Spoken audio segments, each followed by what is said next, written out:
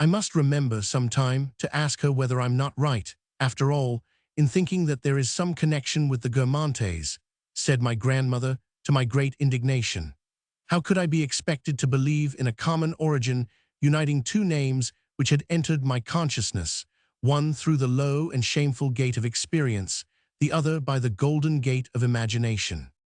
We had several times, in the last few days, seen driving past us in a stately equipage, tall, auburn, handsome, with a rather prominent nose, the Princess de Luxembourg, who was staying in the neighborhood for a few weeks. Her carriage had stopped outside the hotel, a footman had come in and spoken to the manager, had gone back to the carriage, and had reappeared with the most amazing armful of fruit, which combined in a single basket, like the bay itself, different seasons, with a card, La Princesse de Luxembourg, on which were scrawled a few words in pencil. For what princely travelers sojourning here incognito could they be intended, those glaucous plums, luminous and spherical as was at that moment the circumfluent sea, transparent grapes clustering on a shriveled stick, like a fine day in autumn, pears of a heavenly ultramarine? For it could not be on my grandmother's friend that the princess had meant to pay a call. And yet, on the following evening, Mme. de Villeparisis sent us the bunch of grapes, cool, liquid, golden, plums too, and pears which we remembered, though the plums had changed, like the sea at our dinner hour, to a dull purple, and on the ultramarine surface of the pears there floated the forms of a few rosy clouds. A few days later we met Mme. de Villeparisis as we came away from the symphony concert that was given every morning on the beach. Convinced that the music to which I had been listening, the prelude to Lohengrin, the overture to Tannhäuser and such like, expressed the loftiest of truths, I was trying to elevate myself, as far as I could, so as to attain to a comprehension of them. I was extracting from myself so as to understand them, and was attributing to them all that was best and most profound in my own nature at that time. Well, as we came out of the concert, and on our way back to the hotel, had stopped for a moment on the front, my grandmother and I, for a few words with Mme. de Villeparisis, who told us that she had ordered some croque-monsieurs and a dish of creamed eggs for us at the hotel, I saw, a long way away, coming in our direction, the Princess de Luxembourg, half leaning upon a parasol in such a way as to impart to her tall and wonderful form that slight inclination, to make it trace that arabesque dear to the women who had been beautiful under the Empire, and knew how, with drooping shoulders, arched backs, concave hips, and bent limbs, to make their bodies float as gently as a silken scarf about the rigidity of the invisible stem which might be supposed to have been passed diagonally through them. She went out every morning for a turn on the beach almost at the time when everyone else, after bathing, was climbing home to luncheon, and as hers was not until 1:30, she did not return to her villa until long after the hungry bathers had left the scorching front, a desert. Mme. de Villeparisis presented my grandmother and would have presented me, but had first to ask me my name, which she could not remember. She had, perhaps, never known it, or if she had must have forgotten years ago to whom my grandmother had married her daughter. My name, when she did hear it, appeared to impress Mme. de Villeparisis considerably. Meanwhile the Princess de Luxembourg had given us her hand, and now and again, while she conversed with the Marquise, turned to bestow a kindly glance on my grandmother and myself, with that embryonic kiss which we put into our smiles when they are addressed to a baby out with its nana. Indeed, in her anxiety not to appear to be a denizen of a higher sphere than ours, she had probably miscalculated the distance there was indeed between us, for by an error in adjustment she made her eyes beam with such benevolence that I could see the moment approaching when she would put out her hand and stroke us, as if we were two nice beasts and had poked our heads out at her through the bars of our cage in the gardens. And immediately, as it happened, this idea of caged animals and the Bois de Boulogne received striking confirmation. It was the time of day at which the beach is crowded by itinerant and clamorous vendors, hawking cakes and sweets and biscuits. Not knowing quite what to do to show her affection for us, the princess hailed the next that came by. He had nothing left but one rye cake, of the kind one throws to the ducks. The princess took it and said to me, "For your grandmother."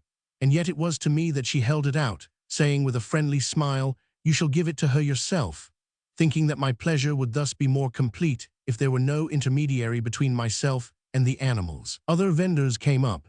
She stuffed my pockets with everything that they had, tied up in packets, comforts, sponge cakes, sugar sticks. "You will eat some yourself," she told me, "and give some to your grandmother." And she had the vendors paid by the little Negro page, dressed in red satin, who followed her everywhere and was a 9 days' wonder upon the beach. Then she said goodbye to Mme. de Villeparisis and held out her hand to us with the intention of treating us in the same way as she treated her friend, as people whom she knew, and of bringing herself within our reach. But this time she must have reckoned our level as not quite so low in the scale of creation.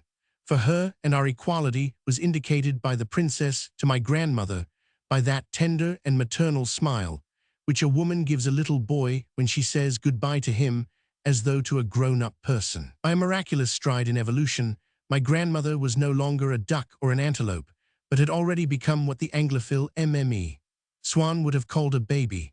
Finally, having taken leave of us all, the princess resumed her stroll along the basking front, curving her splendid shape which, like a serpent coiled about a wand, was interlaced with the white parasol patterned in blue which Mme. de Luxembourg held, unopened, in her hand. She was my first royalty, I say my first, for strictly speaking Princess Mathilde did not count. The second, as we shall see in due course, was to astonish me no less by her indulgence. One of the ways in which our great nobles, kindly intermediaries between commoners and kings, can befriend us was revealed to me next day when Mme. de Villeparisis reported, "She thought you quite charming. She is a woman of the soundest judgment, the warmest heart. Not like so many queens and people, she has real merit." And Mme. de Villeparisis went on in a tone of conviction and quite thrilled to be able to say it to us. "I am sure she would be delighted to see you again." But on that previous morning, after we had parted from the Princess de Luxembourg, Mme. de Villeparisis said a thing which impressed me far more and was not prompted merely by friendly feeling. "Are you," she had asked me, "the son of the permanent secretary at the ministry?" "Indeed, I am told your father is a most charming man. He is having a splendid holiday just now." A few days earlier we had heard, in a letter from Mamma, that my father and his friend M. de Norpois had lost their luggage. "It has been found. As a matter of fact, it was never really lost. I can tell you what happened," explained Mme. de Villeparisis, who, without our knowing how, seemed to be far better informed than ourselves of the course of my father's travels. "I think your father is now planning to come home earlier, next week, in fact, as he will probably give up the idea of going to Algeciras. But he is anxious to devote a day longer to Toledo. It seems he is an admirer of a pupil of Titian, I forget the name, whose work can only be seen properly there." I asked myself by what strange accident, in the impartial glass through which Mme. de Villeparisis considered, from a safe distance, the bustling, tiny, purposeless agitation of the crowd of people whom she knew, there had come to be inserted at the spot through which she observed my father a fragment of prodigious magnifying power, which made her see in such high relief, and in the fullest detail everything that there was attractive about him, the contingencies that were obliging him to return home, his difficulties with the customs, his admiration for El Greco, and altering the scale of her vision, showed her this one man so large among all the rest quite small, like that Jupiter to whom Gustave Moreau gave, when he portrayed him by the side of a weak mortal, a superhuman stature. My grandmother bade Mme. de Villeparisis goodbye so that we might stay and imbibe the fresh air for a little while longer outside the hotel, until they signaled to us through the glazed partition that our luncheon was ready. There were sounds of tumult. The young mistress of the king of the cannibal island had been down to bathe and was now coming back to the hotel. "Really and truly, it's a perfect plague. It's enough to make one decide to emigrate," cried the barrister, who had happened to cross her path in a towering rage. Meanwhile, the solicitor's wife was following the bogus queen with eyes that seemed ready to start from their sockets. "I can't tell you how angry Mme. Blandis makes me when she stares at those people like that," said the barrister to the chief magistrate. "I feel I want to slap her. That is just the way to make the wretches appear important, and of course that's the very thing they want, that people should take an interest in them. Do ask her husband to tell her what a fool she's making of herself. I swear I won't go out with them again if they stop and gape at those masqueraders." As to the coming of the Princess de Luxembourg, whose carriage, on the day on which she left the fruit, had drawn up outside the hotel, It had not passed unobserved by the little group of wives, the solicitors, the barristers, and the magistrates, who had for some time past been most concerned to know whether she was a genuine marquise and not an adventuress, that mme de Villeparisis, whom everyone treated with so much respect, which all these ladies were burning to hear that she did not deserve. Whenever mme de Villeparisis passed through the hall, the chief magistrate's wife, who scented irregularities everywhere, would raise her eyes from her work and stare at the intruder in a way that made her friends die with laughter. "Oh, well, you know," she explained with lofty condescension, "I always begin by believing the worst. I will never admit that a woman is properly married until she has shewn me her birth certificate and her marriage lines. But there's no need to alarm yourselves. Just wait till I've finished my little investigation." And so, day after day, the ladies would come together and laughingly ask one another, "Any news?" But on the evening after the Princess de Luxembourg's call, the magistrate's wife laid a finger on her lips. "I've discovered something." "Oh, isn't mme Ponson simply wonderful? I never saw anyone, but do tell us what has happened." "Just listen to this. A woman with yellow hair and 6 inches of paint on her face, and a carriage like you could smell it a mile off, which only a creature like that would dare to have, came here today to call on the marquise by way of—" "Oh, yow, tut, tut, tut, tut. Did you ever? Why, it must be that woman we saw, you remember, leader. We said at the time we didn't at all like the look of her, but we didn't know that it was the marquise she'd come to see. A woman with a nigger boy, you mean?" "That's the one." "Do you mean to say so? You don't happen to know her name?" "Yes, I made a mistake on purpose. I picked up her card. She trades under the name of the Princess de Luxembourg. Wasn't I right to have my doubts about her? It's a nice thing to have to mix promiscuously with a Baron d'Ange like that." The barrister quoted Mathurin Regnier's Macet to the chief magistrate. It must not, however, be supposed that this misunderstanding was merely temporary, like those that occur in the second act of a farce to be cleared up before the final curtain. mme de Luxembourg, a niece of the King of England and of the Emperor of Austria, and mme de Villeparisis, when one called to take the other for a drive, did look like nothing but 2 old trots of the kind one has always such difficulty in avoiding at a watering place. 9/10 of the men of the Faubourg Saint-Germain appear to the average man of the middle class simply as alcoholic wasters, which, individually, they not infrequently are, whom, therefore, no respectable person would dream of asking to dinner. The middle class fixes its standard, in this respect, too high, for the feelings of these men would never prevent their being received with every mark of esteem in houses which it, the middle class, may never enter.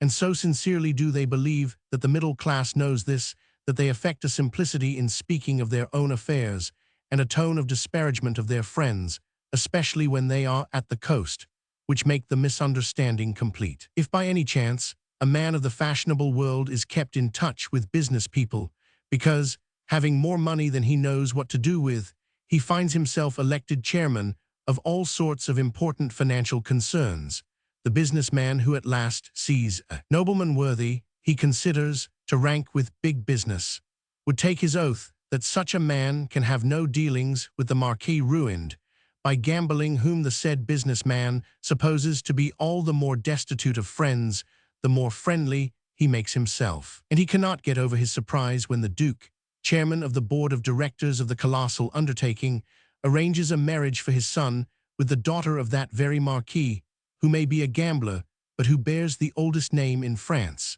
just as a sovereign would sooner see his son marry the daughter of a dethroned king than that of a president still in office. That is to say, the two worlds take as fantastic a view of one another as the inhabitants of a town situated at one end of Balbec Bay have of the town at the other end. From Rivebelle, you can just see Marcouville et l'Orgelus, but even that is deceptive, for you imagine that you are seen from Marcouville, where, as a matter of fact, the splendors of Rivebelle are almost wholly invisible. Part 2. Place names. The place continued. The Balbec doctor, who had been called in to cope with a sudden feverish attack, having given the opinion that I ought not to stay out all day on the beach, in the blazing sun, without shelter, and having written out various prescriptions for my use, My grandmother took his prescriptions with a show of respect, in which I could at once discern her firm resolve not to have any of them made up, but did pay attention to his advice on the matter of hygiene, and accepted an offer from Mme. de Villeparisis to take us for drives in her carriage. After this, I would spend the mornings, until luncheon, going to and fro between my own room and my grandmother's. Hers did not look out directly upon the sea, as mine did, but was lighted from 3 of its 4 sides, with views of a strip of the front, of a well inside the building, and of the country inland, and was furnished differently from mine, with armchairs upholstered in a metallic tissue with red flowers from which seemed to emanate the cool and pleasant odor that greeted me when I entered the room. And at that hour when the sun's rays, coming from different aspects, and as it were from different hours of the day, broke the angles of the wall, thrust in a reflection of the beach, made of the chest of drawers a festal altar, variegated as a bank of field flowers, attached to the wall the wings, folded, quivering, warm, of a radiance that would, at any moment, resume its flight, warmed like a bath, a square of provincial carpet, before the window overlooking the well, which the sun festooned and patterned like a climbing vine, added to the charm and complexity of the room's furniture by seeming to pluck and scatter the petals of the silken flowers on the chairs, and to make their silver threads stand out from the fabric. This room in which I lingered for a moment before going to get ready for our drive suggested a prism in which the colors of the light that shone outside were broken up, or a hive in which the sweet juices of the day which I was about to taste were distilled, scattered, intoxicating, visible, a garden of hope which dissolved in a quivering haze of silver threads and rose leaves. But before all this, I had drawn back my own curtains, impatient to know what sea it was that was playing that morning by the shore like a nereid. For none of those seas ever stayed with us longer than a day. On the morrow there would be another, which sometimes resembled its predecessor, but I never saw the same one twice.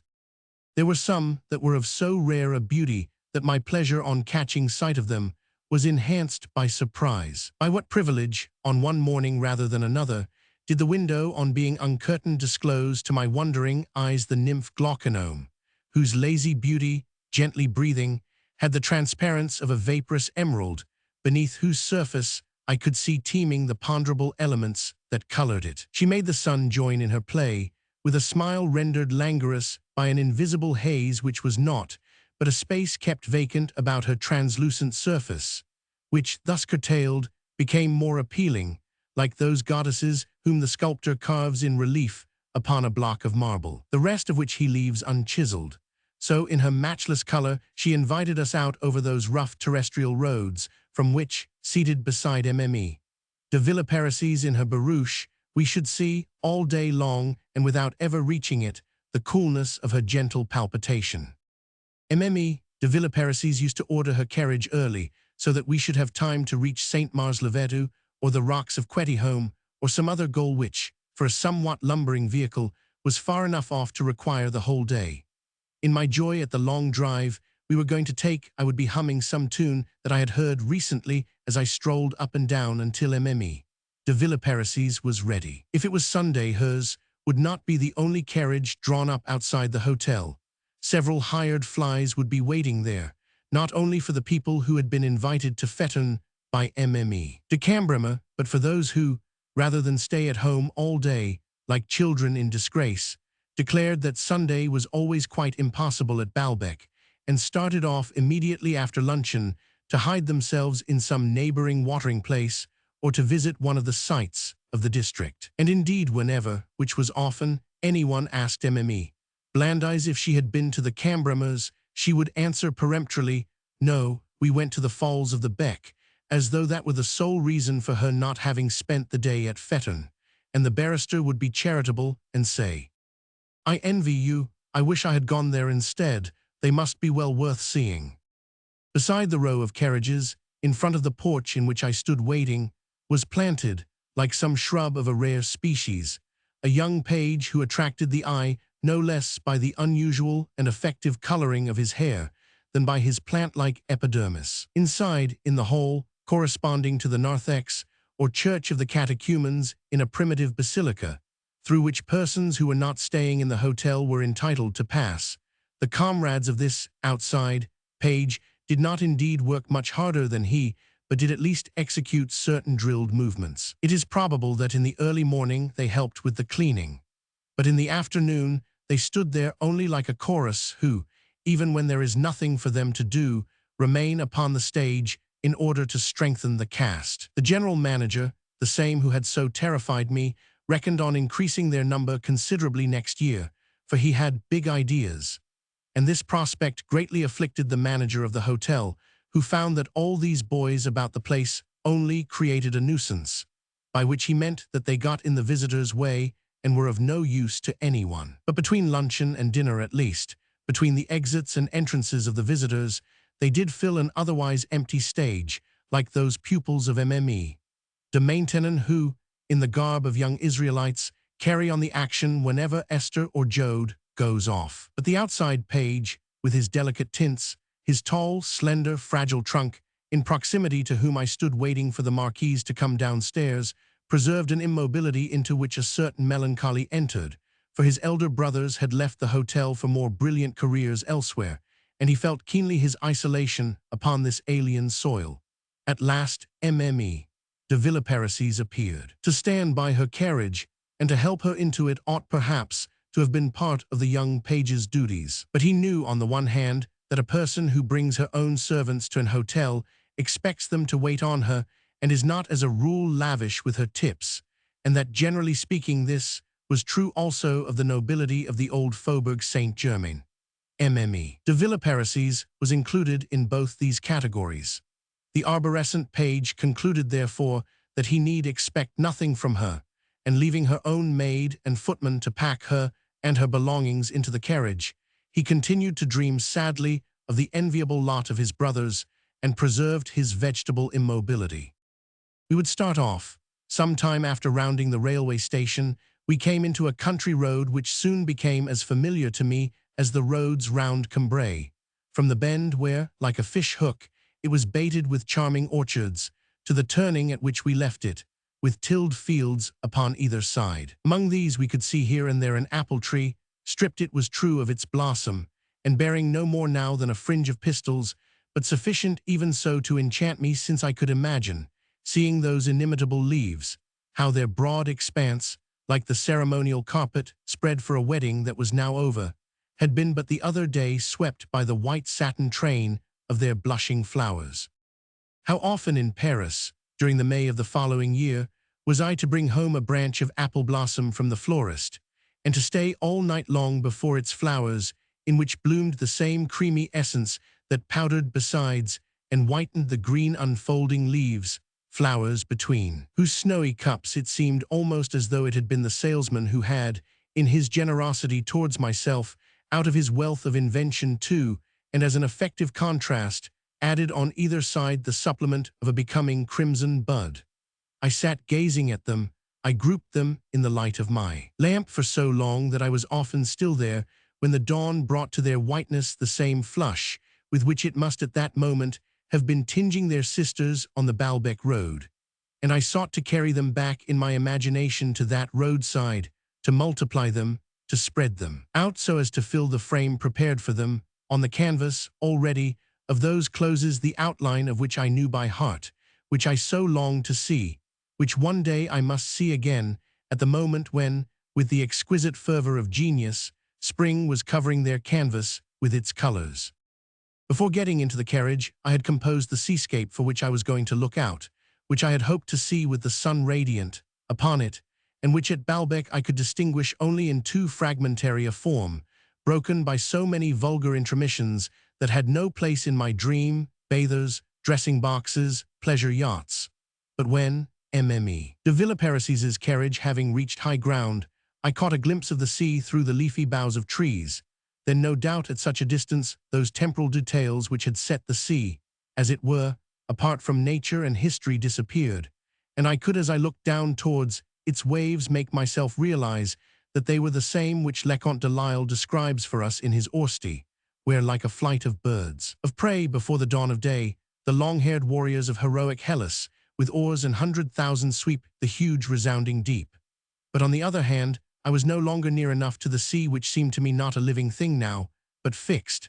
I no longer felt any power beneath its colors, spread like those of a picture among the leaves, through which it appeared as inconsistent as the sky and only of an intenser blue.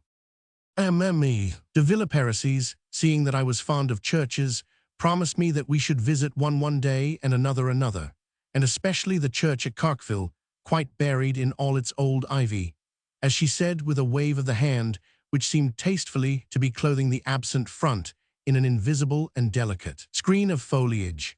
De Villeparisis would often, with this little descriptive gesture, find just the right word to define the attraction and the distinctive features of an historic building, always avoiding technical terms, but incapable of concealing her thorough understanding of the things to which she referred. She appeared to seek an excuse for this erudition in the fact that one of her father's country houses, the one in which she had lived as a girl, was situated in a district in which there were churches similar in style to those round Baalbek, so that it would have been unaccountable if she had not acquired a taste for architecture, this house being, incidentally, one of the finest examples of that of the Renaissance.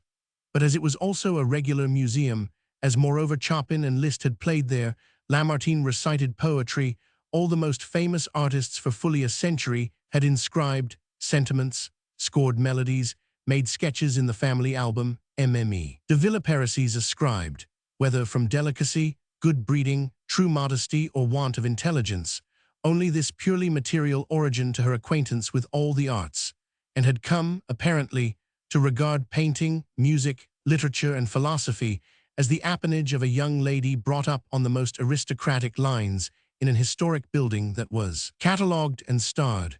You would have said, listening to her, that she knew of no pictures that were not heirlooms. She was pleased that my grandmother liked a necklace which she wore and which fell over her dress. It appeared in the portrait of an ancestress of her own by Titian which had never left the family, so that one could be certain of its being genuine. She would not listen to a word about pictures bought, heaven knew where, by a Croesus. She was convinced before you spoke that they were forgeries and had no desire to see them. We knew that she herself painted flowers in watercolor, and my grandmother, who had heard these praised, spoke to her of them.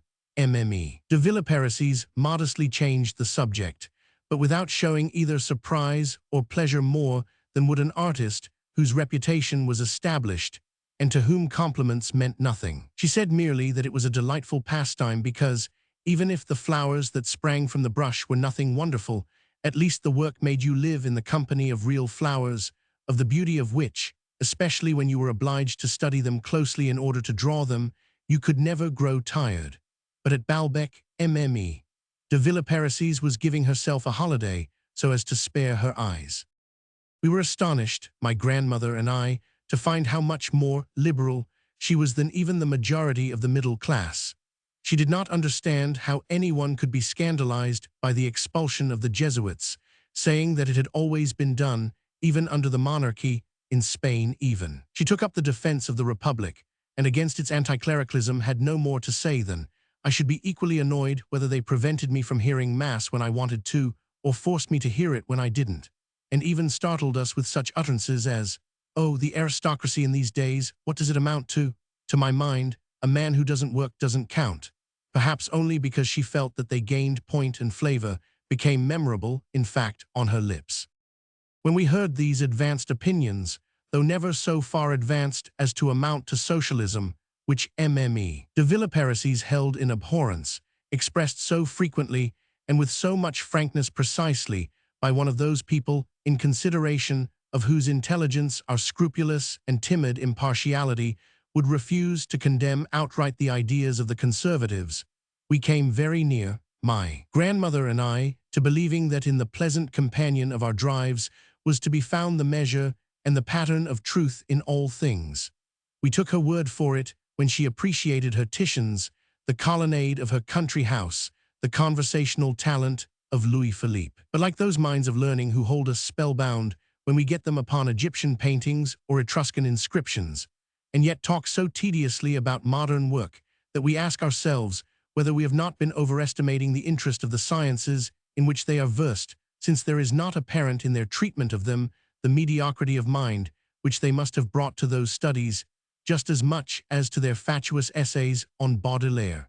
mme. De Villeparisis, questioned by me about Chateaubriand, about Balzac, about Victor Hugo, each of whom had in his day been the guest of her parents, and had been seen and spoken to by her, smiled at my reverence, told amusing anecdotes of them, such as she had a moment ago been telling us of dukes and statesmen, and severely criticized those writers simply because they had been lacking in that modesty, that self-effacement, that sober art which is satisfied with a single right line and lays no stress on it, which avoids more than anything else the absurdity of grandiloquence, in that opportuneness, those qualities of moderation, of judgment and simplicity to which she had been taught, that real greatness aspired and attained.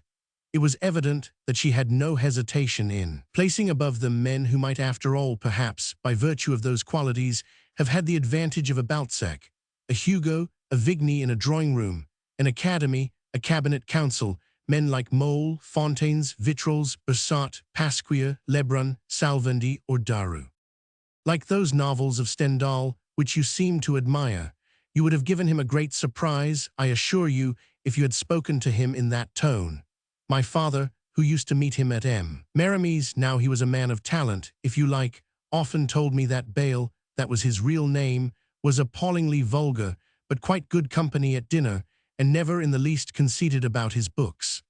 Why, you can see for yourself how he just shrugged his shoulders at the absurdly extravagant compliments of M. de Balzac. There at least he showed that he knew how to behave like a gentleman. She possessed the autographs of all these great men, and seemed, when she put forward the personal relations which her family had had with them, to assume that her judgment of them must be better founded than that of young people who, like myself, had had no opportunity of meeting them. I'm sure I have a right to speak, for they used to come to my father's house, and as M. Saint Beuve, who was a most intelligent man, used to say, in forming an estimate, you must take the word of people who saw them close, and were able to judge more exactly of their real worth. Sometimes, as the carriage labored up a steep road through tilled country, making the fields more real, adding to them a mark of authenticity like the precious flower with which certain of the old masters used to sign their pictures, a few hesitating cornflowers, like the Cambrai cornflowers, would stream in our wake. Presently the horses outdistanced them, but a little way on we would catch sight of another, which while it stayed our coming had pricked up to welcome us amid the grass its azure star. Some made so bold as to come and plant themselves by the side of the road, and the impression left in my mind was a nebulous blend of distant memories and of wild flowers grown tame. We began to go downhill, and then met, climbing on foot, on a bicycle, in a cart or carriage, one of those creatures, flowers of a fine day but unlike the flowers of the field, for each of them secretes something that is not to be found in another, with the result that we can never satisfy upon any of her fellows the desire which she has brought to birth in us, a farm girl driving her cow or half-lying along a wagon, a shopkeeper's daughter taking the air, a fashionable young lady erect on the back seat, Landau facing her parents. Certainly Bloch had been the means of opening a new era, and had altered the value of life for me on the day when he had told me that the dreams which I had entertained on my solitary walks along the Messaglise way, when I hoped that some peasant girl might pass whom I could take in my arms, were not a mere fantasy which corresponded to nothing outside myself, but that all the girls one met, whether villagers or young ladies, were alike ready and willing to give ear to such prayers. And even if I were fated, now that I was ill and did not go out by myself, never to be able to make love to them,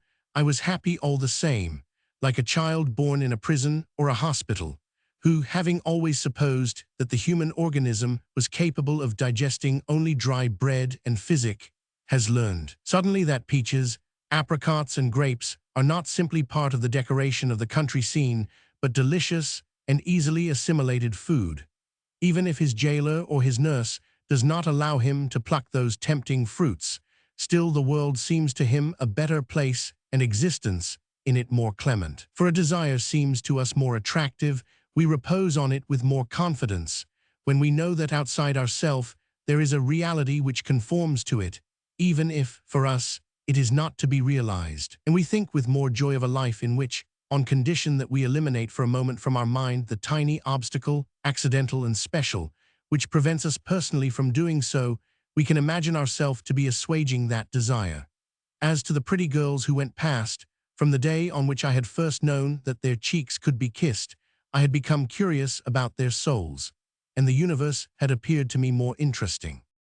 MME. De Villeparisis' carriage moved fast. Scarcely had I time to see the girl who was coming in our direction, and yet, as the beauty of people is not like the beauty of things, as we feel that it is that of an unique creature endowed with consciousness and free will, as soon as her individuality, a soul still vague, a will unknown to me, presented a tiny picture of itself, enormously reduced but complete in the depths of her indifferent eyes, at once, by a mysterious response of the pollen ready in me for the pistols that should receive it, I felt surging through me the embryo, as vague, as minute, of the desire not to let this girl pass, without forcing her mind to become conscious of my person, without preventing her desires from wandering to someone else, without coming to fix myself in her dreams and to seize and occupy her heart. Meanwhile our carriage rolled away from her, the pretty girl was already left behind, and as she had, of me, none of those notions which constitute a person in one's mind,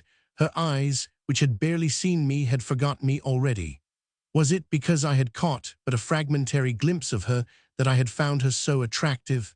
It may have been. In the first place, the impossibility of stopping when I came to her, the risk of not meeting her again another day, give at once to such a girl the same charm as a place derives from the illness or poverty that prevents us from visiting it, or the so unadventurous days through which we should otherwise have to live from the battle in which we shall doubtless fall, so that, if there were no such thing as habit, life must appear delightful to those of us who would at every moment be threatened with death, that is to say, to all mankind. Then, if our imagination is set going by the desire for what we may not possess, its flight is not limited by a reality completely perceived.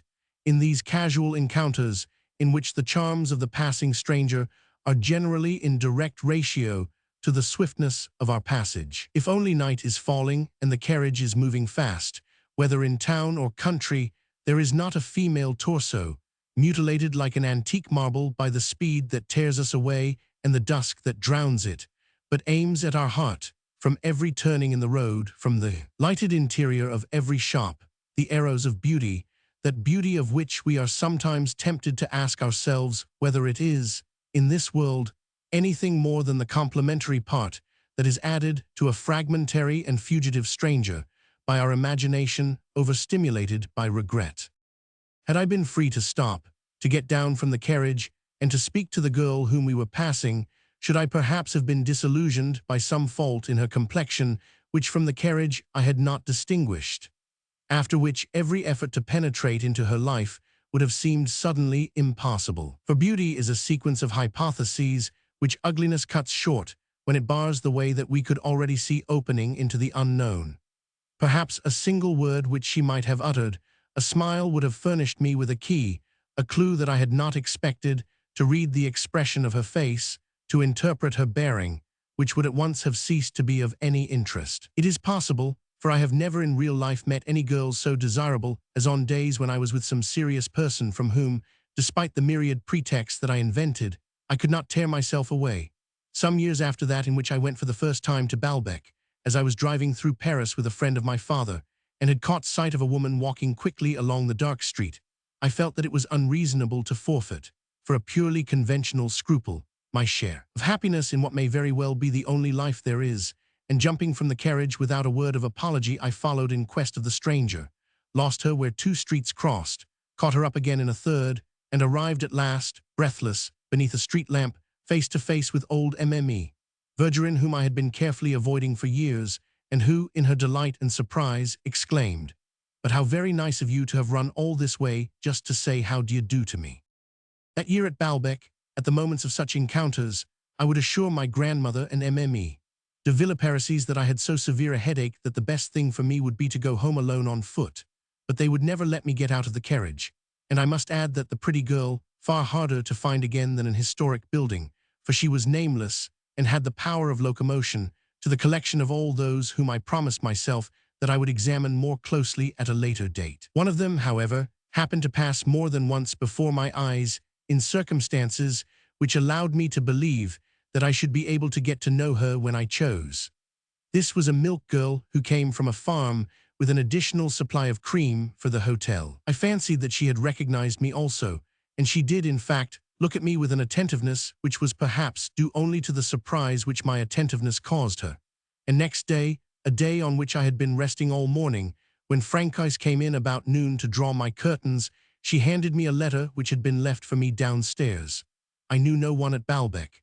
I had no doubt that the letter was from the milk girl. Alas, it was only from Burgot, who, as he happened to be passing, had tried to see me, but on hearing that I was asleep, had scribbled a few charming lines, for which the lift boy had addressed an envelope, which I had supposed to have been written by the milk girl. I was bitterly disappointed, and the thought that it was more difficult and more flattering to myself to get a letter from Burgot did not in the least console me for this particular letter's not being from her. As for the girl, I never came across her again any more than I came across those whom I had seen only from Mme. de Villeparisis' carriage. Seeing and then losing them, all thus increased the state of agitation in which I was living, and I found a certain wisdom in the philosophers who recommend us to set a limit to our desires, if, that is, they refer to our desire for people, for that is the only kind that ends in anxiety, having for its object a being at once unknown and unconscious. To suppose that philosophy could refer to the desire for wealth would be too silly. At the same time, I was inclined to regard this wisdom as incomplete, for I said to myself that these encounters made me find even more beautiful a world, which thus caused to grow along all the country roads flowers at once rare and common, fleeting treasures of the day, windfalls of the drive, of which the contingent circumstances that would never, perhaps, recur had alone prevented me from taking advantage, and which gave a new zest to life. But perhaps in hoping that, one day, with greater freedom, I should be able to find on other roads girls much the same, I was already beginning to falsify and corrupt what there is exclusively individual in the desire to live in the company of a woman whom one has found attractive, and by the mere fact that I admitted the possibility of making this desire grow artificially, I had implicitly acknowledged my illusion. The day on which Mme. de Villeparisis took us to Carqueville, where there was that church, covered in ivy, of which she had spoken to us, a church that, built upon rising ground, dominated both its village and the river that flowed beneath it, and had kept its own little bridge from the Middle Ages, my grandmother, thinking that I would like to be left alone, to study the building at my leisure, suggested to her friend that they should go on and wait for me at the pastry cook's, in the village square, which was clearly visible from where we were, and, in its mellow bloom in the sunshine, seemed like another part of a whole that was all medieval. It was arranged that I should join them there later. In the mass of verdure before which I was left standing, I was obliged, if I was to discover the church, to make a mental effort which involved my grasping more intensely the idea church.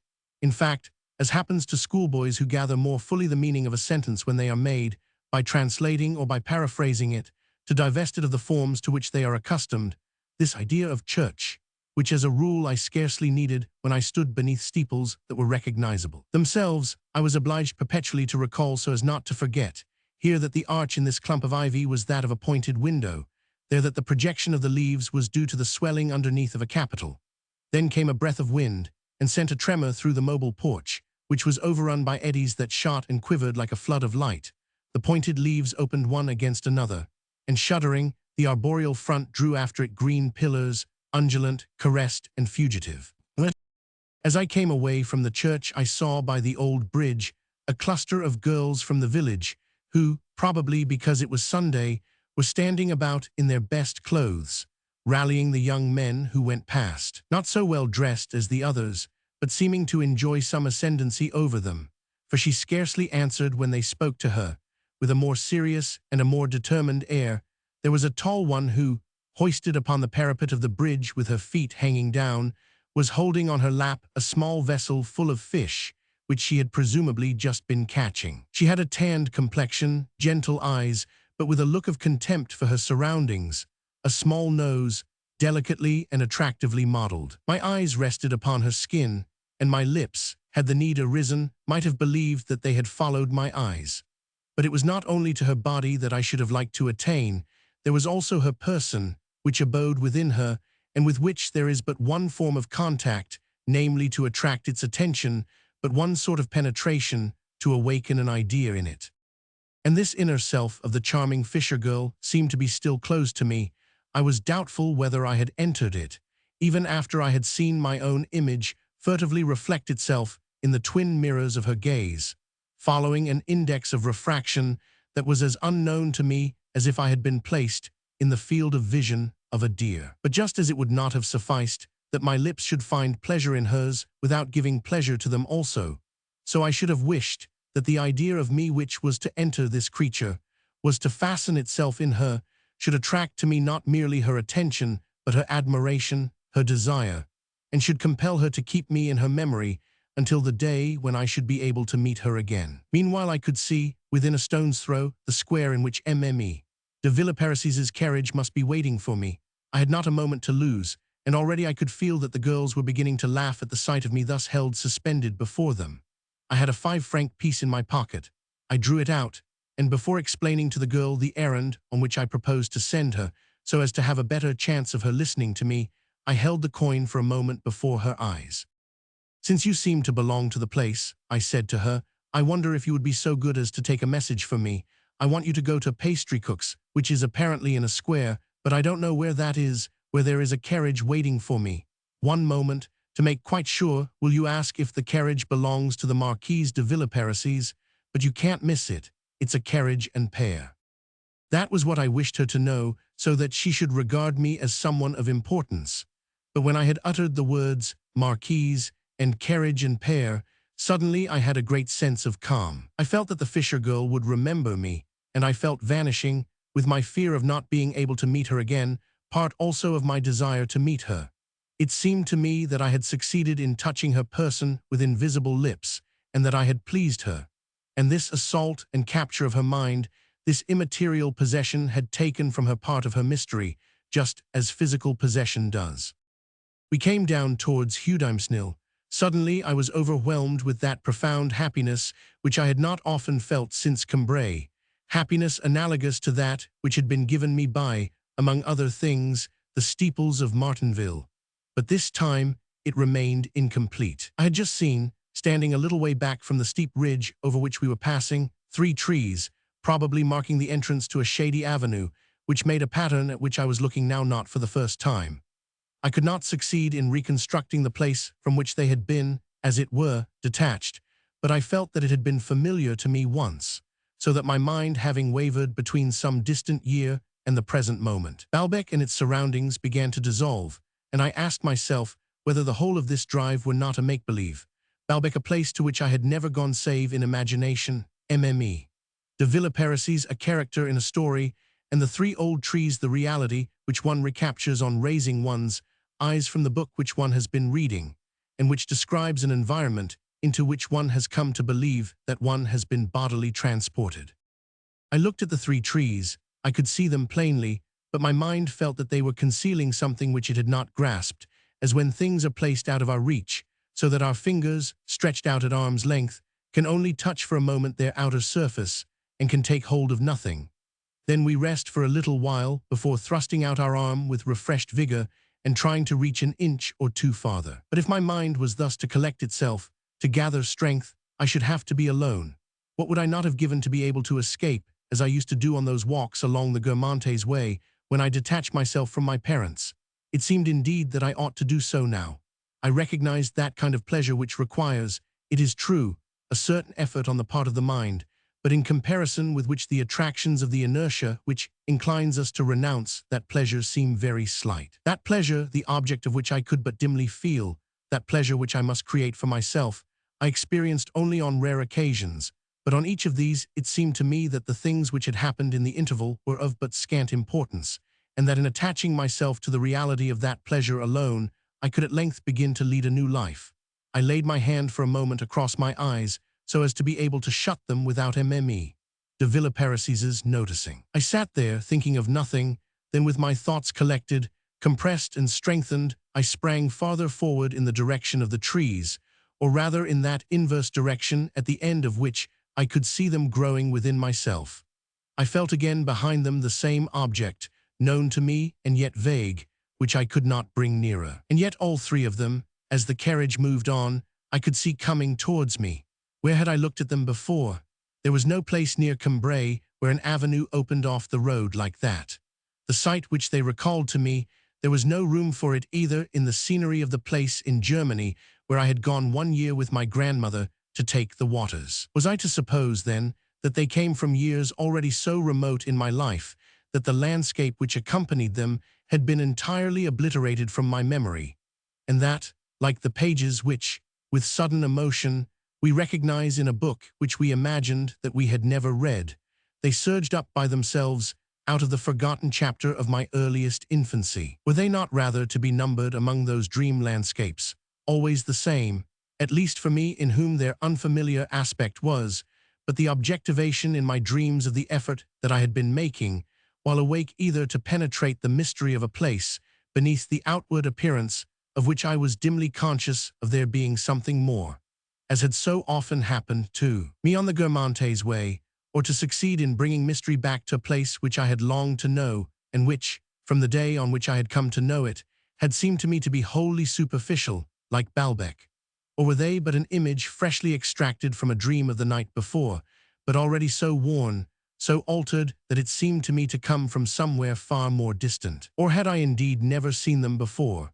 Did they conceal beneath their surface, like the trees, like the tufts of grass that I had seen beside the Guermantes way, a meaning as obscure, as hard to grasp as is a distant past, so that, whereas they were pleading with me that I would master a new idea, I imagined that I had to identify something in my memory? Or again, were they concealing no hidden thought, and was it simply my strained vision that made me see them double in time, as one occasionally sees things double in space? I could not tell. And yet all the time they were coming towards me, perhaps some fabulous apparition, a ring of witches or of Norns who would propound their oracles to me. I chose rather to believe that they were phantoms of the past, dear companions of my childhood, vanished friends who recalled our common memories. Like ghosts, they seemed to be appealing to me to take them with me, to bring them back to life. In their simple, passionate gesticulation, I could discern the helpless anguish of a beloved person who has lost the power of speech, and feels that he will never be able to say to us what he wishes to say, and we can never guess. Presently, at a crossroads, the carriage left them. It was bearing me away from what alone I believed to be true, what would have made me truly happy. It was like my life. I watched the trees gradually withdraw, waving their despairing arms, seeming to say to me, "What you fail to learn from us today, you will never know. If you allow us to drop back into the hollow of this road, from which we sought to raise ourselves up to you, a whole part of yourself, which we were bringing to you, will fall forever into the abyss." And indeed, if, in the course of time, I did discover the kind of pleasure and of disturbance which I had just been feeling once again, and if one evening, too late, but then for all time, I fastened myself to it, of those trees themselves, I was never to know what they had been trying to give me nor where else. I had seen them, and when, the road having forked and the carriage with it, I turned my back on them and ceased to see them, with MME. De Villeparisis asking me what I was dreaming about, I was as wretched as though I had just lost a friend, had died myself, had broken faith with the dead, or had denied my God. It was time to be thinking of home. MME. De Villeparisis, who had a certain feeling for nature, colder than that of my grandmother, but capable of recognizing, even outside museums and noblemen's houses, the simple and majestic beauty of certain old and venerable things, told her coachman to take us back by the old Balbec road, a road little used, but planted with old elm trees, which we thought quite admirable. Once we had got to know this road, for a change we would return, that is, if we had not taken it on the outward journey, by another which ran through the woods of Chanterine and Cantaloupe. The invisibility of the numberless birds that took up one another's song close beside us in the trees gave me the same sense of being at rest that one has when one shuts one's eyes. Chained to my back seat like Prometheus on his rock, I listened to my Oceanids, and when it so happened that I caught a glimpse of one of those birds as it passed from one leaf to another, there was so little apparent connection between it and the songs that I heard that I could not believe that I was beholding their cause in that little body, fluttering, startled, and unseeing.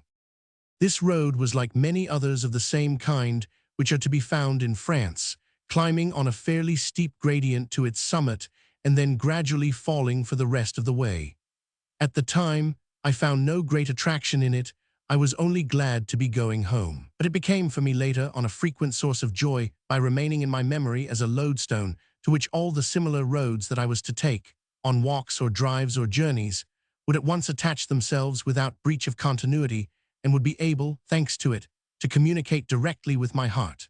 For as soon as the carriage or the motor car turned into one of these roads that seemed to be merely the continuation of the road along which I had driven with Mme de Villeparisis, the matter to which I found my consciousness directly applying itself, as to the most recent event in my past, would be all the intervening years being quietly obliterated, the impressions that I had had on those bright summer afternoons and evenings, driving round Baalbec when the leaves smelt good, a mist rose from the ground, and beyond the village close at hand, one could see through the trees the sun setting as though it had been merely some place farther along the road, a forest place and distant, which we should not have time to reach that evening. Harmonized with what I was feeling now in another place, on a similar road, surrounded by all the accessory sensations of breathing deep draughts of air, of curiosity, indolence, appetite, lightness of heart, which were common to them both, and excluding all others, these impressions would be reinforced, would take on the consistency of a particular type of pleasure, and almost of a setting of life which, as it happened, I rarely had the luck to come across, but in which these awakened memories placed, amid the reality that my senses could perceive, no small part of a reality suggested, dreamed unseizable to give me, among those regions through which I was passing, more than an aesthetic feeling, a transient but exalted ambition to stay there and to live there always. How often since then, simply because I could smell green leaves, has not being seated on a back seat opposite Mme de Villeparisis, meeting the Princess de Luxembourg, who waved a greeting to her from her own carriage, coming back to dinner at the Grand Hotel, appeared to me as one of those indescribable happinesses which neither the present nor the future can restore to us, which we may taste once only in a lifetime. Often dusk would have fallen before we reached the hotel. Timidly I would quote to Mme de Villeparisis, pointing to the moon in the sky, some memorable expression of Chateaubriand or Vigny or Victor Hugo, shedding abroad that ancient secret of melancholy, or weeping like Diana by the brink of her streams, or the shadows nuptial, solemn, and august. "And so you think that good, do you?" she would ask, "inspired, as you call it. I must confess that I am always surprised to see people taking things seriously nowadays, which the friends of those gentlemen, while doing ample justice to their merits, were the first to laugh at. People weren't so free then with the word, inspired, as they are now, when if you say to a writer that he has mere talent, he thinks you're insulting him. You quote me a fine passage from M. de Chateaubriand about moonlight.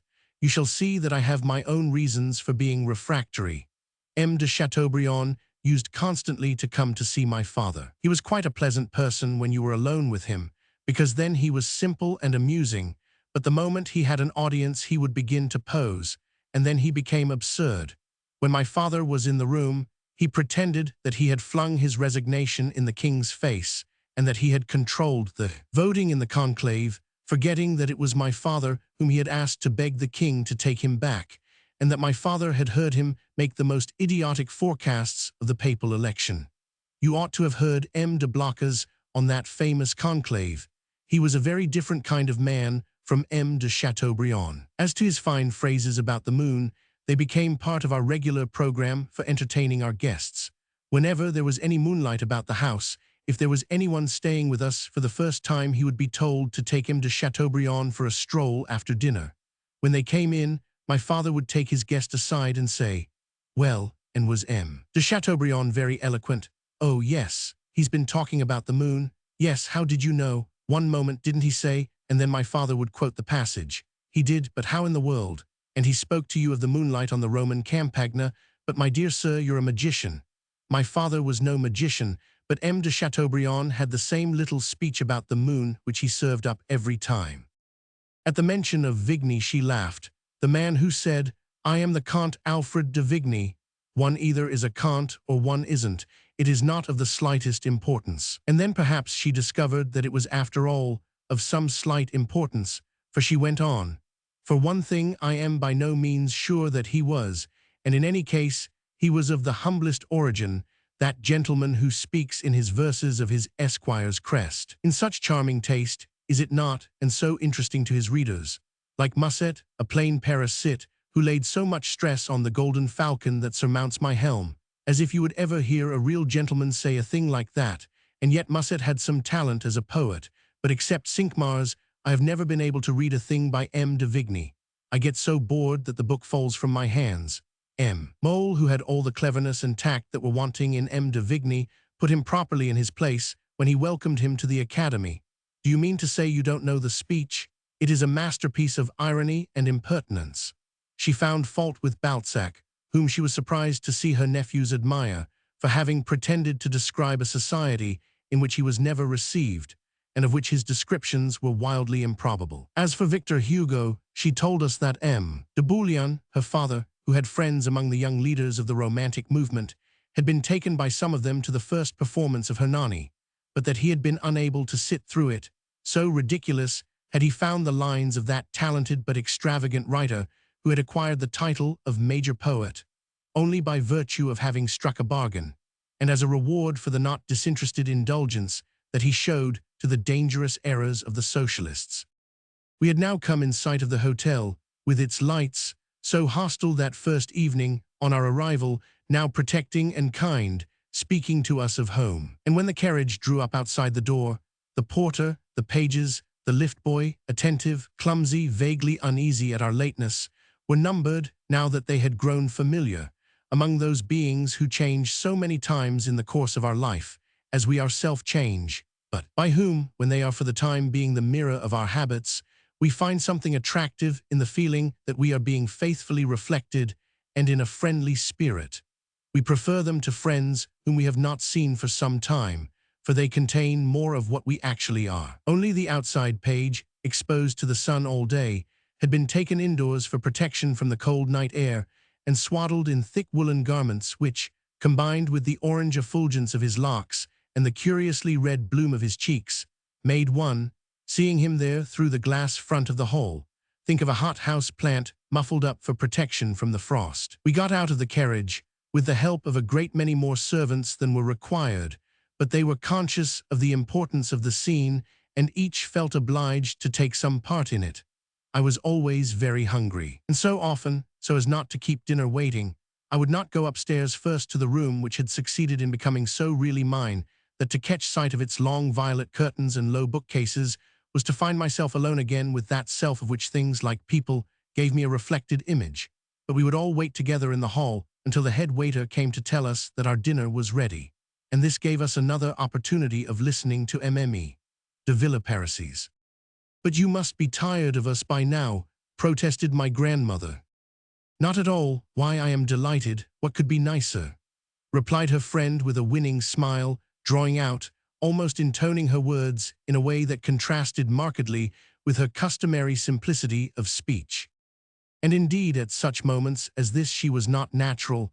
Her mind reverted to her early training, to the aristocratic manner in which a great lady is supposed to show common people that she is glad to see them, that she is not at all stiff. And her one and only failure in true politeness lay in this excess of politeness, which it was easy to identify as one of the professional wrinkles of a lady of the Faubourg Saint-Germain, who, always seeing in her humbler friends the latent discontent that she must one day arouse in their bosoms, greedily seizes every opportunity on which she can possibly, in the ledger in which she keeps her social account with them, write down a credit balance which will allow her to enter presently on the opposite page the dinner or reception to which she will not invite them. And so, having long ago taken effect in her once and for all, and ignoring the fact that now both the circumstances and the people concerned were different, that in Paris she hoped to see us often come to her house,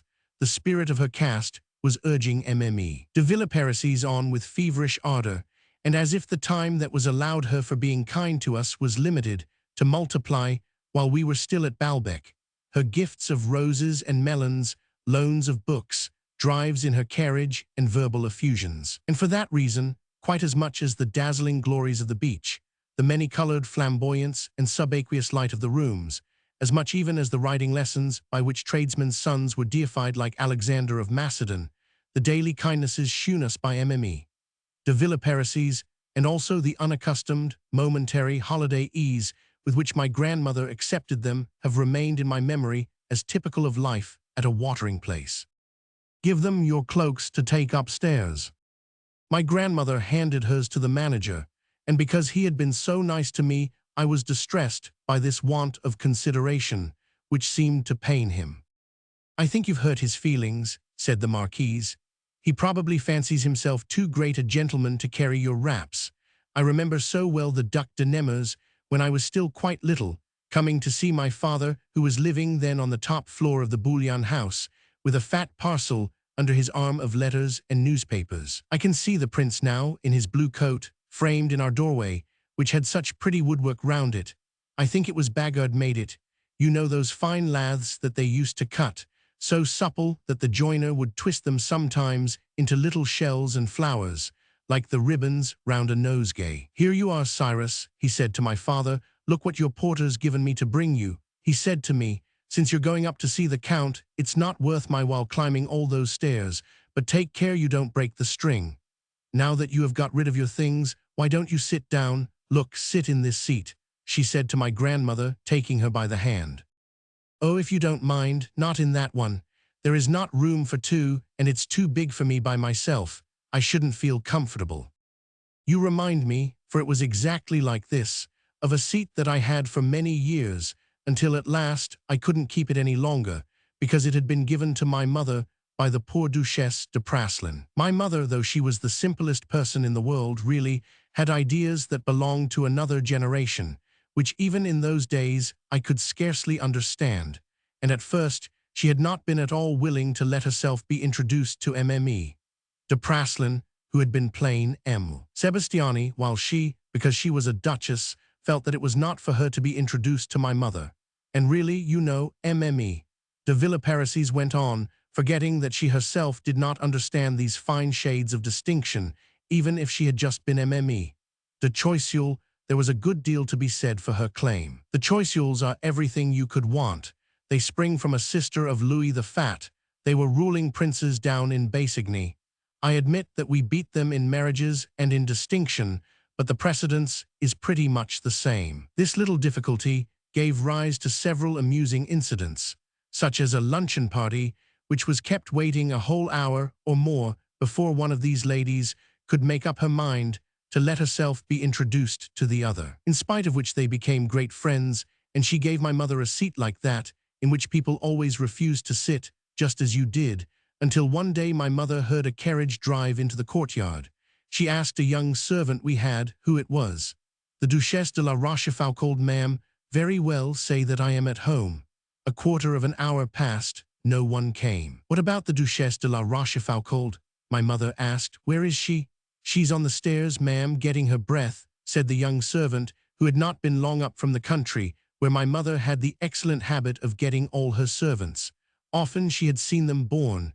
That's the only way to get really good ones, and they're the rarest of luxuries. And sure enough, the Duchesse de la Rochefoucauld had the greatest difficulty in getting upstairs, for she was an enormous woman, so enormous indeed, that when she did come into the room, my mother was quite at a loss for a moment to know where to put her.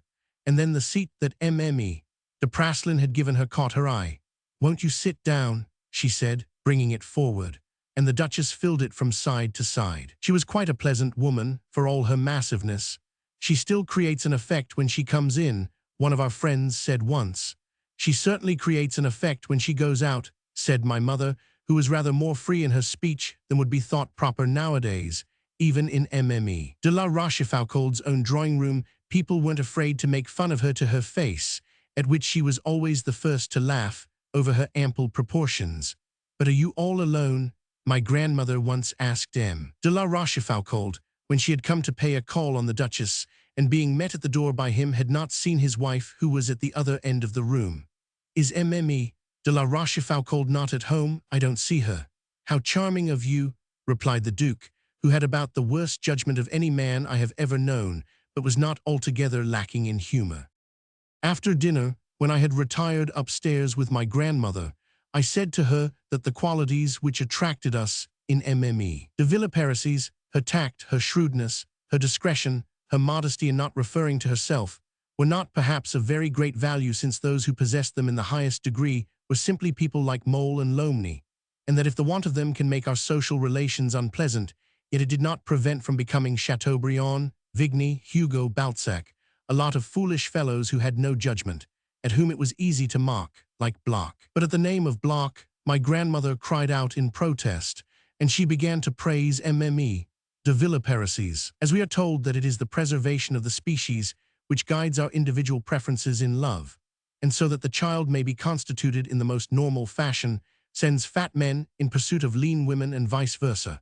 So in some dim way it was the requirements of my happiness threatened by my disordered nerves, by my morbid tendency to melancholy, to solitude, that made her allot the highest place to the qualities of balance and judgment, peculiar not only to Mme. de Villeparisis, but to a society in which our ancestors saw blossom the minds of a Dowden, a M. de Remusat, not to mention a Beausergent, a Joubert, a Sévigné, a type of mind that invests life with more happiness, with greater dignity than the converse refinements which brought a Baudelaire, a Poe, a Verlaine, a Rimbaud to sufferings, to a disrepute such as my grandmother did not wish for her daughter's child.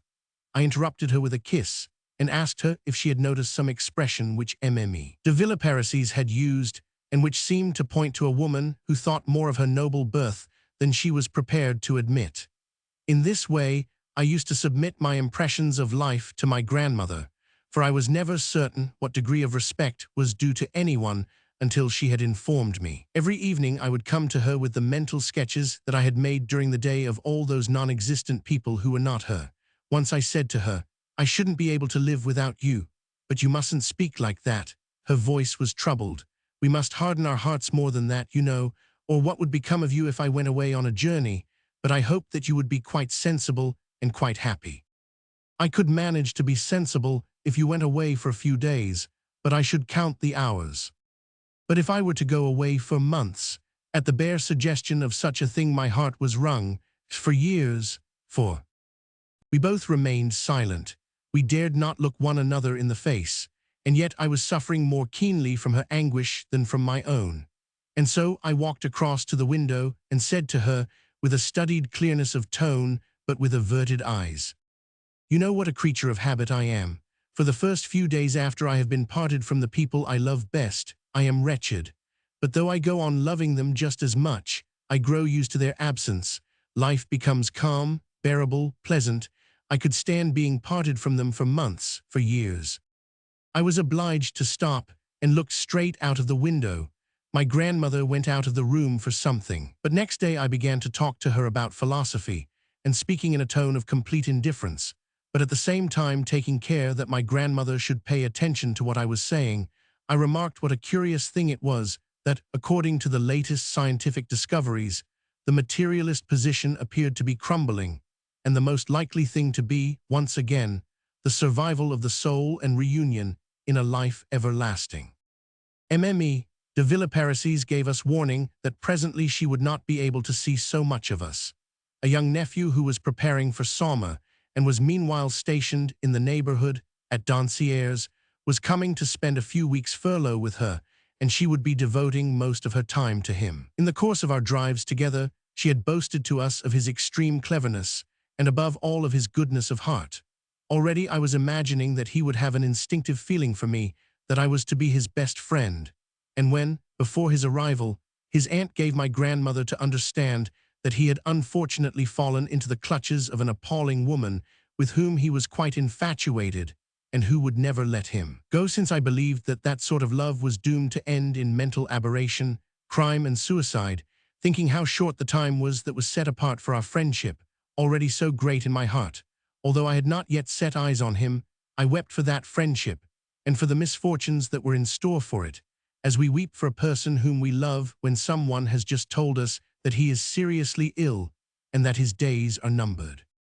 One afternoon of scorching heat, I was in the dining room of the hotel, which they had plunged in semi-darkness, to shield it from the glare, by drawing the curtains which the sun gilded, while through the gaps between them I caught flashing blue glimpses of the sea when, along the central gangway leading inland from the beach to the high road, I saw, tall, slender, his head held proudly erect upon a springing neck, a young man go past with searching eyes, whose skin was as fair and his hair as golden as if they had absorbed all the rays of the sun. Dressed in a clinging, almost white material such as I could never have believed that any man would have the audacity to wear, the thinness of which suggested no less vividly than the coolness of the dining room the heat and brightness of the glorious day outside, he was walking fast. His eyes, from one of which a monocle kept dropping, were of the color of the sea. Everyone looked at him with interest as he passed, knowing that this young Marquis de Saint-Loup-en-Bray was famed for the smartness of his clothes. All the newspapers had described the suit in which he had recently acted as second to the young duck juices in a duel. One felt that this so special quality of his hair, his eyes, his skin, his figure, which would have marked him out in a crowd like a precious vein of opal, azure-shot, and luminous, embedded in a mass of coarser substance, must correspond to a life different from that led by other men. So that when, before the attachment which Mme. de Villeparisis had been deploring, the prettiest women in society had disputed the possession of him, his presence, at a watering place for instance, in the company of the beauty of the season to whom he was paying court, not only made her conspicuous, but attracted every eye fully as much to himself. Because of his tone, of his impertinence befitting a young lion, and especially of his astonishing good looks, some people even thought him effeminate, though without attaching any stigma, for everyone knew beau manly he was, and that he was a passionate womanizer. This was Mme. de Villeparisis' nephew of whom she had spoken to us. I was overcome with joy at the thought that I was going to know him and to see him for several weeks on end, and confident that he would bestow on me all his affection. He strode rapidly across the hotel, seeming to be in pursuit of his monocle, which kept darting away in front of him like a butterfly. He was coming from the beach, and the sea which filled the lower half of the glass front of the hall gave him a background against which he was drawn at full length, as in certain portraits whose painters attempt, without in any way falsifying the most accurate observation of contemporary life, but by choosing for their sitter appropriate surroundings, a polo ground, golf links, a race course, the bridge of a yacht, to furnish a modern equivalent of those canvases on which the old masters used to present the human figure in the foreground of a landscape. A carriage and pair was waiting for him at the door, and while his monocle resumed its gambolings in the air of the sunlit street, with the elegance and mastery which a great pianist contrives to display in the simplest piece of execution, where it has not appeared possible that he could show himself superior to a performer of the second class, Mme. de Villeparisis' nephew, taking the reins that were handed him by the groom, jumped on to the box seat by his side, and while he opened a letter which the manager of the hotel sent out after him, made his horses start. What a disappointment was mine on the days that followed, when, each time that I met him outside or in the hotel, his head erect, perpetually balancing the movements of his limbs round the fugitive and dancing monocle, which seemed to be their center of gravity, I was forced to admit that he had evidently no desire to make our acquaintance, and saw that he did not bow to us, although he must have known that we were friends of his aunt. And calling to mind the friendliness that Mme. de Villeparisis and before her M. de Norpois had shewn me, I thought that perhaps they were only of a bogus nobility, and that there might be a secret section in the laws that govern the aristocracy which allowed women, perhaps, and certain diplomats to discard, in their relations with plebeians, for a reason which was beyond me, the stiffness which must, on the other hand, be pitilessly maintained by a young marquis. My intelligence might have told me the opposite. But the characteristic feature of the silly phase through which I was passing, a phase by no means irresponsive, indeed highly fertile, is that we do not consult our intelligence, and that the most trivial attributes of other people seem to us then to form an inseparable part of their personality. In a world thronged with monsters and with gods, we are barely conscious of tranquility. There is hardly one of the actions which we performed in that phase which we would not give anything, in later life, to be able to erase from our memory, whereas what we ought to regret is that we no longer possess the spontaneity which made us perform them. In later life, we look at things in a more practical way, in full conformity with the rest of society, but youth was the only time in which we learned anything. This insolence which I surmised in M. de Saint-Loup, and all that it implied of ingrained severity, received confirmation from his attitude whenever he passed us, his body as inflexibly erect, his head always held as high, his gaze as impassive, or rather, I should say, as implacable, devoid of that vague respect which one has for the rights of other people, even if they do not know one's aunt, one example of which was that I did not look in quite the same way at an old lady as at a gas lamp. These frigid manners were as far removed from the charming letters which, but a few days since, I had still been imagining him as writing to tell me of his regard for myself, as is removed from the enthusiasm of the chamber and of the populace which he has been. Picturing himself as rousing by an imperishable speech, the humble, dull, obscure position of the dreamer who, after pondering it thus by himself, for himself, aloud, finds himself, once the imaginary applause has died away, just the same Tom, Dick, or Harry as before. When Mme. de Villeparisis, doubtless in an attempt to counteract the bad impression that had been made on us by an exterior indicative of an arrogant and evil nature, spoke to us again of the inexhaustible goodness of her great-nephew. He was the son of one of her nieces, and a little older than myself. I marveled how the world, with an utter disregard of truth, ascribes tenderness of heart to people whose hearts are in reality so hard and dry, provided only that they behave with common courtesy to the brilliant members of their own sets. Mme. de Villeparisis herself confirmed, though indirectly, my diagnosis, which was already a conviction, of the essential points of her nephew's character one day when I met them both coming along a path so narrow that there was nothing for it but to introduce me to him. He seemed not to hear that a person's name was being repeated to him. Not a muscle of his face moved.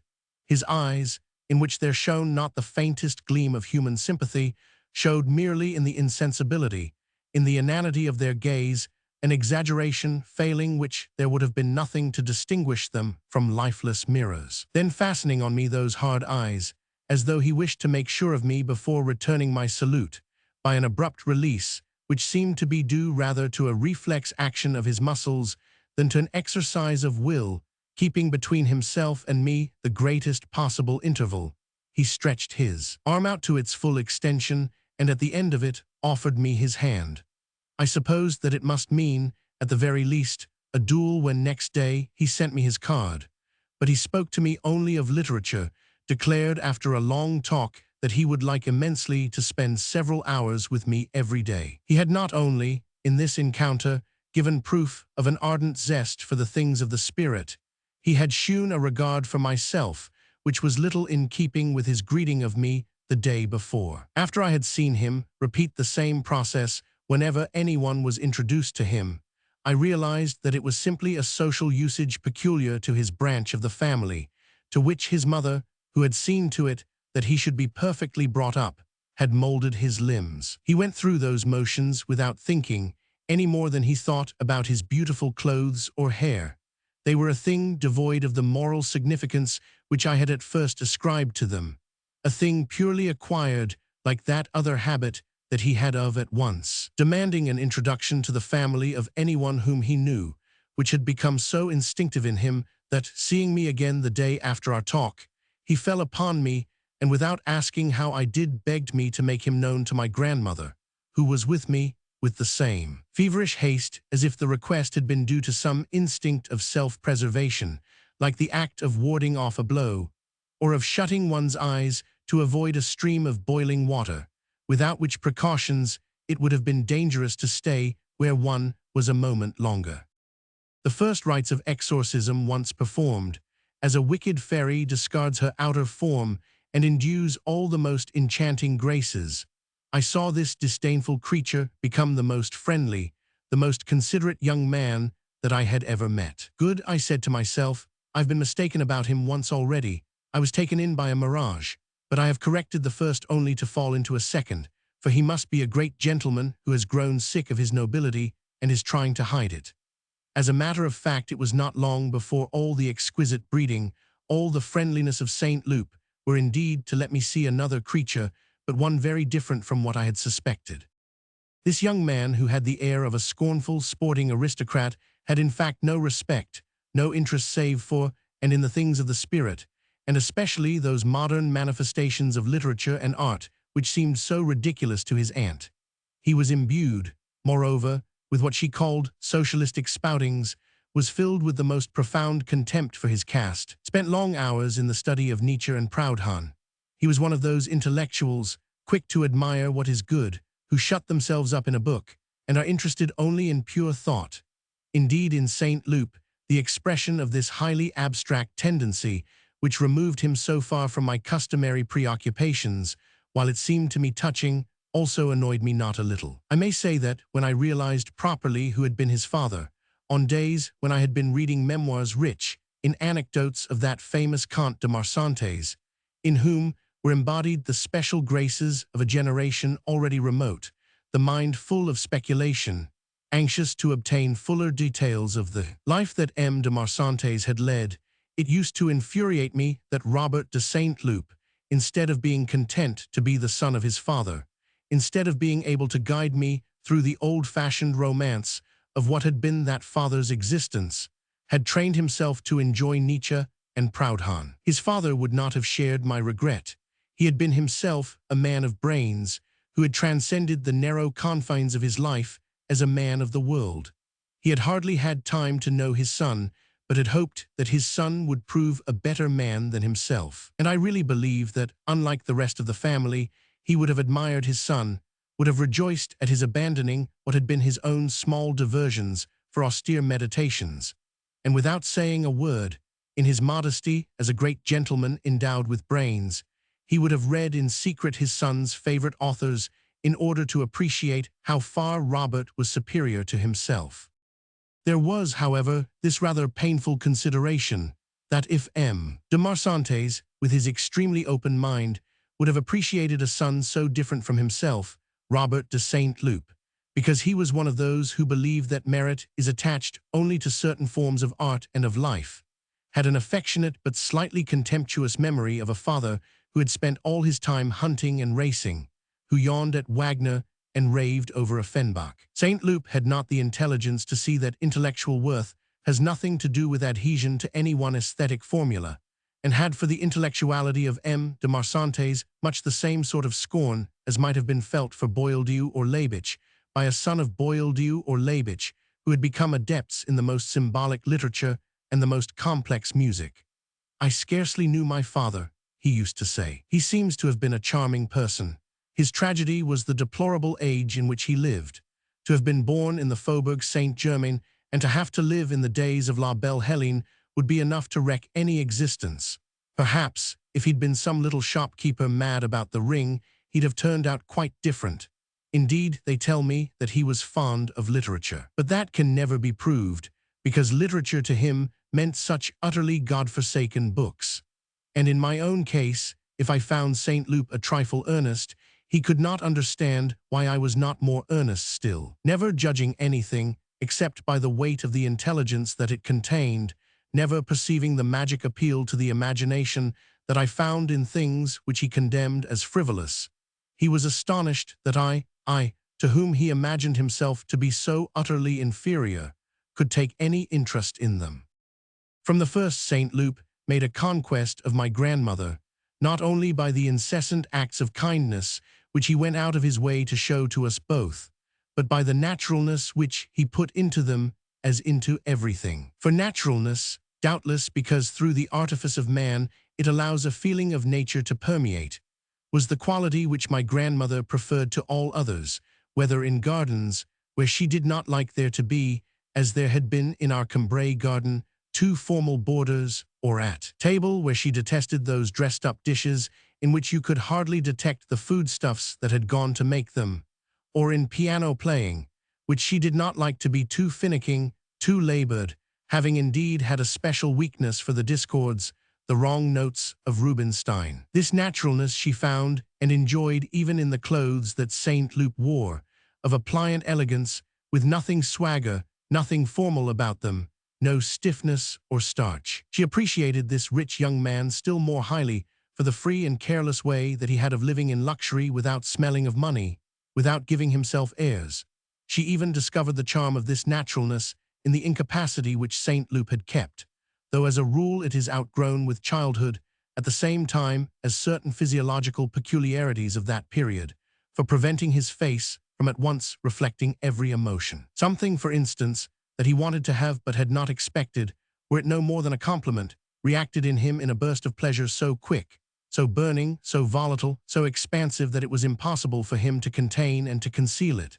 A grin of delight seized irresistible hold of his face. The too delicate skin of his cheeks allowed a vivid glow to shine through them. His eyes sparkled with confusion and joy, and my grandmother was infinitely touched by this charming show of innocence and frankness, which incidentally in Saint Loup, at any rate at the period of our first friendship, was not misleading. But I have known another person, and there are many such, in whom the physiological sincerity of that fleeting blush in no way excluded moral duplicity. As often as not it proves nothing more than the vivacity with which pleasure is felt, so that it disarms them, and they are forced publicly to confess it, by natures capable of the vilest treachery. But where my grandmother did really adore Saint Loup's naturalness was in his way of admitting, without any evasion, his affection for me, to give expression to which he found words than which she herself, she told me, could not have thought of any more appropriate, more truly loving, words to which Sévigné and Beausergent might have set their signatures. He was not afraid to make fun of my weaknesses, which he had discerned with an acuteness that made her smile, but as she herself would have done, lovingly, at the same time extolling my good qualities with a warmth, an impulsive freedom that showed no sign of the reserve, the coldness by means of which young men of his age are apt to suppose that they give themselves importance. And he showed in forestalling every discomfort, however slight, in covering my legs if the day had turned cold without my noticing it, in arranging, without telling me, to stay later with me in the evening if he thought that I was depressed or felt unwell, a vigilance which, from the point of view of my health, for which a more hardening discipline would perhaps have been better, my grandmother found almost excessive, though as a proof of his affection for myself, she was deeply touched by it. It was promptly settled between us that he and I were to be great friends forever, and he would say our friendship, as though he were speaking of some important and delightful thing which had an existence independent of ourselves, and which he soon called, not counting his love for his mistress, the great joy of his life. These words made me rather uncomfortable, and I was at a loss for an answer, for I did not feel when I was with him and talked to him, and no doubt it would have been the same with everyone else, any of that happiness which it was, on the other hand, possible for me to experience when I was by myself. For alone, at times, I felt surging from the depths of my being one or other of those impressions which gave me a delicious sense of comfort. But as soon as I was with someone else, when I began to talk to a friend, my mind at once turned about. It was towards the listener and not myself that it directed its thoughts, and when they followed this outward course, they brought me no pleasure. Once I had left Saint Loup, I managed, with the help of words, to put more or less in order the confused minutes that I had spent with him. I told myself that I had a good friend, that a good friend was a rare thing, and I tasted, when I felt myself surrounded by goods that were difficult to acquire, what was precisely the opposite of the pleasure that was natural to me, the opposite of the pleasure of having extracted from myself and brought to light something that was hidden in my inner darkness. If I had spent 2 or 3 hours in conversation with Saint Loup, and he had expressed his admiration of what I had said to him, I felt a sort of remorse, or regret, or weariness at not having been left alone and ready, at last, to begin my work. But I told myself that one is not given intelligence for one's own benefit only, that the greatest of men have longed for appreciation, that I could not regard as wasted hours in which I had built up an exalted idea of myself in the mind of my friend. I had no difficulty in persuading myself that I ought to be happy. In consequence, and I hoped all the more anxiously that this happiness might never be taken from me simply because I had not yet been conscious of it. We fear more than the loss of everything else the disappearance of the goods that have remained beyond our reach, because our heart has not taken possession of them. I felt that I was capable of exemplifying the virtues of friendship better than most people, because I should always place the good of my friends before those personal interests to which other people were devoted, but which did not count for me, but not of finding happiness in a feeling which, instead of multiplying the differences that there were between my nature and those of other people, as there are among all of us, would cancel them. At the same time, my mind was distinguishing in Saint Loup a personality more collective than his own, that of the noble, which like an indwelling spirit moved his limbs, ordered his gestures and his actions. Then, at such moments, although in his company, I was as much alone as I should have been gazing at a landscape, the harmony, which I could understand. He was no more then than an object the properties of which, in my musing contemplations, I sought to explore. The perpetual discovery in him of this pre-existent, this aeonial creature, this aristocrat who was just what Robert aspired not to be, gave me a keen delight, but one that was intellectual and not social. In the moral and physical agility which gave so much grace to his kindnesses, in the ease with which he offered my grandmother his carriage and made her get into it, in the alacrity with which he sprang from the box, when he was afraid that I might be cold, to spread his own cloak over my shoulders, I felt not only the inherited litheness of the mighty hunters who had been for generations the ancestors of this young man who made no pretense save to intellectuality, their scorn of wealth which, subsisting in him side by side with his enjoyment of it simply because it enabled him to entertain his friends more lavishly, made him so carelessly shower his riches at their feet. I felt in him especially the certainty or the illusion in the minds of those great lords of being better than other people, thanks to which they had not been able to hand down to Saint Loup that anxiety to show that one is just as good, that dread of seeming inferior, of which he was indeed wholly unconscious, but which mars with so much ugliness, so much awkwardness, the most sincere overtures of a plebeian. Sometimes I found fault with myself for thus taking pleasure in my friend as in a work of art, that is to say, in regarding the play of all the parts of his being as harmoniously ordered by a general idea from which they depended, but which he did not know, so that it added nothing to his own good qualities, to that personal value, intellectual and moral, to which he attached so high a price. And yet that idea was to a certain extent their determining cause. It was because he was a gentleman that that mental activity, those socialist aspirations, which made him seek the company of young students, arrogant and ill-dressed, connoted in him something really pure and disinterested, which was not to be found in them. Looking upon himself as the heir of an ignorant and selfish caste, he was sincerely anxious that they should forgive in him that aristocratic origin which they, on the contrary, found irresistibly attractive, and on account of which they sought to know him, though with a show of coldness and indeed of insolence towards him. He was thus led to make advances to people from whom my parents, faithful to the sociological theories of Cambrai, would have been stupefied at his not turning away in disgust. One day when we were sitting on the sands, Saint Loup and I, we heard issuing from a canvas tent against which we were leaning a torrent of imprecation against the swarm of Israelites that infested Baalbek. "You can't go a yard without meeting them," said the voice. "I am not in principle irremediably hostile to the Jewish nation, but here there is a plethora of them. You hear nothing but, I thay, Abraham, I've just theen Jacob. You would think you were in the Rue de Bouquier." The man who thus inveighed against Israel emerged at last from the tent. We raised our eyes to behold this antisemite. It was my old friend Bloch. Saint Loup at once begged me to remind him that they had met before the Board of Examiners, when Bloch had carried off the prize of honor, and since then at a popular university course. At the most I may have smiled now and then to discover in Robert the marks of his Jesuit schooling, in the awkwardness which the fear of hurting people's feelings at once created in him whenever one of his intellectual friends made a social error, did something silly to which Saint Loup himself attached no importance, but felt that the other would have blushed if anybody had noticed it. And it was Robert who used to blush as though it had been he that was to blame, for instance on the day when Bloch, after promising to come and see him at the hotel, went on. "As I cannot endure to be kept waiting among all the false splendor of these great caravanserais, and the Hungarian band would make me ill, you must tell the Lichtboy to make them shut up, and to let you know at once."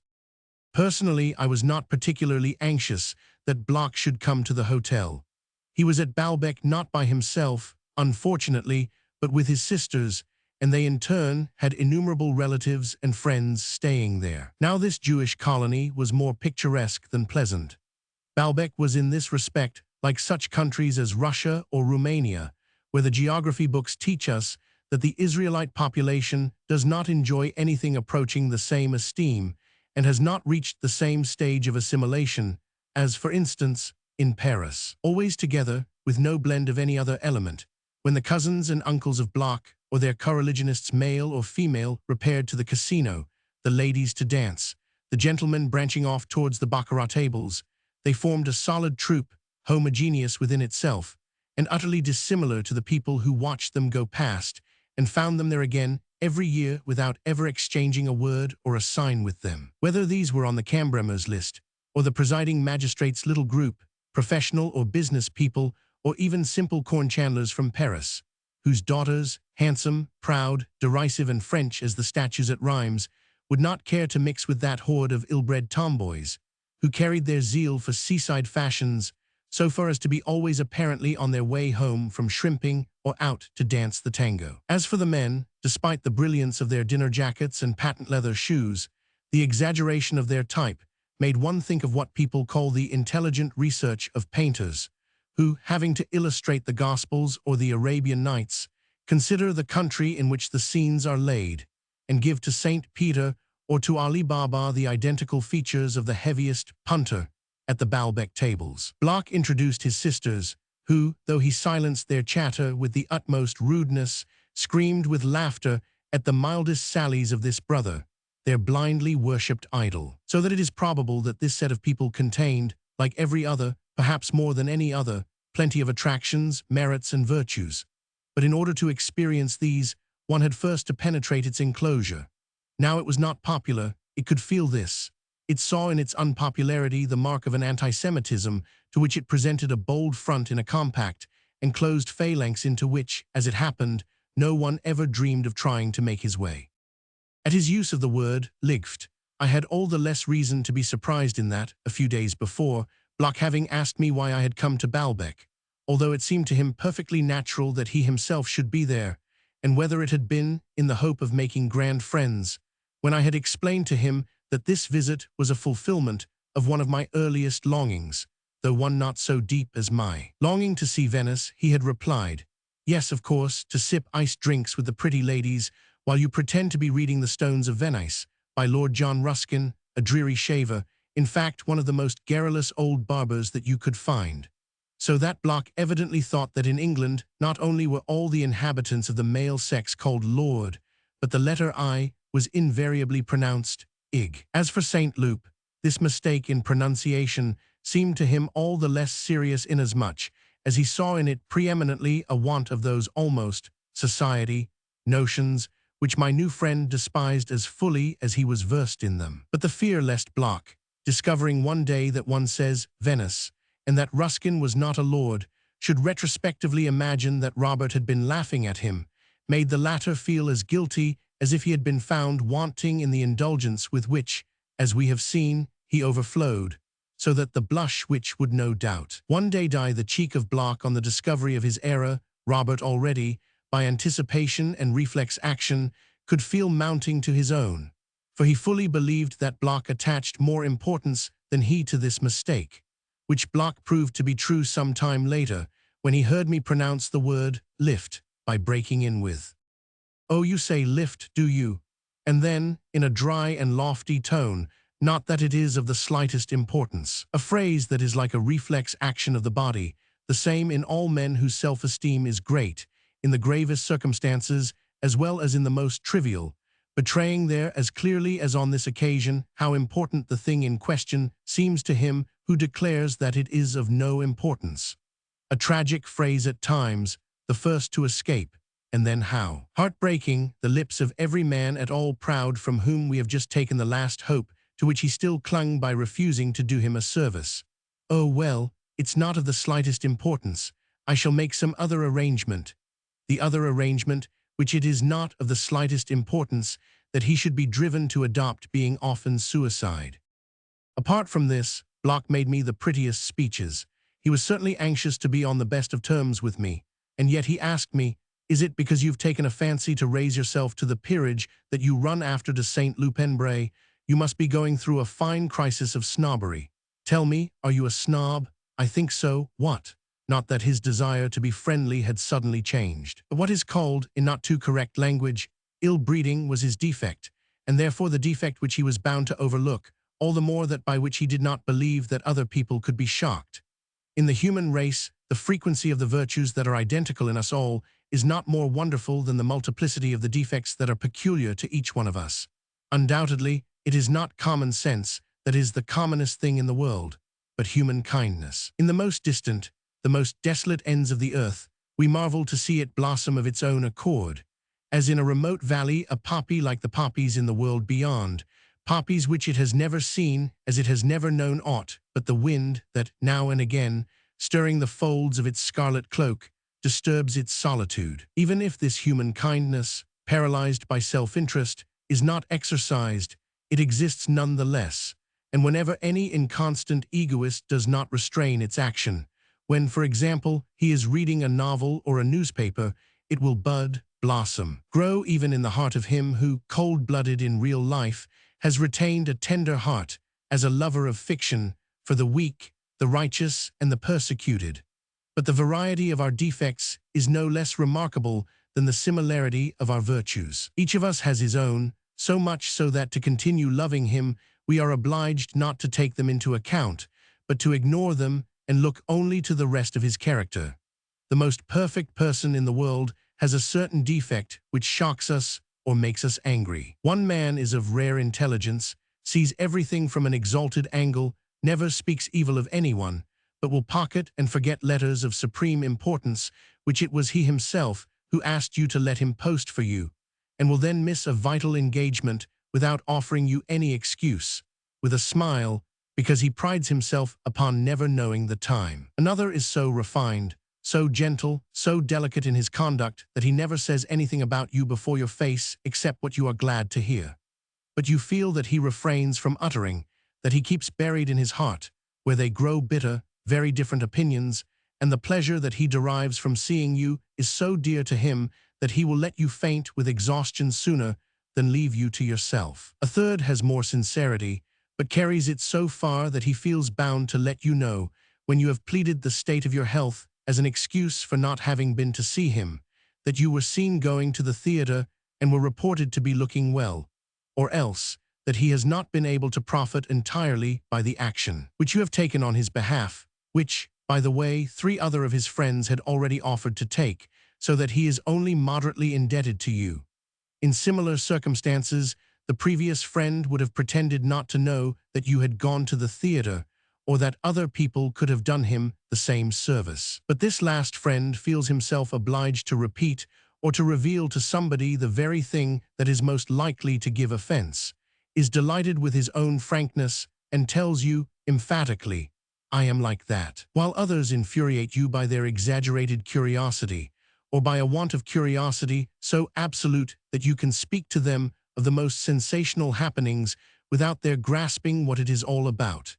And others, again, take months to answer you if your letter has been about something that concerns yourself and not them, or else, if they write that they are coming to ask you for something and you dare not leave the house for fear of missing them, do not appear, but leave you in suspense for weeks, because, not having received from you the answer, which their letter did not in the least expect, they have concluded that you must be cross with them. And others, considering their own wishes and not yours, talk to you without letting you get a word in if they are in good spirits and want to see you, however urgent the work you may have in hand. But if they feel exhausted by the weather or out of humor, you cannot get a word out of them. They meet your efforts with an inert languor, and no more take the trouble to reply, even in monosyllables, to what you say to them than if they had not heard you. Each of our friends has his defects so markedly that to continue to love him, we are obliged to seek consolation for those defects, in the thought of his talent, his goodness, his affection for ourself, or rather to leave them out of account, and for that we need to display all our goodwill. Unfortunately, our obliging obstinacy in refusing to see the defect in our friend is surpassed by the obstinacy with which he persists in that defect, from his own blindness to it, or the blindness that he attributes to other people. For he does not notice it himself, or imagines that it is not noticed. Since the risk of giving offense arises principally from the difficulty of appreciating what does and what does not pass unperceived, we ought, at least from prudence, never to speak of ourselves, because that is a subject on which we may be sure that other people's views are never in accordance with our own. If we find as many surprises as on visiting a house of plain exterior, which inside is full of hidden treasures, torture chambers, skeletons, when we discover the true lives of other people, the real beneath the apparent universe, we are no less surprised if, in place of the image that we have made of ourself, with the help of all the things that people have said to us, we learn from the terms in which they speak of us in our absence what an entirely different image they have been carrying in their own minds of us and of our life. So that whenever we have spoken about ourselves, we may be sure that our inoffensive and prudent words, listened to with apparent politeness and hypocritical approbation, have given rise afterwards to the most exasperated or the most mirthful, but in either case, the least favorable criticism. The least risk that we run is that of irritating people by the disproportion that there is between our idea of ourself and the words that we use, a disproportion which, as a rule, makes people's talk about themselves as ludicrous as the performances of those self-styled music lovers, who, when they feel the need to hum a favorite melody, compensate for the inadequacy of their inarticulate murmurings by a strenuous mimicry and a look of admiration which is hardly justified by all that they let us hear. And to the bad habit of speaking about oneself and one's defects there must be added, as part of the same thing, that habit of denouncing in other people defects precisely analogous to one's own. For it is always of those defects that people speak, as though it were a way of speaking about oneself, indirectly, which added to the pleasure of absolution that of confession. Besides, it seems that our attention, always attracted by what is characteristic of ourself, notices that more than anything else in other people. One short-sighted man says of another, but he can scarcely open his eyes. A consumptive has his doubts as to the pulmonary integrity of the most robust. An unwashed man speaks only of the baths that other people do not take. An evil-smelling man insists that other people smell. A cuckold sees cuckolds everywhere, a light woman light women, a snob snobs. Then too, every vice, like every profession, requires and trains a special knowledge which we are never loath to display. The invert detects and denounces inverts. The tailor asked out to dine, before he has begun to talk to you, has passed judgment on the cloth of your coat, which his fingers are itching to feel, and if after a few words of conversation you were to ask a dentist what he really thought of you, he would tell you how many of your teeth wanted filling. To him, nothing appears more important, nor more absurd to you who have noticed his own. And it is not only when we speak of ourselves that we imagine other people to be blind.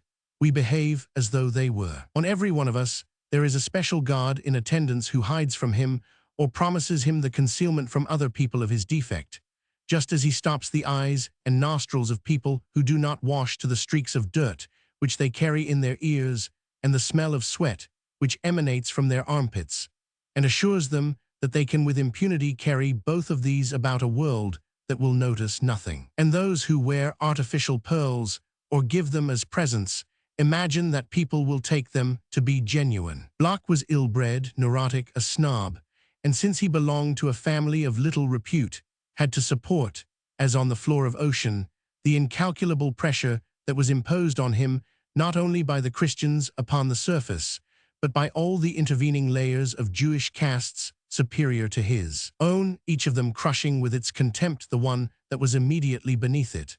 To carve his way through to the open air by raising himself from Jewish family to Jewish family would have taken Bloch many thousands of years. It was better worth his while to seek an outlet in another direction.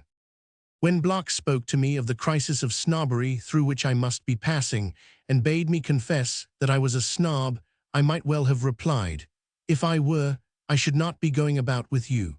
I said merely that he was not being very polite. Then he tried to apologize, but in the way that is typical of the ill-bred man, who is only too glad to hark back to whatever it was, if he can find an opportunity to aggravate his offense. "Forgive me," he used now to plead, "whenever we met. I have vexed you, tormented you, I have been wantonly mischievous, And yet man in general and your friend in particular is so singular an animal. You cannot imagine the affection that I who tease you so cruelly, have for you. It carries me often, when I think of you, to tears." And he gave an audible sob.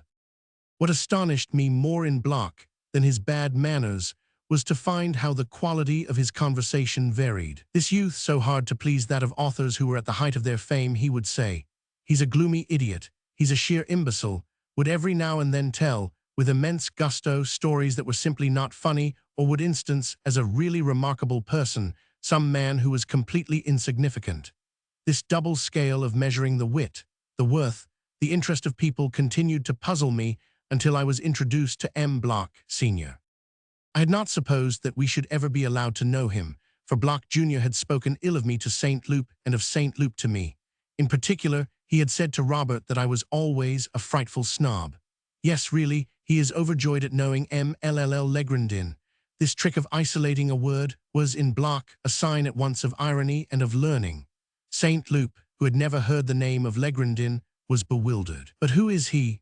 Oh, he's a bit of all right, he is." Bloch laughed, thrusting his hands into his pockets as though for warmth, convinced that he was at that moment engaged in contemplation of the picturesque aspect of an extraordinary country gentleman, compared to whom those of Barbey d'Aurevilly were as nothing. He consoled himself for his inability to portray M. Legrandin by giving him a string of capital L's, smacking his lips over the name as over a wine from the farthest bin. But these subjective enjoyments remained hidden from other people. If he spoke ill of me to Saint Loup, he made up for it by speaking no less ill of Saint Loup to me. We had each of us learned these slanders in detail.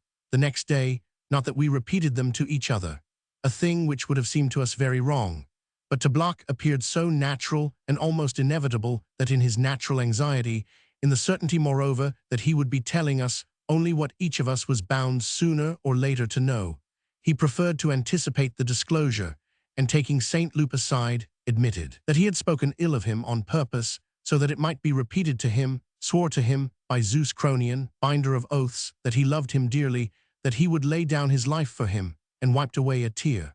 The same day he contrived to see me alone, made his confession, declared that he had acted in my interest, because he felt that a certain kind of social intercourse was fatal to me, and that I was worthy of better things. Then, clasping me by the hand, with the sentimentality of a drunkard, albeit his drunkenness was purely nervous, "Believe me," he said, "and may the black cur seize me this instant and bear me across the portals of Hades, hateful to men, if yesterday, when I thought of you, of Cambrai, of my boundless affection for you, of afternoon hours in class which you do not even remember, I did not lie awake weeping all night long.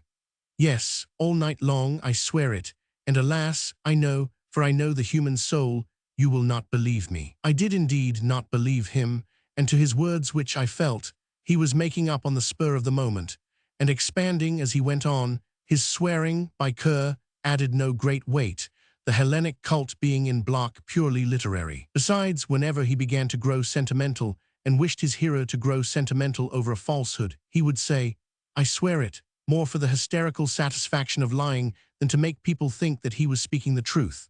I did not believe what he was saying, but I bore him no ill will for that, for I had inherited from my mother and grandmother their incapacity for resentment even of far worse offenders, and their habit of never condemning anyone. Besides, he was not altogether a bad youth, this Bloch. He could be, and was at times quite charming. And now that the race of Cambrai, the race from which sprang creatures absolutely unspoiled like my grandmother and mother, seems almost extinct, as I have hardly any choice now save between honest brutes, insensible and loyal, in whom the mere sound of their voices shows at once that they take absolutely no interest in one's life, and another kind of men who, so long as they are with one, understand one, cherish one, grow sentimental even to tears, take their revenge a few hours later by making some cruel joke at one's expense, but return to one, always just as comprehending, as charming, as closely assimilated, for the moment, to oneself. I think that it is of this latter sort that I prefer, if not the moral worth, at any rate the society. "You cannot imagine my grief when I think of you," Bloch went on. "When you come to think of it, it is a rather Jewish side of my nature," he added ironically, contracting his pupils as though he had to prepare for the microscope an infinitesimal quantity of Jewish blood. And as might, but never would have said a great French noble who among his ancestors, all Christian, might nevertheless have included Samuel Bernard, or further still, the Blessed Virgin from whom, it is said, the Levy family claimed descent, coming out. I rather like, he continued, to find room among my feelings for the share, not that it is more than a very tiny share, which may be ascribed to my Jewish origin. He made this statement because it seemed to him at once clever and courageous to speak the truth about his race, a truth which at the same time he managed to water down to a remarkable extent, like misers who decide to pay their debts but have not the courage to pay more than half. This kind of deceit, which consists in having the boldness to proclaim the truth, but only after mixing with it an ample measure of lies which falsify it, is commoner than people think, and even among those who do not habitually practice it, certain crises in life, especially those in which love is at stake, give them an opportunity of taking to it. All these confidential diatribes by Bloch to Saint Loup against me, and to me against Saint Loup, ended in an invitation to dinner. I am by no means sure that he did not first make an attempt to secure Saint Loup by himself. It would have been so like Bloch to do so that probably he did. But if so, success did not crown his effort, for it was to myself and Saint Loup that Bloch said one day, "Dear master, and you, O horseman beloved of Ares, de Saint Loupenbray, tamer of horses, since I have encountered you by the shore of Amphitrite, resounding with foam, hard by the tents of the swift-shipped Menhirs, will both of you come to dinner any day this week with my illustrious sire of blameless heart?" He proffered this invitation because he desired to attach himself more closely to Saint Loup, who would, he hoped, secure him the right of entry into aristocratic circles. Formed by me for myself, this ambition would have seemed to block the mark of the most hideous snobbishness, quite in keeping with the opinion that he already held of a whole side of my nature which he did not regard, or at least had not hitherto regarded, as its most important side, but the same ambition in himself seemed to him the proof of a finely developed curiosity in a mind anxious to carry out certain social explorations from which he might perhaps glean some literary benefit. Bloch Sr., when his son had told him that he was going to bring one of his friends in to dinner, and had in a sarcastic but satisfied tone enunciated the name and title of that friend, the Marquis de Saint Loupenbray had been thrown into great commotion. "The Marquis de Saint Loupenbray, I'll be jiggered," he had exclaimed, using the oath which was with him the strongest indication of social deference. And he cast at a son capable of having formed such an acquaintance an admiring glance which seemed to say, "Really, it is astounding. Can this prodigy be indeed a child of mine?"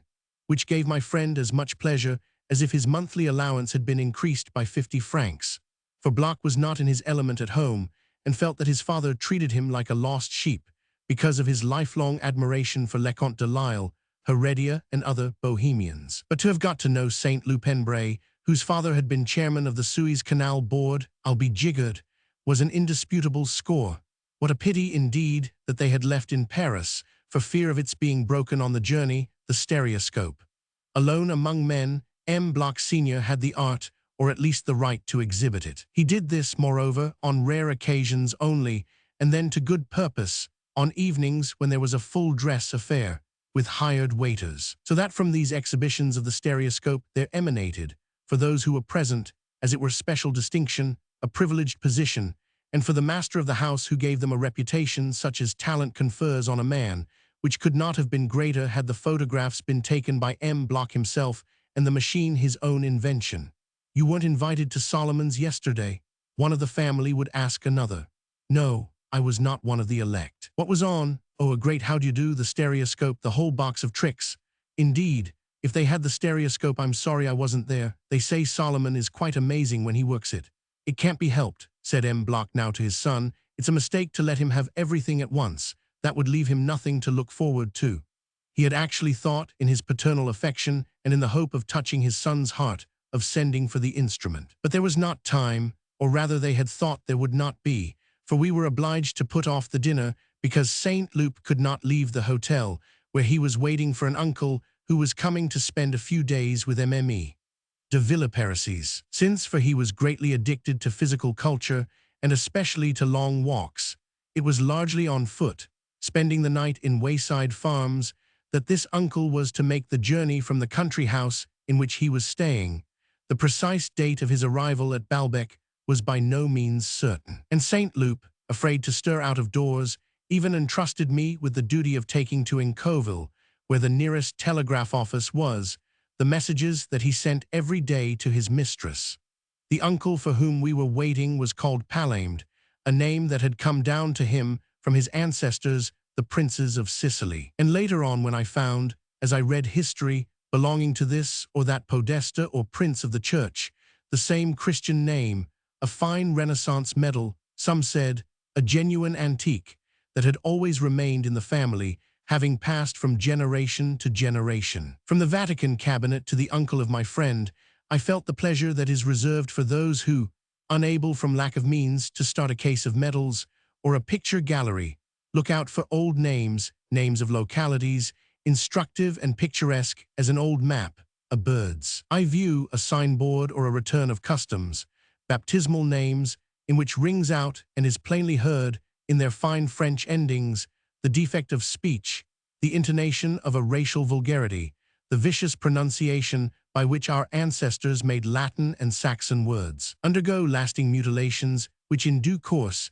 became the august lawgivers of our grammar books, and in short, by drawing upon their collections of ancient and sonorous words, give themselves concerts like the people who acquire viols de gamba and viols de moor so as to perform the music of days gone by upon old-fashioned instruments. Saint Loup told me that even in the most exclusive aristocratic society, his uncle Palamed had the further distinction of being particularly difficult to approach, contemptuous, double-dyed in his nobility, forming with his brother's wife and a few other chosen spirits what was known as the Phoenix Club. There even his insolence was so much dreaded that it had happened more than once that people of good position who had been anxious to meet him and had applied to his own brother for an introduction had met with a refusal. Really, you mustn't ask me to introduce you to my brother Palamed. My wife and I, we would all of us do our best for you, but it would be no good. Besides, there's always the danger of his being rude to you, and I shouldn't like that. At the jockey club he had, with a few of his friends, marked a list of 200 members whom they would never allow to be introduced to them. And in the Comte de Paris's circle, he was known by the nickname of the Prince, because of his distinction and his pride. Saint Loup told me about his uncle's early life, now a long time ago. Every day he used to take women to a bachelor establishment which he shared with two of his friends, as good-looking as himself, on account of which they were known as the Three Graces. One day, a man who just now is very much in the eye, as Balzac would say, of the Faubourg Saint-Germain, but who, at a rather awkward period of his early life, displayed odd tastes, asked my uncle to let him come to this place. But no sooner had he arrived than it was not to the ladies, but to my uncle Palamed, that he began to make overtures. My uncle pretended not to understand, made an excuse to send for his two friends. They appeared on the scene, seized the offender, stripped him, thrashed him till he bled, and then with 20 degrees of frost outside kicked him into the street, where he was found more dead than alive. So much so that the police started an inquiry, which the poor devil had the greatest difficulty in getting them to abandon. My uncle would never go in for such drastic methods now. In fact, you can't conceive the number of men of humble position that he, who is so haughty with people in society, has shewn his affection, taken under his wing, even if he is paid for it with ingratitude. It may be a servant who has looked after him in a hotel, for whom he will find a place in Paris, or a farm laborer whom he will pay to have taught a trade. That is really the rather nice side of his character, in contrast to his social side. Saint Loup indeed belonged to that type of young men of fashion, situated at an altitude at which it has been possible to cultivate such expressions as, "What is really rather nice about him, his rather nice side, precious seeds, which produce very rapidly a way of looking at things in which one counts oneself as nothing and the people as everything, the exact opposite, in a word, of plebeian pride." It seems, it is quite impossible to imagine how he set the tone, how he laid down the law for the whole of society when he was a young man. He acted entirely for himself. In any circumstances, he did what seemed pleasing to himself, what was most convenient, but at once the snobs would start copying him. If he felt thirsty at the play and sent out from his box for a drink, the little sitting rooms behind all the boxes would be filled, a week later, with refreshments. One wet summer, when he had a touch of rheumatism, he ordered an ulster of a loose but warm vicuna wool, which is used only for traveling rugs, and kept the blue and orange stripes showing. The big tailors at once received orders from all their customers for blue and orange ulsters of rough wool. If he had some reason for wishing to keep every trace of ceremony out of a dinner in a country house where he was spending the day, and to point the distinction had come without evening clothes, and sat down to table in the suit he had been wearing that afternoon, it became the fashion, when you were dining in the country, not to dress. If he was eating some special sweet, and instead of taking his spoon used a knife, or a special implement of his own invention which he had made for him by a silversmith, or his fingers, it at once became wrong to eat it in any other way. He wanted once to hear some Beethoven quartets again, for with all his preposterous ideas he is no fool, mind, he has great gifts, and arranged for some musicians to come and play them to him and a few friends once a week. The ultra-fashionable thing that season was to give quite small parties with chamber music. I should say he's not done at all badly out of life. With his looks, he must have had any number of women. I can't tell you exactly whom, for he is very discreet. But I do know that he was thoroughly unfaithful to my poor aunt. Not that that prevented his being always perfectly charming to her and her adoring him. He was in mourning for her for years. When he is in Paris, he still goes to the cemetery nearly every day. The morning after Robert had told me all these things about his uncle, while he waited for him, and waited, as it happened, in vain. As I was coming by myself past the casino on my way back to the hotel, I had the sensation of being watched by somebody who was not far off. I turned my head and saw a man of about 40, very tall and rather stout, with a very dark mustache, who, nervously slapping the leg of his trousers with a switch, kept fastened upon me a pair of eyes dilated with observation. Every now and then those eyes were shot through by a look of intense activity, such as the sight of a person whom they do not know excites only in men to whom, for whatever reason, it suggests thoughts that would not occur to anyone else.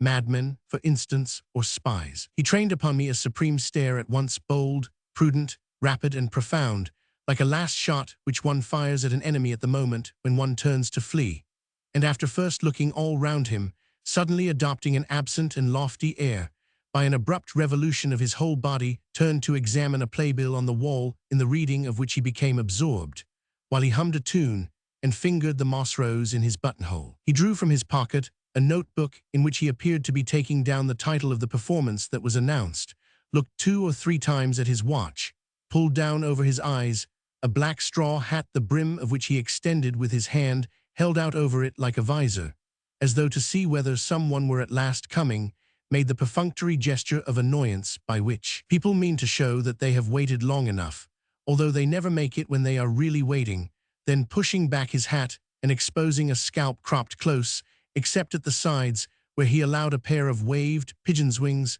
to grow quite long.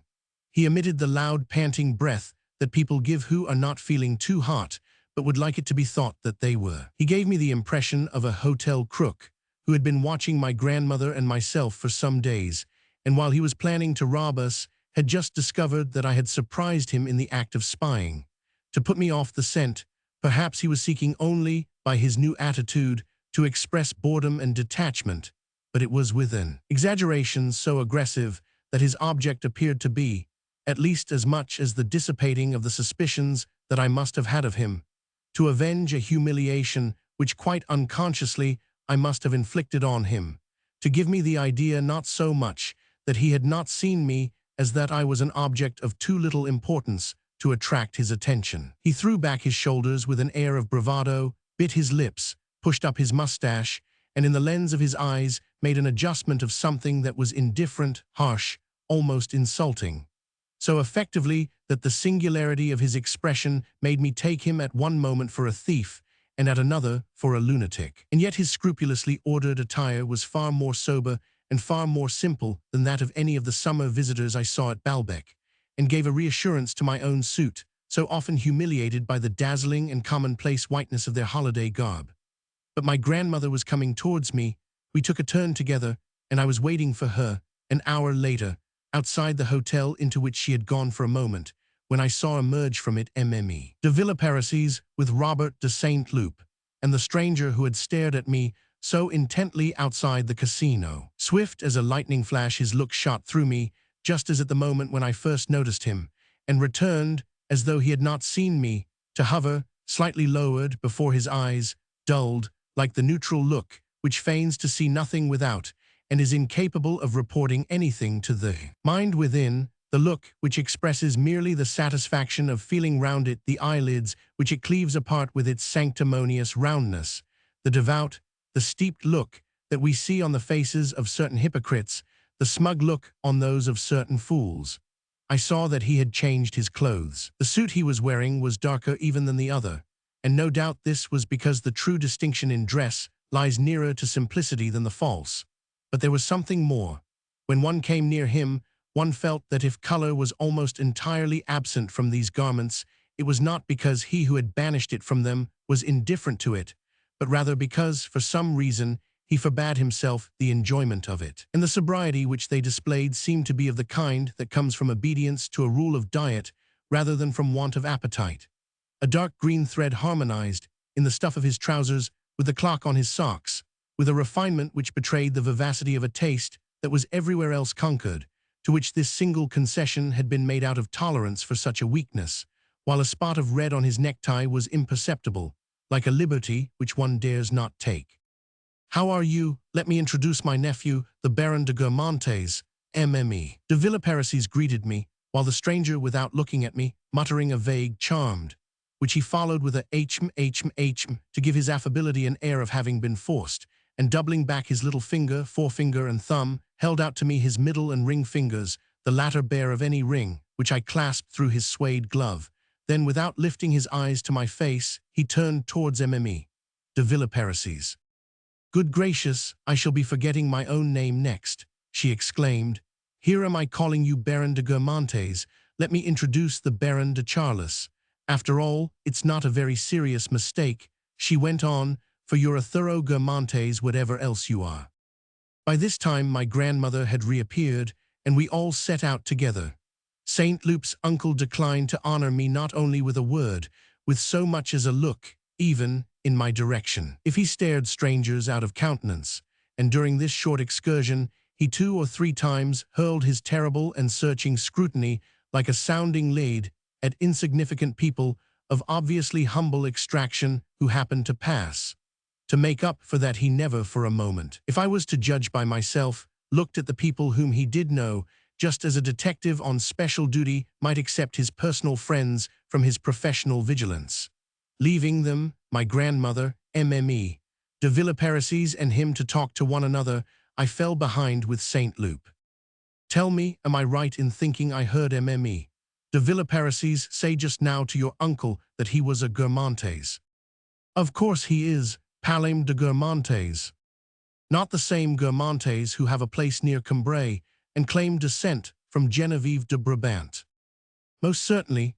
My uncle, who is the very last word in heraldry and all that sort of thing, would tell you that our cry, our war cry, that is to say, which was changed afterwards to Passavant, was originally Cambraces," he said, smiling so as not to appear to be priding himself on this prerogative of a cry, which only the semi-royal houses, the great chiefs of feudal bands, enjoyed. "It's his brother who has the place now."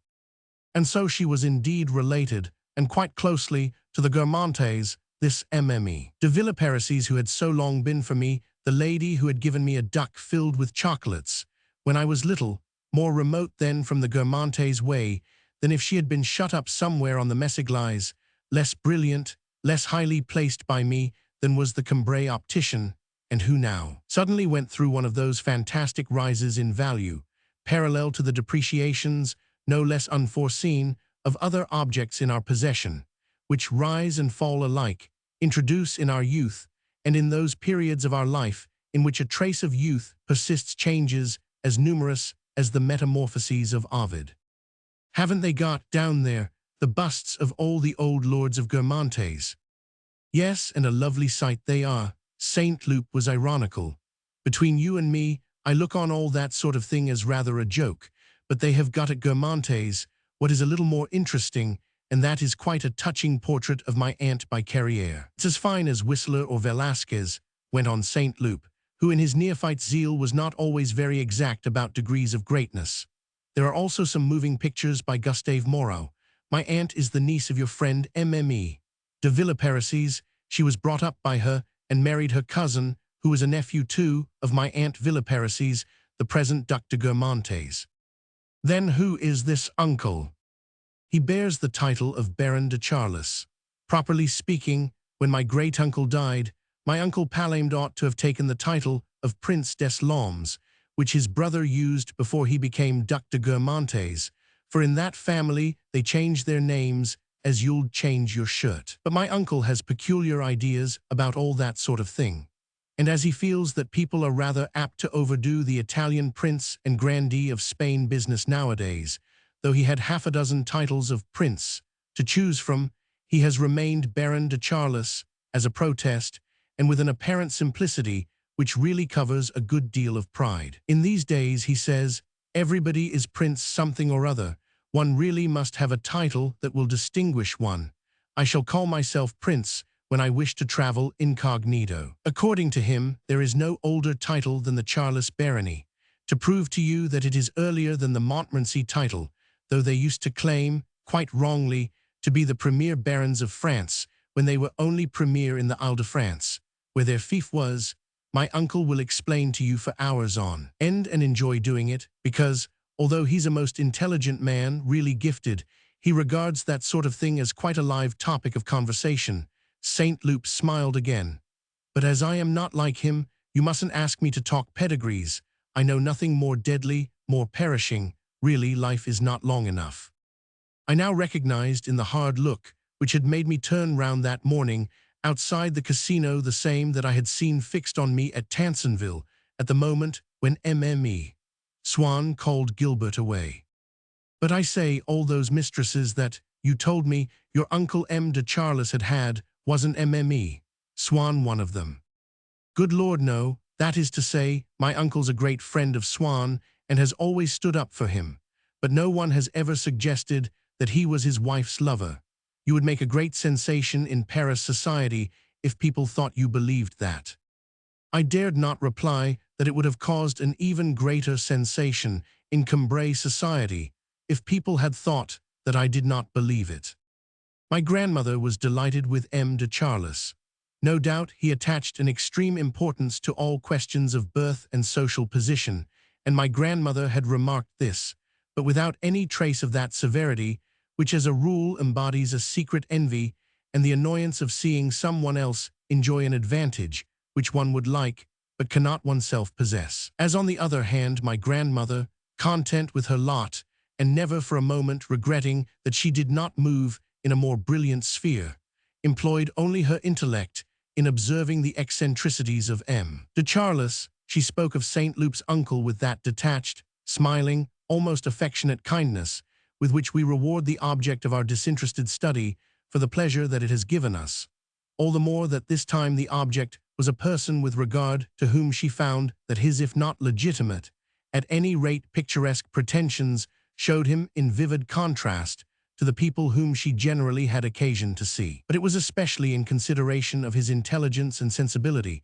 qualities which it was easy to see that M. de Charles, unlike so many of the people in society whom Saint Loup derided, possessed in a marked degree, that my grandmother had so readily forgiven him his aristocratic prejudice. And yet this had not been sacrificed by the uncle, as it was by the nephew, to higher qualities.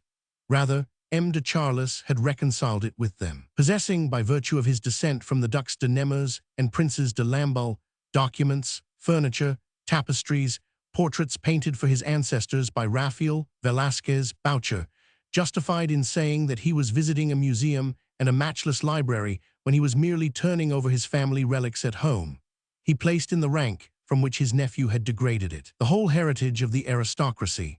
Perhaps also, being less metaphysical than Saint Loup, less satisfied with words, more of a realist in his study of men, he did not care to neglect a factor that was essential to his prestige in their eyes, and if it gave certain disinterested pleasures to his imagination, could often be a powerfully effective aid to his utilitarian activities. No agreement can ever be reached between men of his sort and those who obey the ideal within them, which urges them to strip themselves bare of such advantages, so that they may seek only to realize that ideal, similar in that respect to the painters, the writers who renounce their virtuosity, the artistic peoples who modernize themselves, warrior peoples who take the initiative in a move for universal disarmament, absolute governments which turn democratic and repeal their harsh laws, though as often as not the sequel fails to reward their noble effort. For the men lose their talent, the nations their secular predominance. Pacificism often multiplies wars and indulgence criminality. If St. Lup's efforts towards sincerity and emancipation were only to be commended as most noble, to judge by their visible result, one could still be thankful that they had failed to bear fruit in M. De Charles, who had transferred to his own home much of the admirable paneling from the Guermantes' house, instead of substituting, like his nephew, a modern style of decoration, employing Leberg or Guillemin. It was none the less true that M. de Charles's ideal was highly artificial, and if the epithet can be applied to the word ideal, as much social as artistic. In certain women of great beauty and rare culture, whose ancestresses, 2 centuries earlier, had shared in all the glory and grace of the old order, he found a distinction which made him take pleasure only in their society, and no doubt the admiration for them which he had protested was sincere, but countless. Reminiscences, historical and artistic, called forth by their names, entered into and formed a great part of it, just as suggestions of classical antiquity are one of the reasons for the pleasure which a book-lover finds in reading an ode of Horace that is perhaps inferior to poems of our own day which would leave the same book-lover cold. Any of these women by the side of a pretty commoner was for him what are, hanging beside a contemporary canvas representing a procession or a wedding, those old pictures the history of which we know, from the Pope or King who ordered them, through the hands of people whose acquisition of them, by gift, purchase, conquest, or inheritance, recalls to us some event or at least some alliance of historic interest, and consequently some knowledge that we ourselves have acquired, gives it a fresh utility, increases our sense of the richness of the possessions of our memory or of our erudition. M. de Charles might be thankful that a prejudice similar to his own, by preventing these several great ladies from mixing with women whose blood was less pure, presented them for his veneration unspoiled in their unaltered nobility, like an 18th-century house front supported on its flat column of pink marbles, in which the passage of time has wrought no change. M. de Charles praised the true nobility of mind and heart which characterized these women, playing upon the word in a double sense by which he himself was taken in, and in which lay the falsehood of this bastard conception, of this medley of aristocracy, generosity, and art, but also its seductiveness, dangerous to people like my grandmother, to whom the less refined but more innocent prejudice of a nobleman who cared only about quarterings and took no thought for anything besides would have appeared too silly for words, whereas she was defenseless as soon as a thing presented itself under the externals of a mental superiority, so much so, indeed, that she regarded princes as enviable above all other men because they were able to have a Labrayer, a Fenelon as their tutors. Outside the Grand Hotel, the 3 Guermantes left us. They were going to luncheon with the Princess de Luxembourg, while my grandmother was saying goodbye to Mme. de Villeparisis and St. Loup to my grandmother.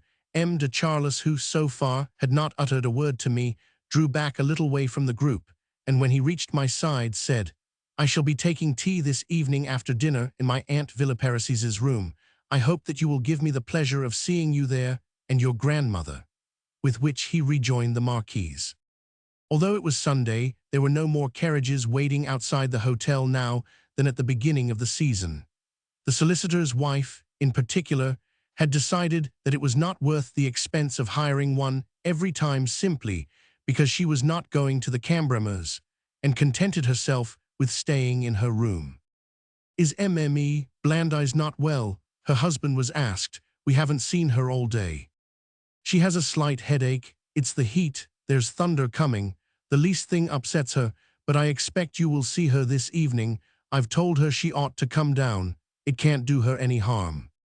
I had supposed that, in thus inviting us to take tea with his aunt, whom I never doubted that he would have warned that we were coming, M. de Charles wished to make amends for the impoliteness which he had shewn me during our walk that morning. But when, on our entering Mme. de Villeparisis' room, I attempted to greet her nephew, even although I walked right round him, while in shrill accents he was telling a somewhat spiteful story about one of his relatives, I did not succeed in catching his eye. I decided to say good evening to him, and fairly loud, to warn him of my presence.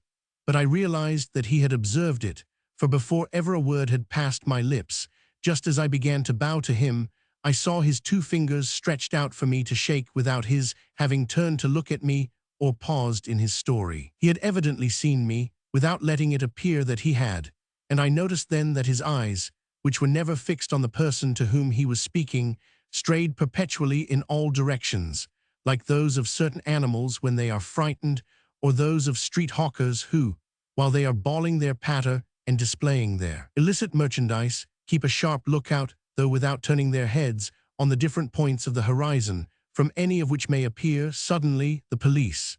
At the same time, I was a little surprised to find that Mme. de Villeparisis, while glad to see us, did not seem to have been expecting us, and I was still more surprised to hear M. de Charles say to my grandmother, "Ah, that was a capital idea of yours to come and pay us a visit. Charming of them, is it not, my dear aunt?" No doubt he had noticed his aunt's surprise at our entry and thought, as a man accustomed to set the tone, to strike the right note, that it would be enough to transform that surprise into joy were he to show that he himself felt it, that it was indeed the feeling which our arrival ought to have prompted, in which he calculated wisely, for Mme. de Villeparisis, who had a high opinion of her nephew and knew how difficult it was to please him, appeared suddenly to have found new attractions in my grandmother and continued to make much of her. But I failed to understand how M. de Charles could, in the space of a few hours, have forgotten the invitation, so curt, but apparently so intentional, so premeditated, which he had addressed to me that same morning, or why he called a capital idea on my grandmother's part an idea that had been entirely his own. With a scruple of accuracy which I retained until I had reached the age at which I realized that it is not by asking him questions that one learns the truth of what another man has had in his mind, and that the risk of a misunderstanding which will probably pass unobserved is less than that which may come from a purblind insistence. "But, sir," I reminded him, "you remember, surely, that it was you who asked me if we would come in this evening." Not a sound, not a movement betrayed that M. de Charles had so much as heard my question, seeing which I repeated it, like a diplomat, or like young men after a misunderstanding who endeavor, with untiring and unrewarded zeal, to obtain an explanation which their adversary is determined not to give them. Still M. de Charles answered me not a word. I seemed to see hovering upon his lips the smile of those who from a great height pass judgment on the characters and breeding of their inferiors. Since he refused to give any explanation, I tried to provide one for myself, but succeeded only in hesitating between several, none of which could be the right one. Perhaps he did not remember, or perhaps it was I who had failed to understand what he had said to me that morning. More probably, in his pride, he did not wish to appear to have sought to attract people whom he despised, and preferred to cast upon them the responsibility for their intrusion. But then, if he despised us, why had he been so anxious that we should come, or rather that my grandmother should come? For of the 2 of us it was to her alone that he spoke that evening, and never once to me, talking with the utmost animation to her, as also to Mme. de Villeparisis, hiding, so to speak, behind them, as though he were seated at the back of a theater box. He contented himself, turning from them every now and then the exploring gaze of his penetrating eyes, with fastening it on my face, with the same gravity, the same air of preoccupation, as if my face had been a manuscript difficult to decipher. No doubt, if he had not had those eyes, the face of M. de Charles would have been similar to the faces of many good-looking men. And when Saint Loup, speaking to me of various other gourmands on a later occasion, said, "Gad, they've not got that thoroughbred air of being gentlemen to their fingertips that Uncle Palamed has," confirming my suspicion that a thoroughbred air and aristocratic distinction were not anything mysterious and new, but consisted in elements which I had recognized without difficulty, and without receiving any particular impression from them, I was to feel that another of my illusions had been shattered. But that face, to which a faint layer of powder gave almost the appearance of a face on the stage, in vain might De Charles hermetically seal its expression. His eyes were like two crevices, two loopholes which alone he had failed to stop, and through which, according to where one stood or sat in relation to him, one felt suddenly flash across one the glow of some internal engine which seemed to offer no reassurance even to him who, without being altogether master of it, must carry it inside him, at an unstable equilibrium and always on the point of explosion. And the circumspect and unceasingly restless expression of those eyes, with all the signs of exhaustion which, extending from them to a pair of dark rings quite low down upon his cheeks, were stamped on his face, however carefully he might compose and regulate it, made one think of some incognito, some disguise assumed by a powerful man in danger or merely by a dangerous, but tragic person. I should have liked to divine what was this secret which other men did not carry in their breasts, and which had already made De Charles's gaze so enigmatic to me when I had seen him that morning outside the casino. But with what I now knew of his family, I could no longer believe that they were the eyes of a thief, nor, after what I had heard of his conversation, could I say that they were those of a madman. If he was cold with me, while making himself agreeable to my grandmother, that arose perhaps not from a personal antipathy for, generally speaking, just as he was kindly disposed towards women, of whose faults he used to speak without, as a rule, any narrowing of the broadest tolerance, so he showed with regard to men, and especially young men, a hatred so violent as to suggest that of certain extreme misogynists for women. 2 or 3 carpet knights, relatives or intimate friends of Saint Loup, who happened to mention their names, De Charles, with an almost ferocious expression, in sharp contrast to his usual coldness, called little cads. I gathered that the particular fault which he found in the young men of the period was their extreme effeminacy. Their absolute women, he said with scorn. But what life would not have appeared effeminate beside that which he expected a man to lead, and never found energetic or virile enough? He himself, when he walked across country, after long hours on the road, would plunge his heated body into frozen streams. He would not even allow a man to wear a single ring. But this profession of virility did not prevent his having also the most delicate sensibilities. When de Villeparisis asked him to describe to my grandmother some country house in which de Sévigné had stayed, adding that she could not help feeling that there was something rather literary about that lady's distress at being parted from that tiresome de Grignan. On the contrary, he retorted, I can think of nothing more true. Besides, it was a time in which feelings of that sort were thoroughly understood. The inhabitant of La Fontaine's monomotopa, running to see his friend who had appeared to him in a dream, and had looked sad, the pigeon finding that the greatest of evils is the absence of the other pigeon, seemed to you perhaps, my dear aunt, as exaggerated as de Sévigné's impatience for the moment when she will be alone with her daughter. It is so fine what she says when she leaves her. This parting gives a pain to my soul which I feel like an ache in my body. In absence, one is liberal with the hours. One anticipates a time for which one is longing. My grandmother was in ecstasies at hearing the letters thus spoken of, exactly as she would have spoken of them herself. She was astonished that a man could understand them so thoroughly. She found in de Charles a delicacy, a sensibility that were quite feminine. We said to each other afterwards, when we were by ourselves and began to discuss him together, that he must have come under the strong influence of a woman, his mother, or in later life his daughter if he had any children.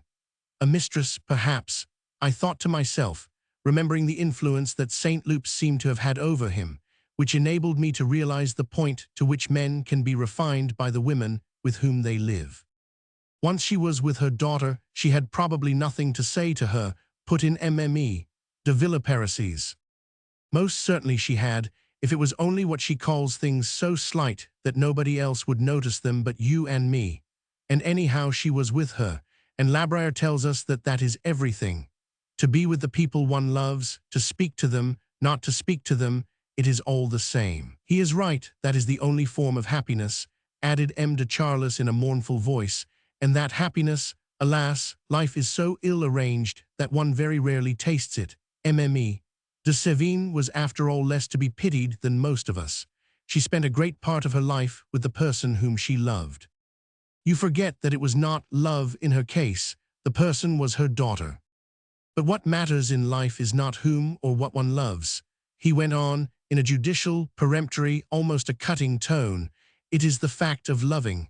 What Mme. de Sévigné felt for her daughter has a far better claim to rank with the passion that Racine described in Andromaque or Phaedra than the commonplace relations young Sévigné had with his mistresses. It's the same with a mystic's love for his god. The hard and fast lines with which we circumscribe love arise solely from our complete ignorance of life. You think all that of Andromaque and Phaedra, do you? Saint Loup asked his uncle in a faintly contemptuous tone. There is more truth in a single tragedy of Racine than in all the dramatic works of Monsieur Victor Hugo, replied M. de Charles. People really are overwhelming, Saint Loup murmured in my ear. Preferring Racine to Victor, you may say what you like, it's epic-making. He was genuinely distressed by his uncle's words, but the satisfaction of saying, you may say what you like, and better still, epic-making, consoled him. In these reflections, upon the sadness of having to live apart from the person whom one loves, which were to lead my grandmother to say to me that Mme. de Villeparisis' nephew understood certain things quite as well as his aunt, but in a different way, and moreover had something about him that set him far above the average clubman. M. de Charles not only allowed a refinement of feeling to appear such as men rarely show. His voice itself, like certain contralto voices which have not been properly trained to the right pitch, so that when they sing it sounds like a duet between a young man and a woman, singing alternately, mounted, when he expressed these delicate sentiments, to its higher notes, took on an unexpected sweetness, and seemed to be embodying choirs of betrothed maidens, of sisters, who poured out the treasures of their love. But the bevy of young girls, whom M. de Charles in his horror of every kind of effeminacy would have been so distressed to learn that he gave the impression of sheltering thus within his voice, did not confine themselves to the interpretation, the modulation of scraps of sentiment. Often while M. de Charles was talking, one could hear their laughter, shrill, fresh laughter of schoolgirls or coquettes, quizzing their partners with all the archness of clever tongues and pretty wits. He told us how a house that had belonged to his family, in which Marie Antoinette had slept, with a park laid out by Lenater, was now in the hands of the Israels, the wealthy financiers who had bought it. Israel, at least that is the name these people go by, which seems to me a generic, a racial term rather than a proper name. One cannot tell, possibly people of that sort do not have names and are designated only by the collective title of the tribe to which they belong. It is of no importance, but fancy, after being a home of the Guermantes, to belong to Israel's. His voice rose. It reminds me of a room in the Chateau of Blois where the caretaker who was showing me over said, "This is where Mary Stuart used to say her prayers. I use it to keep my brooms in." Naturally, I wish to know nothing more of this house that has let itself be dishonored, any more than of my cousin Clara de Chimay after she left her husband. But I keep a photograph of the house, when it was still unspoiled, just as I keep one of the princess before her large eyes had learned to gaze on anyone but my cousin. A photograph acquires something of the dignity which it ordinarily lacks when it ceases to be a reproduction of reality and shows us things that no longer exist. I could give you a copy, since you are interested in that style of architecture, he said to my grandmother. At that moment, noticing that the embroidered handkerchief which he had in his pocket was showing some colored threads, he thrust it sharply down out of sight with the scandalized air of a prudish, but far from innocent lady concealing attractions which, by an excess of scrupulosity, she regards as indecent. Would you believe, he went on, that the first thing the creatures did was to destroy Lenater's park, which is as bad as slashing a picture by Poussin? For that alone, these Israels ought to be in prison. It is true, he added with a smile after a moment's silence, that there are probably plenty of other reasons why they should be there. In any case, you can imagine the effect, with that architecture behind it, of an English garden. But the house is in the same style as the Petit Trianon, said Mme. de Villeparisis, and Marie Antoinette had an English garden laid out there. Which all the same ruins Gabriel's front, replied M. de Charles. Obviously, it would be an act of vandalism now to destroy the haymow, but whatever may be the spirit of the age, I doubt, all the same, whether in that respect, a whim of Mme. Israel has the same importance as the memory of the Queen. Meanwhile, my grandmother had been making signs to me to go up to bed, in spite of the urgent appeals of Saint Loup, who, to my utter confusion, had alluded in front of M. de Charles to the depression that used often to come upon me at night before I went to sleep, which his uncle must regard as betokening a sad want of virility. I lingered a few moments still, then went upstairs, and was greatly surprised when a little later, having heard a knock at my bedroom door and asked who was there, I heard the voice of M. de Charles saying dryly, "It is Charles. May I come in, sir, sir?" He began again in the same tone as soon as he had shut the door. "My nephew was saying just now that you were apt to be worried at night before going to sleep, and also that you were an admirer of Bergot's books. As I had one here in my luggage which you probably do not know, I have brought it to help you to while away these moments in which you are not comfortable." I thanked M. de Charles with some warmth, and told him that, on the contrary, I had been afraid that what Saint Loup had said to him about my discomfort when night came would have made me appear in his eyes more stupid even than I was. "No, why," he answered in a gentler voice. "You have not perhaps any personal merit, so few of us have, but for a time at least you have youth, and that is always a charm. Besides, sir, the greatest folly of all is to laugh at or to condemn in others what one does not happen oneself to feel. I love the night, and you tell me that you are afraid of it. I love the scent of roses, and I have a friend whom it throws into a fever. Do you suppose that I think, for that reason, that he is inferior to me? I try to understand everything, and I take care to condemn nothing. After all, you must not be too sorry for yourself. I do not say that these moods of depression are not painful. I know that one can be made to suffer by things which the world would not understand. But at least you have placed your affection wisely in your grandmother. You see a great deal of her, and besides, that is a legitimate affection. I mean one that is repaid. There are so many of which one cannot say that." He began walking up and down the room, looking at one thing, taking up another. I had the impression that he had something to tell me and could not find the right words to express it. "I have another volume of Bergot here. I will fetch it for you," he went on, and rang the bell. Presently a page came. "Go and find me your head waiter. He is the only person here who is capable of obeying an order intelligently," said M. de Charles stiffly. "Monsieur Ames, sir?" asked the page. "I cannot tell you his name. Yes, I remember now, I did hear him called Ames. Run along, I am in a hurry." "He won't be a minute, sir. I saw him downstairs just now," said the page, anxious to appear efficient. There was an interval of silence. The page returned. "Sir, M. Ames has gone to bed, but I can take your message." "No, you have only to get him out of bed." "But I can't do that, sir. He doesn't sleep here." "Then you can leave us alone." "But, sir," I said when the page had gone, "you are too kind. One volume of Bergot will be quite enough." "That is just what I was thinking." M. de Charles walked up and down the room. Several minutes passed in this way, then after a prolonged hesitation and several false starts, he swung sharply round and his voice once more stinging, flung at me, "Good night, sir," and left the room. After all the lofty sentiments which I had heard him express that evening next day, which was the day of his departure, on the beach, before noon, when I was on my way down to bathe, and M. de Charles had come across to tell me that my grandmother was waiting for me to join her as soon as I left the water, I was greatly surprised to hear him say, pinching my neck as he spoke, with a familiarity and a laugh that were frankly vulgar, "But he doesn't give a damn for his old grandmother, does he, eh, little rascal?" "What, sir? I adore her." "Sir," he said, stepping back a pace, and with a glacial air, "you are still young. You should profit by your youth to learn two things. First, to refrain from expressing sentiments that are too natural not to be taken for granted, and secondly, not to dash into speech to reply to things that are said to you before you have penetrated their meaning.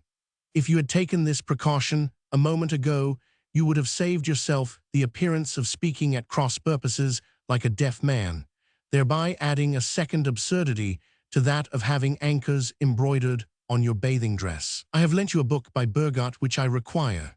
See that it is brought to me within the next hour by that head waiter with the silly and inappropriate name, who, I suppose, is not in bed at this time of day. You make me see that I was premature in speaking to you last night of the charms of youth.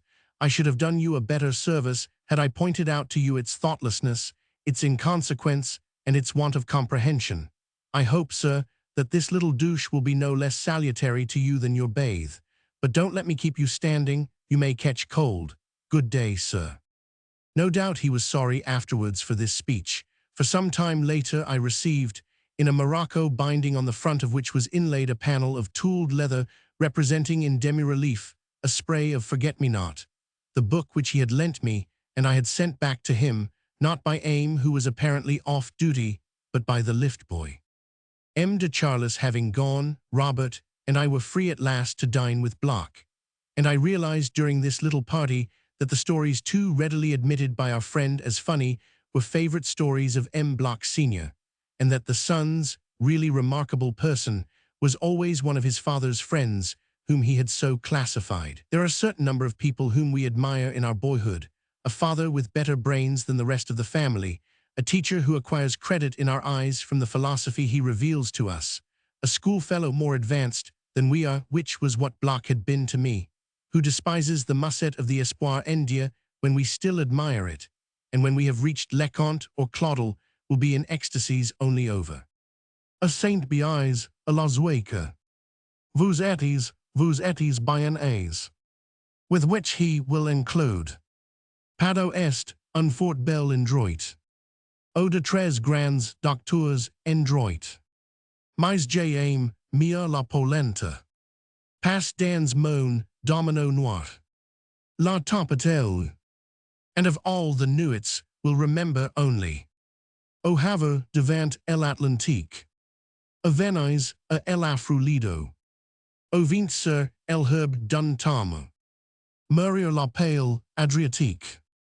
So whenever we confidently admire anyone, we collect from him, we quote with admiration sayings vastly inferior to the sort which, left to our own judgment, we would sternly reject, just as the writer of a novel puts into it, on the pretext that they are true, things which people have actually said, which in the living context are like a dead weight, form the dull part of the work. Saint Simon's portraits composed by himself, and very likely without his admiring them himself, are admirable, whereas what he cites as the charming wit of his clever friends is frankly dull where it has not become meaningless. He would have scorned to invent what he reports as so pointed or so colored when said by Mme. Cornell or Louis Roman XIV, a point which is to be remarked also in many other writers, and is capable of various interpretations, of which it is enough to note but one for the present, namely, that in the state of mind in which we observe, we are a long way below the level to which we rise when we create. There was then, embedded in my friend Bloch, a father Bloch who lagged 40 years behind his son, told impossible stories and laughed as loudly at them from the heart of my friend as did the separate, visible, and authentic father Bloch, since to the laugh which the latter emitted, not without several times repeating the last word, so that his public might taste the full flavor of the story, was added the braying laugh with which the son never failed, at table, to greet his father's anecdotes. Thus it came about that, after saying the most intelligent things young Bloch, to indicate the portion that he had inherited from his family, would tell us for the 30th time some of the gems which Father Bloch brought out only with his swallowtail coat, on the solemn occasions on which young Bloch brought someone to the house on whom it was worth while making an impression, one of his masters, a chum who had taken all the prizes, or this evening, St. Loup and myself. For instance, a military critic of great insight who had brilliantly worked out, supporting them with proofs, the reasons for which, in the Russo-Japanese War, the Japanese must inevitably be beaten and the Russians victorious, or else. He is an eminent gentleman who passes for a great financier in political circles and for a great politician among financiers. These stories were interchangeable with one about Baron de Rothschild and one about Sir Rufus Israels, who were brought into the conversation in an equivocal manner which might let it be supposed that M. Bloch knew them personally. I was myself taken in, and from the way in which M. Bloch spoke of Bergot, I assumed that he too was an old friend. But with him, as with all famous people, M. Bloch knew them only without actually knowing them, from having seen them at a distance in the theater or in the street. He imagined, moreover, that his appearance, his name, his personality were not unknown to them, and that when they caught sight of him, they had often to repress a stealthy inclination to bow. People in society, because they know men of talent, original characters, and have them to dine in their houses, do not on that account understand them any better. But when one has lived to some extent in society, the The silliness of its inhabitants makes one too anxious to live, suppose too high a standard of intelligence in the obscure circles in which people know only without actually knowing. I was to discover this when I introduced the topic of Bergot. M. Bloch was not the only one who was a social success at home. My friend was even more so with his sisters, whom he continually questioned in a hectoring tone, burying his face in his plate, all of which made them laugh until they cried. They had adopted their brother's language and spoke it fluently, as if it had been obligatory and the only form of speech that people of intelligence might use. When we arrived, the eldest sister said to one of the younger ones, "Go, tell our sage father and our venerable mother." "Puppies," said Bloch, "I present to you the Cavalier Saint Loup, hurler of javelins, who is come for a few days from Doncières to the dwellings of polished stone, fruitful in horses." And since he was as vulgar as he was literary, his speech ended as a rule in some pleasantry of a less Homeric kind. "See, draw closer your pepler with fair clasps. What is all that I see? Does your mother know you're out?" And the Mrs. Bloch subsided in a tempest of laughter. I told their brother how much pleasure he had given me by recommending me to read Bergot, whose books I had loved. M. Bloch Sr., who knew Bergot only by sight, and Bergot's life only from what was common gossip, had a manner quite as indirect of making the acquaintance of his books, by the help of criticisms that were apparently literary. He lived in the world of very nearlies, where people salute the empty air and arrive at wrong judgments. Inexactitude, incompetence do not modify their assurance, quite the contrary. It is the propitious miracle of self-esteem that, since few of us are in a position to enjoy the society of distinguished people, or to form intellectual friendships, those to whom they are denied still believe themselves to be the best endowed of men, because the optics of our social perspective make every grade of society seem the best to him who occupies it, and beholds as less favored than himself, less fortunate and therefore to be pitied, the greater men whom he names and calumniates without knowing, judges and despises without understanding them. Even in cases where the multiplication of his modest personal advantages by his self-esteem would not suffice to assure a man the dose of happiness, superior to that accorded to others, which is essential to him, envy is always there to make up the balance. It is true that if envy finds expression in scornful phrases, we must translate, "I have no wish to know him," by "I have no means of knowing him." That is the intellectual sense, but the emotional sense is indeed, "I have no wish to know him." The speaker knows that it is not true, but he does not, all the same, say it simply to deceive. He says it because it is what he feels, and that is sufficient to bridge the gulf between them, that is to say, to make him happy. Self-centeredness, thus enabling every human being to see the universe spread out in a descending scale beneath himself, who is its lord.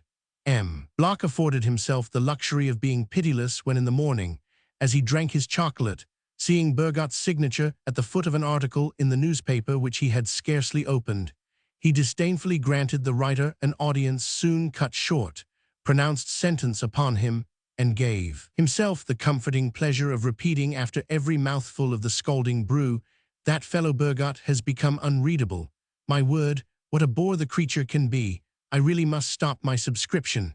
How involved it all is, bread and butter nonsense." And he helped himself to another slice.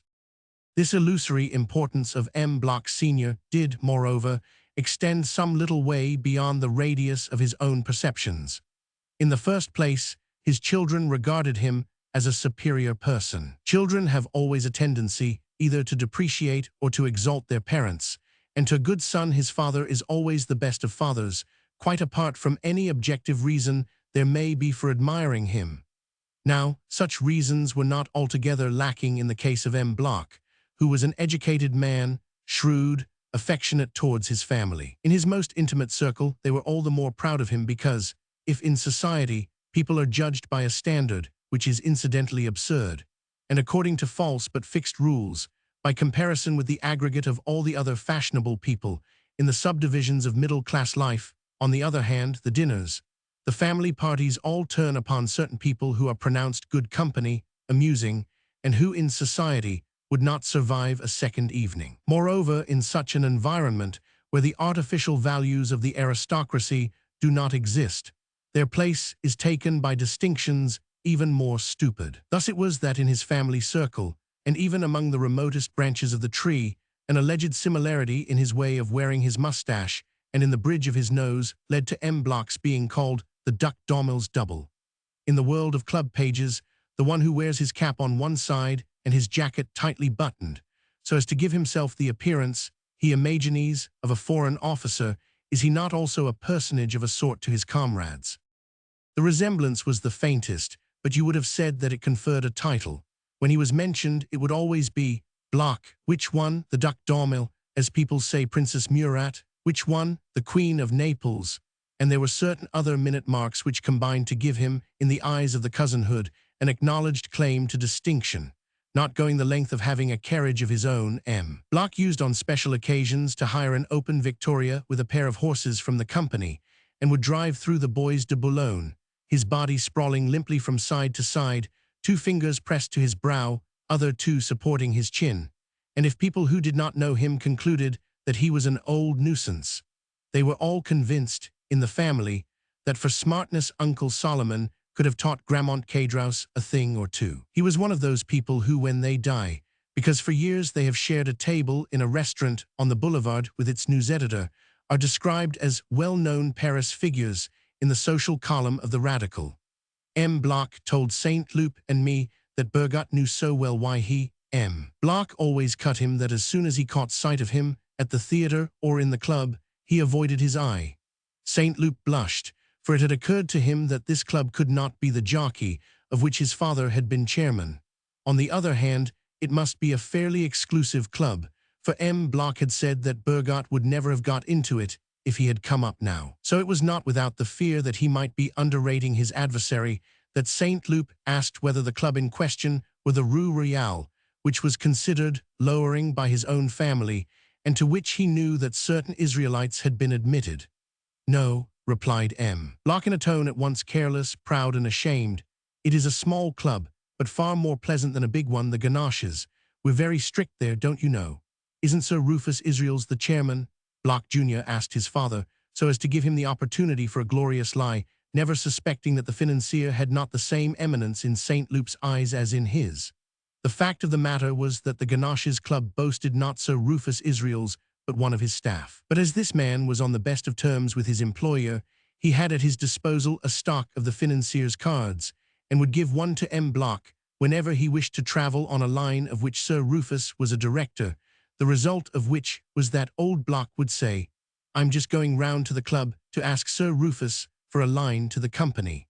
And the card enabled him to dazzle the guards on the trains. The Mrs. Bloch were more interested in Bergot, and reverting to him rather than pursue the subject of the Ganaches, the youngest asked her brother, in the most serious tone imaginable, for she believed that there existed in the world, for the designation of men of talent, no other terms than those which he was in the habit of using. Is he really an amazing good egg, this Bergot? Is he in the category of the great lads, good eggs like Villiers and Catullus? I've met him several times at dress rehearsals, said M. Nissim Bernard.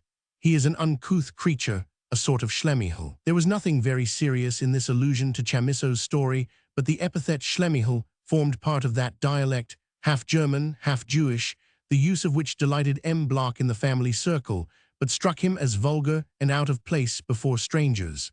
And so he cast a reproving glance at his uncle. He has talent, said Bloch. Ah, his sister sighed gravely, as though to imply that in that case there was some excuse for me. All writers have talent, said M. Bloch scornfully.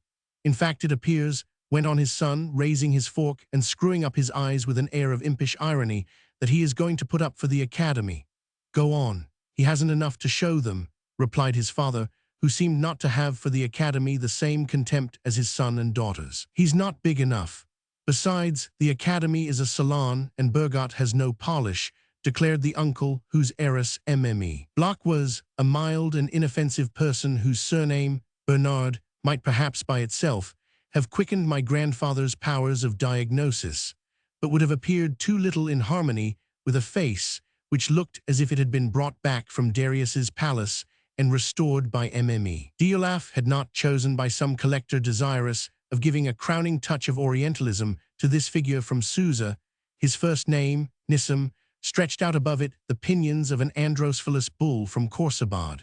But M. Bloch never stopped insulting his uncle, whether it was that he was excited by the unresisting good humor of his butt, or that the rent of the villa being paid by M. Nissim Bernard, the beneficiary, wished to show that he kept his independence, and more important still, that he was not seeking by flattery to make sure of the rich inheritance to come. What most hurt the old man was being treated so rudely in front of the manservant. He murmured an unintelligible sentence of which all that could be made out was, "When the Mescors are in the room." Mescors in the Bible means the servant of God.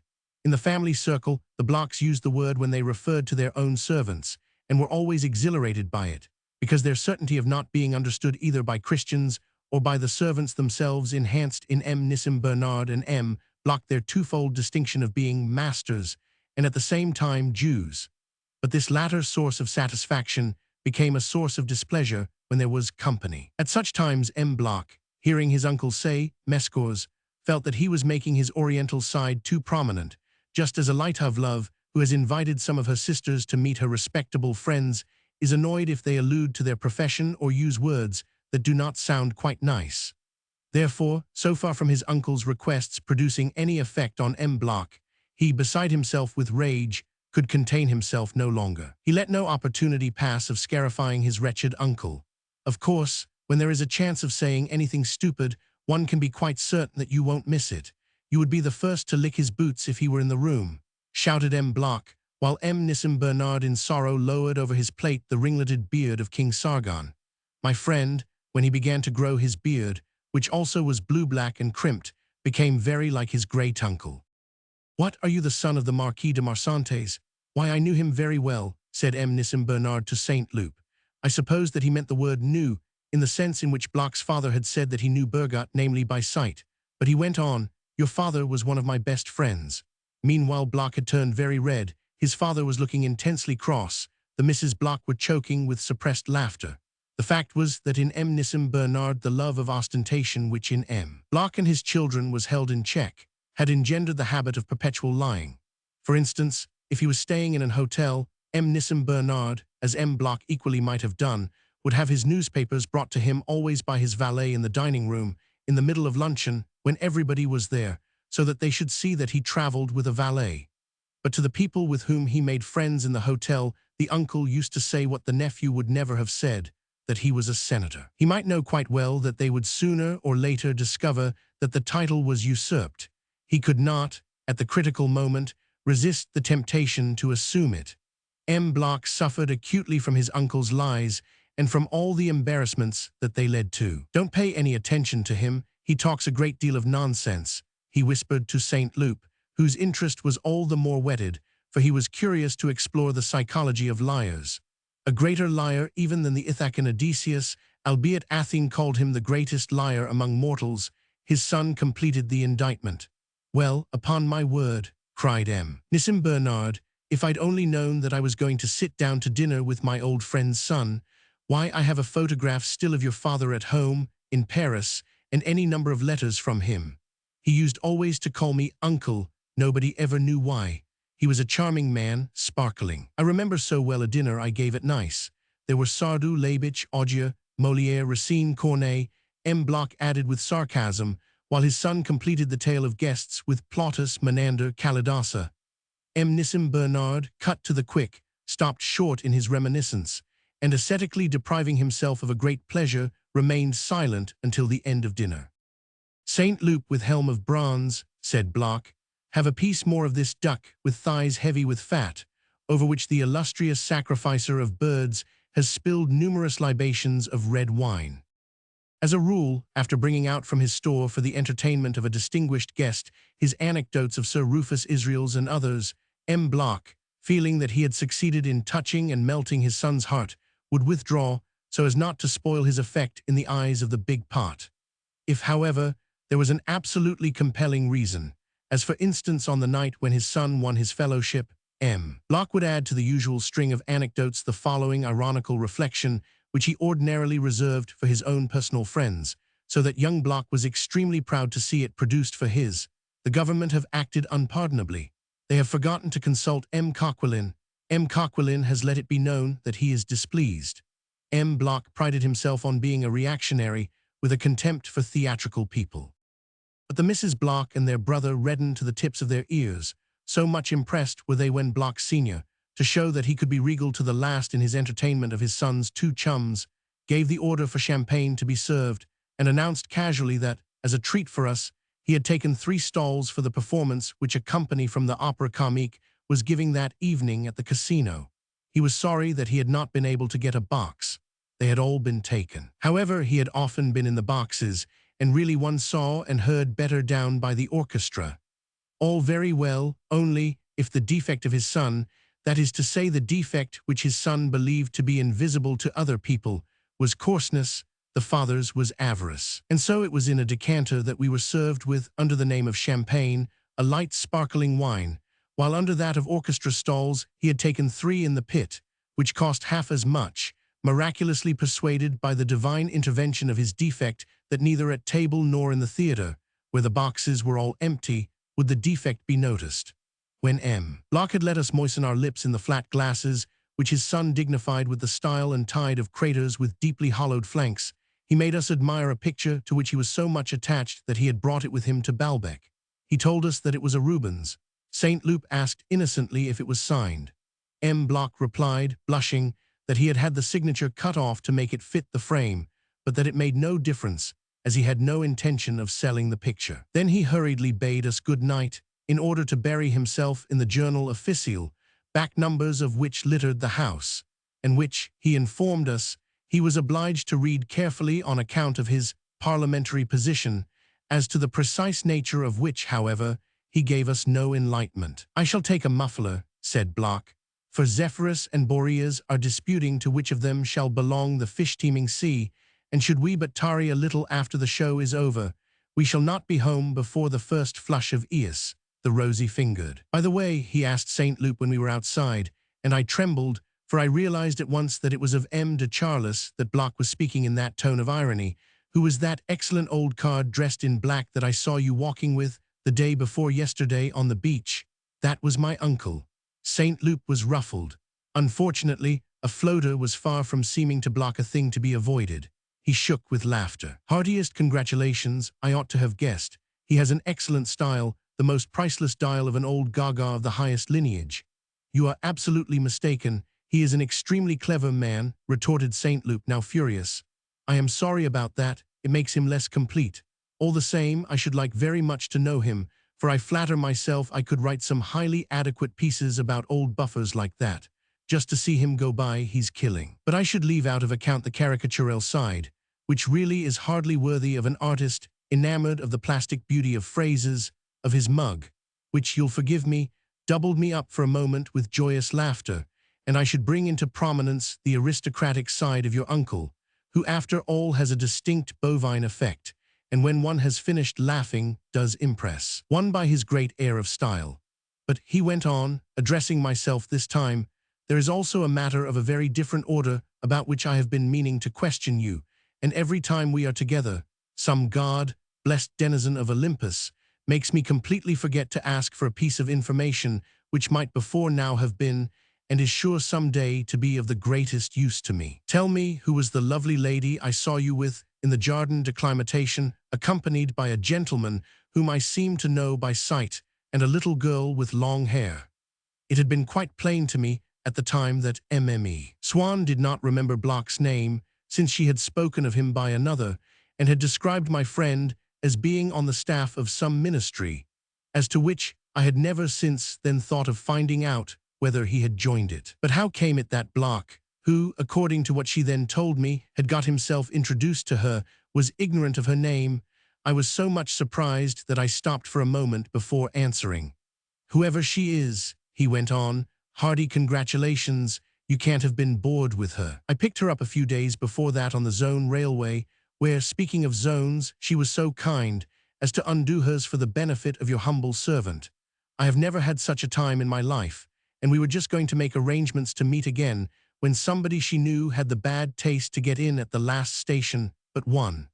My continued silence did not appear to please Bloch. "I was hoping," he said, "thanks to you, to learn her address, so as to go there several times a week to taste in her arms the delights of Eros, dear to the gods.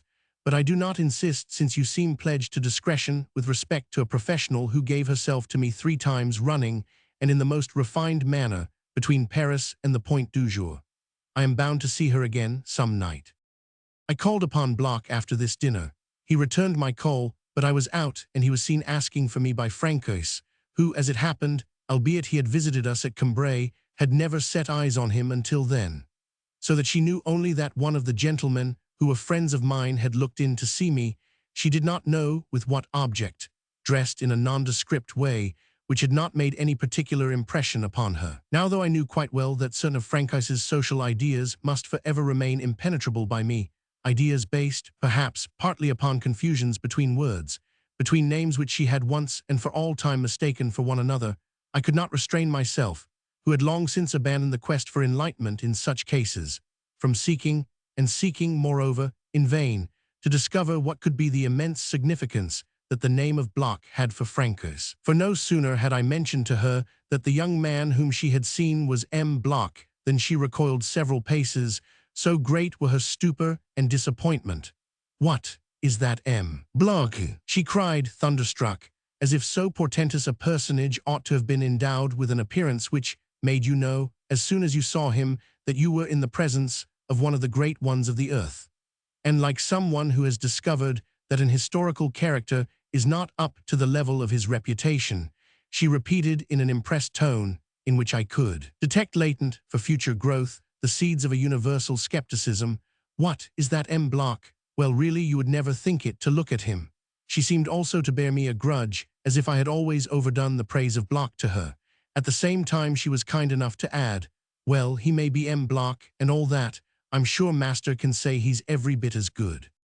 She had presently, with respect to Saint Loup, whom she worshipped, a disillusionment of a different kind and of less severity. She discovered that he was a republican. Now, for all that, when speaking, for instance, of the Queen of Portugal, she would say with that disrespect which is, among the people, the supreme form of respect, Amélie, Philippe's sister, Francois was a royalist.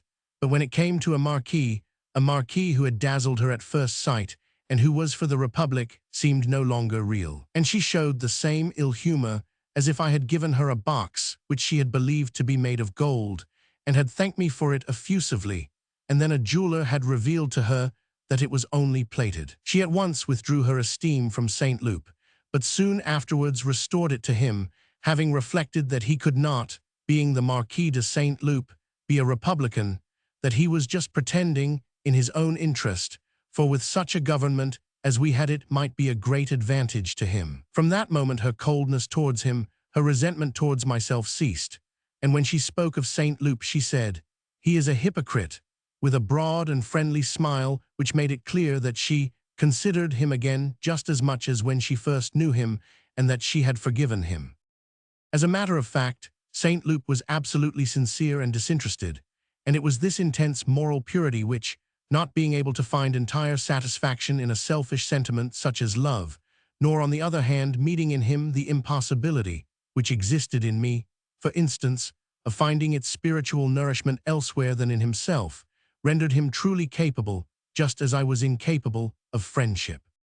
Francois was no less mistaken about Saint Loup when she complained that he had that sort of air, as if he did not look down upon the people, but that it was all just a pretense, and you had only to see him when he was in a temper with his groom. It had indeed sometimes happened that Robert would scold his groom with a certain amount of brutality, which proved that he had the sense not so much of the difference as of the equality between classes and masses. But he said in answer to my rebuke of his having treated the man rather harshly, "Why should I go out of my way to speak politely to him? Isn't he my equal? Isn't he just as near to me as any of my uncles and cousins? You seem to think that I ought to treat him with respect, as an inferior. You talk like an aristocrat," he added scornfully. And indeed, if there was a class to which he showed himself prejudiced and hostile, it was the aristocracy, so much so that he found it as hard to believe in the superior qualities of a man in society as he found it easy to believe in those of a man of the people. When I mentioned the Princess de Luxembourg, whom I had met with his aunt, An old trout, was his comment. Like all that lot, she's a sort of cousin of mine, by the way. Having a strong prejudice against the people who frequented it, he went rarely into society, and the contemptuous or hostile attitude which he adopted towards it served to increase, among all his near relatives, the painful impression made by his intimacy with a woman on the stage, a connection which, they declared, would be his ruin, blaming it specially for having bred in him that spirit of denigration, that bad spirit, and for having led him astray, after which it was only a matter of time before he would have dropped out altogether. And so, many easygoing men of the Faubourg Saint-Germain were without compunction when they spoke of Robert's mistress. Those girls do their job, they would say, they are as good as anybody else. But that one, no, thank you, we cannot forgive her. She has done too much harm to a fellow we were fond of. Of course, he was not the first to be caught in that snare. But the others amused themselves like men of the world, continued to think like men of the world about politics, about everything. As for him, his family found him soured. They did not bear in mind that, for many young men of fashion who would otherwise remain uncultivated mentally, rough in their friendships, without gentleness or taste, it is very often their mistress who is their real master, and connections of this sort the only school of morals in which they are initiated into a superior culture and learn the value of disinterested relations. Even among the lower orders, who, when it comes to coarseness, so often remind us of the world of fashion, the woman, more sensitive, finer, more leisured, is driven by curiosity to adopt certain refinements, respect certain beauties of sentiment and of art which, though she may fail to understand them, she nevertheless places above what has seemed most desirable to the man, above money or position. Now whether the mistress be a young blood's, such as Saint Loup, or a young workman's, electrician's, for instance, must now be included in our truest order of chivalry, her lover has too much admiration and respect for her not to extend them also to what she herself respects and admires, and for him the scale of values is thereby reversed. Her sex alone makes her weak. She suffers from nervous troubles, inexplicable things which in a man, or even in another woman, a woman whose nephew or cousin he was, would bring a smile to the lips of this stalwart young man. But he cannot bear to see her suffer whom he loves. The young nobleman who, like Saint Loup, has a mistress acquires the habit, when he takes her out to dine, of carrying in his pocket the valerian drops, which she may need, of ordering the waiter, firmly and with no hint of sarcasm, to see that he shuts the doors quietly and not to put any damp moss on the table, so as to spare his companion those discomforts which himself he has never felt, which compose for him an occult world in whose reality she has taught him to believe, discomforts for which he now feels pity without in the least needing to understand them, for which he will still feel pity when other women than she shall be the sufferers. Saint Loup's mistress, as the first monks of the Middle Ages taught Christendom, had taught him to be kind to animals, for which she had a passion, never moving without her dog, her canaries, her lovebirds. Saint Loup looked after them with motherly devotion and treated as brutes the people who were not good to dumb creatures. On the other hand, an actress or so-called actress, like this one who was living with him, whether she were intelligent or not, and as to that I had no knowledge, by making him find the society of fashionable women boring, and look upon having to go out to a party as a painful duty, had saved him from snobbishness and cured him of frivolity. If, thanks to her, his social engagements filled a smaller place in the life of her young lover, at the same time, whereas if he had been simply a drawing-room man, vanity or self-interest would have dictated his choice of friends, as rudeness would have characterized his treatment of them. His mistress had taught him to bring nobility and refinement into his friendship. With a feminine instinct, with a keener appreciation in men of certain qualities of sensibility which her lover might perhaps, without her guidance, have misunderstood and laughed at them, she had always been swift to distinguish from among the rest of Saint Loup's friends the one who had a real affection for him, and to make that one her favorite. She knew how to make him feel grateful to such a friend, show his gratitude, notice what things gave his friend pleasure and what pain. And presently Saint Loup, without any more need of her to prompt him, began to think of all these things by himself, and at Balbec, where she was not with him, for me whom she had never seen, whom he had perhaps not yet so much as mentioned in his letters to her, of his own accord would pull up the window of a carriage in which I was sitting, take out of the room the flowers that made me feel unwell, and when he had to say goodbye to several people at once managed to do so before it was actually time for him to go, so as to be left alone and last with me, to make that distinction between them and me, to treat me differently from the rest. His mistress had opened his mind to the invisible, had brought a serious element into his life, delicacy into his heart, but all this escaped his sorrowing family, who repeated, "That creature will be the death of him. Meanwhile she's doing what she can to disgrace him." It is true that he had succeeded in getting out of her all the good that she was capable of doing him, and that she now caused him only incessant suffering, for she had taken an intense dislike to him and tormented him in every possible way. She had begun, one fine day, to look upon him as stupid and absurd because the friends that she had among the younger writers and actors had assured her that he was, and she duly repeated what they had said with that passion, that want of reserve which we show whenever we receive from without and adopt as our own opinions or customs of which we previously knew nothing. She readily professed, like her actor friends, that between Saint Loup and herself there was a great gulf fixed, and not to be crossed, because they were of different races, because she was an intellectual and he, whatever he might pretend, the born enemy of the intellect. This view of him seemed to her profound, and she sought confirmation of it in the most insignificant words, the most trivial actions of her lover. But when the same friends had further convinced her that she was destroying, in company so ill-suited to her, the great hopes which she had, they said, aroused in them, that her lover would leave a mark on her, that by living with him she was spoiling her future as an artist. To her contempt for Saint Loup was added the same hatred that she would have felt for him if he had insisted upon inoculating her with a deadly germ. She saw him as seldom as possible, at the same time postponing the hour of a definite rupture, which seemed to me a highly improbable event. Saint Loup made such sacrifices for her that unless she was ravishingly beautiful, but he had always refused to show me her photograph, saying, "For one thing, she's not a beauty, and besides she always takes badly. These are only some snapshots that I took myself with my Kodak. They would give you a wrong idea of her.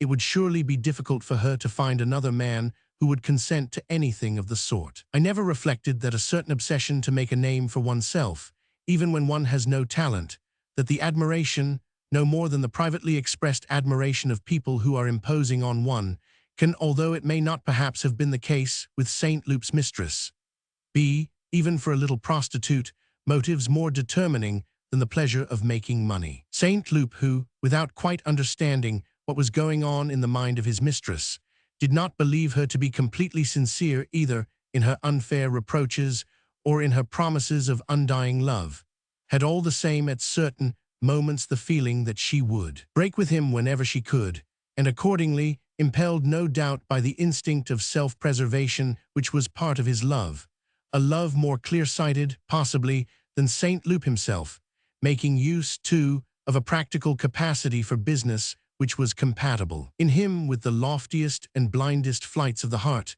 had refused to settle upon her any capital, had borrowed an enormous sum so that she should want nothing, but made it over to her only from day to day. And no doubt, assuming that she really thought of leaving him, she was calmly waiting until she had feathered her nest, a process which, with the money given her by Saint Loup, would not perhaps take very long, but would all the same require a time which must be conceded to prolong the happiness of my new friend or his misery.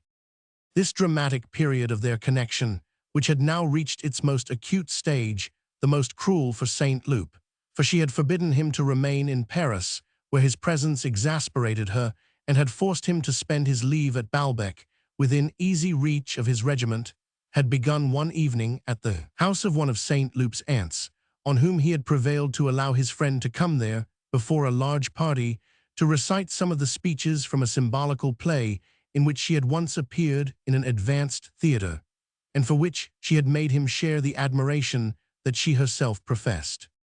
But when she appeared in the room, with a large lily in her hand, and wearing a costume copied from the Ancilia Domini, which she had persuaded Saint Loup was an absolute vision of beauty, her entrance had been greeted in that assemblage of clubmen and duchesses with smiles which the monotonous tone of her chantings, the oddity of certain words, and their frequent recurrence had changed into fits of laughter, stifled at first, but presently so uncontrollable that the wretched reciter had been unable to go on. Next day St. Luke's aunt had been universally censured for having allowed so grotesque an actress to appear in her drawing-room. A well-known duke made no bones about telling her that she had only herself to blame if she found herself criticized. Damn it all, people really don't come to see turns like that. If the woman had talent, even, but she has none and never will have any. 'Pon my soul, Paris is not such a fool as people make out. Society does not consist exclusively of imbeciles. This little lady evidently believed that she was going to take Paris by surprise, but Paris is not so easily surprised as all that, and there are still some things that they can't make us swallow. As for the actress, she left the house with St. Luke, exclaiming, "What do you mean by letting me in for those geese, those uneducated bitches, those dirty corner boys? I don't mind telling you, there wasn't a man in the room who didn't make eyes at me or squeeze my foot, and it was because I wouldn't look at them that they were out for revenge." Words which had changed Robert's antipathy for people in society into a horror that was at once deep and distressing, and was provoked in him most of all by those who least deserved it, devoted kinsmen who, on behalf of the family, had sought to persuade St. Luke's lady to break with him, a move which she represented to him as inspired by their passion for her. Robert, although he had at once ceased to see them, used to imagine when he was parted from his mistress as he was now, that they or others like them were profiting by his absence to return to the charge and had possibly prevailed over her. And when he spoke of the sensualists who were disloyal to their friends, who sought to seduce their friends' wives, tried to make them come to houses of assignation, his whole face would glow with suffering and hatred. "I would kill them with less compunction than I would kill a dog, which is at least a well-behaved beast, and loyal and faithful. There are men who deserve the guillotine, if you like, far more than poor wretches who have been led into crime by poverty and by the cruelty of the rich." He spent the greater part of his time in sending letters and telegrams to his mistress. Every time that, while still preventing him from returning to Paris, she found an excuse to quarrel with him by post, I read the news at once in his evident discomposure. Inasmuch as his mistress never told him what fault she found with him, suspecting that possibly if she did not tell him it was because she did not know herself, and simply had had enough of him, he would still have liked an explanation and used to write to her, "Tell me what I have done wrong. I am quite ready to acknowledge my faults," the grief that overpowered him having the effect of persuading him that he had behaved badly. But she kept him waiting indefinitely for her answers which, when they did come, were meaningless.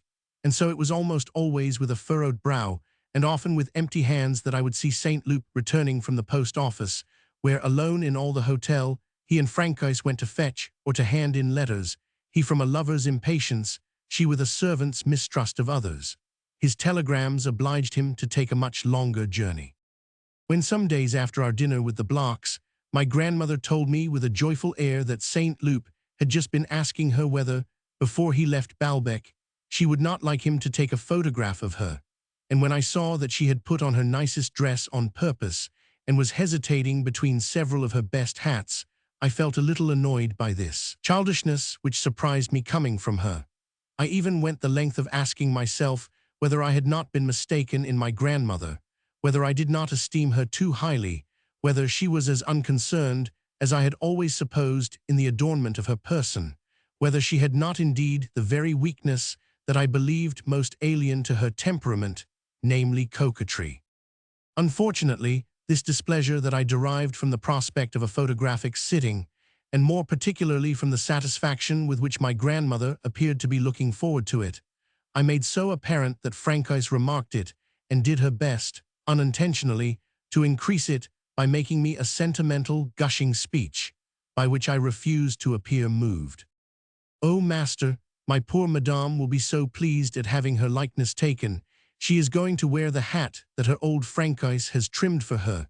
You must allow her, master." I acquired the conviction that I was not cruel in laughing at Francois's sensibility, by reminding myself that my mother and grandmother, my models in all things, often did the same. But my grandmother, noticing that I seemed cross, said that if this plan of her sitting for her photograph offended me in any way, she would give it up. I would not let her. I assured her that I saw no harm in it, and left her to adorn herself. But thinking that I showed my penetration and strength of mind, I added a few stinging words of sarcasm, intended to neutralize the pleasure which she seemed to find in being photographed, so that if I was obliged to see my grandmother's magnificent hat, I succeeded at least in driving from her face that joyful expression which ought to have made me glad. But alas, it too often happens, while the people we love best are still alive, that such expressions appear to us as the exasperating manifestation of some unworthy freak of fancy, rather than as the precious form of the happiness which we should dearly like to procure for them. My ill humor arose more particularly from the fact that, during the last week, my grandmother had appeared to be avoiding me, and I had not been able to have her to myself for a moment, either by night or day. When I came back in the afternoon to be alone with her, for a little I was told that she was not in the hotel, or else she would shut herself up with Francais for endless confabulations, which I was not permitted to interrupt. And when, after being out all evening with Saint Loup, I had been thinking on the way home of the moment at which I should be able to go to my grandmother and to kiss her, in vain might I wait for her to knock on the partition between us the 3 little taps which would tell me to go in and say good night to her. I heard nothing. At length I would go to bed, a little resentful of her for depriving me, with an indifference so new and strange in her, of a joy on which I had so much counted. I would lie still for a while, my heart throbbing as in my childhood, listening to the wall which remained silent, until I cried myself to sleep. Zeisgabe. With frieze of girls.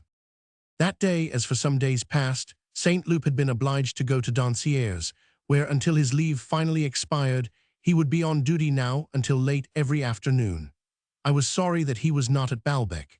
I had seen a light from carriages and pass, some into the ballroom of the casino, others into the ice cream shop, young women who at a distance had seemed to me lovely. I was passing through one of those periods of our youth, unprovided with any one definite love, vacant, in which at all times and in all places, as a lover the woman by whose charms he is smitten, we desire, we seek, we see beauty. Let but a single real feature, the little that one distinguishes of a woman seen from afar or from behind, enable us to project the form of beauty before our eyes.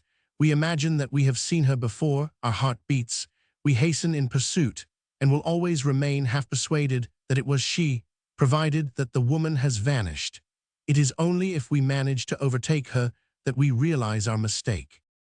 Besides, as I grew more and more delicate, I was inclined to overrate the simplest pleasures because of the difficulties that sprang up in the way of my attaining them. Charming women I seemed to see all round me, because I was too tired if it was on the beach, too shy if it was in the casino or at a pastry cook's, to go anywhere near them. And yet if I was soon to die, I should have liked first to know the appearance at close quarters, in reality of the prettiest girls that life had to offer, even although it should be another than myself, or no one at all, who was to take advantage of the offer. I did not, in fact, appreciate the desire for possession that underlay my curiosity. I should have had the courage to enter the ballroom if Saint Loup had been with me. Left by myself, I was simply hanging about in front of the Grand Hotel until it was time for me to join my grandmother, when, still almost at the far end of the paved front, along which they projected in a discordant spot of color, I saw coming towards me 5 or 6 young girls, as different in appearance and manner from all the people whom one was accustomed to see at Balbec as could have been, landed there none knew whence, a flight of gulls which performed with measured steps upon the sands, the dawdlers using their wings to overtake the rest, a movement the purpose of which seems as obscure to the human bathers, whom they do not appear to see, as it is clearly determined in their own birdish minds. One of these strangers was pushing as she came, with one hand, her bicycle. 2 others carried golf clubs, and their attire generally was in contrast to that of the other girls at Balbec, some of whom, it was true, went in for games, but without adopting any special outfit. It was the hour at which ladies and gentlemen came out every day for a turn on the front, exposed to the merciless fire of the long glasses fastened upon them, as if they had each borne some disfigurement which she felt it her duty to inspect in its minutest details, by the chief magistrate's wife, proudly seated there with her back to the bandstand, in the middle of that dread line of chairs on which presently they too, actors turned critics, would come and establish themselves, to scrutinize in their turn those others who would then be filing past them. All these people who paced up and down the front, tacking as violently as if it had been the deck of a ship, for they could not lift a leg without at the same time waving their arms, turning their heads and eyes, settling their shoulders, compensating by a balancing movement on one side for the movement they had just made on the other, and puffing out their faces, and who, pretending not to see so as to let it be thought that they were not interested, but covertly watching,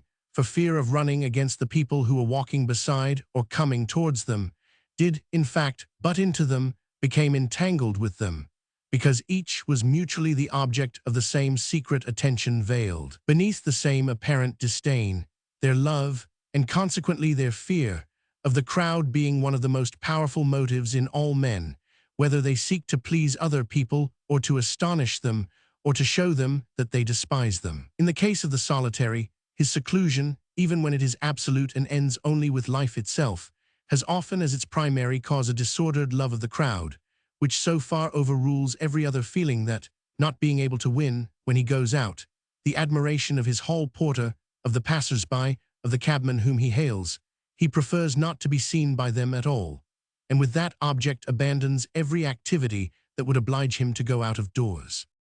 Among all these people, some of whom were pursuing a train of thought, but if so betrayed its instability by spasmodic gestures, a roving gaze as little in keeping as the circumspect titubation of their neighbors, the girls whom I had noticed, with that mastery over their limbs which comes from perfect bodily condition and a sincere contempt for the rest of humanity, were advancing straight ahead, without hesitation or stiffness, performing exactly the movements that they wished to perform, each of their members in full independence of all the rest, the greater part of their bodies preserving that immobility which is so noticeable in a good waltzer.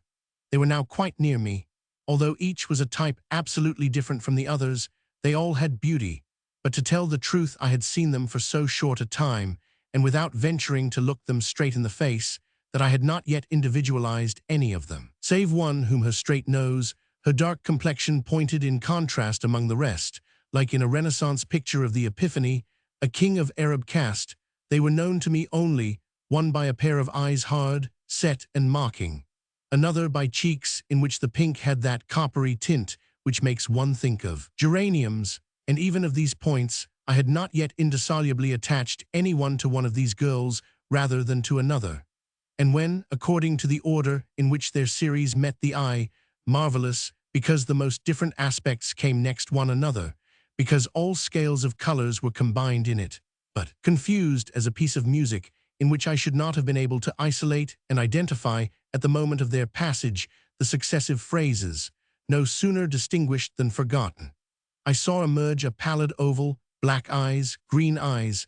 I knew not if these were the same that had already charmed me a moment ago. I could not bring them home to any one girl whom I might thereby have set apart from the rest and so identified.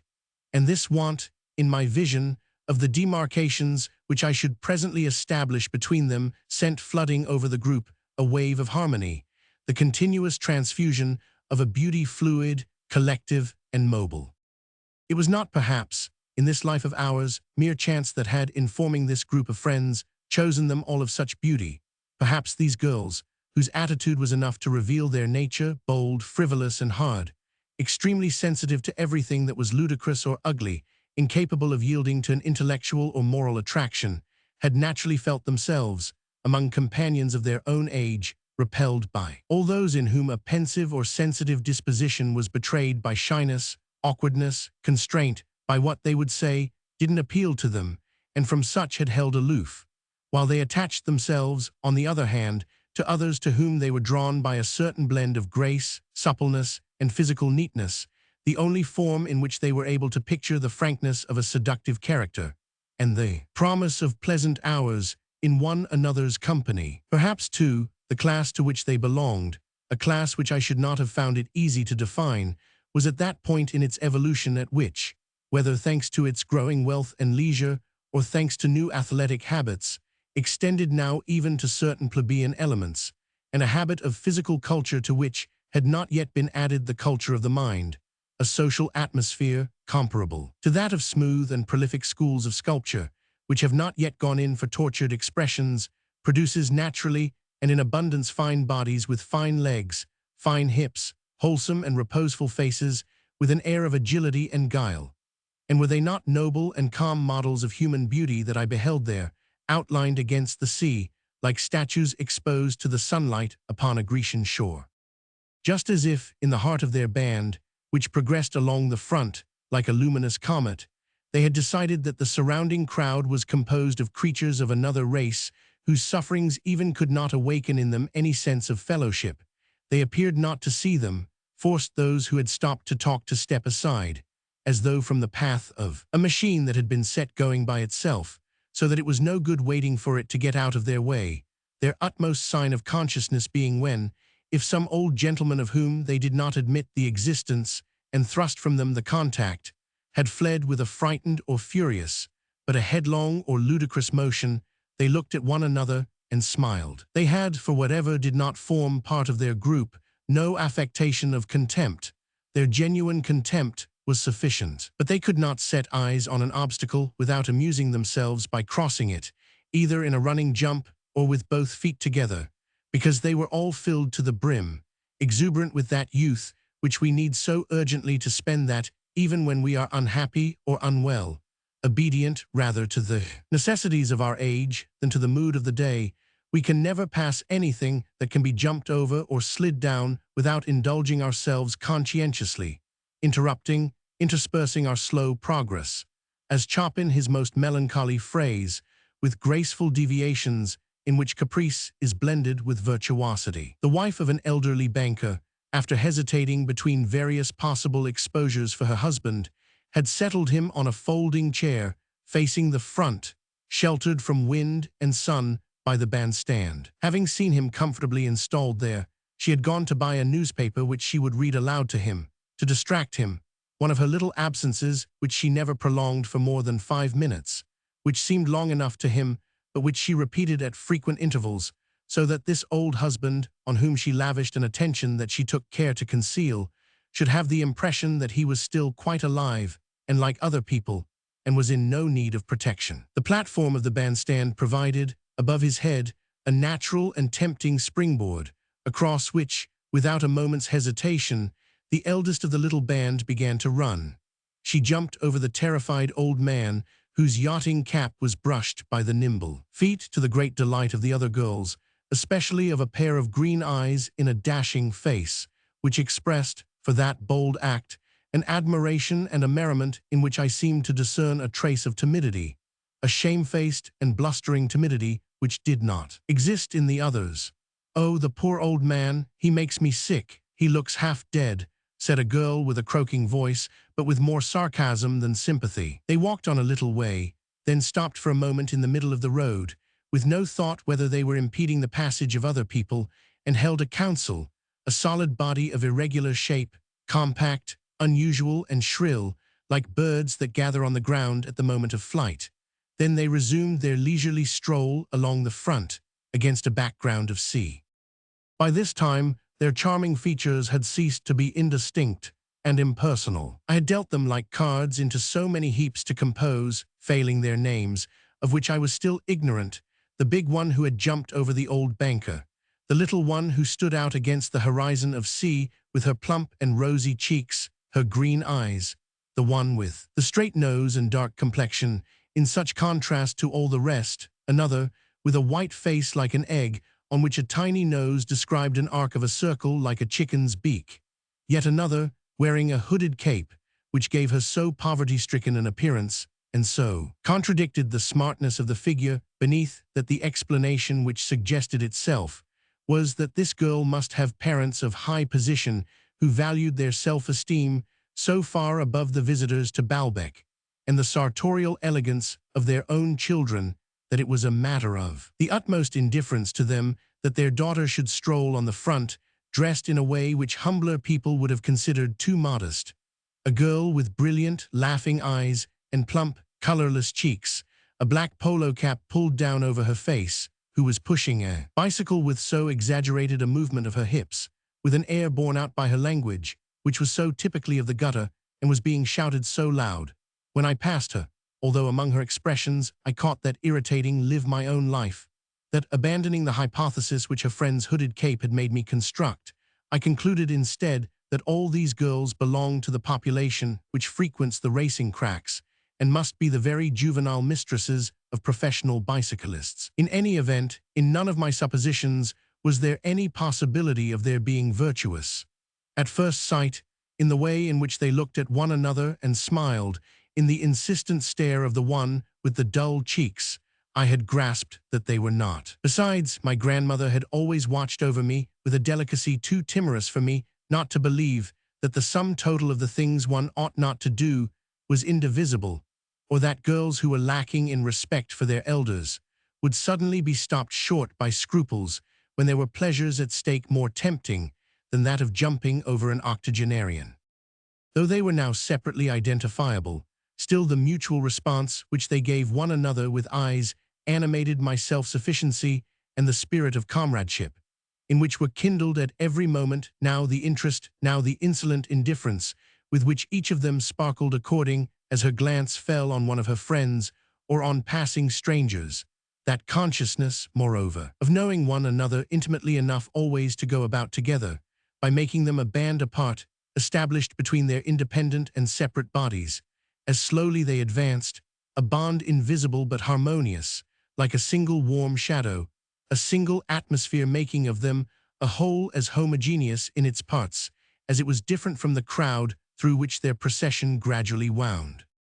For an instant, as I passed the dark one with the fat cheeks who was wheeling a bicycle, I caught her smiling, sidelong glance, aimed from the center of that inhuman world which enclosed the life of this little tribe, an inaccessible, unknown world to which the idea of what I was could certainly never attain nor find a place in it. Wholly occupied with what her companions were saying, this young girl in her polo cap, pulled down very low over her brow, had she seen me at the moment in which the dark ray emanating from her eyes had fallen on me. In the heart of what universe did she distinguish me? It would have been as hard for me to say as, when certain peculiarities are made visible, thanks to the telescope, in a neighboring planet, it is difficult to arrive at the conclusion that human beings inhabit it, that they can see us, or to say what ideas the sight of us can have aroused in their minds. If we thought that the eyes of a girl like that were merely two glittering sequins of mica, we should not be athirst to know her and to unite her life to ours. But we feel that what shines in those reflecting discs is not due solely to their material composition, that it is, unknown to us, the dark shadows of the ideas that the creature is conceiving relative to the people and places that she knows, the turf of racecourses, the sand of cycling tracks over which, pedaling on past fields and woods, she would have drawn me after her, that little Peri, more seductive to me than she of the Persian paradise, the shadows, too, of the home to which she will presently return, of the plans that she is forming or that others have formed for her, and above all that it is she, with her desires, her sympathies, her revulsions, her obscure and incessant will.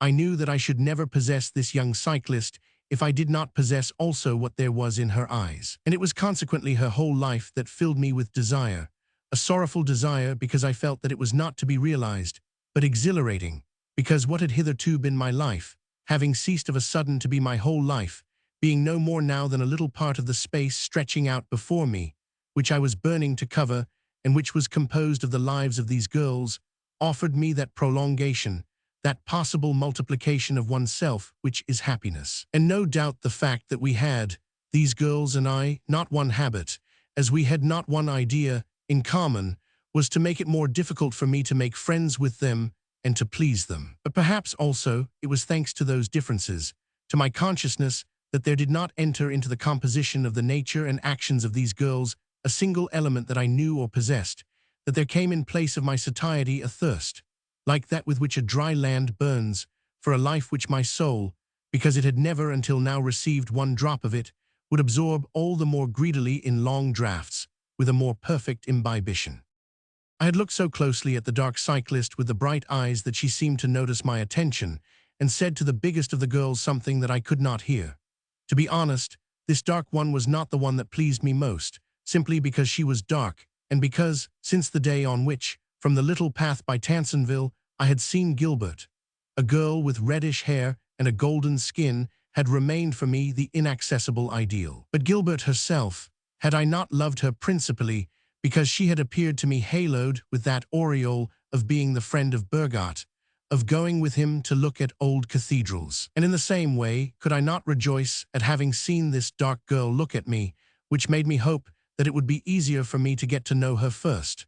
For she would introduce me to the others, to the pitiless one who had jumped over the old man's head, to the cruel one who had said, "He makes me sick, poor old man." To all of them in turn, among whom, moreover, she had the distinction of being their inseparable companion. And yet the supposition that I might some day be the friend of one or other of these girls, that their eyes, whose incomprehensible gaze struck me now and again, playing upon me unawares, like the play of sunlight upon a wall, might ever, by a miraculous alchemy, allow to interpenetrate among their ineffable particles the idea of my existence, some affection for my person, that I myself might some day take my place among them in the evolution of their course by the sea's edge.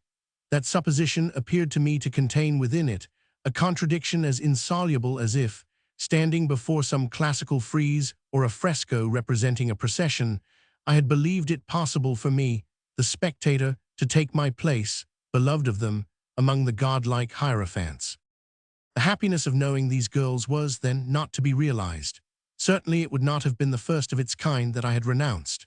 I had only to recall the numberless strangers whom, even at Baalbek, the carriage bowling away from them at full speed had forced me forever to abandon. And indeed the pleasure that was given me by the little band, as noble as if it had been composed of Hellenic virgins, came from some suggestion that there was in it of the flight of passing figures along a road. This fleetingness of persons who are not known to us, who force us to put out from the harbor of life, in which the women whose society we frequent have all, in course of time, laid bare their blemishes, urges us into that state of pursuit in which there is no longer anything to arrest the imagination.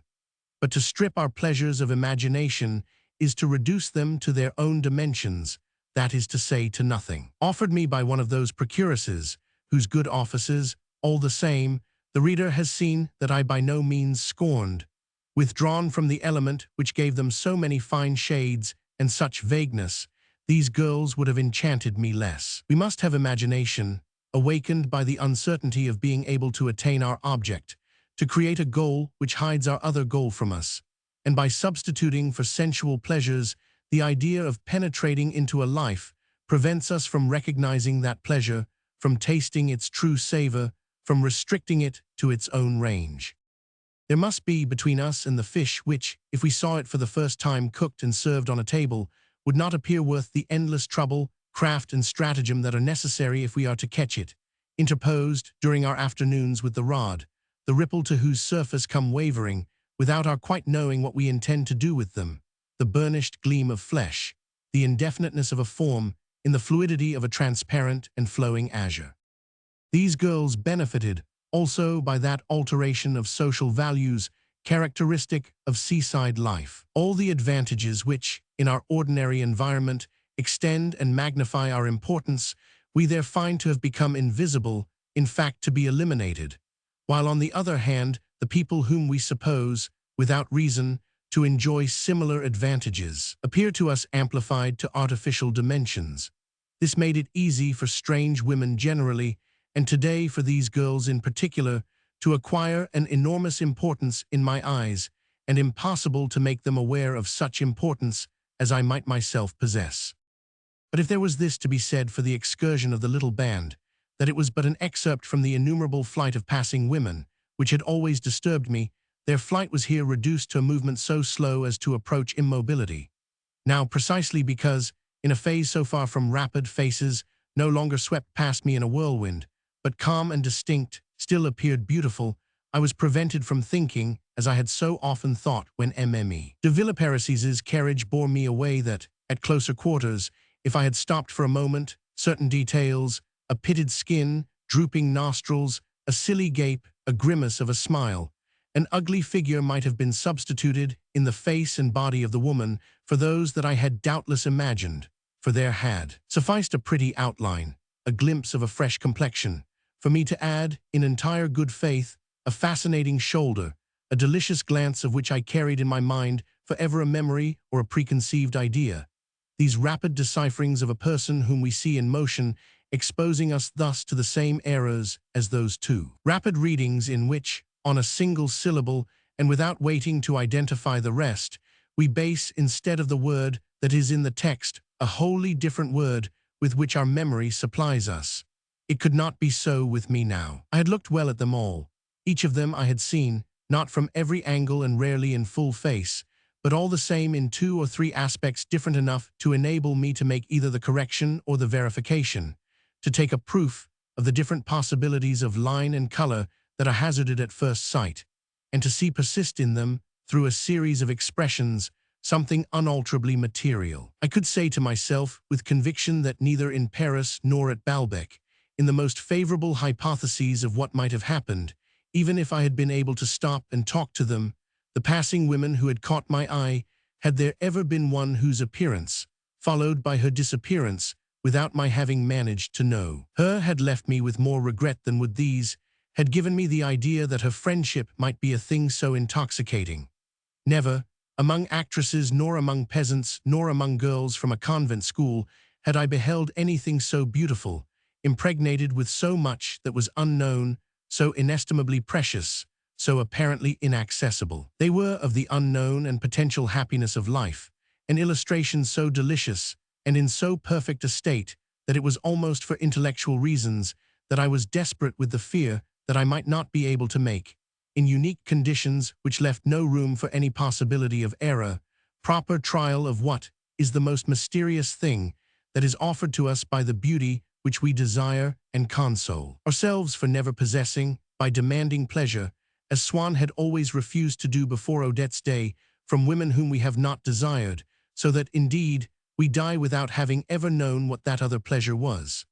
No doubt it was possible that it was not in reality an unknown pleasure, that on a close inspection its mystery would dissipate and vanish, that it was no more than a projection, a mirage of desire. But in that case, I could blame only the compulsion of a law of nature, which, if it applied to these girls, would apply to all, and not the imperfection of the object. For it was that which I should have chosen above all others, feeling quite certain, with a botanist's satisfaction, that it was not possible to find collected anywhere rarer specimens than these young flowers who were interrupting at this moment before my eyes the line of the sea with their slender hedge, like a bower of Pennsylvania roses adorning a garden on the brink of a cliff, between which is contained the whole tract of ocean crossed by some steamer, so slow in gliding along the blue and horizontal line that stretches from one stem to the next that an idle butterfly, dawdling in the cup of a flower which the moving hull has long since passed, can, if it is to fly, and be sure of arriving before the vessel, wait until nothing but the tiniest slice of blue still separates the questing prow from the first petal of the flower towards which it is steering. I went indoors because I was to dine at Rivebelle with Robert, and my grandmother insisted that on those evenings, before going out, I must lie down for an hour on my bed, a rest which the Balbec doctor presently ordered me to extend to the other evenings also. However, there was no need, when one went indoors, to leave the front, and to enter the hotel by the hall, that is to say from behind, by virtue of an alteration of the clock, which reminded me of those Saturdays when, at Cambrai, we used to have luncheon an hour earlier. Now with summer at the full the days had become so long that the sun was still high in the heavens, as though it were only tea time when the tables were being laid for dinner in the Grand Hotel. And so the great sliding windows were kept open from the ground. I had but to step across a low wooden sill to find myself in the dining room, through which I walked and straight across to the lift. As I passed the office, I addressed a smile to the manager, and with no shudder of disgust, gathered one for myself from his face which, since I had been at Balbec, my comprehensive study of it was injecting and transforming, little by little, like a natural history preparation. His features had become familiar to me, charged with a meaning that was of no importance but still intelligible, like a script which one can read, and had ceased in any way to resemble these queer, intolerable characters which his face had presented to me on that first day, when I had seen before me a personage now forgotten, or, if I succeeded in recalling him, unrecognizable. Difficult to identify with this insignificant and polite personality, of which the other was but a caricature, a hideous and rapid sketch. Without either the shyness or the sadness of the evening of my arrival, I rang for the attendant, who no longer stood in silence, while I rose by his side in the lift, as in a mobile thoracic cage propelled upwards along its ascending pillar, but repeated, "There aren't the people now there were a month back. They're beginning to go now. The days are drawing in." He said this not because there was any truth in it, but because, having an engagement, presently, for a warmer part of the coast, he would have liked us all to leave, so that the hotel could be shut up and he have a few days to himself before rejoining in his new place. Rejoin and new were not, by the way, incompatible terms, since, for the lift boy, rejoin was the usual form of the verb to join. The only thing that surprised me was that he condescended to say place, for he belonged to that modern proletariat which seeks to efface from our language every trace of the rule of domesticity. A moment later, however, he informed me that in the situation which he was about to rejoin, he would have a smarter tunic and a better salary, the words livery and wages sounding to him obsolete and unseemly. And as by an absurd contradiction, the vocabulary has, through thick and thin, among us, masters, survived the conception of inequality, I was always failing to understand what the lift boy said. For instance, the only thing that interested me was to know whether my grandmother was in the hotel. Now, forestalling my questions, the lift boy would say to me, "That lady has just gone out from your rooms." I was invariably taken in. I supposed that he meant my grandmother. "No, that lady, I think she's an employee of yours." As in the old speech of the middle classes, which ought really to be done away with, a cook is not called an employee, I thought for a moment. But he must be mistaken. We don't own a factory, we haven't any employees. Suddenly I remembered that the title of employee is, like the wearing of a mustache among waiters, a sop to their self-esteem given to servants, and realized that this lady who had just gone out must be Francaise, probably on a visit to the coffee maker or to watch the Belgian lady's little maid at her sewing, though even this sop did not satisfy the lift boy, for he would say quite naturally, speaking pityingly of his own class, with the working man or the small person, using the same singular form as Racine when he speaks of the poor. But as a rule, for my zeal and timidity of the first evening were now things of the past, I no longer spoke to the lift boy. It was he now who stood there, and received no answer during the short journey on which he threaded his way through the hotel, hollowed out inside like a toy, which extended round about us, floor by floor, the ramifications of its corridors in the depths of which the light grew velvety, lost its tone, diminished the communicating doors, the steps of the service stairs which it transformed into that amber haze, unsubstantial and mysterious as a twilight, in which Rembrandt picks out here and there a windowsill or a well-head. And on each landing a golden light reflected from the carpet indicated the setting sun and the lavatory window. I asked myself whether the girls I had just seen lived at Baalbek, and who they could be. When our desire is thus concentrated upon a little tribe of humanity which it singles out from the rest, everything that can be associated with that tribe becomes a spring of emotion and then of reflection. I had heard a lady say on the front, "She is a friend of the little Simonette girl," with that self-important air of inside knowledge, as who should say, "He is the inseparable companion of young La Rochefoucauld." And immediately she had detected on the face of the person to whom she gave this information a curiosity to see more of the favored person who was a friend of the little Simonette. A privilege, obviously, that did not appear to be granted to all the world, for aristocracy is a relative state, and there are plenty of inexpensive little holes and corners where the son of an upholsterer is the arbiter of fashion and reigns over a court like any young Prince of Wales. I have often since then sought to recall how it first sounded for me there on the beach, that name of Simonette, still quite indefinite as to its form, which I had failed to distinguish, and also as to its significance, to the designation by it of such a person, or perhaps of someone else, imprinted, in fact, with that vagueness, that novelty which we find so moving in the sequel, when the name whose letters are every moment engraved more deeply on our hearts by our incessant thought of them has become. Though this was not to happen to me with the name of the little Simonette, until several years had passed, the first coherent sound that comes to our lips, whether on waking from sleep or on recovering from a swoon, even before the idea of what o'clock it is or of where we are, almost before the word I, as though the person whom it names were more we even than we ourselves, and as though after a brief spell of unconsciousness, the phase that is the first of all to dissolve is that in which we were not thinking of her. I do not know why I said to myself from the first that the name Simonette must be that of one of the band of girls. From that moment, I never ceased to ask myself how I could get to know the Simonette family, get to know them, moreover, through people whom they considered superior to themselves, which ought not to be difficult if the girls were only common little bounders, so that they might not form a disdainful idea of me.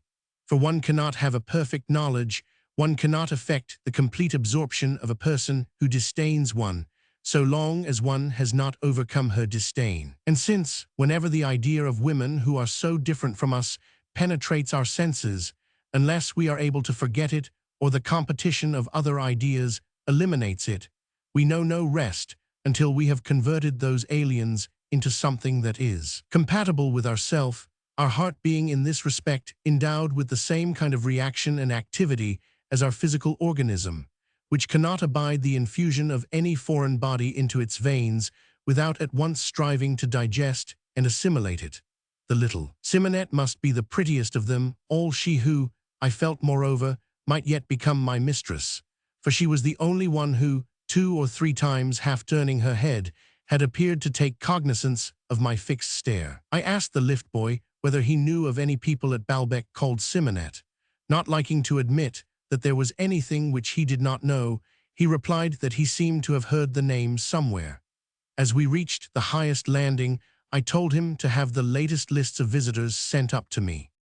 I stepped out of the lift, but instead of going to my room, I made my way farther along the corridor, for before my arrival the valet in charge of the landing, despite his horror of drafts, had opened the window at the end, which instead of looking out to the sea faced the hill and valley inland, but never allowed them to be seen, for its panes, which were made of clouded glass, were generally closed. I made a short station in front of it, time enough just to pay my devotions to the view which for once it revealed over the hill against which the back of the hotel rested, a view that contained but a solitary house planted in the middle distance, though the perspective and the evening light in which I saw it while preserving its mass gave it a sculptural beauty and a velvet background, as though to one of those architectural works in miniature, tiny temples or chapels wrought in gold and enamels, which serve as reliquaries and are exposed only on rare and solemn days for the veneration of the faithful. But this moment of adoration had already lasted too long,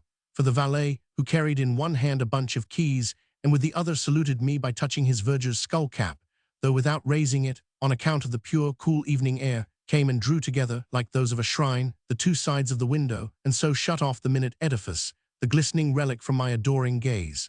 I went into my room. Regularly, as the season advanced, the picture that I found there in my window changed. At first it was broad daylight, and dark only if the weather was bad.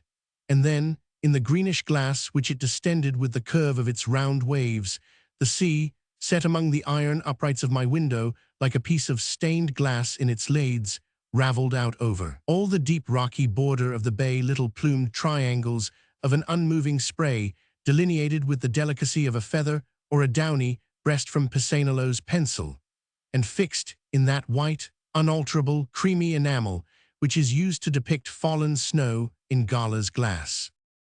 Presently the days grew shorter, and at the moment when I entered my room, the violet sky seemed branded with the stiff, geometrical, traveling, effulgent figure of the sun, like the representation of some miraculous sign, of some mystical apparition, leaning over the sea from the hinge of the horizon as a sacred picture leans over a high altar, while the different parts of the western sky exposed in the glass fronts of the low mahogany bookcases that ran along the walls which I carried back in my mind to the marvelous painting from which they had been detached, seemed like those different scenes which some old master executed long ago for a confraternity upon a shrine, whose separate panels are now exhibited side by side upon the wall of a museum gallery, so that the visitor's imagination alone can restore them to their place on the predella of the reredos.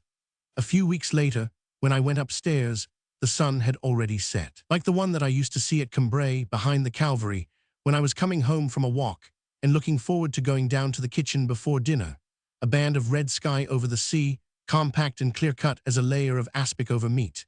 Then, a little later, over a sea already cold and blue like a grey mullet, a sky of the same pink as the salmon that we should presently be ordering at Rivebelle, reawakened the pleasure which I was to derive from the act of dressing to go out to dinner. Over the sea, quite near the shore, were trying to rise, one beyond another, at wider and wider intervals, vapors of a pitchy blackness, but also of the polish and consistency of agate, of a visible weight, so much so that the highest among them, poised at the end of their contorted stem, and overreaching the center of gravity of the pile that had hitherto supported them, seemed on the point of bringing down in ruin this lofty structure already half the height of the sky, and of precipitating it into the sea. The sight of a ship that was moving away like a nocturnal traveler gave me the same impression that I had had in the train of being set free from the necessity of sleep and from confinement in a bedroom. Not that I felt myself a prisoner in the room in which I now was,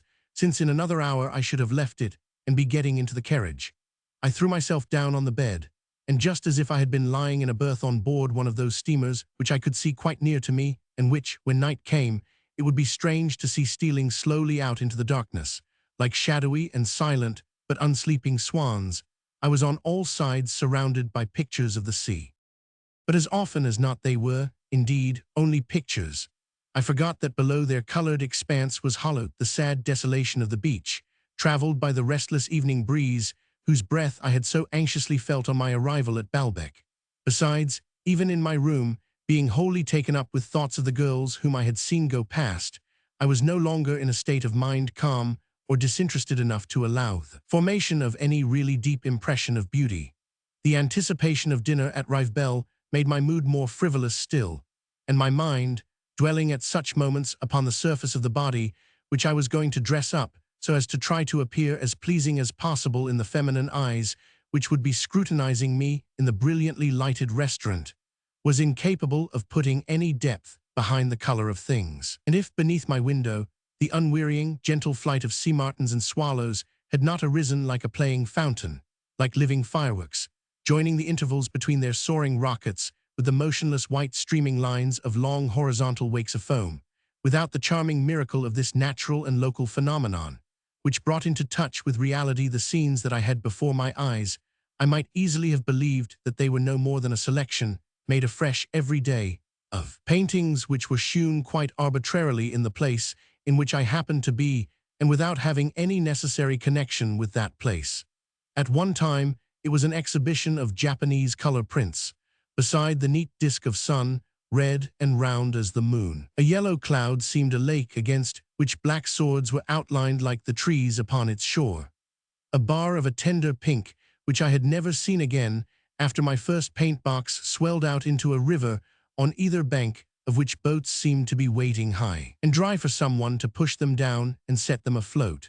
And with the contemptuous, bored, frivolous glance of an amateur or a woman hurrying through a picture gallery between two social engagements, I would say to myself, curious sunset this, it's different from what they usually are, but after all I've seen them just as fine, just as remarkable as this. I had more pleasure on evenings when a ship, absorbed and liquefied by the horizon, so much the same in color as herself, an impressionist exhibition this time, that it seemed to be also of the same matter, appeared as if someone had simply cut out with a pair of scissors her bows, and the rigging in which she tapered into a slender filigree from the vaporous blue of the sky. Sometimes the ocean filled almost the whole of my window, when it was enlarged and prolonged by a band of sky, edged at the top only by a line that was of the same blue as the sea, so that I supposed it all to be still sea, and the change in color due only to some effect of light and shade. Another day the sea was painted only in the lower part of the window, all the rest of which was so filled with innumerable clouds, packed one against another in horizontal bands, that its panes seemed to be intended, for some special purpose, or to illustrate a special talent of the artist to present a cloud study, while the fronts of the various bookcases showing similar clouds, but in another part of the horizon and differently colored by the light, appeared to be offering as it were the repetition, of which certain of our contemporaries are so fond, of one and the same effect always observed at different hours, but able now in the immobility of art to be seen all together in a single room, drawn in pastel and mounted under glass. And sometimes to a sky and sea uniformly gray, a rosy touch would be added with an exquisite delicacy, while a little butterfly that had gone to sleep at the foot of the window seemed to be attaching with its wings at the corner of this harmony in gray and pink, in the Whistler manner, the favorite signature of the Chelsea master. The pink vanished. There was nothing now left to look at. I rose for a moment, and before lying down again, drew close the inner curtains. Above them I could see from my bed the ray of light that still remained, growing steadily fainter and thinner. But it was without any feeling of sadness, without any regret for its passing, that I thus allowed to die above the curtains the hour at which, as a rule, I was seated at table, for I knew that this day was of another kind than ordinary days, longer, like those Arctic days which night interrupts for a few minutes only. I knew that from the chrysalis of the dusk was preparing to emerge, by a radiant metamorphosis, the dazzling light of the Revolve restaurant. I said to myself, "It is time." I stretched myself on the bed and rose and finished dressing, and I found a charm in these idle moments, lightened of every material burden, in which while down below the others were dining, I was employing the forces accumulated during the inactivity of this last hour of the day only in drying my washed body, in putting on a dinner jacket, in tying my tie, in making all those gestures which were already dictated by the anticipated pleasure of seeing again some woman whom I had noticed, last time, at Revolve, who had seemed to be watching me, had perhaps left the table for a moment only in the hope that I would follow her. It was with joy that I enriched myself with all these attractions so as to give myself whole, alert, willing, to a new life, free, without cares, in which I would lean my hesitations upon the calm strength of St. Loup, and would choose from among the different species of animated nature and the produce of every land those which, composing the unfamiliar dishes that my companion would at once order, might have tempted my appetite or my imagination. And then at the end of the season came the days when I could no longer pass indoors from the front through the dining room. Its windows stood open no more, for it was night now outside, and the swarm of poor folk and curious idlers, attracted by the blaze of light which they might not reach, hung in black clusters chilled by the north wind to the luminous sliding walls of that buzzing hive of glass. There was a knock at my door.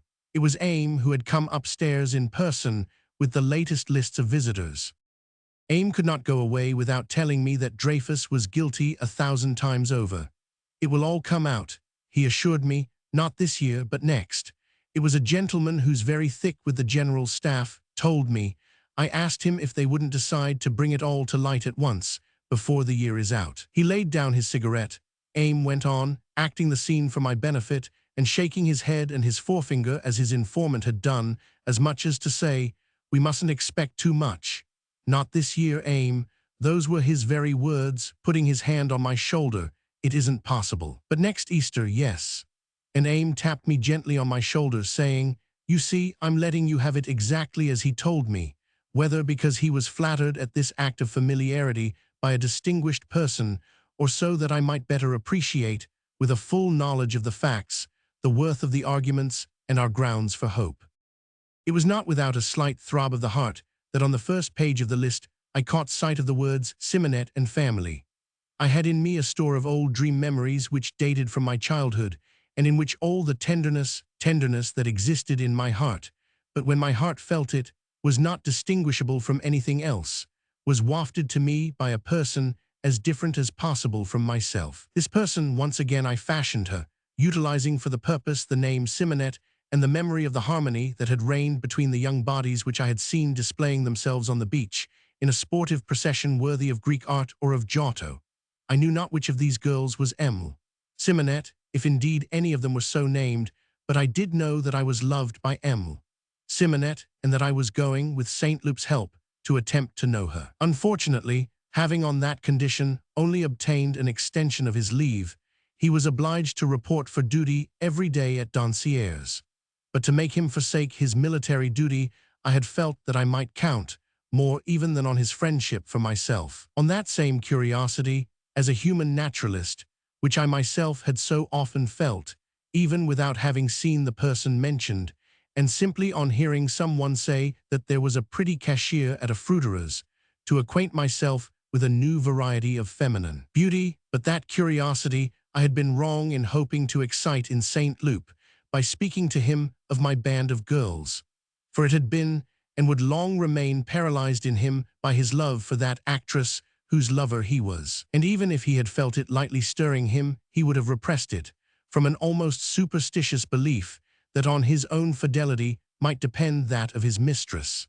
And so, it was without any promise from him that he would take an active interest in my girls that we started out to dine at Rivebelle.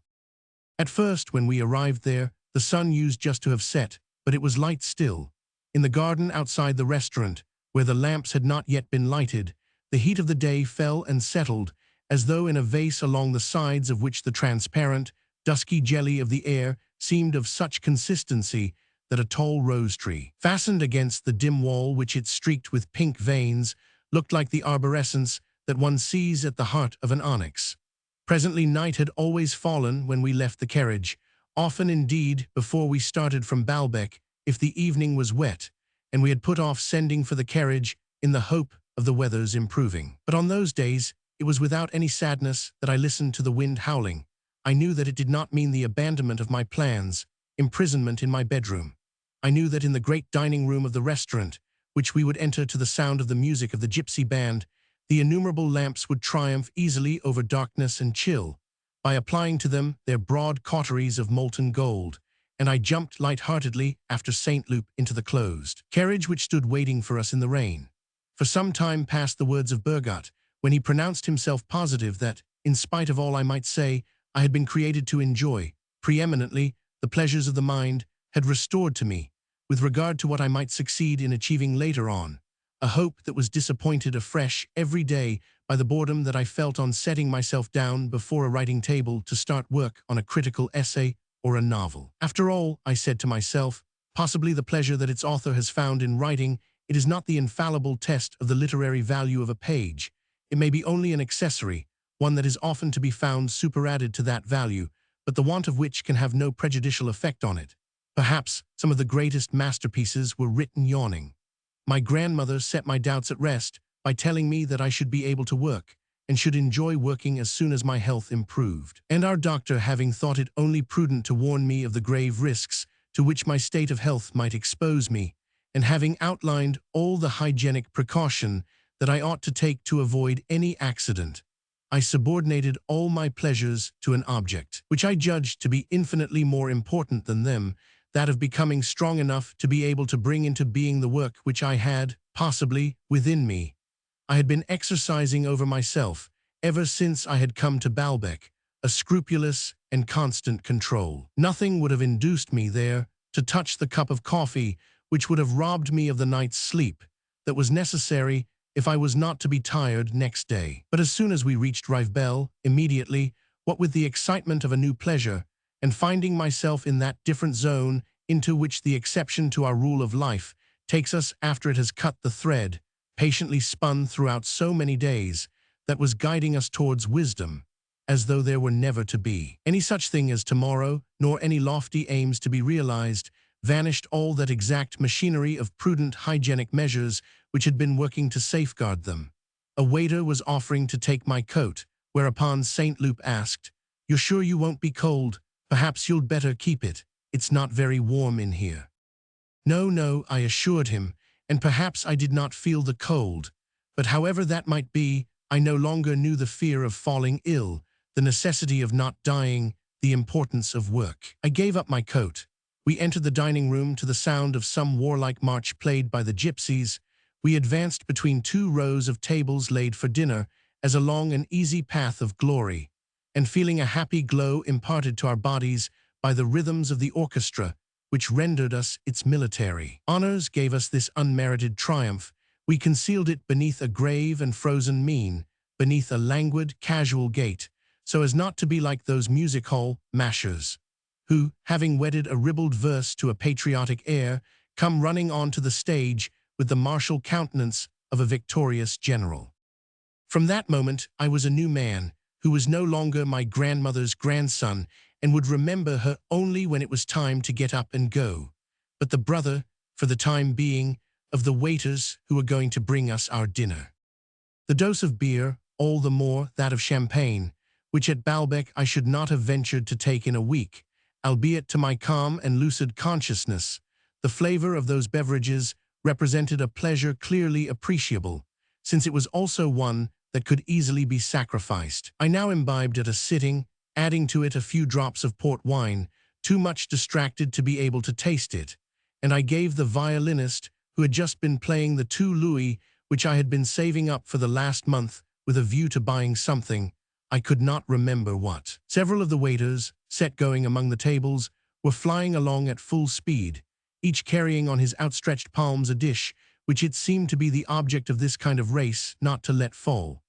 And in fact the chocolate souffles arrived at their destination unspilled, the potatoes à l'anglaise, in spite of the pace which ought to have sent them flying, came arranged, as at the start round the polehack lamb. I noticed one of these servants, very tall, plumed with superb black locks, his face dyed in a tint that suggested rather certain species of rare birds than a human being, who, running without pause, and one would have said, without purpose, from one end of the room to the other, made me think of one of those macaws which fill the big aviaries in zoological gardens with their gorgeous coloring and incomprehensible agitation. Presently the spectacle assumed an order, in my eyes at least, growing at once more noble and more calm.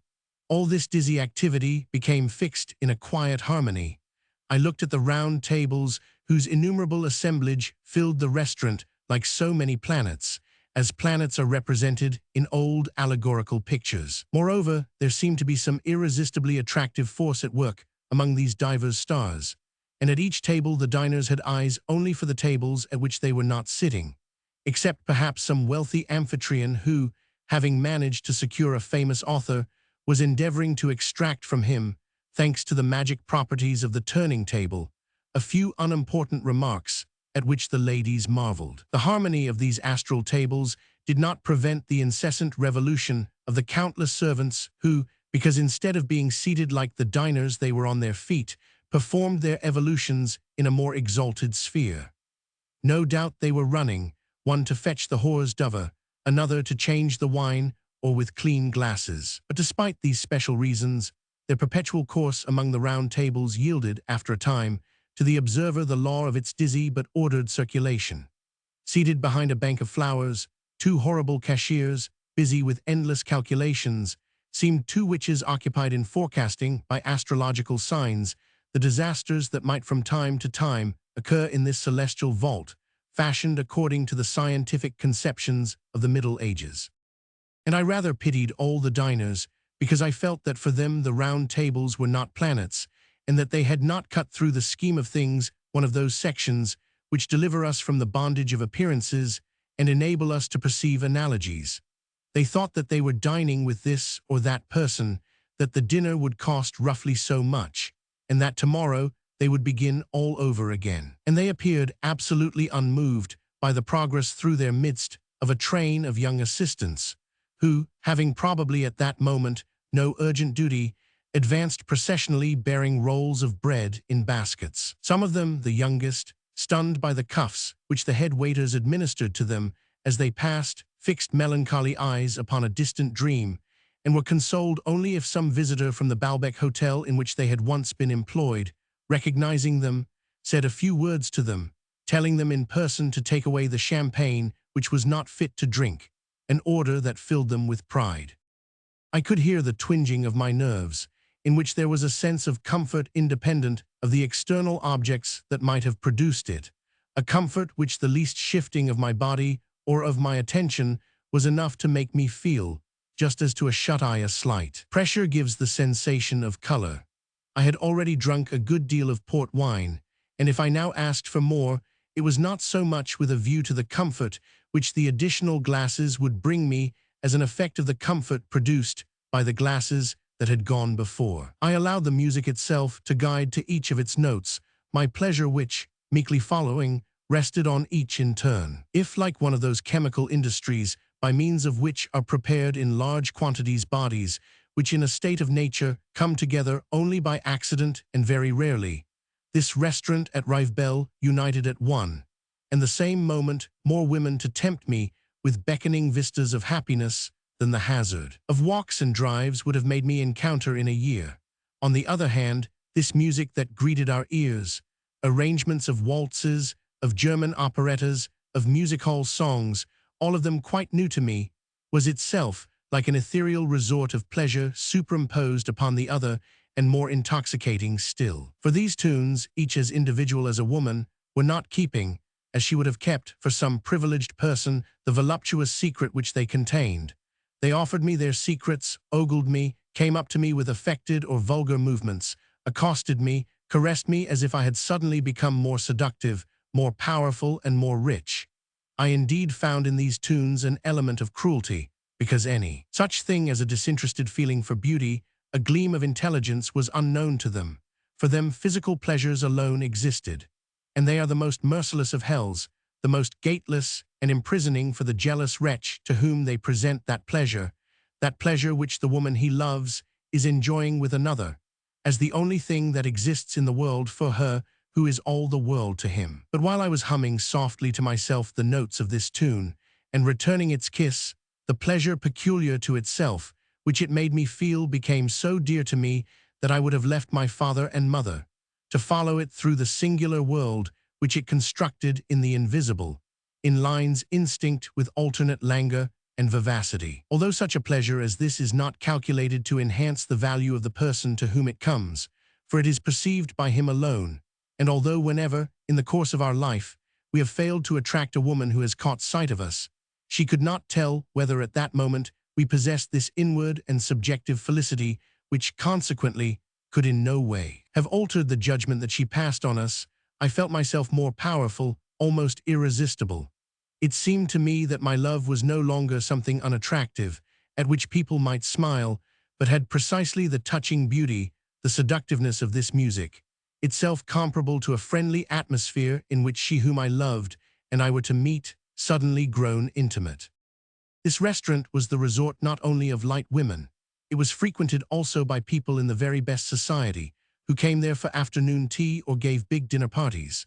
The tea parties were held in a long gallery, glazed and narrow, shaped like a funnel, which led from the entrance hall to the dining room and was bounded on one side by the garden, from which it was separated, save for a few stone pillars, only by its wall of glass, in which panes would be opened here and there. The result of which, apart from ubiquitous draughts, was sudden and intermittent bursts of sunshine, a dazzling light that made it almost impossible to see the tea drinkers, so that when they were installed there, at tables crowded pair after pair the whole way along the narrow gully, as they were shot with colors at every movement they made in drinking their tea or in greeting one another, you would have called it a reservoir, a stewpond in which the fisherman has collected all his glittering catch, and the fish, half out of water and bathed in sunlight, dazzle the eye as they mirror an ever-changing iridescence.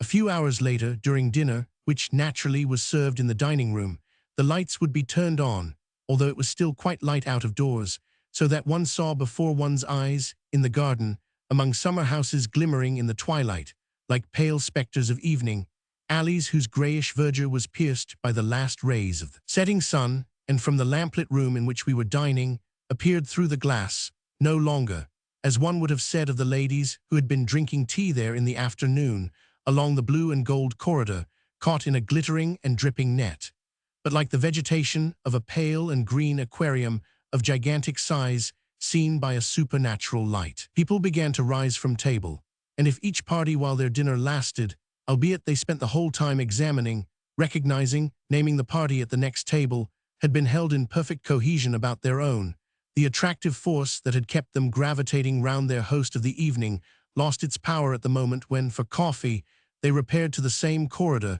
that had been used for the tea parties.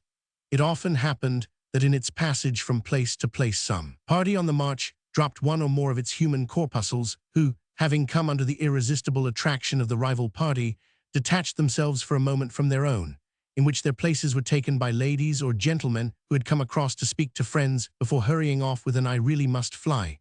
I'm dining with M so-and-so." And for the moment, you would have been reminded, looking at them, of two separate nosegays that had exchanged a few of their flowers. Then the corridor, too, began to empty. Often, since even after dinner there was still a little light left outside, they left this long corridor unlighted, and skirted by the trees that overhung it on the other side of the glass, it suggested a pleached alley in a wooded and shady garden. Here and there, in the gloom, a fair diner lingered. As I passed through this corridor one evening on my way out, I saw, sitting among a group of strangers, the beautiful Princess de Luxembourg. I raised my hat without stopping. She remembered me and bowed her head with a smile. In the air, far above her bowed head, but emanating from the movement, rose melodiously a few words addressed to myself, which must have been a somewhat amplified good evening, intended not to stop me, but simply to complete the gesture, to make it a spoken greeting. But her words remained so indistinct, and the sound, which was all that I caught, was prolonged so sweetly, and seemed to me so musical, that it seemed as if among the dim branches of the trees a nightingale had begun to sing. If it so happened that, to finish the evening with a party of his friends whom we had met, St. Luke decided to go on to the casino of a neighboring village, and taking them with him, put me in a carriage by myself, I would urge the driver to go as fast as he possibly could, so that the minutes might pass less slowly, which must spend without having anyone at hand to dispense me from the obligation myself to provide my sensibility, reversing the engine to speak, and emerging from the passivity in which I was caught and held as in the teeth of a machine, with those modifications which, since my arrival at Rivebelle, I had been receiving from other people. The risk of collision with a carriage coming the other way along those lanes where there was barely room for one, and it was dark as pitch, the insecurity of the soil, crumbling in many places at the cliff's edge, the proximity of its vertical drop to the sea, none of these things exerted on me the slight stimulus that would have been required to bring the vision and the fear of danger within the scope of my reasoning. For just as it is not the desire to become famous, but the habit of being laborious that enables us to produce a finished work, so it is not the activity of the present moment, but wise reflections from the past that help us to safeguard the future. But if already, before this point, on my arrival at Rivebelle, I had flung irretrievably away from me those crutches of reason and self-control which help our infirmity to follow the right road, if I now found myself the victim of a sort of moral ataxy, the alcohol that I had drunk, by unduly straining my nerves, gave to the minutes as they came a quality, a charm which did not have the result of leaving me more ready, or indeed more resolute to inhibit them, prevent their coming, for while it made me prefer them 1,000 times to anything else in my life, my exaltation made me isolate them from everything else. I was confined to the present, as heroes are or drunkards, eclipsed for the moment, my past no longer projected before me that shadow of itself which we call our future, placing the goal of my life no longer in the realization of the dreams of that past, but in the felicity of the present moment. I could see nothing now of what lay beyond it. So that, by a contradiction which, however, was only apparent, it was at the very moment in which I was tasting an unfamiliar pleasure, feeling that my life might yet be happy, in which it should have become more precious in my sight. It was at this very moment that, delivered from the anxieties which my life had hitherto contrived to suggest to me, I unhesitatingly abandoned it to the chance of an accident. After all, I was doing no more than concentrate in a single evening the carelessness that for most men is diluted throughout their whole existence, in which every day they face, unnecessarily, the dangers of a sea voyage, of a trip in an aeroplane or motor car, when there is waiting for them at home the creature whose life their death would shatter, or when there is still stored in the fragile receptacle of their brain that book the approaching publication of which is their one object, now in life. And so too in the Rivebelle restaurant, on evenings when we just stayed there after dinner, if anyone had come in with the intention of killing me, as I no longer saw, save in a distant prospect too remote to have any reality, my grandmother, my life to come, the books that I was going to write, as I clung now, body and mind, wholly to the scent of the lady at the next table, the politeness of the waiters, the outline of the waltz, that the band was playing, as I was glued to my immediate sensation, with no extension beyond its limits, nor any object other than not to be separated from it, I should have died in, and with that sensation, I should have let myself be strangled without offering any resistance, without a movement, be drugged with tobacco smoke that had ceased to take any thought for preserving the accumulation of its labors and the hopes of its hive. I ought here to add that this insignificance, into which the most serious matters subsided, by contrast with the violence of my exaltation, came in the end to include Emile, Simonette, and her friends. The enterprise of knowing them seemed to me easy now, but hardly worth the trouble, for my immediate sensation alone, thanks to its extraordinary intensity, to the joy that its slightest modifications, its mere continuity provoked, had any importance for me. All the rest, parents, work, pleasures, girls at Balbec, weighed with me no more than does a flake of foam in a strong wind that will not let it find a resting place, existed no longer save in relation to this internal power. Intoxication makes real for an hour or two a subjective idealism, pure phenomenism. Nothing is left now but appearances, nothing exists save as a function of our sublime self. This is not to say that a genuine love, if we have one, cannot survive in such conditions. But we feel so unmistakably, as though in a new atmosphere, that unknown pressures have altered the dimensions of that sentiment, that we can no longer consider it in the old way. It is indeed still there, and we shall find it, but in a different place, no longer weighing upon us, satisfied by the sensation which the present affords it, a sensation that is sufficient for us, since, for what is not actually present, we take no thought. Unfortunately, the coefficient, which thus alters our values, alters them only in the hour of intoxication. The people who had lost all their importance, whom we scattered with our breath like soap bubbles, will tomorrow resume their density. We shall have to try afresh to settle down to work which this evening had ceased to have any significance. A more serious matter still, these mathematics of the morrow, the same as those of yesterday, in whose problems we shall find ourselves inexorably involved.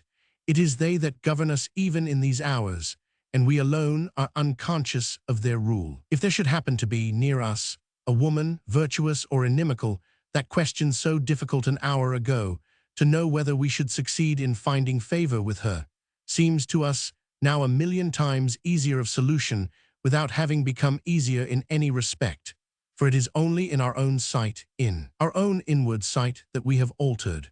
And she is as much annoyed with us at this moment as we shall be next day at the thought of our having given 100 francs to the messenger, and for the same reason which in our case has merely been delayed in its operation, namely the absence of intoxication. I knew none of the women who were at Rivebelle, and because they formed a part of my intoxication, just as its reflections form part of a mirror, appeared to me now 1,000 times more to be desired than the less and less existent Emile, Simonette. One of them, young, fair, by herself, with a sad expression on a face framed in a straw hat trimmed with field flowers, gazed at me for a moment with a dreamy air and struck me as being attractive. Then it was the turn of another, and of a third, finally of a dark one with glowing cheeks. Almost all of them were known, if not to myself, to Saint Loup. He had, in fact, before he made the acquaintance of his present mistress, lived so much in the restricted world of amorous adventure that all the women who would be dining on these evenings at Rivebelle, where many of them had appeared quite by chance, having come to the coast, some to join their lovers, others in the hope of finding fresh lovers there was scarcely one that he did not know from having spent, or if not he, one or other friends at least one night in their company.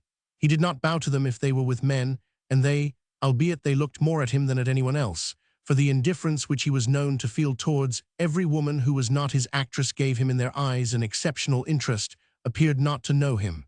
But you could hear them whispering, "That's young Saint Loup. It seems he's still quite gone on that girl of his. Got it bad, he has. What a dear boy, I think he's just wonderful, and what style. Some girls do have all the luck, don't they? And he's so nice in every way. I saw a lot of him when I was with d'Orleans. They were quite inseparable, those two. He was going the pace that time, but he's given it all up now. She can't complain. She's had a good run of luck, that she can say. And I ask you, what in the world can he see in her? He must be a bit of a chump when all's said and done. She's got feet like boats, whiskers like an American, and her undies are filthy. I can tell you, a little shop girl would be ashamed to be seen in her knickers. Do just look at his eyes a moment. You would jump into the fire for a man like that. Hush, don't say a word. He's seen me. Look, he's smiling. Oh, he remembers me all right. Just you mention my name to him, and see what he says. Between these girls and him, I surprised a glance of mutual understanding. I should have liked him to introduce me to them, so that I might ask them for assignations, and they give them to me, even if I had been unable to keep them. For otherwise their appearance would remain for all time devoid, in my memory, of that part of itself, just as though it had been hidden by a veil, which varies in every woman, which we cannot imagine in any woman until we have actually seen it in her, and which is apparent only in the glance that she directs at us, that acquiesces in our desire and promises that it shall be satisfied.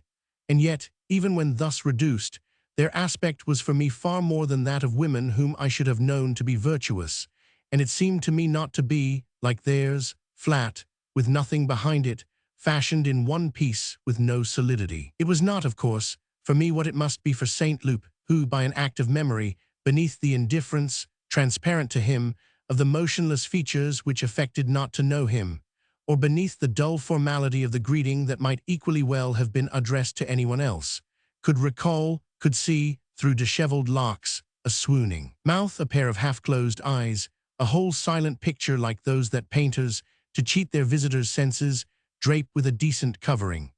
Undoubtedly, for me who felt that nothing of my personality had penetrated the surface of this woman or that, or would be borne by her upon the unknown ways which she would tread through life, those faces remained sealed. But it was quite enough to know that they did open, for them to seem to me of a price which I should not have set on them had they been but precious metals, instead of lockets within which were hidden memories of love. As for Robert, scarcely able to keep in his place at table, concealing beneath a courtier's smile his warrior's thirst for action, when I examined him, I could see how closely the vigorous structure of his triangular face must have been modeled on that of his ancestors' faces, a face devised rather for an ardent bowman than for a delicate student. Beneath his fine skin, the bold construction, the feudal architecture were apparent. His head made one think of those old dungeon keeps on which the disused battlements are still to be seen, although inside they have been converted into libraries. On our way back to Baalbec, of those of the fair strangers to whom he had introduced me, I would repeat to myself, without a moment's interruption, and yet almost unconsciously, "What a delightful woman," as one chimes in with the refrain of a song. I admit that these words were prompted rather by the state of my nerves than by any lasting judgment. It was nevertheless true that if I had had 1,000 francs on me, and if there had still been a jeweler's shop open at that hour, I should have bought the lady a ring. When the successive hours of our life are thus displayed against two widely dissimilar backgrounds, we find that we give away too much of ourselves to all sorts of people who next day will not interest us in the least. But we feel that we are still responsible for what we said to them overnight, and that we must honor our promises. As on these evenings I came back later than usual to the hotel, it was with joy that I recognized, in a room no longer hostile, the bed on which, on the day of my arrival, I had supposed that it would always be impossible for me to find any rest, whereas now my weary limbs turned to it for support, so that in turn thighs, hips, shoulders burrowed into, trying to adhere at every angle to the sheets that covered its mattress, as if my fatigue, like a sculptor, had wished to take a cast of an entire human body. But I could not go to sleep. I felt the approach of morning. Peace of mind, health of body were no longer mine. In my distress, it seemed that never should I recapture them. I should have had to sleep for a long time if I were to overtake them. But then, had I begun to doze, I must in any event be awakened in a couple of hours by the symphonic concert on the beach. Suddenly I was asleep. I had fallen into that deep slumber in which are open to us a return to childhood, the recapture of past years, of lost feelings, the disincarnation, the transmigration of the soul, the evoking of the dead, the illusions of madness, retrogression towards the most elementary of the natural kingdoms, for we say that we often see animals in our dreams, but we forget almost always that we are ourself, then an animal deprived of that reasoning power which projects upon things the light of certainty. We present, on the contrary, to the spectacle of life only a dubious vision, destroyed afresh every moment by oblivion, the former reality fading before that which follows it, as one projection of a magic lantern fades before the next as we change the slide. All those mysteries which we imagine ourselves not to know and into which we are in reality initiated almost every night, as we are into the other great mystery of annihilation and resurrection, rendered more vagabond by the difficulty of digesting my Rivebell dinner, the successive and flickering illumination of shadowy zones of my past made of me a being whose supreme happiness would have been that of meeting Legrandin, with whom I had just been talking in my dream. And then even my own life was entirely hidden from me by a new setting, like the drop lowered right at the front of the stage before which, while the scene shifters are busy behind, actors appear in a fresh turn. The turn in which I was now cast for a part was in the manner of an oriental fairy tale. I retained no knowledge of my past or of myself, on account of the intense proximity of this interpolated scenery. I was merely a person who received the bastinado, and underwent various punishments for a crime the nature of which I could not distinguish, though it was actually that of having taken too much port wine. Suddenly, I awoke and discovered that, thanks to a long sleep, I had not heard a note of the concert. It was already afternoon. I verified this by my watch after several efforts to sit up in bed, efforts fruitless at first and interrupted by backward falls onto my pillow. But those short falls which are a sequel of sleep, as of other forms of intoxication, whether due to wine or to convalescence. Besides, before I had so much as looked at the time, I was certain that it was past midday. Last night I had been nothing more than an empty vessel, without weight, and since I must first have gone to bed to be able to keep still, and have been asleep to be able to keep silent, had been unable to refrain from moving about and talking. I had no longer any stability, any center of gravity. I was set in motion, and it seemed that I might have continued on my dreary course until I reached the moon. But if, while I slept, my eyes had not seen the time, my body had nevertheless contrived to calculate it, had measured the hours, not on a dial superficially marked and figured, but by the steadily growing weight of all my replenished forces which, like a powerful clockwork, it had allowed, notch by notch, to descend from my brain into the rest of my body, in which there had risen now to above my knees the unbroken abundance of their store. If it is true that the sea was once upon a time our native element, into which we must plunge our cooling blood if we are to recover our strength, it is the same with the oblivion, the mental non-existence of sleep. We seem then to absent ourselves for a few hours from time, but the forces which we have gathered in that interval without expending them measure it by their quantity as accurately as the pendulum of the clock or the crumbling pyramid of the sandglass. Nor does one emerge more easily from such sleep than from a prolonged spell of wakefulness, so strongly does everything tend to persist. And if it is true that certain narcotics make us sleep, to have slept for any time is an even stronger narcotic, after which we have great difficulty in making ourselves wake up. Like a sailor who sees plainly the harbor in which he can moor his vessel, still tossed by the waves, I had a quite definite idea of looking at the time and of getting up, but my body was at every moment cast back upon the tide of sleep. The landing was difficult, and before I attained a position in which I could reach my watch and confront with its time that indicated by the wealth of accumulated material which my stiffened limbs had at their disposal, I fell back 2 or 3 times more upon my pillow. At length I could reach and read it. 2 o'clock in the afternoon. I rang, but at once I returned to a slumber which, this time, must have lasted infinitely longer if I was to judge by the refreshment, the vision of an immense night overpast, which I found on awakening. And yet, as my awakening was caused by the entry of Francois, and as her entry had been prompted by my ringing the bell, this second sleep, which, it seemed to me, must have been longer than the other, and had brought me so much comfort and forgetfulness, could not have lasted for more than half a minute. My grandmother opened the door of my bedroom. I asked her various questions about the Legrandin family. It is not enough to say that I had returned to tranquility and health, for it was more than a mere interval of space that had divided them from me yesterday. I had had all night long to struggle against a contrary tide, and now I not only found myself again in their presence, they had once more entered into me. At certain definite and still somewhat painful points beneath the surface of my empty head, which would one day be broken, letting my ideas escape for all time, those ideas had once again taken their proper places and resumed that existence by which hitherto, alas, they had failed to profit. Once again I had escaped from the impossibility of sleeping, from the deluge, the shipwreck of my nervous storms. I feared now not at all the menaces that had loomed over me the evening before, when I was dismantled of repose. A new life was opening before me, without making a single movement, for I was still shattered, although quite alert and well. I savored my weariness with a light heart. It had isolated and broken asunder the bones of my legs and arms, which I could feel assembled before me, ready to cleave together, and which I was to raise to life merely by singing, like the builder in the fable. Suddenly I thought of the fair girl with the sad expression whom I had seen at Rivebelle, where she had looked at me for a moment.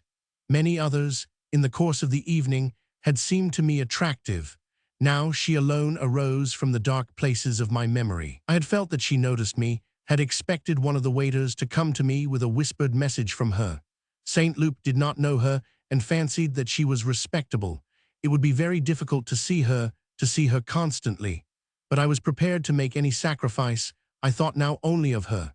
Philosophy distinguishes often between free and necessary acts. Perhaps there is none to the necessity of which we are more completely subjected than that which, by virtue of an ascending power held in check during the act itself, makes so unfailingly, once our mind is at rest, spring up a memory that was leveled with other memories by the distributed pressure of our indifference, and rush to the surface because, unknown to us, it contained, more than any of the others, a charm of which we do not become aware until the following day.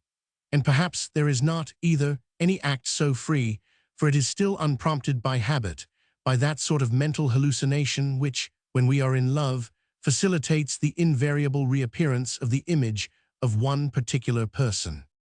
This was the day immediately following that on which I had seen file past me against a background of the beautiful procession of young girls. I put questions about them to a number of the visitors in the hotel, people who came almost every year to Baalbek. They could tell me nothing.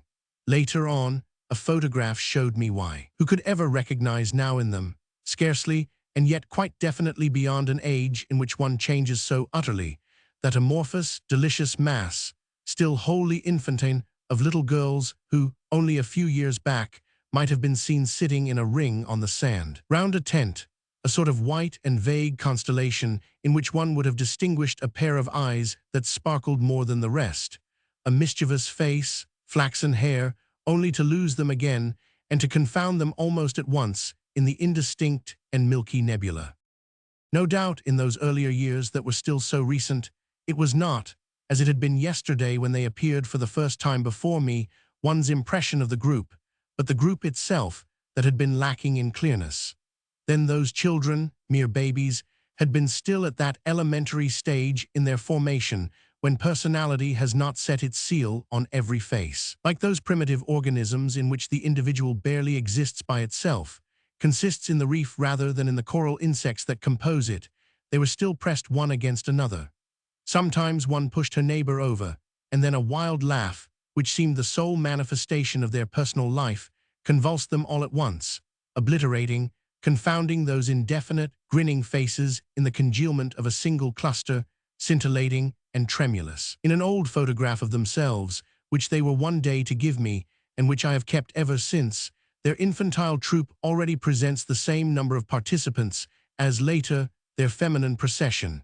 One can see from it that their presence must, even then, have made on the beach an unusual mark, which forced itself on the attention, but one cannot recognize them individually in its save by a process of reasoning, leaving a clear field to all the transformations possible during girlhood, up to the point at which one reconstructed form would begin to encroach upon another individuality, which must be identified also, and whose handsome face, owing to the accessories of a large build and curly hair, may quite possibly have been, once, that wizened and impish little grin which the photograph album presents to us, and the distance, traversed in a short interval of time by the physical characteristics of each of these girls making of them a criterion too vague to be of any use, whereas what they had in common, and so to speak, collectively, had at that early date been strongly marked.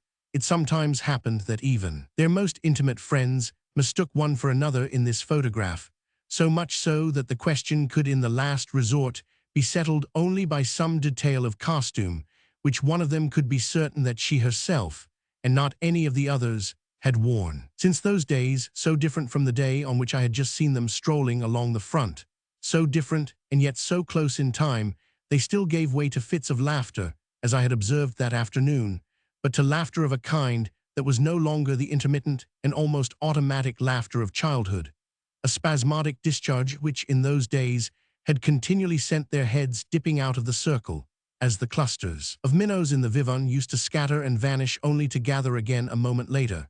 Each countenance was now mistress of itself. Their eyes were fixed on the goal towards which they were marching, and it had taken, yesterday, the indecision and tremulousness of my first impression to make me confuse vaguely, as their childish hilarity and the old photograph had confused, the spores now individualized and disjoined of the pale madrepore. Repeatedly, I dare say, when pretty girls went by, I had promised myself that I would see them again. As a rule, people do not appear a second time. Moreover, our memory, which speedily forgets their existence, would find it difficult to recall their appearance.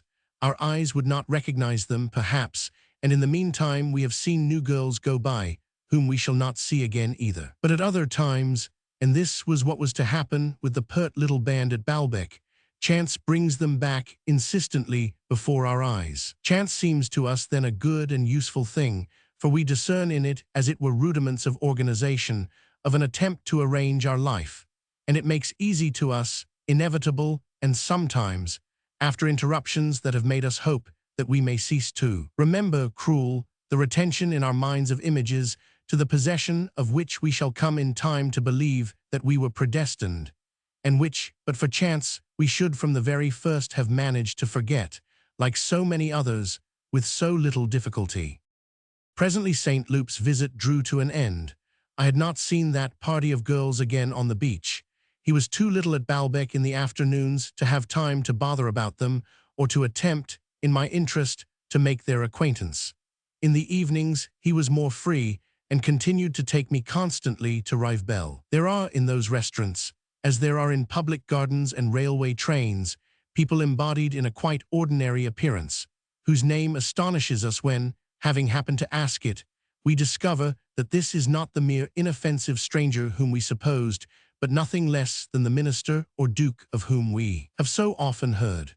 2 or 3 times already in the Rivebelle restaurant we had St. Loup and I seen come in and sit down at a table when everyone else was getting ready to go.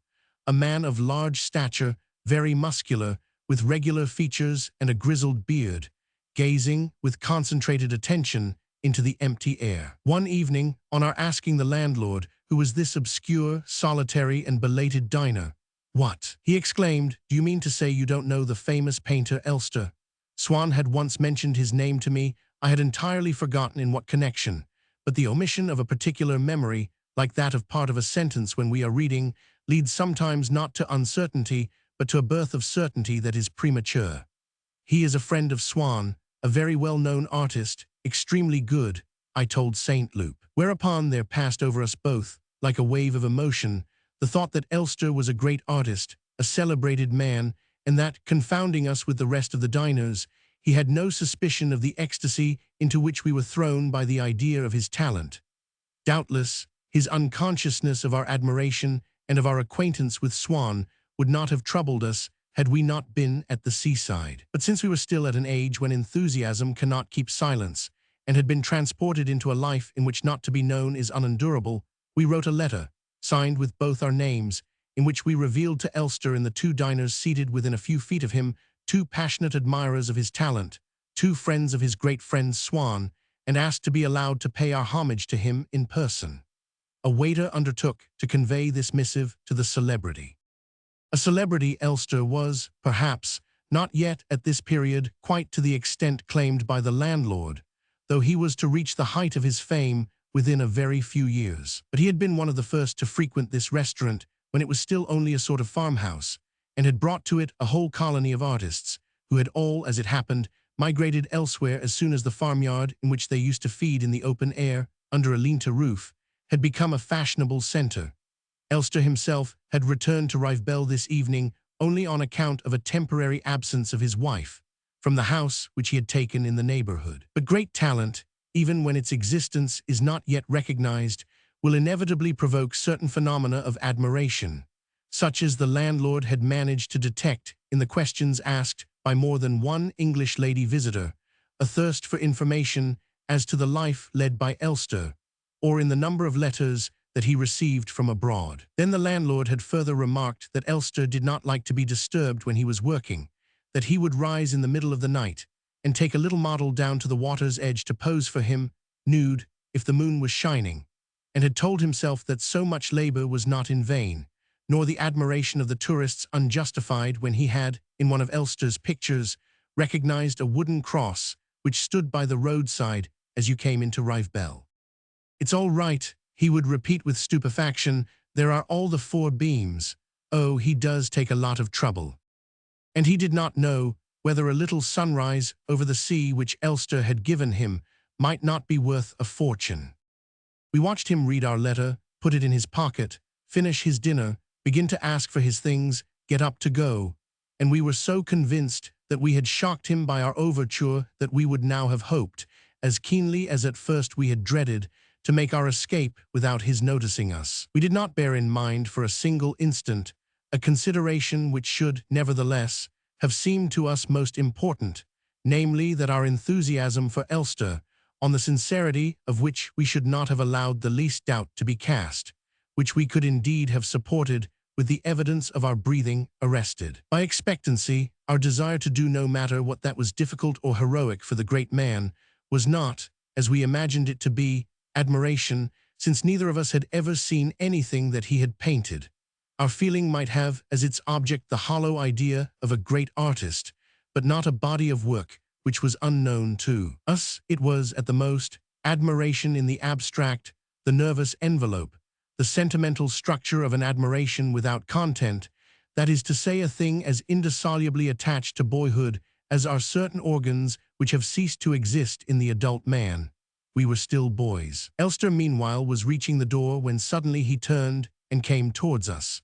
I was transported by a delicious thrill of terror such as I could not have felt a few years later, because, while age diminishes our capacity, familiarity with the world has meanwhile destroyed in us any inclination to provoke such strange encounters, to feel that kind of emotion. In the course of the few words that Elster had come back to say to us, sitting down at our table, he never gave any answer on the several occasions on which I spoke to him of Swann. I began to think that he did not know him. He asked me, nevertheless, to come and see him at his Baalbec studio, an invitation which he did not extend to St. Loup, and which I had earned, as I might not, perhaps, from Swann's recommendation, had Elster been intimate with him, for the part played by disinterested motives is greater than we are inclined to think in peopled lives, by a few words which made him think that I was devoted to the arts. He lavished on me a friendliness which was as far above that of St. Loup as that was above the affability of a mere tradesman. Compared with that of a great artist, the friendliness of a great gentleman, charming as it may be, has the effect of an actor's playing a part, of being feigned. St. Loup sought to please, Elster loved to give himself. Everything that he possessed, ideas, work, and the rest which he counted for far less, he would have given gladly to anyone who could understand him. But failing society that was endurable, he lived in an isolation, with a savagery which fashionable people called pose and ill-breeding, public authorities a recalcitrant spirit, his neighbors' madness, his family selfishness and pride. And no doubt at first he had thought, even in his solitude, with enjoyment that, thanks to his work, he was addressing, in spite of distance, he was giving a loftier idea of himself to those who had misunderstood or hurt him. Perhaps, in those days, he lived alone not from indifference, but from love of his fellows, and just as I had renounced Gilbert to appear to her again one day in more attractive colors, dedicated his work to certain people as a way of approaching them again, by which without actually seeing him they would be made to love him, admire him, talk about him. A renunciation is not always complete from the start, when we decide upon it in our original frame of mind, and before it has reacted upon us, whether it be the renunciation of an invalid, a monk, an artist, or a hero. But if he had wished to produce with certain people in his mind In producing, he had lived for himself, remote from the society to which he had become indifferent. The practice of solitude had given him a love for it, as happens with every big thing which we have begun by fearing, because we knew it to be incompatible with smaller things to which we clung, and of which it does not so much deprive us as it detaches us from them. Before we experience it, our whole preoccupation is to know to what extent we can reconcile it with certain pleasures which cease to be pleasures as soon as we have experienced it. Elster did not stay long talking to us. I made up my mind that I would go to his studio during the next few days, but on the following afternoon, when I had accompanied my grandmother right to the point at which the front ended, near the cliffs of Canopville on our way back, at the foot of one of the little streets which ran down at right angles to the beach, we came upon a girl who, with lowered head like an animal that is being driven reluctant to its stall, and carrying golf clubs, was walking in front of a person in authority, in all probability her or her friend's miss, who suggested a portrait of Jeffreys by Hogarth, with a face as red as if her favorite beverage were gin rather than tea, on which a dried smear of tobacco at the corner of her mouth prolonged the curve of a mustache that was grizzled but abundant. The girl who preceded her was like that one of the little band who, beneath a black polo cap, had shewn in an inexpressive chubby face a pair of laughing eyes. Now the girl who was now passing me had also a black polo cap, but she struck me as being even prettier than the other. The line of her nose was straighter, the curve of nostril at its base fuller and more fleshy. Besides, the other had seemed a proud, pale girl, this one a child well-disciplined and of rosy complexion. And yet, as she was pushing a bicycle just like the others, and was wearing the same reindeer gloves, I concluded that the differences arose perhaps from the angle and circumstances in which I now saw her, for it was hardly likely that there could be at Baalbek a second girl, with a face that, when all was said, was so similar, and with the same details in her accoutrements. She cast a rapid glance in my direction. For the next few days, when I saw the little band again on the beach, and indeed long afterwards, when I knew all the girls who composed it, I could never be absolutely certain that any of them, even she who among them all was most like her, the girl with the bicycle, was indeed the one that I had seen that evening at the end of the front, where a street ran down to the beach, a girl who differed hardly at all, but was still just perceptibly different from her whom I had noticed in the procession. From that moment, whereas for the last few days my mind had been occupied chiefly by the tall one, it was the one with the golf clubs, presumed to be Emile Simonet, who began once more to absorb my attention. When walking with the others, she would often stop, forcing her friends, who seemed greatly to respect her, to stop also. Thus it is, calling a halt, her eyes sparkling beneath her polo cap, that I see her again today, outlined against the screen which the sea spreads out behind her, and separated from me by a transparent azure space, the interval of time that has elapsed since. Then a first impression, faint and fine in my memory, desired, pursued, then forgotten, then found again, of a face which I have many times since projected upon the cloud of the past to be able to say to myself, of a girl who was actually in my room, "It is she."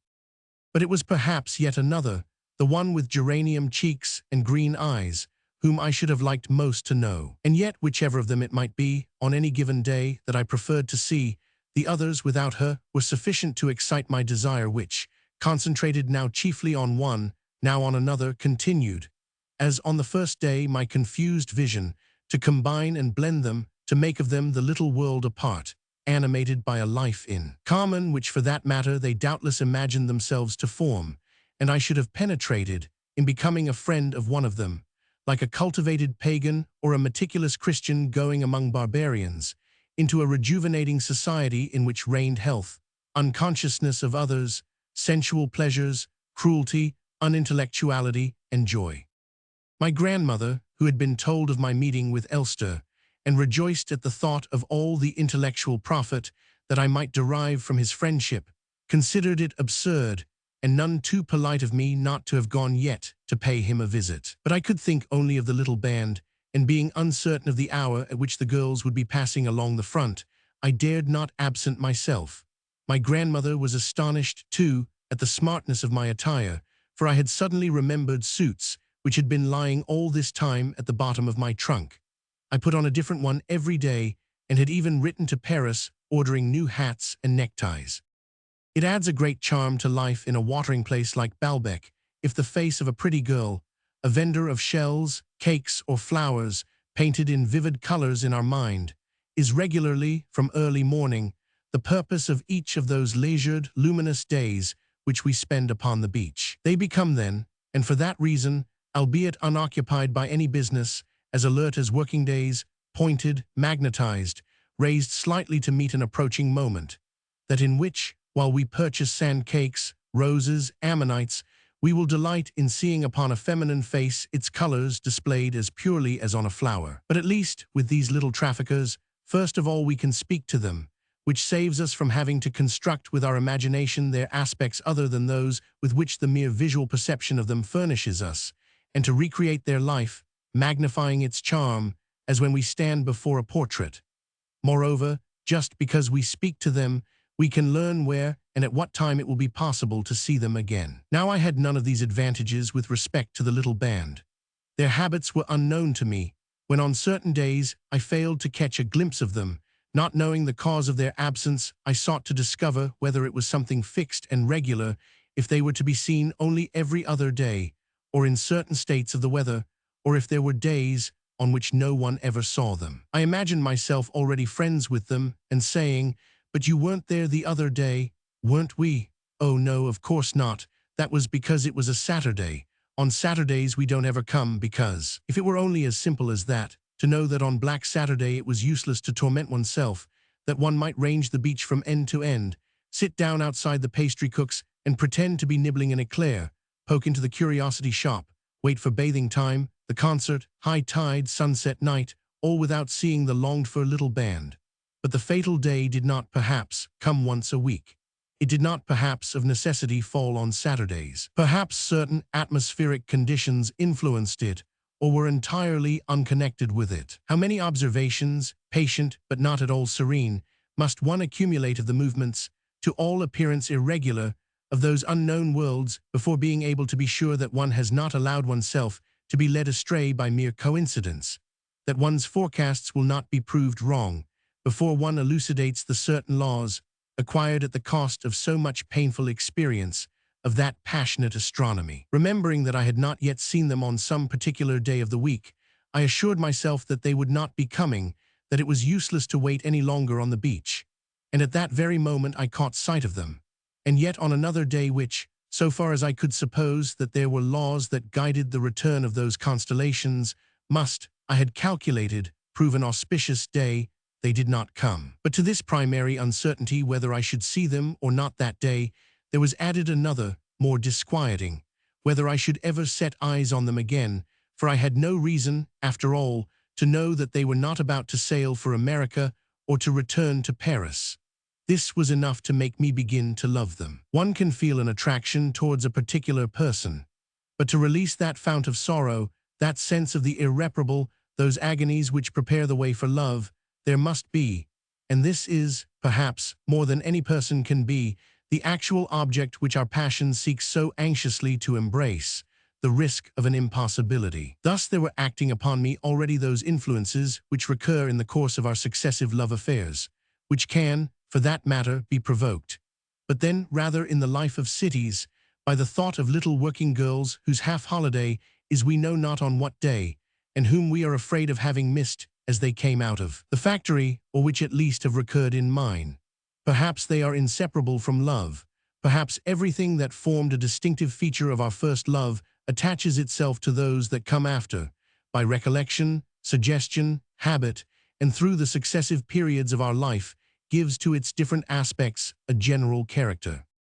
I seized every pretext for going down to the beach at the hours when I hoped to succeed in finding them there. Having caught sight of them once while we were at luncheon, I now invariably came in late for it, waiting interminably upon the front for them to pass, devoting all the short time that I did spend in the dining room to interrogating with my eyes its azure wall of glass, rising long before the dessert so as not to miss them should they have gone out at a different hour, and chafing with irritation at my grandmother when, with unwitting malevolence, she made me stay with her past the hour that seemed to me propitious. I tried to prolong the horizon by setting my chair aslant.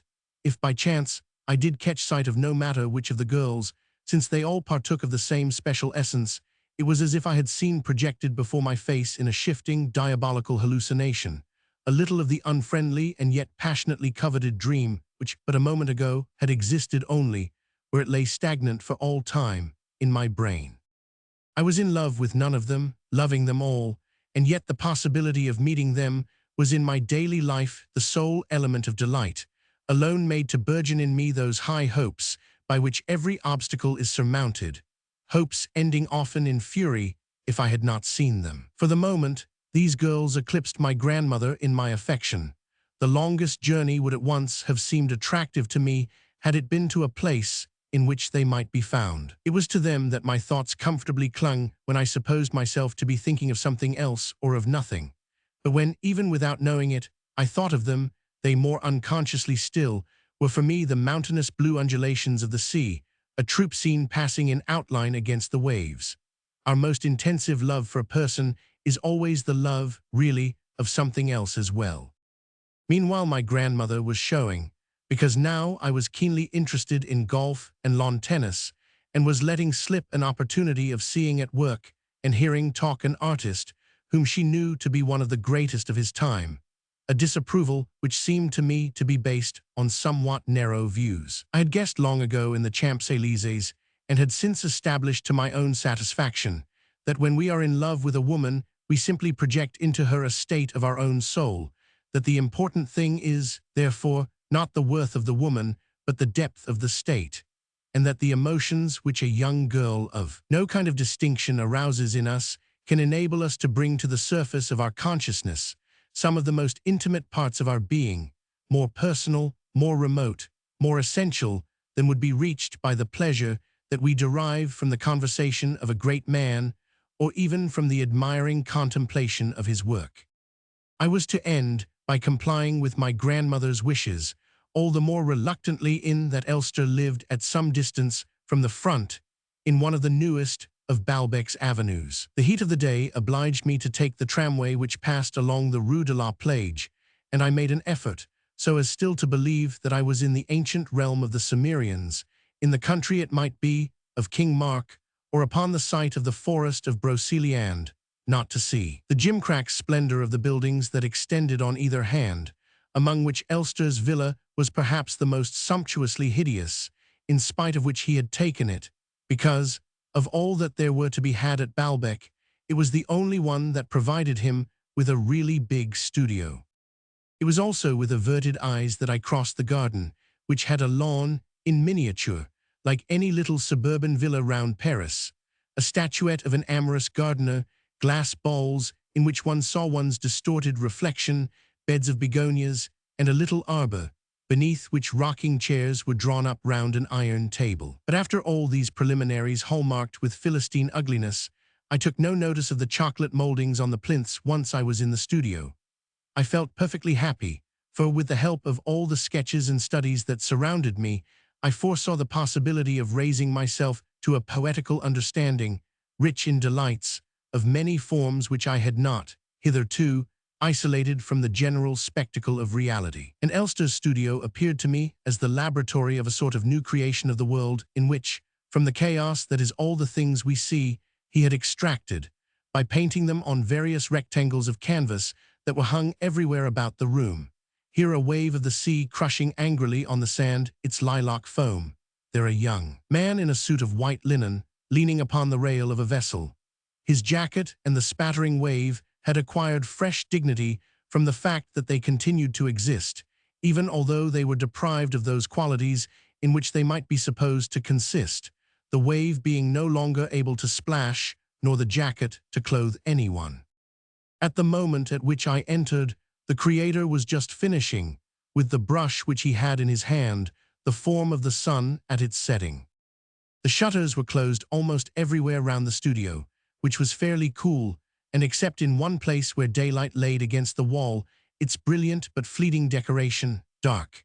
There was open only one little rectangular window embowered in honeysuckle, which, over a strip of garden, gave on an avenue, so that the atmosphere of the greater part of the studio was dusky, transparent and compact in the mass, but liquid and sparkling at the rifts, where the golden clasp of sunlight banded it, like a lump of rock crystal of which one surface, already cut and polished, here and there, gleams like a mirror with iridescent rays. While Elster, at my request, went on painting, I wandered about in the half-light, stopping to examine first one picture, then another. Most of those that covered the walls were not what I should chiefly have liked to see of his work.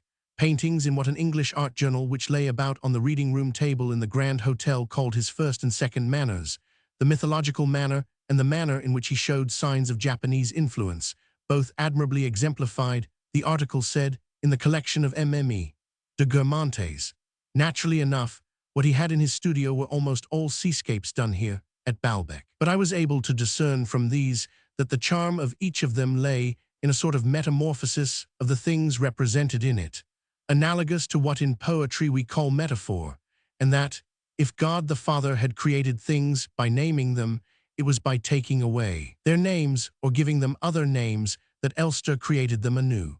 The names which denote things correspond invariably to an intellectual notion, alien to our true impressions, and compelling us to eliminate from them everything that is not in keeping with itself.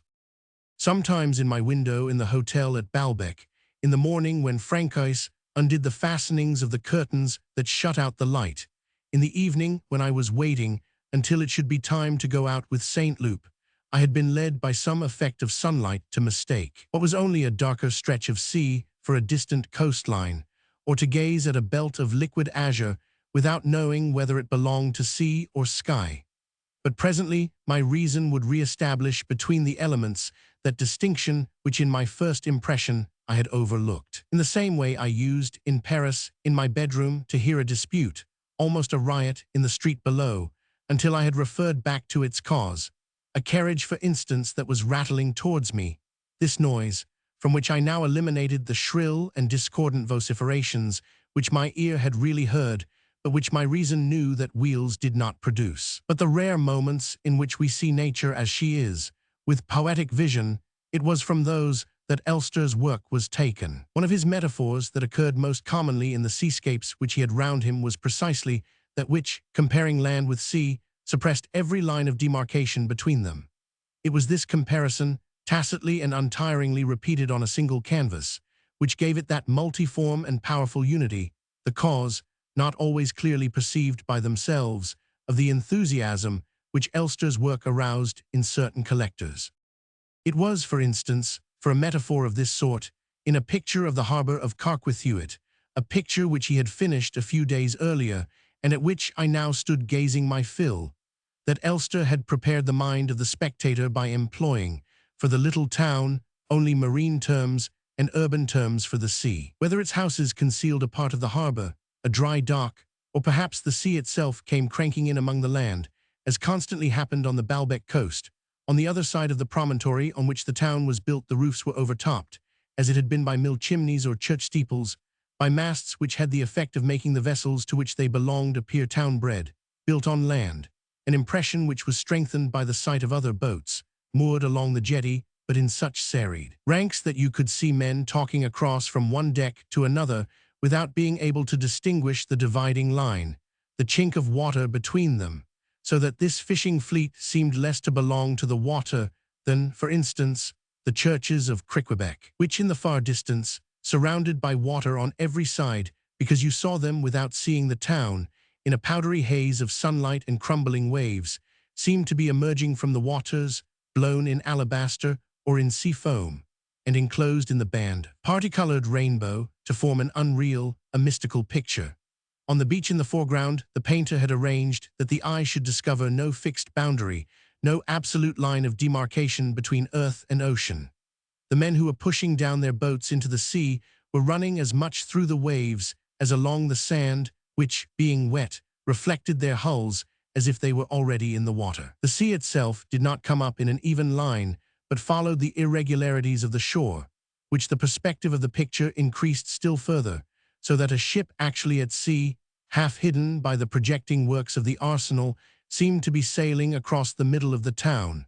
Women who were gathering shrimps among the rocks had the appearance, because they were surrounded by water, and because of the depression which, after the ring-like barrier of rocks, brought the beach, on the side nearest the land, down to sea level, of being in a marine grotto overhung by ships and waves, open yet unharmed in the path of a miraculously averted tide. If the whole picture gave this impression of harbors in which the sea entered into the land, in which the land was already subaqueous and the population amphibian, the strength of the marine element was everywhere apparent, and round about the rocks, at the mouth of the harbor, where the sea was rough, you felt from the muscular efforts of the fishermen and the obliquity of the boats leaning over at an acute angle, compared with the calm erectness of the warehouse on the harbor, the church, the houses of the town to which some of the figures were returning while others were coming out to fish, that they were riding bareback on the water, as it might be a swift and fiery animal whose rearing, but for their skill, must have unseated them. A party of holiday makers were putting gaily out to sea in a boat that tossed like a jaunting car on a rough road. Their boatman, blithe but attentive, also to what he was doing, trimmed the bellying sail. Every one kept in his place, so that the weight should not be all on one side of the boat, which might capsize, and so they went racing over sunlit fields into shadowy places, dashing down into the troughs of waves.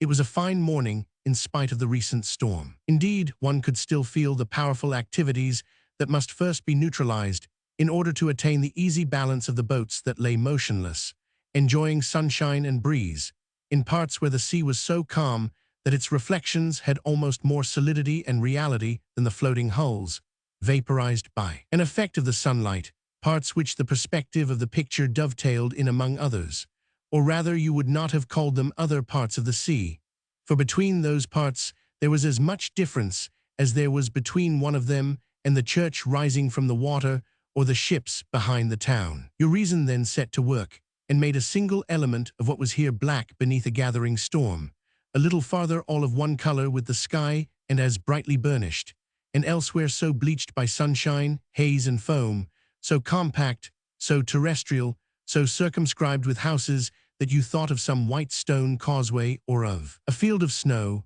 up the surface of which it was quite frightening to see a ship go climbing high and dry, as a carriage climbs dripping from a ford, but which a moment later, when you saw on the raised and broken surface of the solid plain boats drunkenly heaving, you understood, identical in all these different aspects, to be still the sea. Although we are justified in saying that there can be no progress, no discovery in art, but only in the sciences, and that the artist who begins afresh upon his own account an individual effort cannot be either helped or hindered by the efforts of all the others, we must nevertheless admit that, in so far as art brings into prominence certain laws, once an industry has taken those laws and vulgarized them, the art that was first in the field loses, in retrospect, a little of its originality. Since Elster began to paint, we have grown familiar with what are called admirable photographs of scenery and towns. If we press for a definition of what their admirers mean by the epithet, we shall find that it is generally applied to some unusual picture of a familiar object, a picture different from those that we are accustomed to see, unusual and yet true to nature, and for that reason doubly impressive to us because it startles us, makes us emerge from our habits, and at the same time brings us back to ourselves by recalling to us an earlier impression. For instance, one of these magnificent photographs will illustrate a law of perspective, will show us some cathedral which we are accustomed to see in the middle of a town, taken instead from a selected point of view from which it will appear to be 30 times the height of the houses, and to be thrusting a spur out from the bank of the river, from which it is actually a long way off. Now the effort made by Elster to reproduce things not as he knew them to be, but according to the optical illusions of which our first sight of them is composed, had led him exactly to this point. He gave special emphasis to certain of these laws of perspective, which were thus all the more striking, since his art had been their first interpreter. A river because of the windings of its course, a bay because of the apparent contact of the cliffs on either side of it, would look as though there had been hollowed out in the heart of the plain, or of the mountains, a lake absolutely landlocked on every side. In a picture of a view from Baalbek painted upon a scorching day, in summer an inlet of the sea appeared to be enclosed in walls of pink granite, not to be the sea, which began farther out.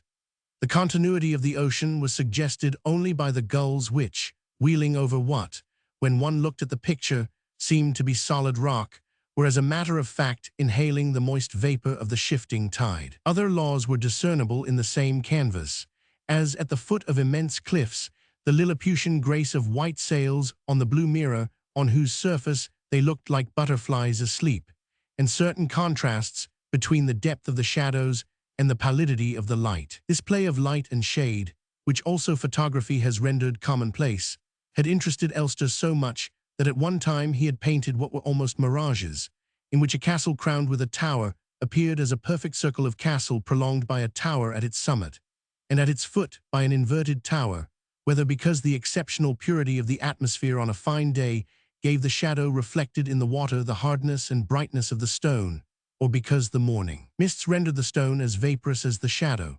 And similarly, beyond the sea, behind a line of woods, began another sea roseate with the light of the setting sun, which was in fact the sky. The light, as it were precipitating new solids, thrust back the hull of the boat on which it fell behind the other hull that was still in shadow, and rearranged like the steps of a crystal staircase what was materially a plain surface, but was broken up by the play of light and shade upon the morning sea. A river running beneath the bridges of a town was caught from a certain point of view so that it appeared entirely dislocated, now broadened into a lake, now narrowed into a rivulet, broken elsewhere by the interruption of a hill crowned with trees among which the burgher would repair at evening to taste the refreshing breeze. And the rhythm of this disintegrated town was assured only by the inflexible uprightness of the steeples, which did not rise but rather, following the plumb line of the pendulum marking its cadence as in a triumphal march, seemed to hold in suspense beneath them all the confused mass of houses that rose vaguely in the mist along the banks of the crushed, disjointed stream. And since Elster's earliest work belonged to the time in which a painter would make his landscape attractive by inserting a human figure, on the cliff's edge or among the mountains, the road, that half-human part of nature, underwent, like river or ocean, the eclipses of perspective. And whether a sheer wall of mountain, or the mist blown from a torrent, or the sea prevented the eye from following the continuity of the path, visible to the traveler but not to us, the little human personage in old-fashioned attire seemed often to be stopped short on the edge of an abyss, the path which he had been following. Ending there, while 1,000 feet above him in those pine forests,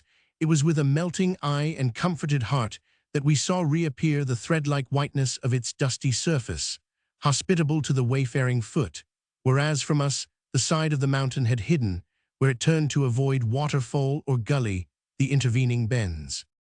The effort made by Elster to strip himself, when face to face with reality of every intellectual concept, was all the more admirable in that this man who, before sitting down to paint, made himself deliberately ignorant, forgot, in his honesty of purpose, everything that he knew, since what one knows ceases to exist by itself, had in reality an exceptionally cultivated mind. When I confessed to him the disappointment that I had felt upon seeing the porch at Baalbek, "What?" he had exclaimed, "You were disappointed by the porch? Why, it's the finest illustrated Bible that the people have ever had. That Virgin and all the bas-reliefs telling the story of her life, they are the most loving, the most inspired expression of that endless poem of adoration and praise in which the Middle Ages extolled the glory of the Madonna.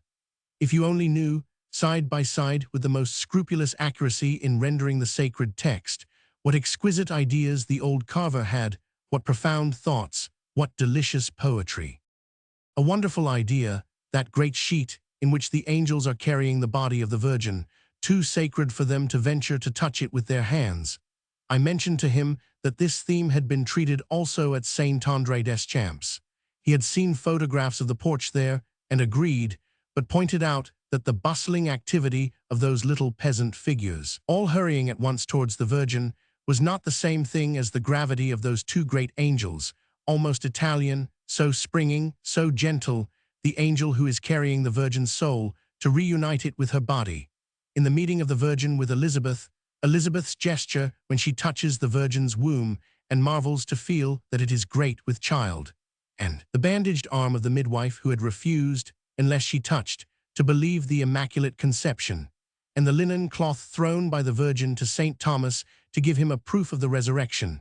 That veil, too, which the Virgin tears from her own bosom to cover the nakedness of her Son, from whose side the Church receives in a chalice the wine of the sacrament, while on his other side the synagogue, whose kingdom is at an end, has its eyes bandaged, holds a half-broken scepter and lets fall, with the crown that is slipping from its head, the tables of the old law, and the husband who, on the day of judgment, as he helps his young wife to rise from her grave, lays her hand against his own heart to reassure her, to prove to her that it is indeed beating. Is that such a trumpery idea, do you think, so stale and commonplace? And the angel who is taking away the sun and the moon, henceforth useless, since it is written that the light of the cross shall be 7 times brighter than the light of the firmament, and the one who is dipping his hand in the water of the child's bath to see whether it is warm enough, and the one emerging from the clouds to place the crown upon the virgin's brow, and all the angels who are leaning from the vault of heaven, between the balusters of the New Jerusalem, and throwing up their arms with terror or joy at the sight of the torments of the wicked or the bliss of the elect. For it is all the circles of heaven, a whole gigantic poem full of theology and symbolism that you have before you there. It is fantastic, mad, divine, 1,000 times better than anything you will see in Italy, where for that matter this very tympanum has been carefully copied by sculptors with far less genius. There never was a time when genius was universal. That is all nonsense. It would be going beyond the age of gold. The fellow who carved that front, you may make up your mind that he was every bit as great, that he had just as profound ideas as the men you admire most at the present day. I could show you what I mean if we went there together. There are certain passages from the Office of the Assumption which have been rendered with a subtlety of expression that Redon himself has never equaled. This vast celestial vision of which he spoke to me, this gigantic theological poem which I understood had been inscribed there in stone, yet when my eyes, big with desire, had opened to gaze upon the front of Baalbek Church, it was not these things that I had seen. I spoke to him of those great statues of saints, which, mounted on scaffolds, formed a sort of avenue on either side. It starts from the mists of antiquity to end in Jesus Christ, he explained. You see on one side his ancestors after the spirit, on the other the kings of Judah, his ancestors after the flesh. All the ages are there, and if you had looked more closely at what you took for scaffolds, you would have been able to give names to the figures standing on them. At the feet of Moses, you would have recognized the calf of gold, at Abraham's the ram, and at Joseph's the demon counseling Potiphar's wife. I told him also that I had gone there expecting to find an almost Persian building, and that this had doubtless been one of the chief factors in my disappointment. Indeed, no, he assured me, it is perfectly true. Some parts of it are quite oriental. One of the capitals reproduces so exactly a Persian subject that you cannot account for it by the persistence of oriental traditions. The carver must have copied some casket brought from the East by explorers. And he did indeed show me, later on, the photograph of a capital on which I saw dragons that were almost Chinese devouring one another. But at Baalbek, this little piece of carving had passed unnoticed by me in the general effect of the building, which did not conform to the pattern traced in my mind by the words, an almost Persian church. The intellectual pleasures which I enjoyed in this studio did not in the least prevent me from feeling, although they enveloped us as it were in spite of ourselves, the warm polish, the sparkling gloom of the place itself, and through the little window framed in honeysuckle, in the avenue that was quite rustic, the resisting dryness of the sun-parched earth, screened only by the diaphanous gauze woven of distance and of a tree-cast shade. Perhaps the unaccountable feeling of comfort which this summer day was giving me came like a tributary to swell the flood of joy that had surged in me at the sight of Elster's Carquethuit harbor. I had supposed Elster to be a modest man, but I realized my mistake on seeing his face cloud with melancholy when, in a little speech of thanks, I uttered the word fame. Men who believe that their work will last, as was the case with Elster, form the habit of placing that work in a period when they themselves will have crumbled into dust. And thus, by obliging them to reflect on their own extinction, the thought of fame saddens them because it is inseparable from the thought of death. I changed the conversation in the hope of driving away the cloud of ambitious melancholy with which unwittingly I had loaded Elster's brow. Someone advised me once, I began, thinking of the conversation we had had with Legrandin at Cambrai, as to which I was glad of an opportunity of learning Elster's views, not to visit Brittany, because it would not be wholesome for a mind with a natural tendency to dream. Not at all, he replied. When the mind has a tendency to dream, it is a mistake to keep dreams away from it. to ration its dreams. So long as you distract your mind from its dreams, it will not know them for what they are. You will always be being taken in by the appearance of things because you will not have grasped their true nature. If a little dreaming is dangerous, the cure for it is not to dream less, but to dream more, to dream all the time. One must have a thorough understanding of one's dreams if one is not to be troubled by them. There is a way of separating one's dreams from one's life, which so often produces good results that I ask myself whether one ought not, at all costs, to try it simply as a preventive, just as certain surgeons make out that we ought, to avoid the risk of appendicitis later on, to have all our appendices taken out when we are children. Elster and I had meanwhile been walking about the studio and had reached the window that looked across the garden on to a narrow avenue, a side street that was almost a country lane. We had gone there to breathe the cooler air of the late afternoon. I supposed myself to be nowhere near the girls of the little band, and it was only by sacrificing for once the hope of seeing them that I had yielded to my grandmother's prayers and had gone to see Elster. For where the thing is to be found that we are seeking we never know, and often we steadily, for a long time, avoid the place to which, for quite different reasons, everyone has been asking us to go. But we never suspect that we shall there see the very person of whom we are thinking. I looked out vaguely over the country road which, outside the studio, passed quite close to it, but did not belong to Elster. Suddenly there appeared on it, coming along it at a rapid pace, the young bicyclist of the little band, with over her dark hair, her polo cap pulled down towards her plump cheeks, her eyes merry and almost importunate.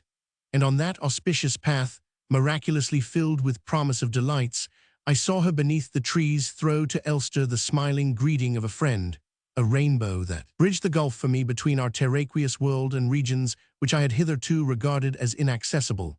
She even came up to give her hand to the painter, though without stopping, and I could see that she had a tiny beauty spot on her chin. "Do you know that girl, sir?" I asked Elster, realizing that he could, if he chose, make me known to her, could invite us both to the house. And this peaceful studio with its rural horizon was at once filled with a surfeit of delight, such as a child might feel in a house where he was already happily playing, when he learned that, in addition, out of that bounteousness, which enables lovely things and noble hosts to increase their gifts beyond all measure, there was being prepared for him a sumptuous repast. Elster told me that she was called Albertine Simonet, and gave me the names also of her friends, whom I described to him with sufficient accuracy for him to identify them almost without hesitation.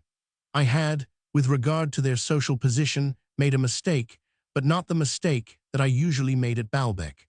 I was always ready to take for princes the sons of shopkeepers when they appeared on horseback. This time I had placed in an interloping class the daughters of a set of respectable people, extremely rich, belonging to the world of industry and business. It was the class which, on first thoughts, interested me least, since it held for me neither the mystery of the lower orders nor that of a society such as the Guermantes frequented. And no doubt if an inherent quality, a rank which they could never forfeit, had not been conferred on them, in my dazzled eyes, by the glaring vacuity of the seaside life all round them, I should perhaps not have succeeded in resisting and overcoming the idea that they were the daughters of prosperous merchants. I could not help marveling to see how the French middle class was a wonderful studio full of sculpture of the noblest and most varied kind. What unimagined types, what richness of invention in the character of their faces, what firmness, what freshness, what simplicity in their features. The shrewd old money-changers from whose loins these Dianas and these nymphs had sprung seemed to me to have been the greatest of statuaries. Before I had time to register the social metamorphosis of these girls, so are these discoveries of a mistake, these modifications of the notion one has of a person instantaneous as a chemical combination. There was already installed behind their faces, so street Arab in type, that I had taken them for the mistresses of racing bicyclists, of boxing champions, the idea that they might easily be connected with the family of some lawyer or other whom we knew. I was barely conscious of what was meant by Albertine Simonet. She had certainly no conception of what she was one day to mean to me. Even the name, Simonet, which I had already heard spoken on the beach, if I had been asked to write it down, I should have spelt with a double N, never dreaming of the importance which this family attached to their being but one in their name. In proportion as we descend the social scale, our snobbishness fastens on to mere nothings, which are perhaps no more null than the distinctions observed by the aristocracy, but being more obscure, more peculiar to the individual, take us more by surprise. Possibly there had been Simonettes who had done badly in business, or something worse still even. The fact remains that the Simonettes never failed, it appeared, to be annoyed if anyone doubled their N. They wore the air of being the only Simonettes in the world with one N instead of two, and were as proud of it, perhaps, as the Montmorency family were of being the premier barons of France. I asked Elster whether these girls lived at Balbec. Yes, he told me, some of them at any rate. The villa in which one of them lived was at that very spot, right at the end of the beach, where the cliffs of Canopville began. As this girl was a great friend of Albertine Simonette, this was another reason for me to believe that it was indeed the latter whom I had met that day when I was with my grandmother. There were of course so many of those little streets running down to the beach, and all at the same angle, that I could not have pointed out exactly which of them it had been. One would like always to remember a thing accurately, but at the time one's vision was clouded. And yet that Albertine and the girl whom I had seen going to her friend's house were one and the same person was a practical certainty. In spite of which, whereas the countless images that have since been furnished me by the dark young golfer, however different they may have been from one another, have overlaid one another, because I now know that they all belong to her, and if I retrace the thread of my memories I can, under cover of that identity, and as though along a tunneled passage, pass through all those images in turn, without losing my consciousness of the same person behind them all. If, on the other hand, I wish to revert to the girl whom I passed that day when I was with my grandmother, I must escape first into freer air. I am convinced that it is Albertine whom I find there, the same girl as her who would often stop dead among her moving comrades, in her walk along the foreground of the sea. But all those more recent images remain separate from that earlier one, because I am unable to confer on her retrospectively an identity which she had not. For me, at the moment in which she caught my eye, whatever assurance I may derive from the law of probabilities, that girl with plump cheeks who stared at me so boldly from the angle of the little street and the beach, and by whom I believe that I might have been loved, I have never, in the strict sense of the words, seen again. My hesitation between the different girls of the little band, all of whom retained something of the collective charm which had at first disturbed me, combined with the reasons already given to allow me later on, even at the time of my greater, my second, passion for Albertine, a sort of intermittent and very brief liberty to abstain from loving her. From having strayed among all her friends before it finally concentrated itself on her, my love kept, now and then, between itself and the image of Albertine a certain play of light and shade which enabled it, like a badly fitted lamp, to flit over the surface of each of the others before settling its focus upon her. The connection between the pain which I felt in my heart and the memory of Albertine did not seem to me necessary. I might perhaps have managed to coordinate it with the image of another person, which enabled me, in a momentary flash, to banish reality altogether, not only external reality, as in my love for Gilbert, which I had recognized to be an internal state in which I drew from myself alone the particular quality, the special character of the person whom I loved, everything that rendered her indispensable to my happiness, but even the other reality, internal and purely subjective. Not a day passes, but one or the other of them comes by here and looks in for a minute or two, Elster told me, plunging me in despair when I thought that if I had gone to see him at once, when my grandmother had begged me to do so, I should, in all probability, long since have made Albertine's acquaintance. She had passed on. From the studio she was no longer in sight. I supposed that she had gone to join her friends on the front. Could I have appeared there suddenly with Elster, I should have got to know them all. I thought of endless pretexts for inducing him to take a turn with me on the beach. I had no longer the same peace of mind as before the apparition of the girl in the frame of the little window, so charming until then in its fringe of honeysuckle, and now so drearily empty. Elster caused me a joy that was tormenting also when he said that he would go a little way with me, but that he must first finish the piece of work on which he was engaged. It was a flower study, but not one of any of the flowers, portraits of which I would rather have commissioned him to paint than the portrait of a person, so that I might learn from the revelation of his genius what I had so often sought in vain from the flowers themselves: hawthorn white and pink, cornflowers, apple blossom. Elster, as he worked, talked botany to me, but I scarcely listened. He was no longer sufficient in himself. He was now only the necessary intermediary between these girls and me. The distinction which, only a few moments ago, his talent had still given him in my eyes was now worthless save in so far as it might confer a little on me also in the eyes of the little band to whom I should be presented by him. I paced up and down the room, impatient for him to finish what he was doing. I picked up and examined various sketches, any number of which were stacked against the walls. In this way, I happened to bring to light a watercolor, which evidently belonged to a much earlier period in Elster's life, and gave me that particular kind of enchantment which is diffused by works of art not only deliciously executed, but representing a subject so singular and so seductive that it is to it that we attribute a great deal of their charm, as if the charm were something that the painter had merely to uncover, to observe, realized already in a material form by nature, and to reproduce in art. That such objects can exist, beautiful quite apart from the painter's interpretation of them, satisfies a sort of innate materialism in us, against which our reason contends and acts as a counterpoise to the abstractions of aesthetics. It was this watercolor, the portrait of a young woman, by no means beautiful but of a curious type, in a close-fitting mob cap not unlike a billycock hat,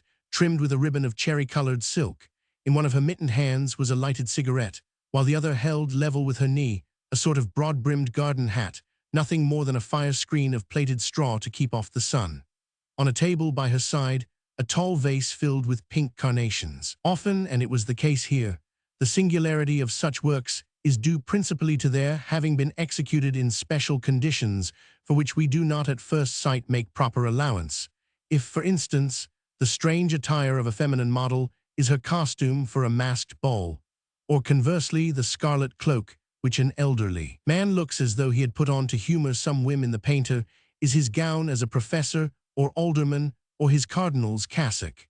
The ambiguous character of the person whose portrait now confronted me arose, without my understanding it, from the fact that she was a young actress of an earlier generation, half dressed for a part. But the cap or hat, beneath which the hair stuck out, but was cut short, the velvet coat opening without lapels over a white shirt front, made me hesitate as to the period of the clothes and the sex of the model, so that I did not know what it was exactly that I was holding before my eyes, unless simply the brightest colored of these scraps of painting. And the pleasure which it afforded me was disturbed only by the fear that Elster, by delaying further, would make me miss the girls, for the sun was now declining and hung low in the little window. Nothing in this watercolor was merely stated there as a fact and painted because of its utility to the composition, the costume because the young woman must be wearing something, the vase to hold the flowers. The glass of the vase, cherished for its own sake, seemed to be holding the water in which the stems of the carnations were dipped in something as limpid, almost as liquid as itself. The woman's dress encompassed her in a manner that had an independent, a brotherly charm, and if the works of man can compete in charm with the wonders of nature, as delicate, as pleasing to the touch of the eye, as freshly painted as the fur of a cat, the petals of a flower, the feathers of a dove. The whiteness of the shirt front, fine as driven rain, with its gay pleats gathered into little bells like lilies of the valley, was starred with bright gleams of light from the room, as sharply edged and as finely shaded as though they had been posies of flowers stitched on the woven lawn. And the velvet of the coat, brilliant with a milky sheen, had here and there a roughness, a scoring, a shagginess on its surface, which made one think of the crumpled brightness of the carnations in the vase. But above all one felt that Elster, sublimely indifferent to whatever immoral suggestion there might be in this disguise of a young actress for whom the talent with which she would play her part on the stage was doubtless of less importance than the irritant attraction which she would offer to the jaded or depraved senses of some of her audience, had on the contrary fastened upon those ambiguous points as on an aesthetic element which deserved to be brought into prominence, and which he had done everything in his power to emphasize. Along the lines of the face, the latent sex seemed to be on the point of confessing itself to be that of a somewhat boyish girl, then vanished and farther on reappeared with a suggestion rather of an effeminate youth, vicious and pensive, then fled once more to remain uncapturable. The dreamy sadness in the expression of her eyes, by the mere fact of its contrast with the accessories belonging to the world of lovemaking and play-acting, was not the least disturbing element in the picture. One imagined, moreover, that it must be feigned, and that the young person who seemed ready to submit to caresses in this provoking costume had probably thought it effective to enhance the provocation with this romantic expression of a secret longing, an unspoken grief. At the foot of the picture was inscribed, Miss Sacrapant, October 1872. I could not contain my admiration. Oh, it's nothing, only a rough sketch I did when I was young. It was a costume for a variety show. It's all ages ago now. And what has become of the model? A bewilderment provoked by my words preceded on Elster's face the indifferent, absent-minded air which, a moment later, he displayed there. "Quick, give it to me," he cried. "I hear Madame Elster coming, and though I assure you, the young person in the billycock hat never played any part in my life, still there's no point in my wife's coming in and finding it staring her in the face. I have kept it only as an amusing sidelight on the theatre of those days." And before putting it away behind the pile, Elster, who perhaps had not set eyes on the sketch for years, gave it his careful scrutiny. "I must keep just the head," he murmured. "The lower part is really too shockingly bad. The hands are a beginner's work." I was miserable at the arrival of Mme. Elster, who could only delay us still further. The window-sill was already aglow. Our excursion would be a pure waste of time. There was no longer the slightest chance of our seeing the girls. Consequently, it mattered now not at all how soon Mme. Elster left us or how long she stayed, not that she did stay for any length of time. I found her most tedious. She might have been beautiful once at 20, driving an ox in the Roman Campagna, but her dark hair was streaked with gray, and she was common without being simple, because she believed that a pompous manner and majestic attitudes were required by her statuesque beauty, which, however, advancing age had robbed of all its charm. She was dressed with the utmost simplicity, and it was touching, but at the same time surprising to hear Elster, whenever he opened his mouth, and with a respectful gentleness, as if merely uttering the words moved him to tenderness and veneration, repeat, "My beautiful Gabrielle." Later on, when I had become familiar with Elster's mythological paintings, Mme. Elster acquired beauty in my eyes also. I understood then that to a certain ideal type illustrated by certain lines, certain arabesques which reappeared incessantly throughout his work, to a certain canon of art, he had attributed a character that was almost divine, since the whole of his time, all the mental effort of which he was capable, in a word, his whole life, he had consecrated to the task of distinguishing those lines as clearly and of reproducing them as faithfully as possible. What such an ideal inspired in Elster was indeed a cult so solemn, so exacting that it never allowed him to be satisfied with what he had achieved, was the most intimate part of himself, and so he had never been able to look at it from a detached standpoint, to extract emotion from it, until the day on which he encountered it realized outside, apart from himself, in the body of a woman, the body of her who in due course became Mme. Elster, and in whom he had been able, as one is able only with something that is not oneself, to find it meritorious, moving, godlike. How comforting, moreover, to let his lips rest upon that beauty which hitherto he had been obliged with so great labor to extract from within himself, whereas now, mysteriously incarnate, it offered itself to him in a series of communions, filled with saving grace. Elster, at this period, was no longer in that early youth in which we look only to the power of our own mind for the realization of our ideal. He was nearing the age at which we count on bodily satisfactions to stimulate the forces of the brain, at which the exhaustion of the brain inclining us to materialism and the diminution of our activity to the possibility of influences passively received, begin to make us admit that there may indeed be certain bodies, certain callings, certain rhythms that are privileged, realizing so naturally our ideal that even without genius, merely by copying the movement of a shoulder, the tension of a throat, we can achieve a masterpiece. It is the age at which we like to caress beauty with our eyes objectively, outside ourselves, to have it near us, in a tapestry, in a lovely sketch by Titian picked up in a second-hand shop, in a mistress as lovely as Titian's sketch. When I understood this, I could no longer look without pleasure at Mme. Elster, and her body began to lose its heaviness, for I filled it with an idea the idea that she was an immaterial creature, a portrait by Elster. She was one for me, and for him also, I dare say. The facts of life have no meaning for the artist. They are to him merely an opportunity for exposing the naked blaze of his genius. One feels unmistakably, when one sees side by side 10 portraits of different people painted by Elster, that they are all, first and foremost, Elster's. Only after this rising tide of genius, which sweeps over and submerges a man's life, when the brain begins to tire, gradually the balance is upset, and like a river that resumes its course after the counterflow of a spring tide, it is life that once more takes the upper hand. While the first period lasted, the artist has gradually evolved the law, the formula of his unconscious gift. He knows what situations, should he be a novelist, if a painter, what scenes furnish him with the subject matter, which may be anything in the world, but whatever it is essential to his researches, as a laboratory might be or a workshop.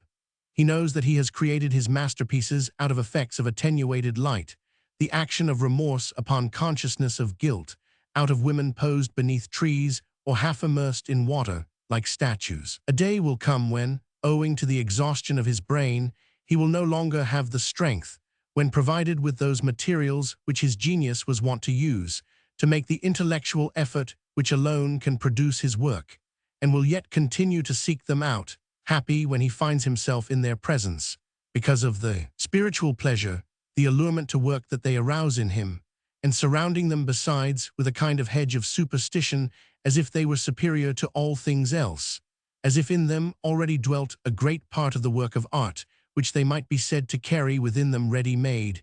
He will confine himself to the company, to the adoration of his models. He will hold endless conversations with the repentant criminals whose remorse, their regeneration formed, when he still wrote, the subject of his novels. He will buy a country house in a district where mists attenuate the light. He will spend long hours gazing at the limbs of bathing women, will collect sumptuous stuffs. And thus the beauty of life, a phase that has to some extent lost its meaning, a stage beyond the boundaries of art at which I had already seen Swann come to rest, was that also which, by a slackening of the creative ardor, idolatry of the forms which had inspired it, desire to avoid effort, must ultimately arrest an Elster's progress. At last he had applied the final brush-stroke to his flowers. I sacrificed a minute to look at them. I acquired no merit by the act, for I knew that there was no chance now of our finding the girls on the beach. And yet, had I believed them to be still there, and that these wasted moments would make me miss them, I should have stopped to look none the less, for I should have told myself that Elster was more interested in his flowers than in my meeting with the girls.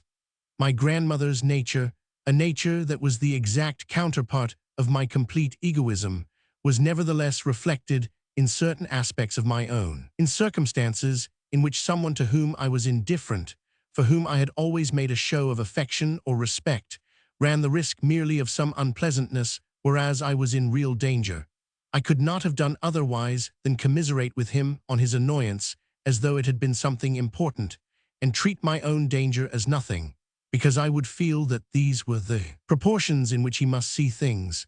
To be quite accurate, I would go even farther, and not only not complain of the danger in which I myself stood, but go halfway to meet it, and with that which involved other people try, on the contrary, were I to increase the risk of my being caught myself, to avert it from them. The reasons for this are several, none of which does me the slightest credit. One is that if, while only my reason was employed, I have always believed in self-preservation, whenever in the course of my existence I have found myself obsessed by moral anxieties, or merely by nervous scruples, so puerile often that I dare not enumerate them here, if an unforeseen circumstance then arose, involving for me the risk of being killed, this new preoccupation was so trivial in comparison with the others that I welcomed it with a sense of relief, almost of hilarity. Thus I find myself, albeit the least courageous of men, to have known that feeling which has always seemed to me, in my reasoning moods, so foreign to my nature, so inconceivable, the intoxication of danger. But even although I were, when any, even a deadly peril threatened me, passing through an entirely calm and happy phase, I could not, were I with another person, refrain from sheltering him behind me and choosing for myself the post of danger. When a sufficient store of experience had taught me that I invariably acted and enjoyed acting thus, I discovered, and was deeply ashamed by the discovery, that it was because, in contradiction of what I had always believed and asserted, I was extremely sensitive to the opinions of others.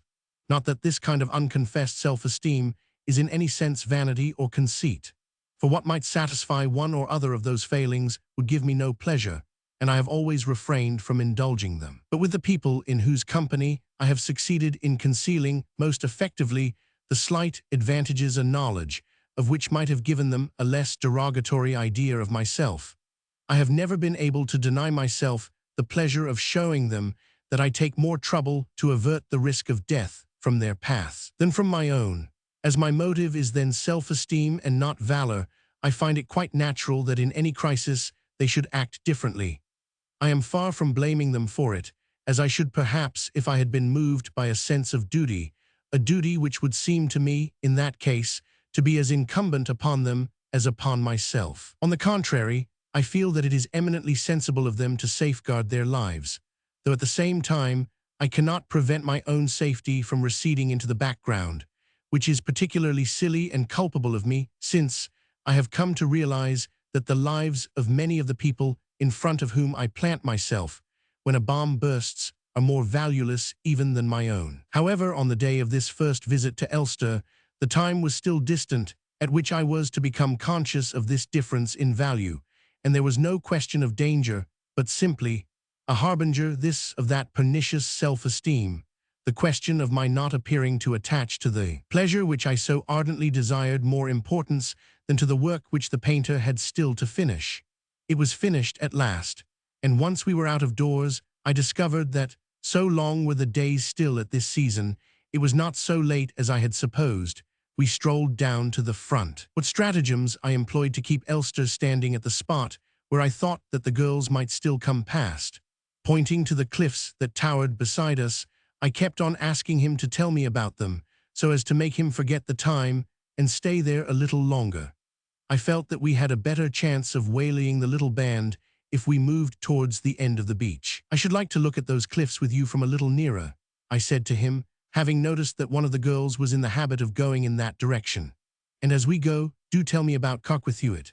I should so like to see Coquethuet," I went on, without thinking that the so novel character which manifested itself with such force in Elster's Coquethuet harbor might belong perhaps rather to the painter's vision than to any special quality in the place itself. "Since I've seen your picture, I think that is where I should most like to go, there and to the Point du Raz, but of course that would be quite a journey from here."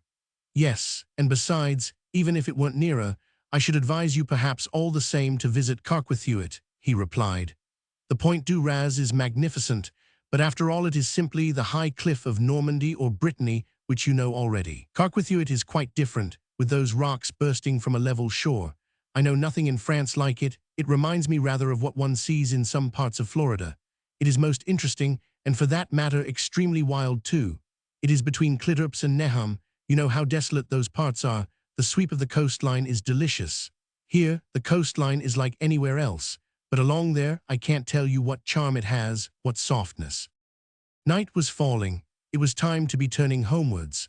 I was escorting Elster in the direction of his villa when suddenly, as it were Mephistopheles springing up before Faust, there appeared at the end of the avenue, like simply an objectification, unreal, diabolical, of the temperament diametrically opposed to my own, of the semi-barbarous and cruel vitality of which I, in my weakness, my excess of tortured sensibility and intellectuality, was so destitute.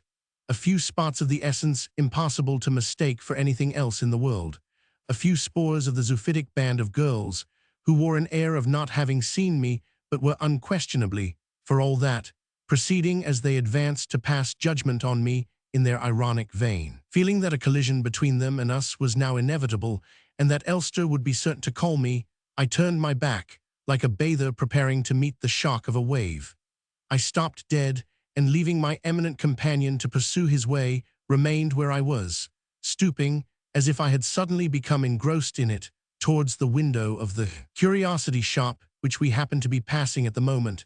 I was not sorry to give the appearance of being able to think of something other than these girls, and I was already dimly aware that when Elster did call me up to introduce me to them, I should wear that sort of challenging expression which betokens not surprise, but the wish to appear as though one were. Surprised, so far is every one of us a bad actor, or everyone else a good thought, reader, that I should even go so far as to point a finger to my breast, as who should ask, "It is me, really, that you want?" and then run to join him, my head lowered in compliance and docility, and my face coldly masking my annoyance at being torn from the study of old pottery in order to be introduced to people whom I had no wish to know. Meanwhile, I explored the window and waited for the moment in which my name, shouted by Elster, would come to strike me like an expected and innocuous bullet.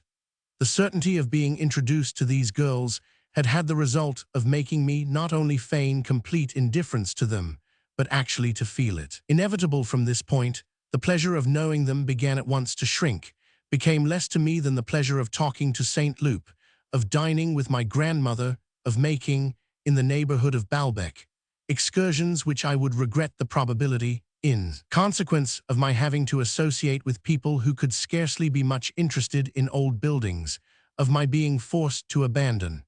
Moreover, what diminished the pleasure which I was about to feel was not merely the imminence, but the incoherence of its realization. Laws as precise as those of hydrostatics maintain the relative position of the images which we form in a fixed order, which the coming event at once upsets.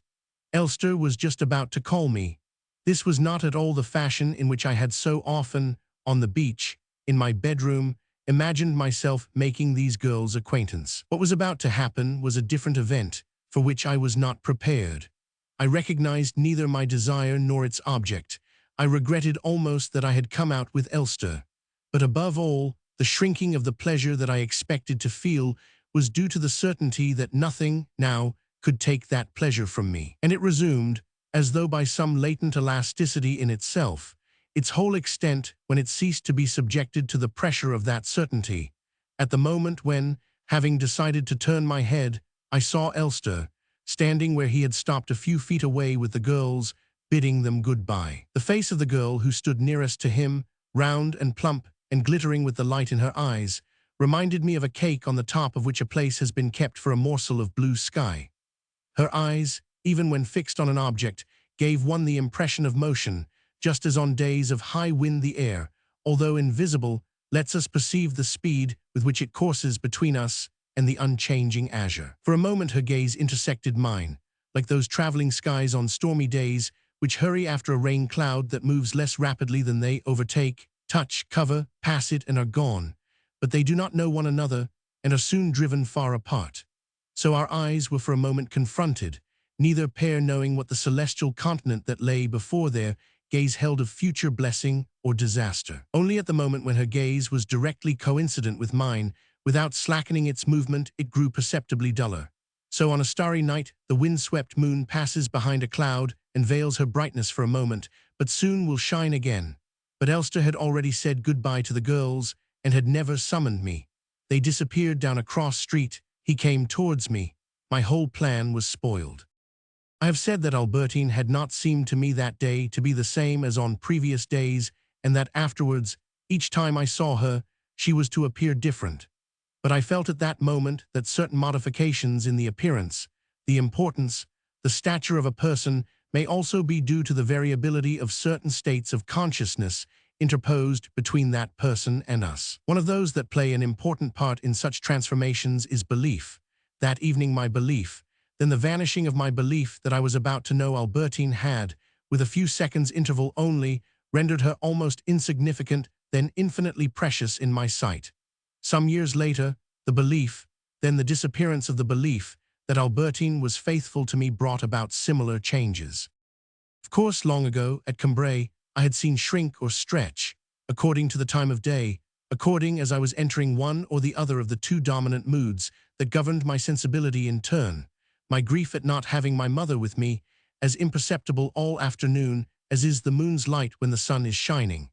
And then, when night had come, reigning alone in my anxious heart in the place of recent memories, now obliterated. But on that day at Baalbek, when I saw that Elster was leaving the girls and had not called me, I learned for the first time that the variations in the importance which a pleasure or a pain has in our eyes may depend not merely on this alternation of two moods, but on the displacement of invisible beliefs, such, for example, as make death seem to us of no account because they bathe it in a glow of unreality, and thus enable us to attach importance to our attending an evening party, which would lose much of its charm for if, on the announcement that we were sentenced to die by the guillotine, the belief that had bathed the party in its warm glow was instantly shattered, and this part that belief plays, it is true that something in me was aware of it.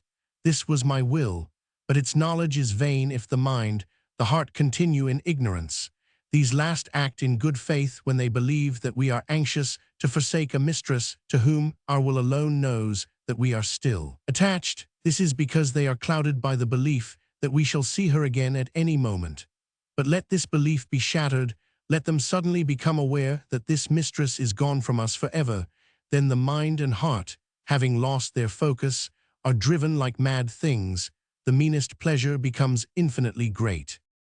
Variance of a belief, annulment also of love, which, pre-existent and mobile, comes to rest at the image of any one woman simply because that woman will be almost impossible of attainment. Thenceforward, we think not so much of the woman of whom we find difficulty in forming an exact picture, as of the means of getting to know her. A whole series of agonies develops, and is sufficient to fix our love definitely upon her who is its almost unknown object. Our love becomes immense. We never dream how small a place in it the real woman occupies. And if suddenly, as at the moment when I had seen Elster stop to talk to the girls, we cease to be uneasy, to suffer pain, since it is this pain that is the whole of our love, it seems to us as though love had abruptly vanished at the moment, when at length we grasped the prey to whose value we had not given enough thought before. What did I know of Albertine? One or two glimpses of a profile against the sea, less beautiful, assuredly, than those of Veronese's women whom I ought, had I been guided by purely aesthetic reasons, to have preferred to her. By what other reasons could I be guided, since, my anxiety having subsided, I could recapture only those mute profiles? I possessed nothing of her besides. Since my first sight of Albertine I had meditated upon her daily, 1,000-fold. I had carried on with what I called by her name an interminable unspoken dialogue, in which I made her question me, answer me, think and act, and in the infinite series of imaginary Albertines who followed one after the other in my fancy, hour after hour, the real Albertine, a glimpse caught on the beach, figured only at the head, just as the actress who creates a part, the star, appears, out of a long series of performances, in the few first alone. That Albertine was scarcely more than a silhouette, all that was superimposed being of my own growth. So far when we are in love, does the contribution that we ourselves make outweigh, even if we consider quantity only, those that come to us from the beloved object. And the same is true of love that is given its full effect. There are loves that manage not only to be formed, but to subsist around a very little core, even among those whose prayer has been answered after the flesh. An old drawing master who had taught my grandmother had been presented by some obscure mistress with a daughter. The mother died shortly after the birth of her child, and the drawing master was so broken-hearted that he did not long survive her. In the last months of his life, my grandmother and some of the Cambrai ladies, who had never liked to make any allusion in the drawing master's presence to the woman, with whom, for that matter, he had not officially lived, and had had comparatively slight relations, took it into their heads to ensure the little girl's future by combining to purchase an annuity for her. It was my grandmother who suggested this. Several of her friends made difficulties.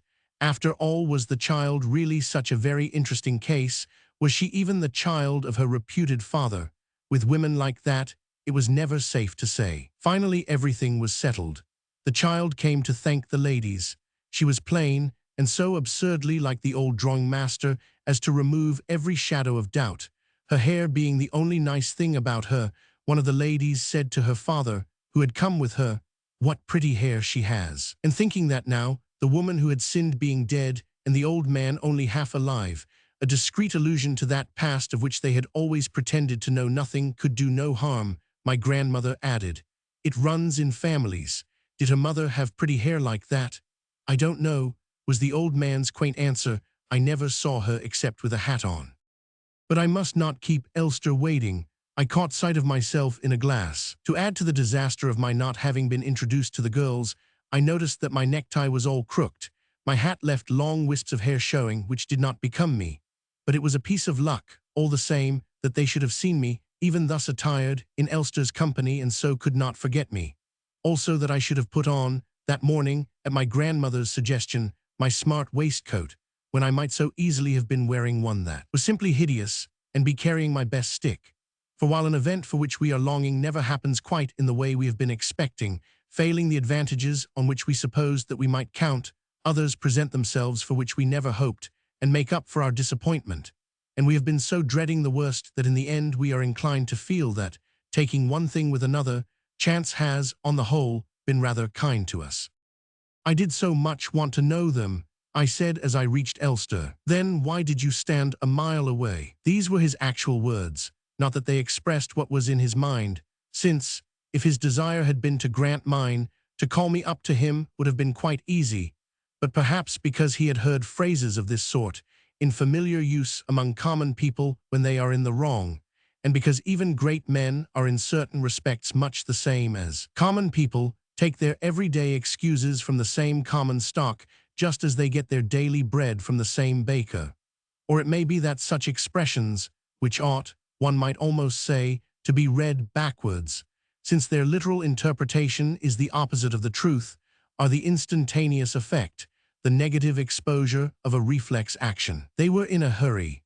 It struck me that, of course, they must have stopped him from summoning a person who did not greatly attract them. Otherwise he would not have failed, after all the questions that I had put to him about them, and the interest which he must have seen that I took in them, to call me. We were speaking just now of Carquethuit, he began, as we walked towards his villa. I have done a little sketch, in which you can see much better how the beach curves. The painting is not bad, but it is different. If you will allow me just to cement our friendship, I would like to give you the sketch. He went on, for the people who refuse us the objects of our desire are always ready to offer us something else. I should very much like, if you have such a thing, a photograph of the little picture of Miss Sacripant. Sacripant, that's not a real name, surely. It is the name of a character the sitter played in a stupid little musical comedy. But I assure you, sir, I have never set eyes on her. You look as though you thought that I knew her. Elster was silent. It isn't Mme. Swann before she was married. I hazarded, in one of those sudden fortuitous stumblings upon the truth, which are rare enough in all conscience, and yet give, in the long run, a certain cumulative support to the theory of presentiments, provided that one takes care to forget all the wrong guesses that would invalidate it. Elster did not reply. The portrait was indeed that of Odette de Crécy. She had preferred not to keep it for many reasons, some of them obvious, but there were others less apparent. The portrait dated from before the point at which Odette, disciplining her features, had made of her face and figure that creation the broad outlines of which her hairdressers, her dressmakers, she herself, in her way of standing, of speaking, of smiling, of moving her hands, her eyes, of thinking, were to respect throughout the years to come. It required the vitiated tastes of a surfeited lover to make Swann prefer to all the countless photographs of the sealed pattern Odette, which was his charming wife, the little photographs which he kept in his room, and in which, beneath a straw hat trimmed with pansies, you saw a thin young woman, not even good-looking, with bunched-out hair and drawn features. But apart from this, had the portrait been not anterior, like Swann's favorite photograph, to the systematization of Odette's features in a fresh type, majestic and charming, but subsequent to it, Elster's vision would alone have sufficed to disorganize that type.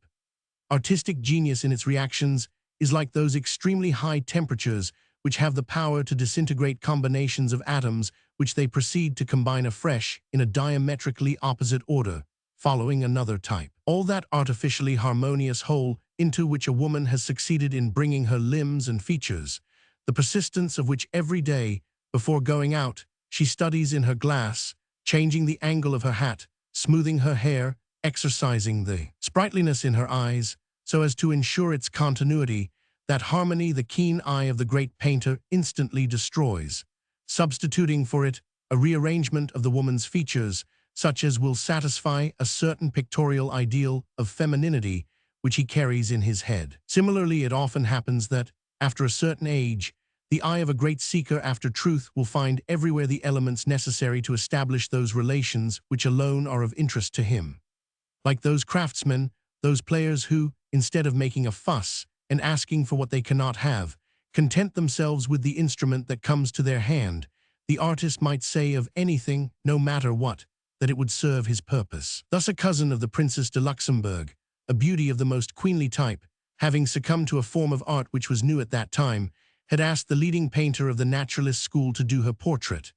At once the artist's eye had found what he sought everywhere in life, and on his canvas there appeared, in place of the proud lady, a street boy, and behind him a vast, sloping, purple background which made one think of the place Pigalle. But even without going so far as that, not only will the portrait of a woman by a great artist not seek in the least to give satisfaction to various demands on the woman's part, such as, for instance, when she begins to age, make her have herself photographed in dresses that are almost those of a young girl, which bring out her still youthful figure and make her appear like the sister or even the daughter of her own daughter, who, if need be, is tricked out for the occasion as a perfect fright by her side. It will, on the contrary, emphasize those very drawbacks which she seeks to hide, and which, as for instance a feverish, that is to say a livid complexion, are all the more tempting to him since they give his picture character. They are quite enough, however, to destroy all the illusions of the ordinary man who, when he sees the picture, sees crumble into dust the ideal which the woman herself has so proudly sustained for him, which has placed her in her unique, her unalterable form so far apart, so far above the rest of humanity. Fallen now, represented otherwise than in her own type, in which she sat unassailably enthroned, she has become nothing more than just an ordinary woman, in the legend of whose superiority we have lost all faith. In this type we are so accustomed to regard as included not only the beauty of an Odette, but her personality, her identity, that standing before the portrait, which has thus transposed her from it, we are inclined to protest not simply how plain he has made her, but why it isn't the least bit like her. We find it hard to believe that it can be she. We do not recognize her. And yet there is a person there on the canvas whom we are quite conscious of having seen before. But that person is not Odette.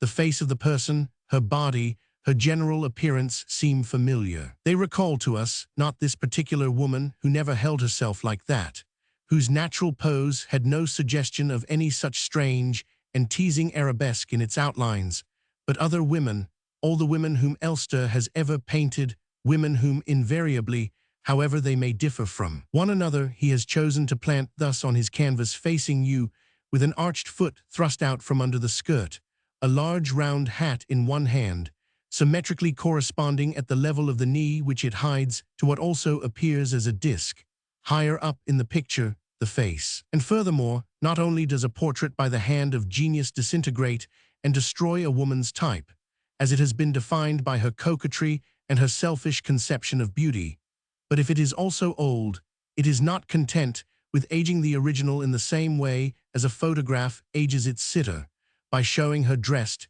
in the fashions of long ago. In a portrait, it is not only the manner the woman then had of dressing that dates it, there is also the manner the artist had of painting. And this, Elster's earliest manner, was the most damaging of birth certificates for Odette, because it not only established her, as did her photographs of the same period, as the younger sister of various time-honored courtesans, but made her portrait contemporary with the countless portraits that Manet or Whistler had painted of all those vanished models who already belonged to oblivion or to history.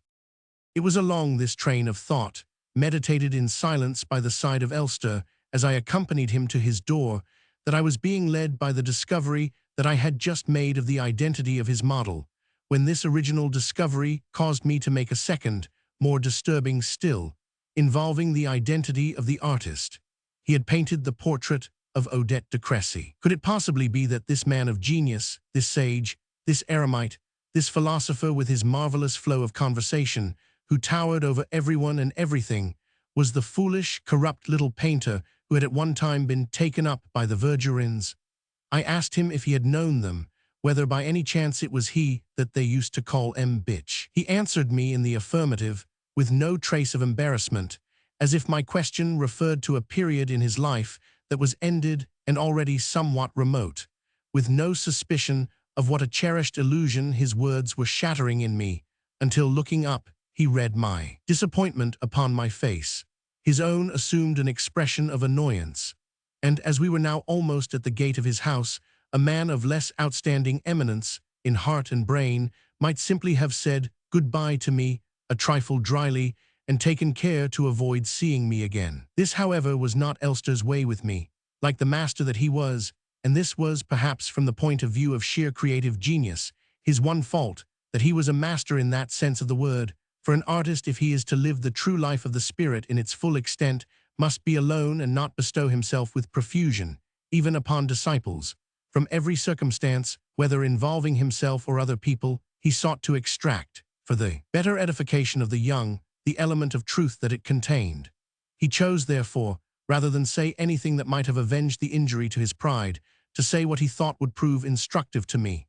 There is no man, he began, however wise, who has not at some period of his youth said things, or lived in a way the consciousness of which is so unpleasant to him in later life, that he would gladly, if he could, expunge it from his memory. And yet he ought not entirely to regret it, because he cannot be certain that he has indeed become a wise man, so far as it is possible for any of us to be wise, unless he has passed through all the fatuous or unwholesome incarnations by which that ultimate stage must be preceded.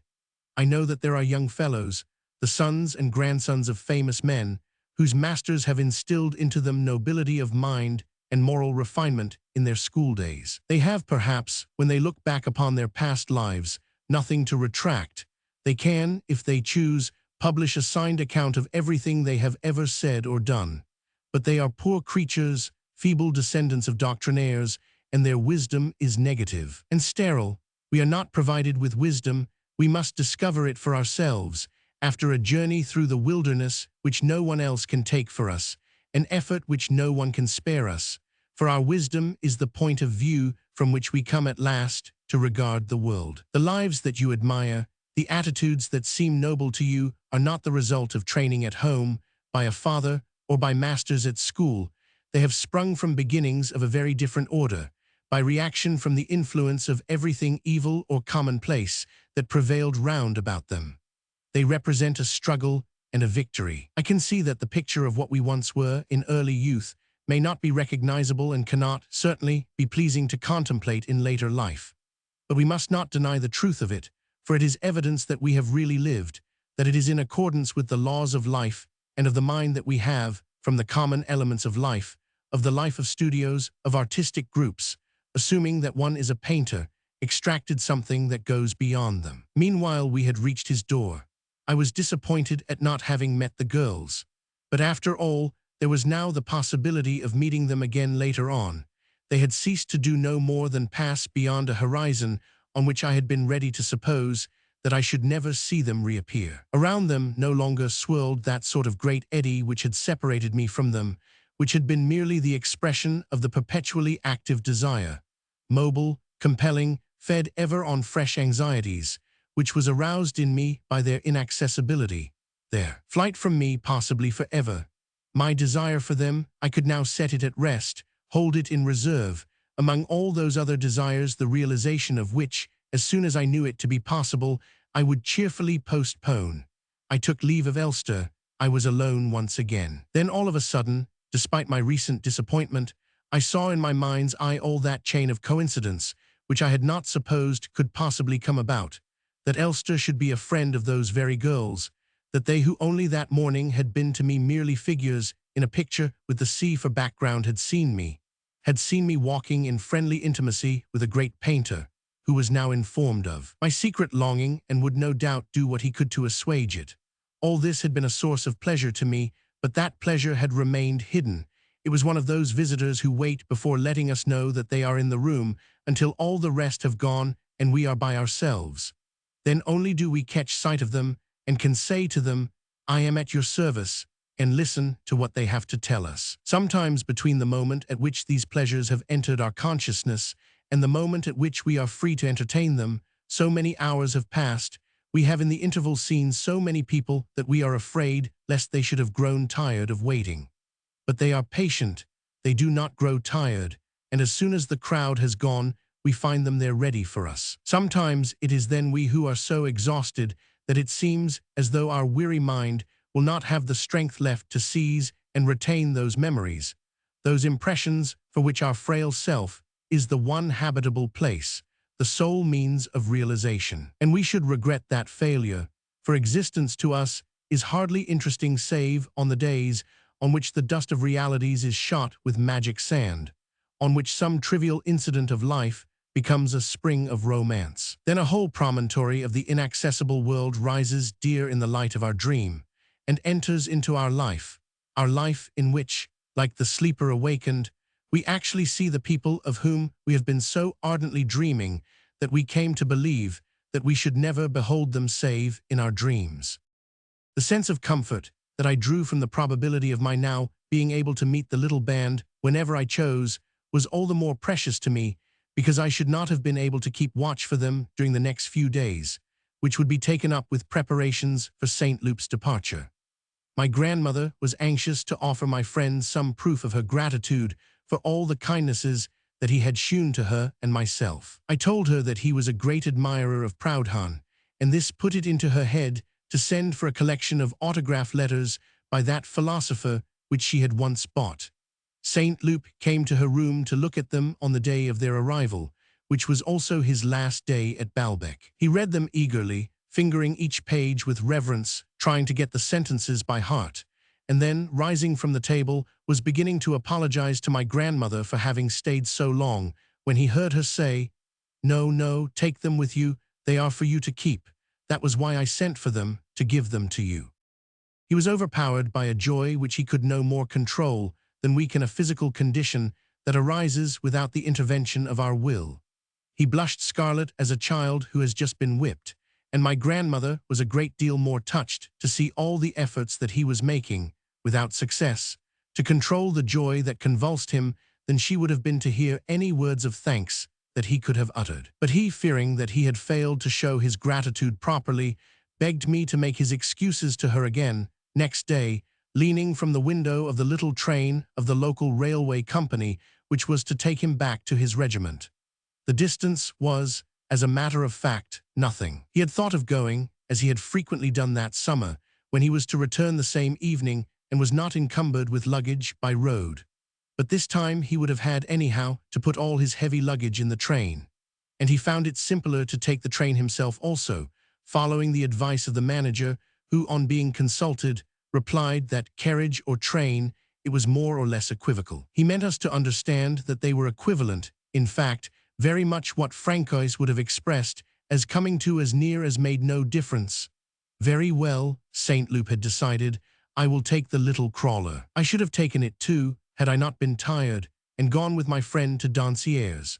Failing this, I kept on promising, all the time that we waited in the Balbec station. The time, that is to say, which the driver of the little train spent in waiting for unpunctual friends, without whom he refused to start, and also in seeking some refreshment for himself, to go over there and see him several times a week. As Bloch had come to the station also, much to St. Luke's disgust, the latter, seeing that our companion could hear him begging me to come to luncheon, to dinner, to stay altogether at Dancier's, finally turned to him, and in the most forbidding tone, intended to counteract the forced civility of the invitation and to prevent Bloch from taking it seriously. If you ever happen to be passing through Dancier's any afternoon when I am off duty, you might ask for me at the barracks, but I hardly ever am off duty. Perhaps, also, Robert feared lest, if left to myself, I might not come, and thinking that I was more intimate with Bloch than I made out, was providing me in this way with a traveling companion, one who would urge me on. I was afraid that this tone, this way of inviting a person while warning him not to come, might have wounded Bloch, and felt that St. Luke would have done better, saying nothing. But I was mistaken, for after the train had gone, while we were walking back together as far as the crossroads at which we should have to part, one road going to the hotel, the other to the Bloch's villa, he never ceased from asking me on what day we should go to Dancier's, for after all the civilities that Saint Loup had shewn him, it would be too unmannerly on his part not to accept the invitation. I was glad that he had not noticed, or was so little displeased as to wish to let it be thought that he had not noticed on how far from pressing, how barely polite a note the invitation had been sounded. At the same time, I should have liked Bloch, for his own sake, to refrain from making a fool of himself by going over at once to Dancier's. But I dared not offer a piece of advice which could only have offended him by hinting that Saint Loup had been less pressing than himself impressed. He was a great deal too ready to respond, and even if all his faults of this nature were atoned for by remarkable qualities which others, with more reserve than he, would not possess, he carried indiscretion to a pitch that was almost maddening. The week must not, to hear him speak, pass without our going to Dancier's, he said, for I think that he counted to some extent on my presence there as an excuse for his own. All the way home, opposite the gymnasium, in its grove of trees, opposite the lawn tennis courts, the mayor's office, the shellfish stall, he stopped me, imploring me to fix a day, and as I did not, left me in a towering rage, saying, "As your lordship pleases. For my part, I am obliged to go since he has invited me." Saint Loup was still so much afraid of not having thanked my grandmother properly that he charged me once again to express his gratitude to her a day or two later in a letter I received from him from the town in which he was quartered, a town which seemed, on the envelope where the postmark had stamped its name, to be hastening to me across country to tell me that within its walls, in the Louis Roman 16 cavalry barracks, he was thinking of me. The paper was embossed with the arms of Marsantes, in which I could make out a lion, surmounted by a coronet formed by the cap of a peer of France. After a journey which, he wrote, passed pleasantly enough, with a book I bought at the station, by Arvid Barin, a Russian author, I fancy, it seemed to me remarkably well written for a foreigner, but you shall give me your critical opinion. You are bound to know all about it, you fount of knowledge who have read everything. Here I am again in the thick of this debased existence, where, alas, I feel a sad exile not having here what I had to leave at Baalbek, this life in which I cannot discover one affectionate memory, any intellectual attraction, an environment on which you would probably look with contempt, and yet it has a certain charm. Everything seems to have changed since I was last here, for in the interval, one of the most important periods in my life, that from which our friendship dates, has begun. I hope that it may never come to an end. I have spoken of our friendship, of you, to one person only, to the friend I told you of, who has just paid me a surprise visit here. She would like immensely to know you, and I feel that you would get on well together, for she too is extremely literary. I, on the other hand, to go over in my mind all our talk, to live over again those hours which I never shall forget, have shut myself off from my comrades, excellent fellows, but altogether incapable of understanding that sort of thing. This remembrance of moments spent with you I should almost have preferred on my first day here to call up for my own solitary enjoyment without writing. But I was afraid lest you, with your subtle mind and ultrasensitive heart, might, if you did not hear from me, needlessly torment yourself, if that is to say, you still condescend to occupy your thoughts with this blunt trooper whom you will have a hard task to polish and refine, and make a little more subtle and worthier of your company.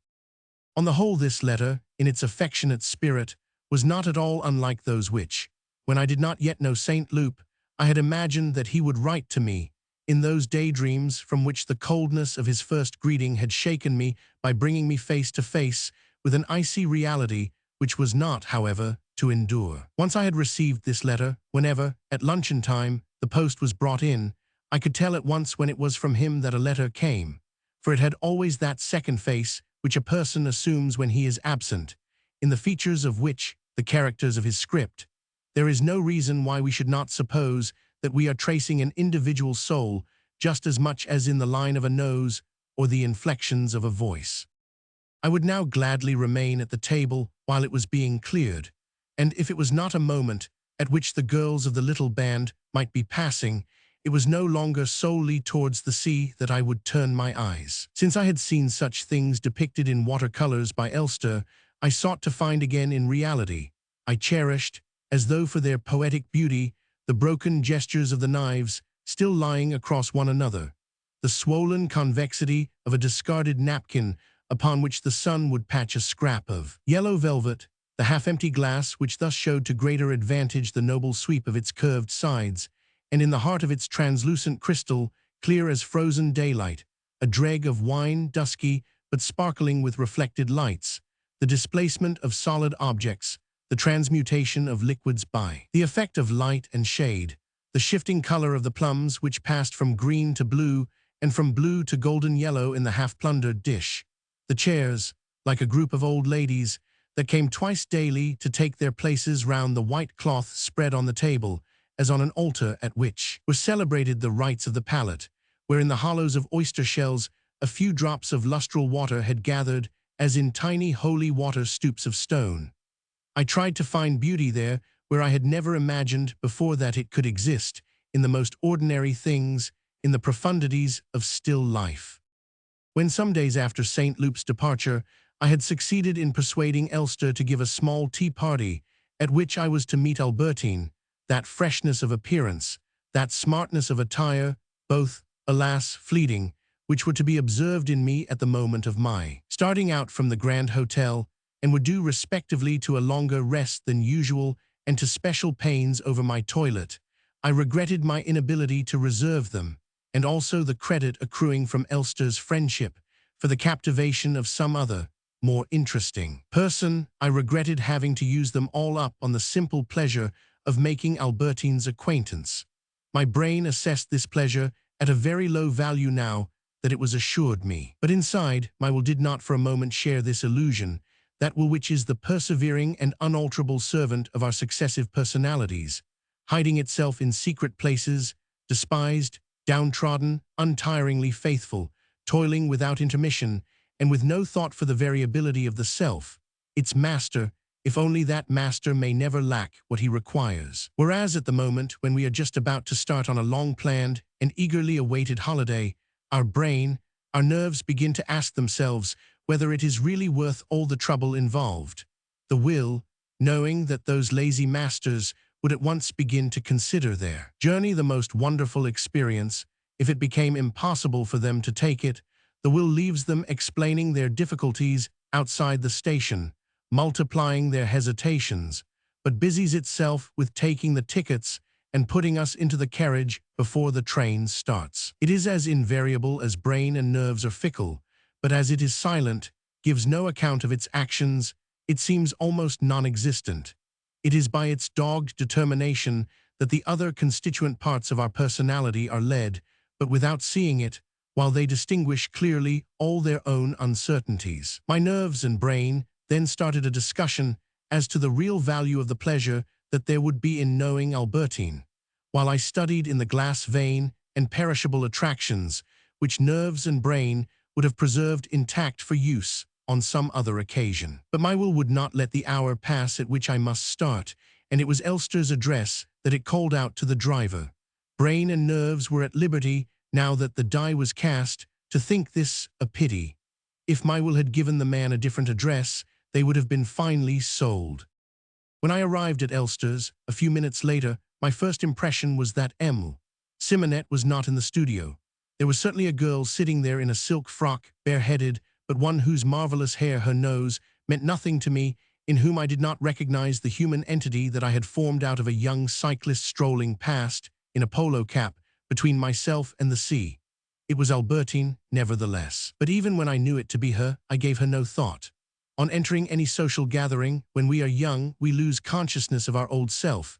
We become a different man, every drawing room being a fresh universe, in which, coming under the sway of a new moral perspective, we fasten our attention, as if they were to matter to us for all time, on people, dances, card tables, all of which we shall have forgotten by the morning. Obliged to follow, if I was to arrive at the goal of conversation with Albertine, a road in no way of my own planning, which first brought me to a halt at Elster, passed by other groups of guests to whom I was presented, then along the table at which I was offered, and ate a strawberry tart or two, while I listened, motionless, to the music that was beginning in another part of the room. I found myself giving to these various incidents the same importance as to my introduction to Simonette, an introduction which was now nothing more than one among several such incidents, having entirely forgotten that it had been, but a few minutes since, my sole object in coming there that day. But is it not ever thus in the bustle of daily life, with every true happiness, every great sorrow? In a room full of other people, we receive from her whom we love the answer, propitious or fatal, which we have been awaiting for the last year. But we must go on talking. Ideas come, one after another, forming a smooth surface which is pricked, at the very most, now and then by a dull throb from within of the memory, deep-rooted enough, but a very slender growth, that misfortune has come upon us. If instead of misfortune, it is happiness, it may be that not until many years have elapsed will we recall that the most important event in our sentimental life occurred without our having time to give it any prolonged attention, or even to become aware of it almost, at a social gathering, it may have been, to which we had gone solely in expectation of that event. When Elster asked me to come with him so that he might introduce me to Albertine, who was sitting a little farther down the room, I first of all finished eating a coffee eclair, and with a show of keen interest, asked an old gentleman whose acquaintance I had just made, and thought that I might perhaps offer him the rose in my buttonhole which he had admired, to tell me more about the old Norman fairs. This is not to say that the introduction which followed did not give me any pleasure, nor assume a definite importance in my eyes. But so far as the pleasure was concerned, I was not conscious of it naturally until some time later, when once more in the hotel and in my room alone I had become myself again. Pleasure in this respect is like photography. What we take in the presence of the beloved object is merely a negative film. We develop it later, when we are at home, and have once again found at our disposal that inner darkroom, the entrance to which is barred to us so long as we are with other people.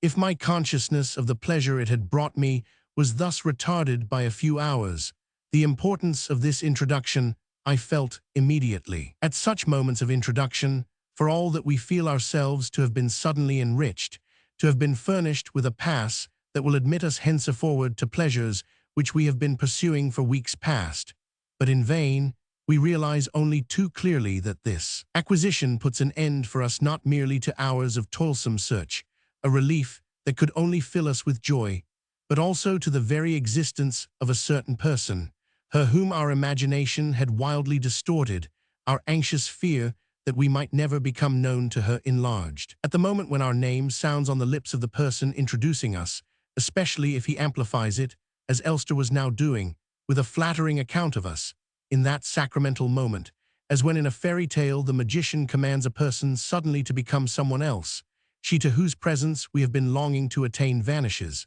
How could she remain the same when, for one thing, owing to the attention which the stranger is obliged to pay to the announcement of our name and the sight of our person, in the eyes that only yesterday were situated at an infinite distance, where we supposed that our eyes, wandering, uncontrolled, desperate, divergent, would never succeed in meeting them, the conscious gaze, the incommunicable thought which we have been seeking have been miraculously and quite simply replaced by our own image, painted in them as though behind the glass of a smiling mirror. If this incarnation of ourself in the person who seems to differ most from us is what does most to modify the appearance of the person to whom we have just been introduced, the form of that person still remains quite vague, and we are free to ask ourselves whether she will turn out to be a god, a table, or a basin. But as nimble as the wax modelers who will fashion a bust before our eyes in 5 minutes, the few words which the stranger is now going to say to us will substantiate her form, will give her something positive and final that will exclude all the hypotheses by which, a moment ago, our desire, our imagination were being tempted. Doubtless, even before her coming to this party, Albertine had ceased to be to me simply that sole phantom worthy to haunt our life, which is what remains of a passing stranger, of whom we know nothing and have caught but the barest glimpse. Her relation to MME. Bontemps had already restricted the scope of those marvelous hypotheses by stopping one of the channels along which they might have spread. As I drew closer to the girl and began to know her better, my knowledge of her underwent a process of subtraction, all the factors of imagination and desire giving place to a notion which was worth infinitely less, a notion to which, it must be admitted, was added presently what was more or less the equivalent, in the domain of real life, of what joint stock companies give one after paying interest on one's capital and call a bonus. Her name, her family connections had been the original limit set to my suppositions. Her friendly greeting while standing close beside her, I saw once again the tiny mole on her cheek. Below her eye marked another stage. Last of all, I was surprised to hear her use the adverb perfectly in place of quite, of two people whom she mentioned, saying of one, "She is perfectly mad but very nice for all that," and of the other, "He is a perfectly common man, a perfect bore." However little to be commended this use of perfectly may be, it indicates a degree of civilization and culture which I could never have imagined as having been attained by the bacchante with the bicycle, the frenzied muse of the golf course. Nor did it mean that after this first transformation Albertine was not to change again for me many times. The good and bad qualities which a person presents to us, exposed to view on the surface of his or her face, rearrange themselves in a totally different order if we approach them from another angle, just as, in a town, buildings that appear strung irregularly along a single line, from another aspect retire into a graduated distance, and their relative heights are altered. To begin with, Albertine now struck me as not implacable so much as almost frightened. She seemed to me rather respectably than ill-bred, judging by the description, bad style, a comic manner, which she applied to each in turn of the girls of whom I spoke to her. Finally, she presented as a target for my line of sight a temple that was distinctly flushed and hardly attractive to the eye, and no longer the curious gaze which I had always connected with her until then. But this was merely a second impression, and there were doubtless others through which I was successively to pass. Thus it can be only after one has recognized, not without having had to feel one's way, the optical illusions of one's first impression that one can arrive at an exact knowledge of another person, supposing such knowledge to be ever possible. But it is not, for while our original impression of him undergoes correction, the person himself, not being an inanimate object, changes in himself.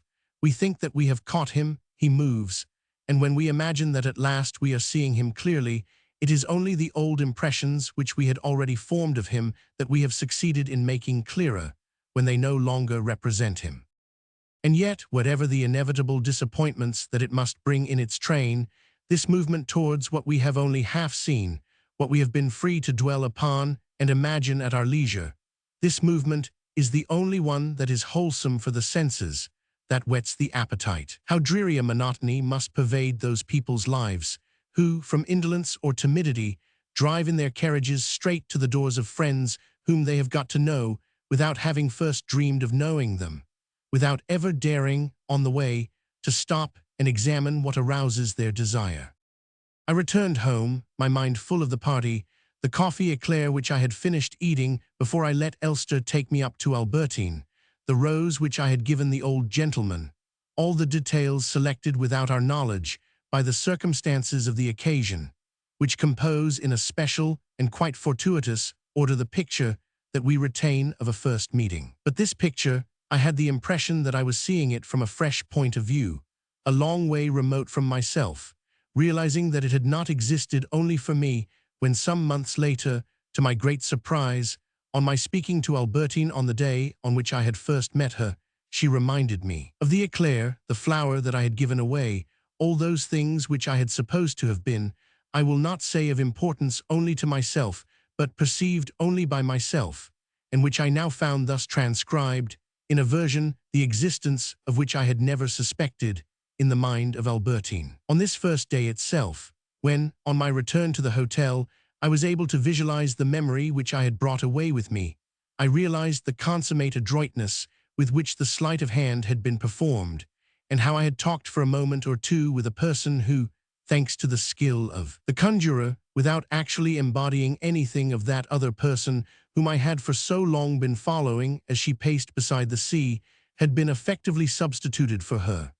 I might, for that matter, have guessed as much in advance, since the girl of the beach was a fabrication invented by myself, in spite of which, as I had, in my conversations with Elster, identified her with this other girl, I felt myself in honor bound to fulfill to the real the promises of love made to the imagined Albertine. We betroth ourselves by proxy and think ourselves obliged, in the sequel, to marry the person who has intervened. Moreover, if there had disappeared, provisionally at any rate, from my life, an anguish that found adequate consolation in the memory of polite manners, of that expression perfectly common, and of the glowing temple. That memory awakened in me desire of another kind which, for all that it was placid and not at all painful, resembling rather brotherly love, might in the long run become fully as dangerous by making me feel at every moment a compelling need to kiss this new person, whose charming ways, her shyness, her unlooked-for accessibility arrested the futile process of my imagination, but gave birth to a sentimental gratitude. And then, since memory begins at once to record photographs independent of one another, eliminates every link, any kind of sequence from between the scenes portrayed in the collection which it exposes to our view, the most recent does not necessarily destroy or cancel those that came before. Confronted with the commonplace, though appealing Albertine to whom I had spoken that afternoon, I still saw the other, mysterious Albertine outlined against the sea. These were now memories, that is to say pictures, neither of which now seemed to me any more true than the other. But to make an end of this first afternoon of my introduction to Albertine, when trying to recapture that little mole on her cheek, just under the eye, I remembered that, looking from Elster's window, when Albertine had gone by, I had seen the mole on her chin. In fact, whenever I saw her I noticed that she had a mole, but my inaccurate memory made it wander about the face of Albertine, fixing it now in one place, now in another. Whatever my disappointment in finding in M. Simonette a girl so little different from those that I knew already, just as my rude awakening when I saw Balbec Church did not prevent me from wishing still to go to Quimperle, Pont Tavern and Venice, I comforted myself with the thought that through Albertine at any rate, even if she herself was not all that I had hoped, I might make the acquaintance of her comrades of the little band. I thought at first that I should fail. As she was to be staying, and I too, for a long time still at Balbec, I had decided that the best thing was not to make my efforts to meet her too apparent, but to wait for an accidental encounter. But should this occur every day, even, it was greatly to be feared that she would confine herself to acknowledging my beau from a distance, and such meetings, repeated day after day throughout the whole season, would benefit me not at all. Shortly after this, one morning when it had been raining and was almost cold, I was accosted on the front by a girl wearing a close-fitting toque and carrying a muff, so different from the girl whom I had met at Elster's party that to recognize in her the same person seemed an operation beyond the power of the human mind. Mine was nevertheless successful in performing it, but after a momentary surprise which did not, I think, escape Albertine's notice. On the other hand, when I instinctively recalled the good breeding which had so impressed me before, she filled me with a converse astonishment by her rude tone and manners typical of the little band. Apart from these, her temple had ceased to be the optical center on which the eye might comfortably rest of her face, either because I was now on her other side, or because her toque hid it, or else possibly because its inflammation was not a constant thing. "What weather?" she began. "Really, the perpetual summer of Balbec is all stuff and nonsense. You don't go in for anything special here, do you? We don't ever see you playing golf or dancing at the casino. You don't ride either. You must be bored stiff. You don't find it too deadly, staying about on the beach all day. I see you just bask in the sun like a lizard. You enjoy that. You must have plenty of time on your hands. I can see you're not like me. I simply adore all sports. You weren't at the Saguenay races. We went in the tram, and I can quite believe you don't see the fun of going in an old tin pot like that. It took us 2 whole hours. I could have gone there and back 3 times on my bike." I, who had been lost in admiration of Saint Loup when he, in the most natural manner in the world, called the little local train the crawler, because of the ceaseless windings of its line, was positively alarmed by the glibness with which Albertine spoke of the tram and called it a tin pot. I could feel her mastery of a form of speech in which I was afraid of her detecting and scorning my inferiority, and yet the full wealth of the synonyms that the little band possessed to denote this railway had not yet been revealed to me. In speaking, Albertine kept her head motionless, her nostrils closed, allowing only the corners of her lips to move. The result of this was a drawling, nasal sound, into the composition of which there entered perhaps a provincial descent, a juvenile affectation of British phlegm, the teaching of a foreign governess, and a congestive hypertrophy of the mucus of the nose. This enunciation which, as it happened, soon disappeared when she knew people better, giving place to a natural girlish tone, might have been thought unpleasant, but it was peculiar to herself and delighted me. Whenever I had gone for several days without seeing her, I would refresh my spirit by repeating to myself, "We don't ever see you playing golf," with the nasal intonation in which she had uttered the words, point blank, without moving a muscle of her face. And I thought then that there could be no one in the world so desirable. We formed that morning one of those couples who dotted the front, here and there with their conjunction, their stopping together for time enough just to exchange a few words before breaking apart, each to resume separately his or her divergent stroll. I seized the opportunity, while she stood still, to look again and discover once and for all where exactly the little mole was placed. Then, just as a phrase of Vintuil which had delighted me in the sonata, and which my recollection allowed to wander from the andante to the finale, until the day when, having the score in my hands, I was able to find it, and to fix it in my memory in its proper place, in the scherzo. So this mole, which I had visualized now on her cheek, now on her chin, came to rest forever on her upper lip, just below her nose. In the same way, too, do we not come with amazement upon lines that we know by heart in a poem in which we never dreamed that they were to be found. At that moment, as if in order that against the sea there might multiply in freedom, in the variety of its forms, all the rich decorative whole, which was the lovely unfolding of the train of maidens, at once golden and rosy, baked by sun and wind, Albertine's friends, with their shapely limbs, their supple figures but so different one from another, came into sight in a cluster that expanded as it approached, advancing towards us, but keeping closer to the sea, along a parallel line. I asked Albertine's permission to walk for a little way with her. Unfortunately, all she did was to wave her hand to them in greeting. "But your friends will be disappointed if you don't go with them," I hinted, hoping that we might all walk together. A young man with regular features, carrying a bag of golf clubs, sauntered up to us. It was the baccarat player, whose fast ways so enraged the chief magistrate's wife. In a frigid, impassive tone, which he evidently regarded as an indication of the highest refinement, he bade Albertine good day. "Been playing golf, Octave?" she asked. "How did the game go? Were you in form?" "Oh, it's too sickening, I can't play for nuts," he replied. "Was Andrie playing?" "Yes, she went round in 77. Why, that's a record. I went round in 82 yesterday." He was the son of an immensely rich manufacturer who was to take an important part in the organization of the coming World's Fair. I was struck by the extreme degree to which, in this young man, and in the other by no means numerous male friends of the band of girls, the knowledge of everything that pertained to clothes and how to wear them, cigars, English drinks, horses, a knowledge which he possessed in its minutest details with a haughty infallibility that approached the reticent. Modesty of the true expert had been developed in complete isolation, unaccompanied by the least trace of any intellectual culture.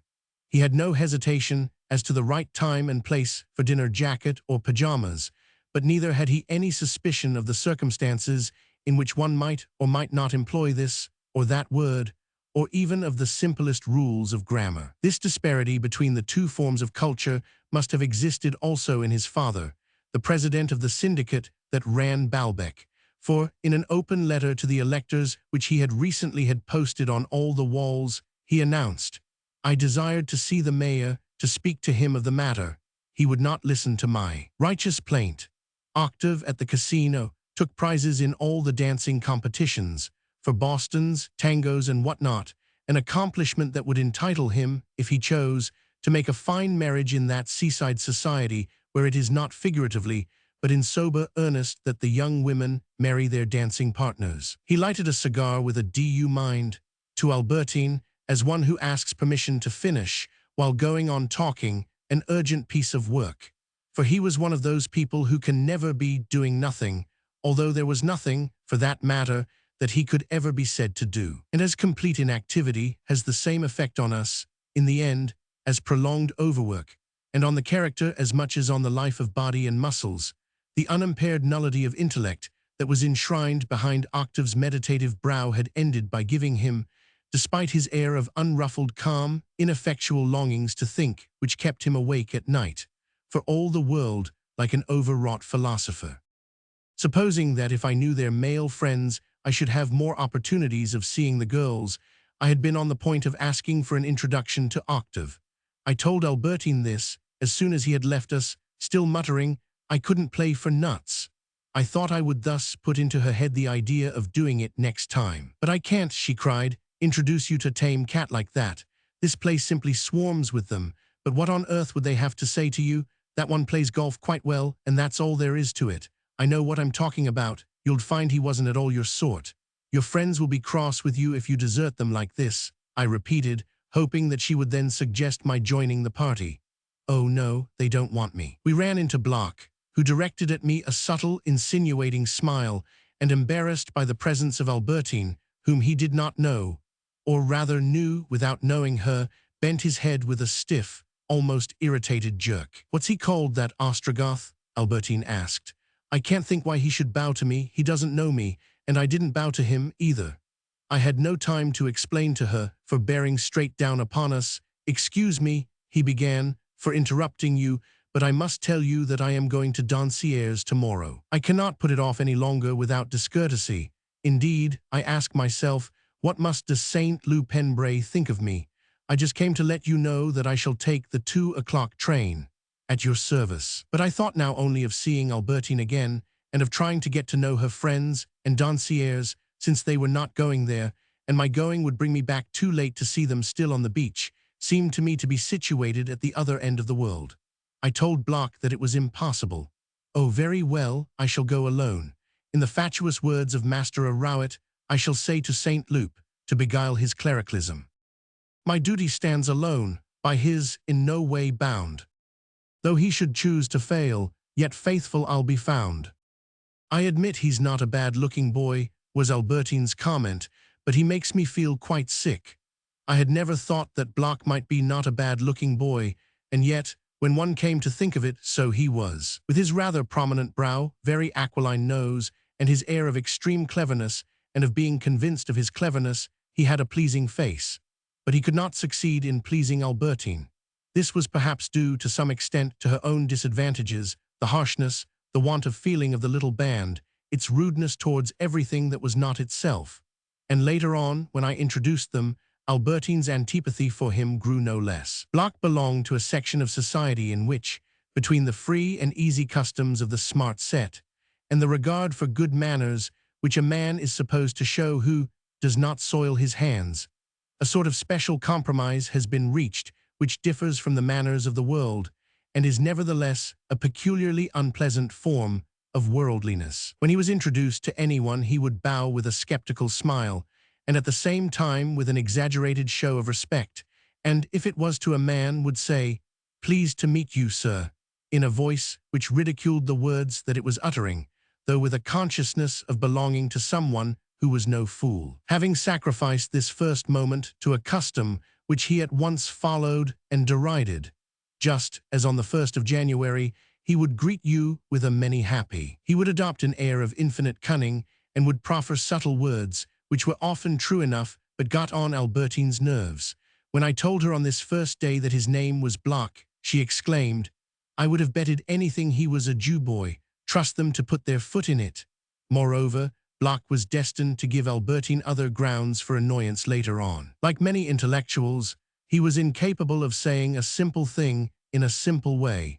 He would find some precious qualification for every statement and would sweep from particular to general. It vexed Albertine, who was never too well pleased at other people's showing an interest in what she was doing, that when she had sprained her ankle and was keeping quiet, Block said of her, "She is outstretched on her chair, but in her ubiquity has not ceased to frequent simultaneously vague golf courses and dubious tennis courts." He was simply being literary, of course, but this, in view of the difficulties which Albertine felt that it might create for her with friends whose invitations she had declined on the plea that she was unable to move, was quite enough to disgust her with the face, the sound of the voice of the young man who could say such things about her. We parted, Albertine and I, after promising to take a walk together later. I had talked to her without being any more conscious of where my words were falling, of what became of them, than if I were dropping pebbles into a bottomless pit. That our words are, as a general rule, filled, by the person to whom we address them, with a meaning which that person derives from her own substance, a meaning widely different from that which we had put into the same words when we uttered them, is a fact which the daily round of life is perpetually demonstrating. But if we find ourselves as well in the company of a person whose education, as Albertine's was to me, is inconceivable, her tastes, her reading, her principles unknown, we cannot tell whether our words have aroused in her anything that resembles their meaning, any more than in an animal, although there are things that even an animal may be made to understand. So that to attempt any closer friendship with Albertine seemed to me like placing myself in contact with the unknown, if not the impossible, an occupation as arduous as breaking a horse, as reposeful as keeping bees or growing roses. I had thought a few hours before that Albertine would acknowledge my bow but would not speak to me. We had now parted, after planning to make some excursions soon together. I vowed that when I next met Albertine I would treat her with greater boldness, and I had sketched out in advance a draft of all that I would say to her, and even being now quite convinced that she was not straight-laced, of all the favors that I would demand of her. But the mind is subject to external influences, as plants are, and cells and chemical elements, and the medium in which its immersion alters it is a change of circumstances or new surroundings. Grown different by the mere fact of her presence, when I found myself once again in Albertine's company, what I said to her was not at all what I had meant to say. Remembering her flushed temple, I asked myself whether she might not appreciate more keenly a polite attention which she knew to be disinterested. Besides, I was embarrassed by certain things in her look, in her smile. They might equally well signify a laxity of morals and the rather silly merriment of a girl who, though full of spirits, was at heart thoroughly respectable.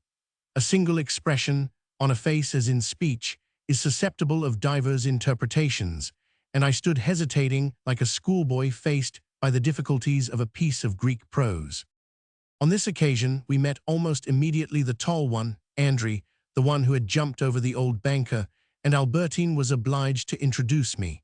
Her friend had a pair of eyes of extraordinary brightness, like, in a dark house, a glimpse through an open door of a room into which the sun is shining, with a greenish reflection from the glittering sea. A party of 5 were passing, men whom I had come to know very well by sight during my stay at Baalbek. I had often wondered who they could be. "They're nothing very wonderful," said Albertine with a sneering laugh. "The little old one with dyed hair and yellow gloves has a fine touch. He knows how to draw all right. He's the Baalbek dentist. He's a good sort. The fat one is the mayor, not the tiny little fat one. You must have seen him before. He's the dancing master. He's rather a beast, you know. He can't stand us, because we make such a row at the casino. We smash his chairs and want to have the carpet up when we dance. That's why he never gives us prizes, though we're the only girls there who can dance a bit. The dentist is a dear. I would have said how d'ye do to him, just to make the dancing master swear, but I couldn't because they've got M. de Saint Croix with them. He's on the General Council. He comes of a very good family, but he's joined the Republicans to make more money. No nice people ever speak to him now. He knows my uncle because they're both in the government, but the rest of my family always cut him. The thin one in the waterproof is the bandmaster. You know him, of course. You don't. Oh, he plays divinely. You haven't been to Cavalleria Rusticana? I thought it too lovely. He's giving a concert this evening, but we can't go because it's to be in the town hall. In the casino it wouldn't matter, but in the town hall, where they've taken down the crucifix, Andrew's mother would have a fit if we went there. You're going to say that my aunt's husband is in the government, but what difference does that make? My aunt is my aunt. That's not why I'm fond of her. The only thing she has ever wanted has been to get rid of me. No, the person who has really been a mother to me, and all the more credit to her because she's no relation at all, is a friend of mine whom I love just as much as if she was my mother. I will let you see her foe. We were joined for a moment by the golf champion and baccarat plunger, Octave. I thought that I had discovered a bond between us, for I learned in the course of conversation that he was some sort of relative, and even more a friend of the Verdurin's. But he spoke contemptuously of the famous Wednesdays, adding that M. Verdurin had never even heard of a dinner jacket, which made it a horrid bore when one ran into him in a music hall, where one would very much rather not be greeted with, "Well, you young rascal." by an old fellow in a frock coat and black tie, for all the world like a village lawyer. Octave left us, and soon it was Andrew's turn, when we came to her villa, into which she vanished without having uttered a single word to me during the whole of our walk. I regretted her departure, all the more in that, while I was complaining to Albertine how chilling her friend had been with me, and was comparing in my mind this difficulty which Albertine seemed to find in making me know her friends with the hostility that Elster, when he might have granted my desire, seemed to have encountered on that first afternoon. Two girls came by to whom I lifted my hat, the young Ambersacs, whom Albertine greeted also. I felt that, in Albertine's eyes, my position would be improved by this meeting. They were the daughters of a kinswoman of Mme. de Villeparisis, who was also a friend of Mme. de Luxembourg, M. and Mme. d'Ambersac, who had a small villa at Baalbec and were immensely rich, led the simplest of lives there, and always went about dressed, he in an unvarying frock coat, she in a dark gown. Both of them used to make sweeping bows to my grandmother, which never led to anything further. The daughters, who were very pretty, were dressed more fashionably, but in a fashion suited rather to Paris than to the seaside. With their long skirts and large hats, they had the look of belonging to a different race from Albertine. She, I discovered, knew all about them. "Oh, so you know the little d'Ambersacs, do you? Dear me, you have some swagger friends. After all, they're very simple souls," she went on as though this might account for it. "They're very nice, but so well brought up that they aren't allowed near the casino for fear of us. We've such a bad tone. They attract you, do they? Well, it all depends on what you like. They're just little white rabbits, really. There may be something in that, of course. If little white rabbits are what appeals to you, they may supply a long-felt want. It seems there must be some attraction, because one of them has got engaged already to the Marquis de Saint-Loup, which is a cruel blow to the younger one, who is madly in love with that young man. I'm sure the way they speak to you with their lips shut is quite enough for me, and then they dress in the most absurd way. Fancy going to play golf in silk frocks. At their age, they dress more showily than grown-up women who really know about clothes. Look at Mme. Elster, there's a well-dressed woman if you like." I answered that she had struck me as being dressed with the utmost simplicity. Albertine laughed. "She does put on the simplest things, I admit, but she dresses wonderfully, and to get what you call simplicity costs her a fortune." Mme. Elster's gowns passed unnoticed by anyone who had not a sober and unerring taste in matters of attire. This was lacking in me. Elster possessed it in a supreme degree, or so Albertine told me. I had not suspected this, nor that the beautiful but quite simple objects which littered his studio were treasures long desired by him, which he had followed from sale-room to sale-room, knowing all their history, until he had made enough money to be able to acquire them. But as to this, Albertine, being as ignorant as myself, could not enlighten me. Whereas when it came to clothes, prompted by a coquettish instinct, and perhaps by the regretful longing of a penniless girl who is able to appreciate with greater disinterestedness, more delicacy of feeling, in other, richer people the things that she will never be able to afford for herself, she expressed herself admirably on the refinement of Elster's taste. So hard to satisfy that all women appeared to him badly dressed, while attaching infinite importance to right proportions and shades of color, he would order to be made for his wife, at fabulous prices, the sunshades, hats, and cloaks which he had learned from Albertine to regard as charming, and which a person wanting in taste would no more have noticed than myself. Apart from this, Albertine, who had done a little painting, though without, she confessed, having any gift for it, felt a boundless admiration for Elster, and thanks to his precept and example, showed a judgment of pictures which was in marked contrast to her enthusiasm for Cavalleria Rusticana. The truth was, though as yet it was hardly apparent, that she was highly intelligent, and that in the things that she said the stupidity was not her own, but that of her environment and age. Elster's had been a good, but only a partial influence. All the branches of her intelligence had not reached the same stage of development. The taste for pictures had almost caught up the taste for clothes and all forms of smartness, but had not been followed by the taste for music, which was still a long way behind. Albertine might know all about the Ambersacs, but as he who can achieve great things is not necessarily capable of small, I did not find her, after I had bowed to those young ladies, any better disposed to make me known to her friends. "It's too good of you to attach any importance to them," You shouldn't take any notice of them. They don't count. What on earth can a lot of kids like them mean to a man like you? Now Andrie, I must say, is remarkably clever. She is a good girl, that, though she is perfectly fantastic at times, but the others are really dreadfully stupid. When I had left Albertine, I felt suddenly a keen regret that Saint Loup should have concealed his engagement from me, and that he should be doing anything so improper as to choose a wife before breaking with his mistress. And then, shortly afterwards, I met Andrie, and as she went on talking to me for some time, I seized the opportunity to tell her that I would very much like to see her again next day. But she replied that this was impossible, because her mother was not at all well, and she would have to stay beside her. The next day but one, when I was at Elster's, he told me how greatly Andrie had been attracted by me, on my protesting, but it was I who was attracted by her from the start. I asked her to meet me again yesterday, but she could not. Yes, I know, she told me all about that, was his reply. She was very sorry, but she had promised to go to a picnic, somewhere miles from here. They were to drive over in a break, and it was too late for her to get out of it.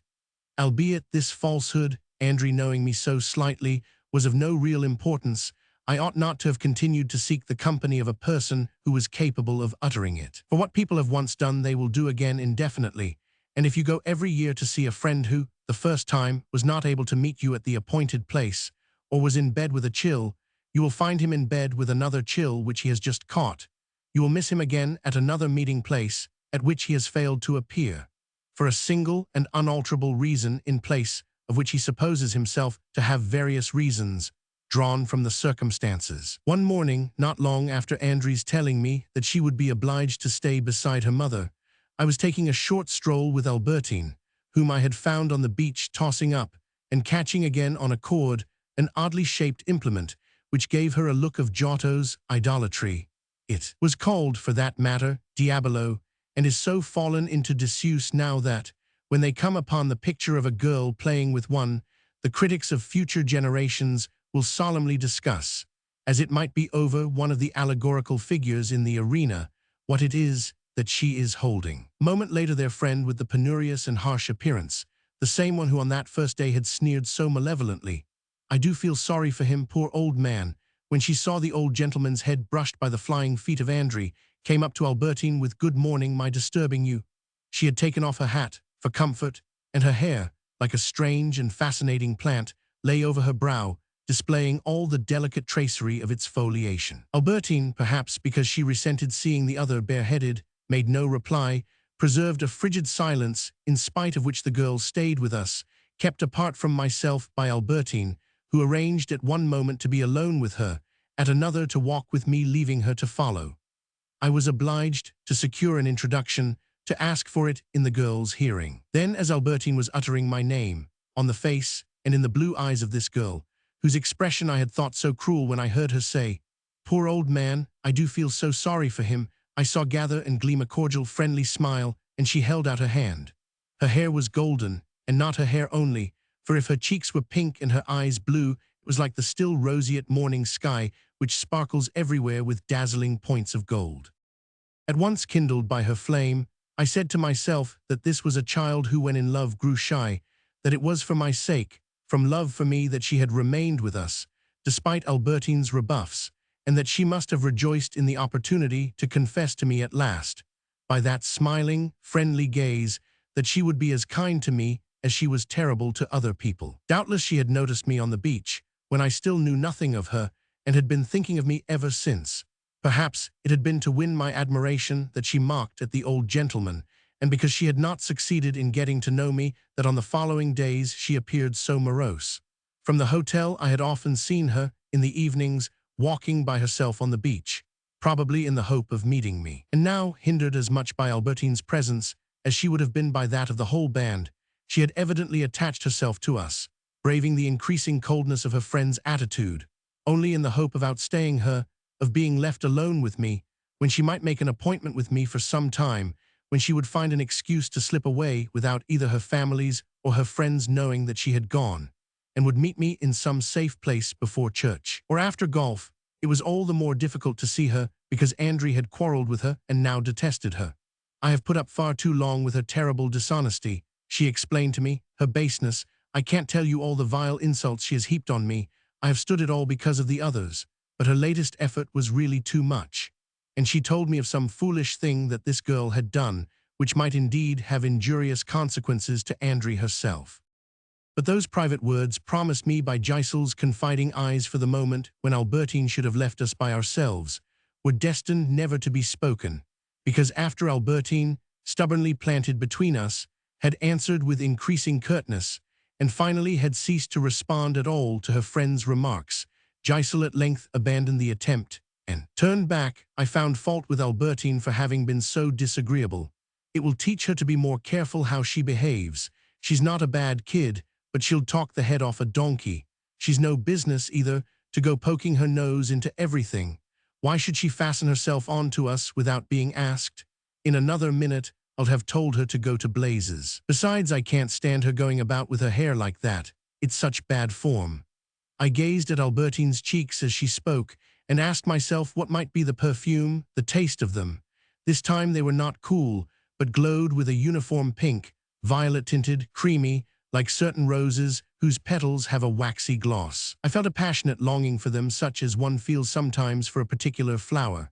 I hadn't noticed it, was all that I said. You stared at her hard enough. Anyone would have said you wanted to paint her portrait. She scolded, not at all softened by the fact that it was at herself that I was now staring so fixedly.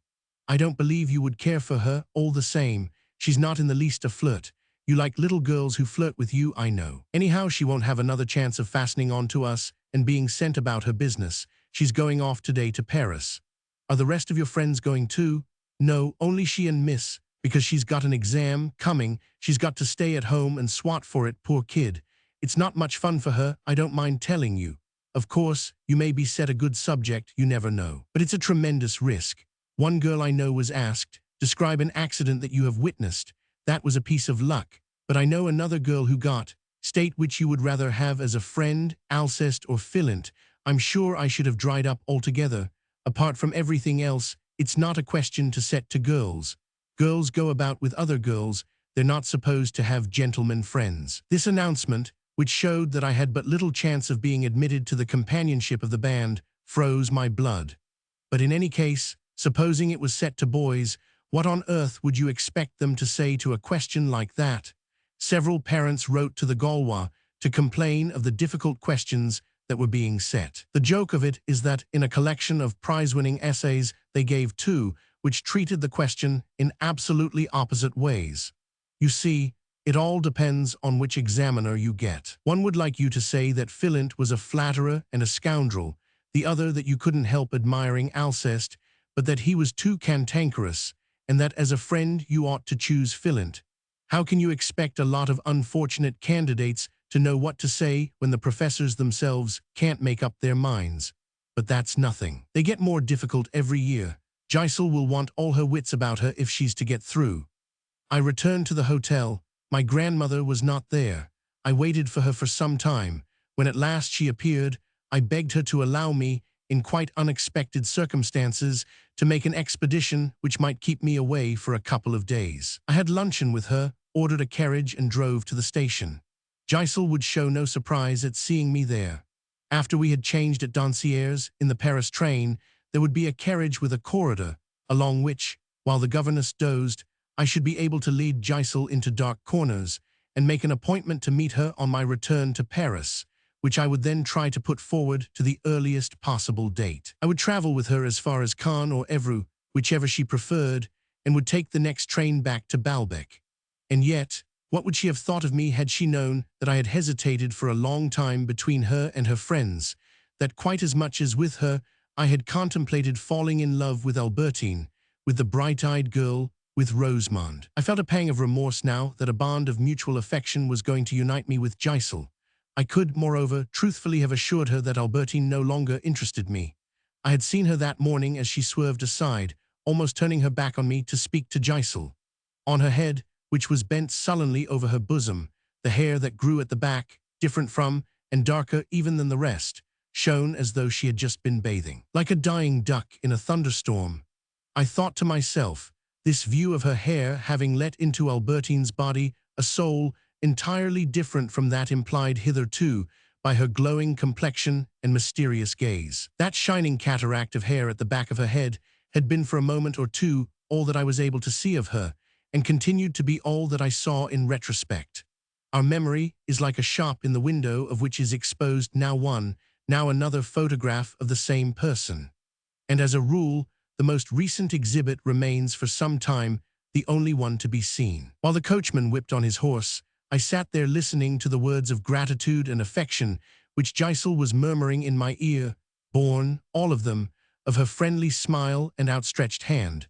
The fact being that in those periods of my life in which I was not actually, but desired to be in love, I carried in my mind not only an ideal form of beauty once seen, which I recognized at a glance in every passing stranger who kept far enough from me for her confused features to resist any attempt at identification, but also the moral phantom, ever ready to be incarnate, of the woman who was going to fall in love with me, to take up her cues in the amorous comedy which I had written out in my mind from my earliest boyhood, and in which every nice girl seemed to me to be equally desirous of playing, provided that she had also some of the physical qualifications required.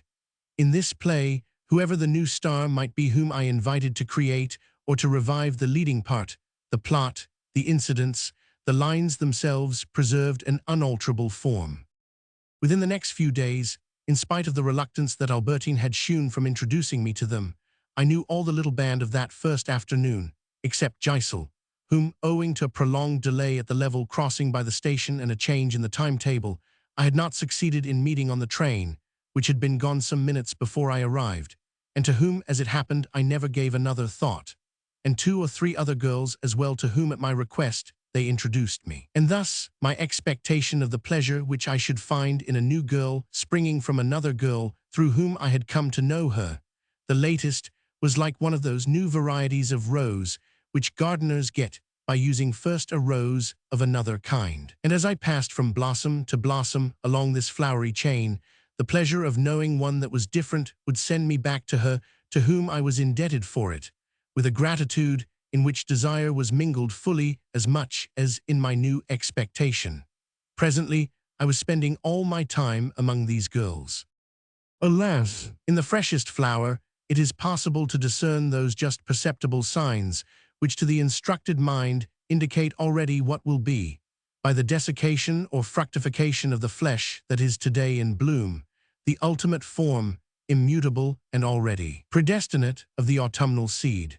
The eye rapturously follows a nose like a wavelet that deliciously curls the water's face at daybreak and seems not to move, to be capturable by the pencil, because the sea is so calm then that one does not notice its tidal flow. Human faces seem not to change while we are looking at them, because the revolution which they perform is too slow for us to perceive it. But we have only to see, by the side of any of those girls, her mother or her aunt, to realize the distance over which, obeying the gravitation of a type that is, generally speaking, deplorable, her features will have traveled in less than 30 years, and must continue to travel until the sunset hour, until her face, having vanished altogether below the horizon, catches the light no more. I knew that, as deep, as ineluctable as is their Jewish patriotism or Christian atavism in those who imagine themselves to be the most emancipated of their race, there dwelt beneath the rosy inflorescence of Albertine, Rosamond, Andry, unknown to themselves, held in reserve until the circumstances should arise, a coarse nose, a protruding jaw, a bust that would create a sensation when it appeared but was actually in the wings, ready to come on, just as it might be a burst of Dreyfusism, or clericalism, sudden, unforeseen, fatal, some patriotic, some feudal form of heroism emerging suddenly when the circumstances demand it from a nature anterior to that of the man himself, by means of which he thinks, lives, evolves, gains strength himself, or dies, without ever being able to distinguish that nature from the successive phases which in turn he takes for it. Even mentally, we depend a great deal more than we think upon natural laws, and our mind possesses already, like some cryptogamous plant, every little peculiarity that we imagine ourselves to be selecting. For we can see only the derived ideas without detecting the primary cause, Jewish blood, French birth, or whatever it may be, that inevitably produced them, and which at a given moment we expose. And perhaps, while the former appear to us to be the result of deliberate thought, the latter that of an imprudent disregard for our own health, we take from our family, as the papilionaceae take the form of their seed, as well the ideas by which we live as the malady from which we shall die. As on a plant whose flowers open at different seasons, I had seen, expressed in the form of old ladies, on this Baalbec shore, those shriveled seed pods, those flabby tubers which my friends would one day be. But what matter? For the moment it was their flowering time. And so when Mme. de Villeparisis asked me to drive with her, I sought an excuse to be prevented. I never went to see Elster unless accompanied by my new friends. I could not even spare an afternoon to go to Dancier's, to pay the visit I had promised St. Loup. Social engagements, serious discussions, even a friendly conversation, had they usurped the place allotted to my walks with these girls, would have had the same effect on me as if, when the luncheon bell rang, I had been taken not to a table spread with food, but to turn the pages of an album. The men, the youths, the women, old or mature, whose society we suppose that we shall enjoy, are borne by us only on an unsubstantial plane surface, because we are conscious of them only by visual perception restricted to its own limits, whereas it is as delegates from our other senses that our eyes dart towards young girls.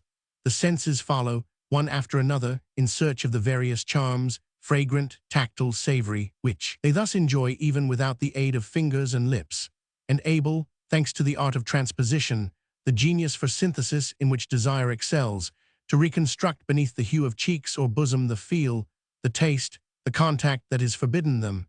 They give to these girls the same honeyed consistency as they create when they stand rifling the sweets of a rose garden, or before a vine whose clusters their eyes alone devour.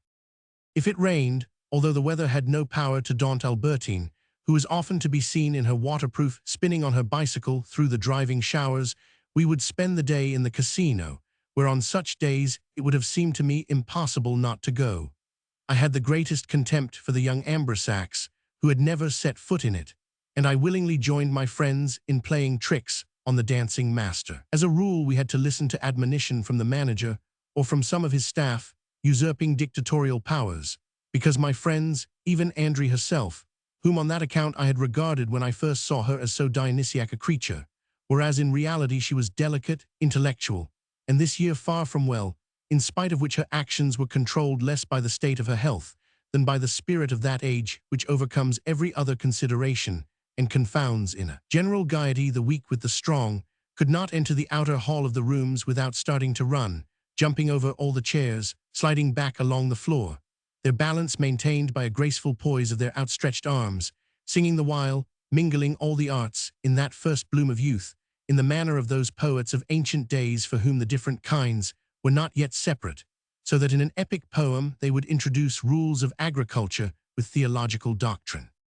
This Andry, who had struck me when I first saw them as the coldest of them all, was infinitely more refined, more loving, more sensitive than Albertine, to whom she displayed the caressing, gentle affection of an elder sister.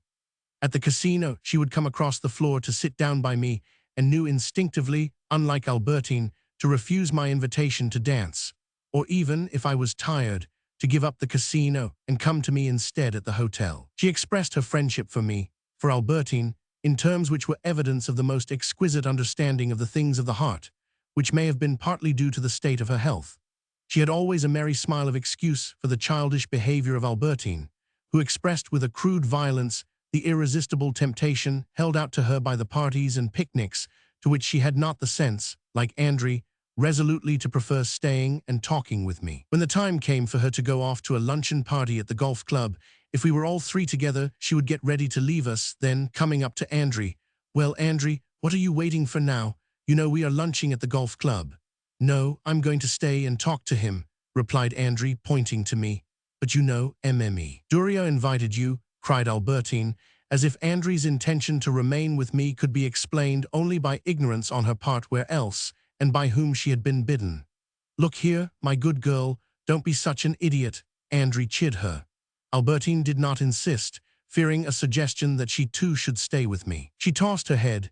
"Just as you like," was her answer, uttered in the tone one uses to an invalid whose self-indulgence is killing him by inches. "I must fly. I'm sure your watch is slow," and off she went. "She is a dear girl, but quite impossible," said Andry, bathing her friend in a smile at once caressing and critical. If in this craze for amusement Albertine might be said to echo something of the old original Gilbert, that is because a certain similarity exists, although the type evolves, between all the women we love, a similarity that is due to the fixity of our own temperament, which it is that chooses them, eliminating all those who would not be at once our opposite and our complement, fitted that is to say to gratify our senses and to wring our heart. They are, these women, a product of our temperament, an image inversely projected, a negative of our sensibility. So that a novelist might, in relating the life of his hero, describe his successive love affairs in almost exactly similar terms, and thereby give the impression not that he was repeating himself, but that he was creating, since an artificial novelty is never so effective as a repetition that manages to suggest a fresh truth. He ought, moreover, to indicate in the character of the lover a variability which becomes apparent as the story moves into fresh regions, into different latitudes of life. And perhaps he would be stating yet another truth if, while investing all the other persons of his story with distinct characters, he refrained from giving any to the beloved. We understand the characters of people who do not interest us. How can we ever grasp that of a person who is an intimate part of our existence, whom after a little we no longer distinguish in any way from ourselves, whose motives provide us with an inexhaustible supply of anxious hypotheses which we perpetually reconstruct? Springing from somewhere beyond our understanding, our curiosity as to the woman whom we love overleaps the bounds of that woman's character, which we might if we chose, but probably will not choose to stop and examine. The object of our uneasy investigation is something more essential than those details of character comparable to the tiny particles of epidermis, whose varied combinations form the florid originality of human flesh. Our intuitive radiography pierces them, and the images which it photographs for us, so far from being those of any single face, present rather the joyless universality of a skeleton. Andry being herself extremely rich, while the other was penniless and an orphan, with real generosity lavished on Albertine the full benefit of her wealth. As for her feelings towards Giselle, they were not quite what I had been led to suppose. News soon reached us of the young student, and when Albertine handed round the letter she had received, a letter intended by Giselle to give an account of her journey and to report her safe arrival to the little band, pleading laziness as an excuse for not having written yet to the rest, I was surprised to hear Andry, for I imagined an irreparable breach. Between them say, I shall write to her tomorrow, because if I wait for her to write I may have to wait for years, she's such a slacker. And turning to myself, she added, you saw nothing much in her, evidently, but she's a jolly nice girl, and besides I'm really very fond of her. From which I concluded that Andry's quarrels were apt not to last very long. Except on these rainy days, as we had always arranged to go on our bicycles along the cliffs, or on an excursion inland, an hour or so before it was time to start, I would go upstairs to make myself smart, and would complain if Franchise had not laid out all the things that I wanted. Now even in Paris she would proudly, angrily straighten a back which the years had begun to bend. At the first word of reproach, she's so humble, she's so modest and charming when her self-esteem was flattered.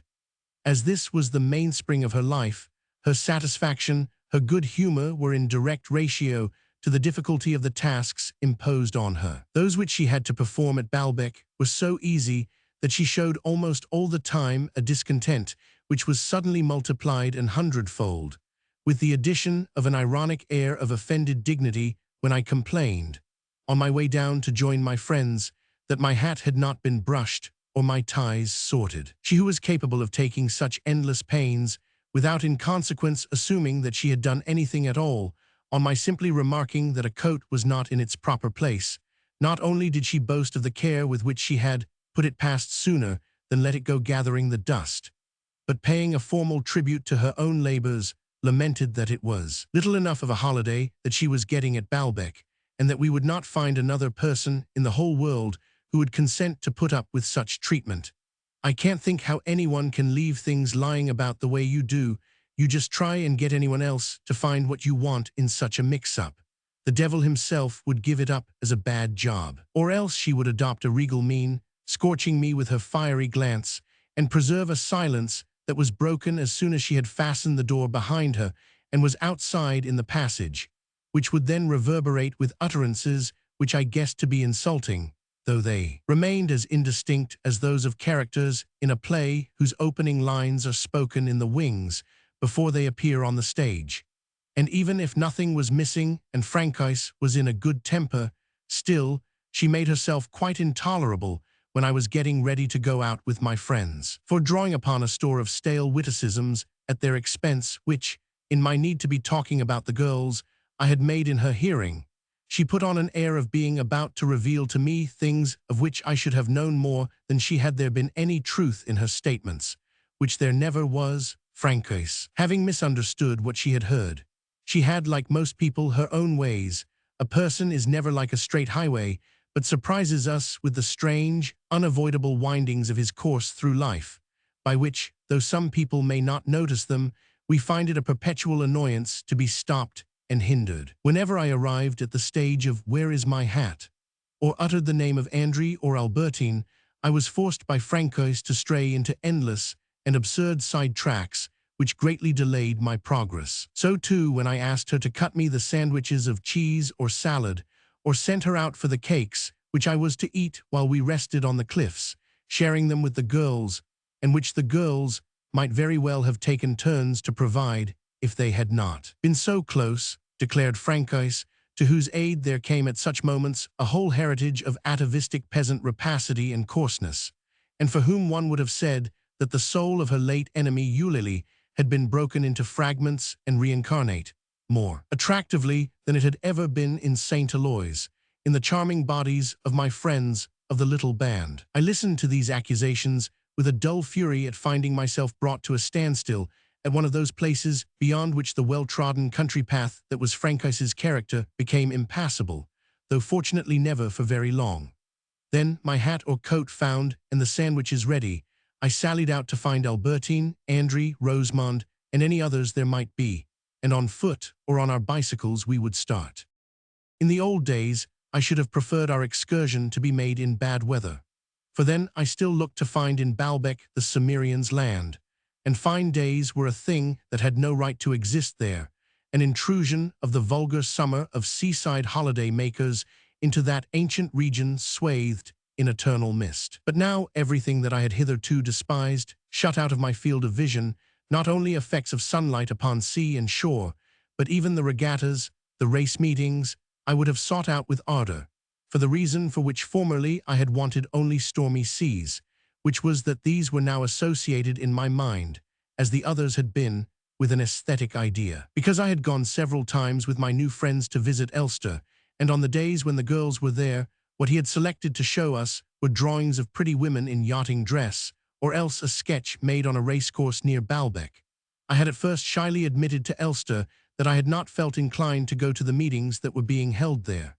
"You were wrong," he told me.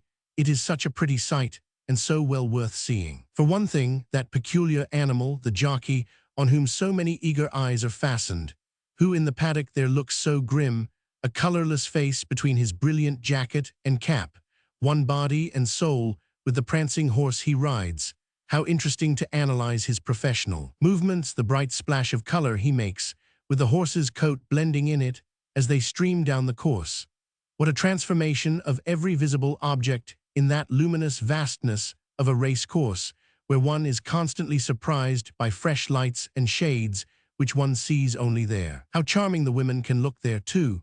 The first day's racing was quite delightful, and there were women there exquisitely dressed, in the misty light of a Dutch landscape, in which one could feel rising to cloud the sun itself the penetrating coldness of the water.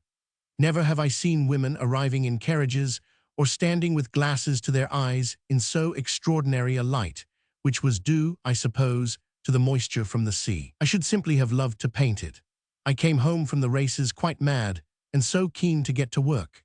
After which he became more enthusiastic still over the yacht races, and I realized that regattas, social fixtures, where well-dressed women might be seen bathed in the greenish light of a marine race course, might be for a modern artist as interesting a subject as were the revels which they so loved to depict for a Veronese or Carpaccio. When I suggested this to Elster, "Your comparison is all the more true," he replied, "since, From the position of the city in which they painted, those revels were to a great extent aquatic, except that the beauty of the shipping in those days lay as a rule in its solidity, in the complication of its structure. They had water tournaments, as we have here, held generally in honor of some embassy, such as Carpaccio shows us in his legend of Saint Ursula. The vessels were massive, built up like architecture, and seemed almost amphibious, like lesser Venices set in the heart of the greater. When moored to the banks by hanging stages decked with crimson satin and Persian carpets, they bore their freight of ladies in cherry-red brocade and green damask close under the balconies encrusted with many-colored marbles from which other ladies leaned to gaze at them, in gowns with black sleeves slashed with white, stitched with pearls or bordered with lace. You cannot tell where the land ends and the water begins, what is still the palace or already the vessel, the caravel, the galleas, the Bucentauro. Albertine had listened with the keenest interest to these details of costume, these visions of elegance that Elster was describing to us. "Oh, I should so like to see that lace you speak of. It's so pretty, the Venice point," she cried. "Besides, I should love to see Venice." "You may perhaps, before very long, be able," Elster informed her, "to gaze upon the marvelous stuffs which they used to wear. Hitherto one has seen them only in the works of the Venetian painters, or very rarely among the treasures of old churches, except now and then when a specimen has come into the sale room. But I hear that a Venetian artist, called Fortuny, has recovered the secret of the craft, and that before many years have passed women will be able to walk abroad, and better still to sit at home in brocades, as sumptuous as those that Venice adorned, for her patrician daughters, with patterns brought from the Orient. But I don't know that I should much care for that it wouldn't be too much of an anachronism for the women of today, even when they parade at regattas, for to return to our modern pleasure craft, the times have completely changed since Venice, queen of the Adriatic. The great charm of a yacht, of the furnishings of a yacht, of yachting dress, is their simplicity as just things for the sea, and I do so love the sea. I must confess to you that I prefer the fashions of today to those of Veronese's and even of Carpaccio's time. What there is so attractive about our yachts, and the smaller yachts especially, I don't like the huge ones, they're too much like ships. Yachts are like women's hats, you must keep within certain limits, is the unbroken surface, simple, gleaming gray, which under a cloudy, leaden sky takes on a creamy softness. The cabin in which we live ought to make us think of a little cafe. And women's clothes on board a yacht are the same sort of thing. What really are charming are those light garments, uniformly white, of cloth or linen or nankeen or drill, which in the sunlight and against the blue of the sea show up with as dazzling a whiteness as a spread sail. You very seldom see a woman, for that matter, who knows how to dress, and yet some of them are quite wonderful. At the races, Lee had a little white hat and a little white sunshade, simply enchanting. I don't know what I wouldn't give for that little sunshade. I should have liked very much to know in what respect this little sunshade differed from any other, and for other reasons of feminine vanity, Albertine was still more curious. But just as Francois used to explain the excellence of her souffles by "it's the way you do them," so here the difference lay in the cut. It was, Elster explained, quite tiny, quite round, like a Chinese umbrella. I mentioned the sunshades carried by various ladies, but it was not like any of them. Elster found them all quite hideous. A man of exquisite taste, singularly hard to please, he would isolate some minute detail, which was the whole difference between what was worn by 3/4 of the women he saw, and horrified him, and a thing which enchanted him by its prettiness, and in contrast to its effect on myself, whose mind any display of luxury at once sterilized, stimulated his desire to paint so as to make something as attractive. "Here you see a young lady who has guessed what the hat and sunshade were like," he said to me, pointing to Albertine, whose eyes shone with envy. "How I should love to be rich, to have a yacht," she said to the painter. "I should come to you to tell me how to run it, what lovely trips I'll take, and what fun it would be to go to Cowes for the races. And a motor car, tell me, do you think the ladies' fashions for motoring pretty?" "No," replied Elster, "but that will come in time. You see, there are very few firms at present, one or two only Callot, although they go in rather too freely for lace, Dowsett, Cherut, Paquin sometimes. The others are all horrible." "Then, is there a vast difference between a Callot dress and one from any ordinary shop?" I asked Albertine. "Why, an enormous difference, my little man. I beg your pardon. Only, alas, what you get for 300 francs in an ordinary shop will cost 2,000 there. But there can be no comparison. They look the same only to people who know nothing at all about it. Quite so, put in Elster, though I should not go so far as to say that it is as profound as the difference between a statue from Rheims Cathedral and one from St. Augustine. By the way, talking of cathedrals, he went on, addressing himself exclusively to me, because what he was saying had reference to an earlier conversation in which the girls had not taken part, and which for that matter would not have interested them at all. I spoke to you the other day of Baalbek. Church is a great cliff, a huge breakwater built of the stone of the country. Now look at this. He handed me a watercolor. Look at these cliffs. It's a sketch I did close to here, at the Cruniers. Don't these rocks remind you of a cathedral? And indeed one would have taken them for soaring red arches. But painted on a roasting hot day, they seemed to have crumbled into dust, made volatile by the heat, which had drunk up half the sea, distilled over the whole surface of the picture almost into a gaseous state. On this day on which the sunlight had, so to speak, destroyed reality, reality concentrated itself in certain dusky and transparent creatures which, by contrast, gave a more striking, a closer impression of life.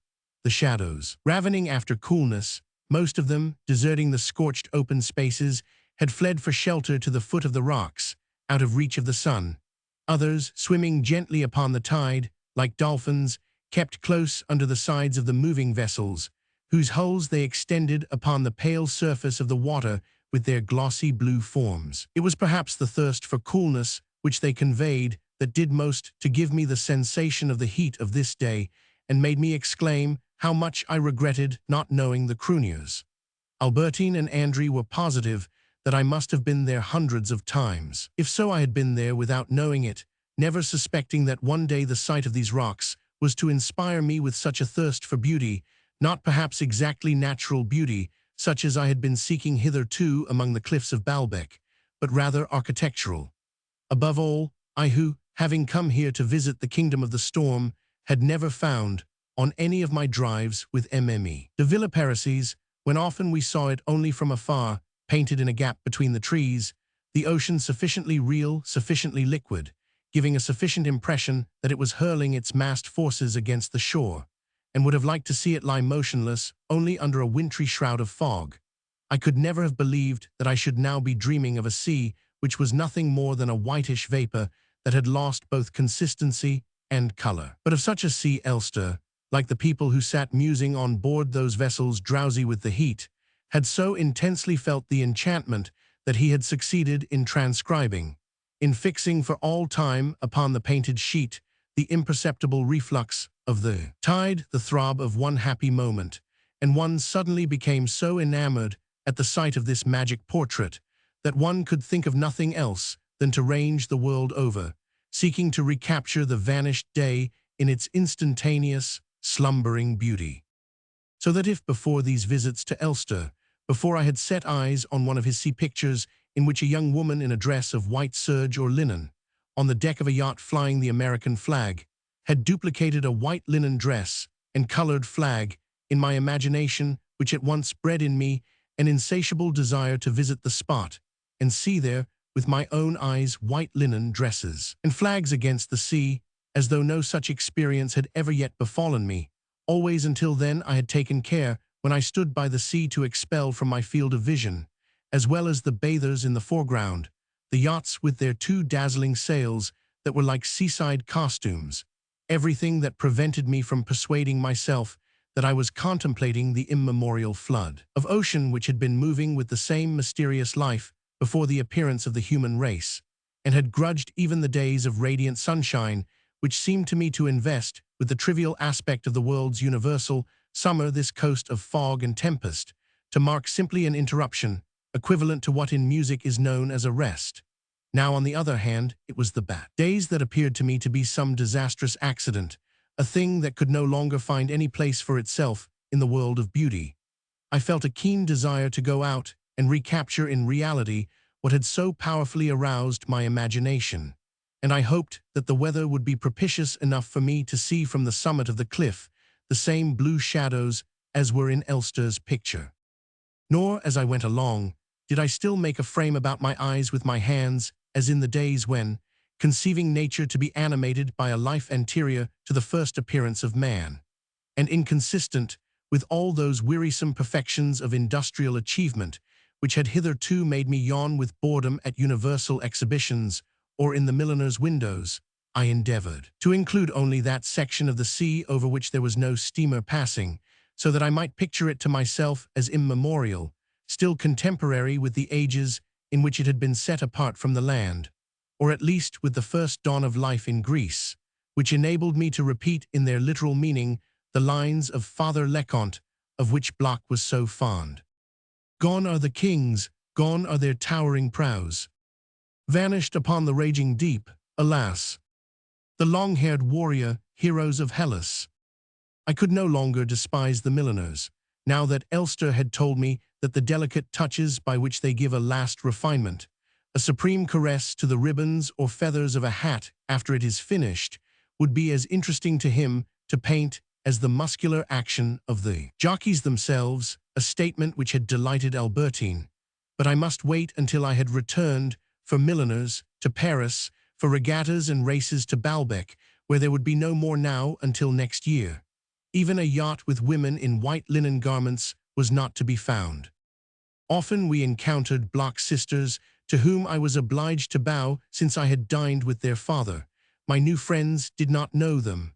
I am not allowed to play with Israelites, Albertine explained. Her way of pronouncing the word, Israelites, instead of Israelites, would in itself have sufficed to show, even if one had not heard the rest of the sentence, that it was no feeling of friendliness towards the chosen race that inspired these young Frenchwomen, brought up in God-fearing homes and quite ready to believe that the Jews were in the habit of massacring Christian children. Besides their shocking bad form, your friends, said Andry with a smile which implied that she knew very well that they were no friends of mine.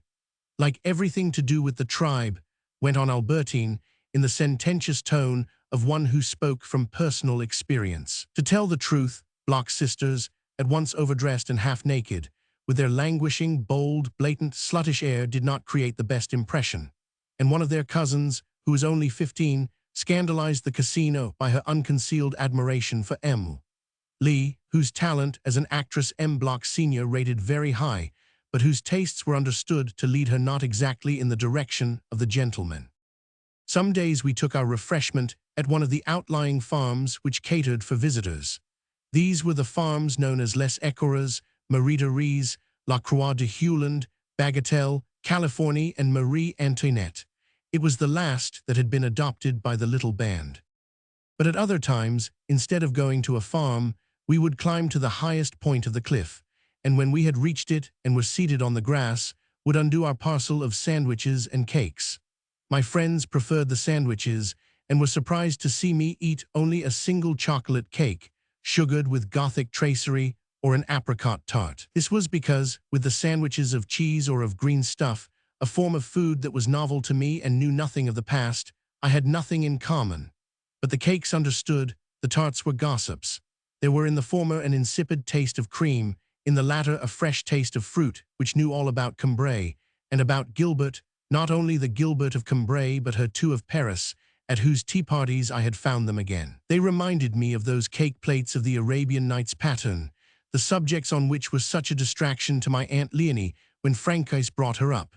One day, Aladdin, or the wonderful lamp; another day, Ali Baba, or the sleeper awakes, or Sinbad the sailor embarking at Bassora with all his treasure. I should dearly have liked to see them again, but my grandmother did not know what had become of them, and thought moreover that they were just common plates that had been bought in the village. No matter, in that grey, Midland Cambrai scene they and their pictures were set like many-coloured jewels, as in the dark church were the windows with their shifting radiance, as in the dusk of my bedroom were the projections cast by the magic lantern, as in the foreground of the view of the railway station and the little local line, the buttercups from the Indies and the Persian lilacs, as were my great-aunt's shelves of old porcelain in the sombre dwelling of an elderly lady in a country town.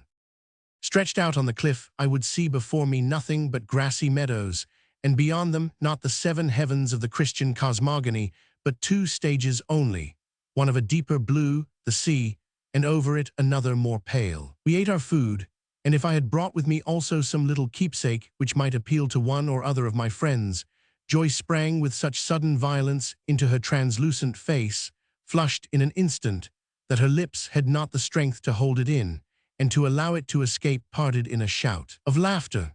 They had gathered close round me, and between their faces, which were almost touching one another, the air that separated them traced azure pathways, such as might have been cut by a gardener wishing to clear the ground a little so as to be able himself to move freely through a thicket of roses. When we had finished eating, we would play games which until then I should have thought boring, sometimes such childish games as King of the Castle or Who Laughs First. Not for a kingdom would I have renounced them now. The rosy dawn of adolescence, with which the faces of these girls were still aglow, and from which I, young as I was, had already emerged, shed its light on everything round about them, and like the fluid painting of some of the primitives, brought out the most insignificant details of their daily lives in relief against a golden background. Even the faces of the girls were, for the most part, clouded with this misty effulgence of a dawn from which their actual features had not yet emerged. One saw only a charming sheet of color, beneath which what in a few years' time would be a profile was not discernible. The profile of today had nothing definite about it, and could be only a momentary resemblance to some deceased member of the family to whom nature had paid this commemorative courtesy. It comes so soon, the moment when there is nothing left to wait for, when the body is fixed in an immobility which holds no fresh surprise in store, when one loses all hope on seeing, as on a tree in the height of summer, leaves already brown, round a face still young, hair that is growing thin, or turning gray. It is so short, that radiant morning time, that one comes to like only the very youngest girls, those in whom the flesh, like a precious leaven, is still at work.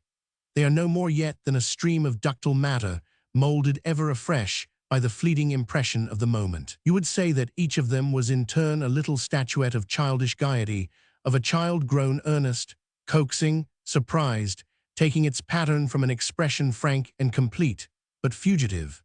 This plasticity gives a wealth of variety and charm to the pretty attentions which a little girl pays to us. Of course, such attentions are indispensable in the woman also, and she whom we do not attract, or who fails to let us see that we have attracted her, tends to assume in our eyes a somewhat tedious uniformity.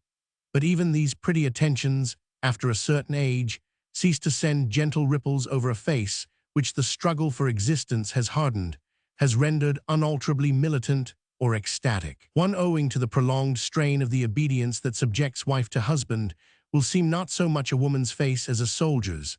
Another, carved by the sacrifices which a mother has consented to make, day after day, for her children, will be the face of an apostle. A third is, after a stormy passage through the years, the face of an ancient mariner, upon a body of which its garments alone indicate the sex. Certainly the attentions that a woman pays us can still, so long as we are in love with her, scatter fresh charms over the hours that we spend in her company. But she is not then for us a series of different women. Her gaiety remains external to an unchanging face. Whereas adolescence is anterior to this complete solidification. And from this it follows that we feel, in the company of young girls, the refreshing sense that is afforded us by the spectacle of forms undergoing an incessant process of change, a play of unstable forces which makes us think of that perpetual recreation of the primordial elements of nature which we contemplate when we stand by the sea. It was not merely a social engagement, a drive with MME, de villiperices that I would have sacrificed to the ferret or guessing games of my friends. More than once, Robert de Saint Loup had sent word that, since I was not coming to see him at Doncier's, he had applied for 24 hours leave, which he would spend at Balbec. Each time I wrote back that he was on no account to come, offering the excuse that I should be obliged to be away myself that very day, when I had some duty call to pay with my grandmother on family friends in the neighborhood. No doubt I fell in his estimation when he learned from his aunt in what the duty call consisted, and who the persons were who combined to play the part of my grandmother. And yet I had not been wrong, perhaps, after all, in sacrificing not only the vain pleasures of the world, but the real pleasure of friendship to that of spending the whole day in this green garden. People who enjoy the capacity, it is true that such people are artists, and I had long been convinced that I should never be that, are also under an obligation to live for themselves. And friendship is a dispensation from this duty, an abdication of self. Even conversation, which is the mode of expression of friendship, is a superficial digression which gives us no new acquisition. We may talk for a lifetime without doing more than indefinitely repeat the vacuity of a minute, whereas the march of thought in the solitary travail of artistic creation proceeds downwards into the depths, in the only direction that is not closed to us, along which we are free to advance, though with more effort, it is true, towards a goal of truth. And friendship is not merely devoid of virtue, like conversation, it is fatal to us as well. For the sense of boredom which it is impossible not to feel in a friend's company, when, that is to say, we must remain exposed on the surface of our consciousness, instead of pursuing our voyage of discovery into the depths. For those of us in whom the law of development is purely internal, that first impression of boredom, our friendship, impels us to correct when we are alone again, to recall with emotion the words uttered by our friend, to look upon them as a valuable addition to our substance.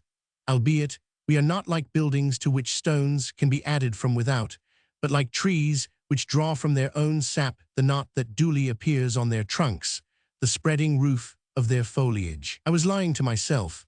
I was interrupting the process of growth in that direction in which I could indeed really be enlarged and made happy, when I congratulated myself on being liked, admired by so good, so clever, so rare a creature as Saint Loup, when I focused my mind, not upon my own obscure impressions which duty bade me unravel, but on the words uttered by my friend, in which, when I repeated them to myself, when I had them repeated to me by that other self who dwells in us, and on to whom we are always so ready to transfer the burden of taking thought, I strove to make myself find a beauty very different from that which I used to pursue in silence when I was really alone, but one that would enhance the merit of Robert, of myself, of my life. In the life which a friend like this provided for me, I seemed to myself to be comfortably preserved from solitude, nobly desirous of sacrificing myself for him, in fact quite incapable of realizing myself. Among the girls, on the other hand,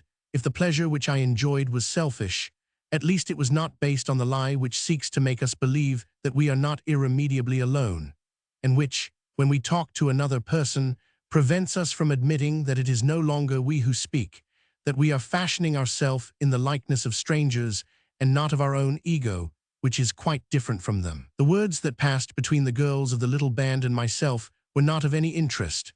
They were, moreover, but few, broken by long spells of silence on my part, all of which did not prevent me from finding, in listening to them when they spoke to me, as much pleasure as in gazing at them, in discovering in the voice of each one of them a brightly colored picture. It was with ecstasy that I caught their pipings. Love helps us to discern things, to discriminate. Standing in a wood, the lover of birds at once distinguishes the notes of the different species, which to ordinary people sound the same. The lover of girls knows that human voices vary even more.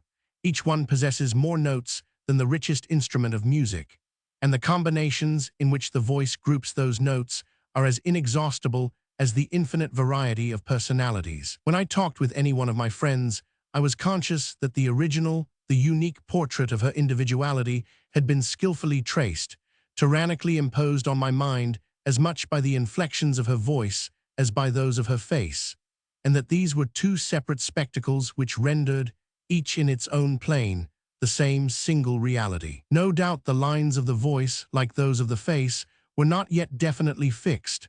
The voice had still to break, as the face to change. Just as children have a gland, the secretion in which enables them to digest milk, a gland which is not found in grown men and women, so there were in the twitterings of these girls notes which women's voices no longer contain.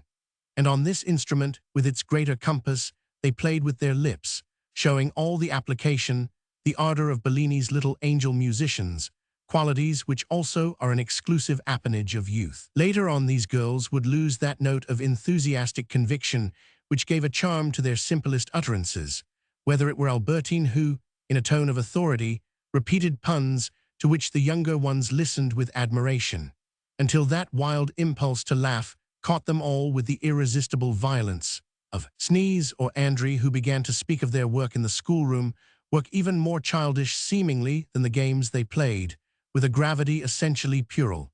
and their words changed in tone, like the lyrics of ancient times when poetry, still hardly differentiated from music, was declaimed upon the different notes of a scale. In spite of which, the girls' voices already gave a quite clear indication of the attitude that each of these little people had adopted towards life, an attitude so personal that it would be speaking in far too general terms to say of one. She treats everything as a joke, of another. She jumps from assertion to assertion, of a third. She lives in a state of expectant hesitation. The features of our face are hardly more than gestures which force of habit has made permanent. Nature, like the destruction of Pompeii, like the metamorphosis of a nymph into a tree, has arrested us in an accustomed movement. Similarly, our intonations embody our philosophy of life, what a person says to himself about things at any given moment. No doubt these peculiarities were to be found not only in the girls. They were those of their parents.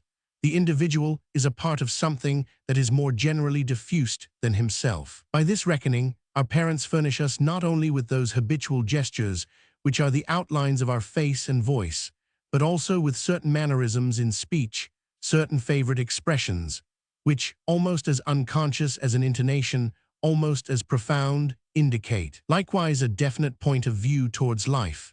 It is quite true, since we are speaking of girls, that there are certain of these expressions which their parents do not hand on to them until they have reached a certain age, as a rule not before they are women.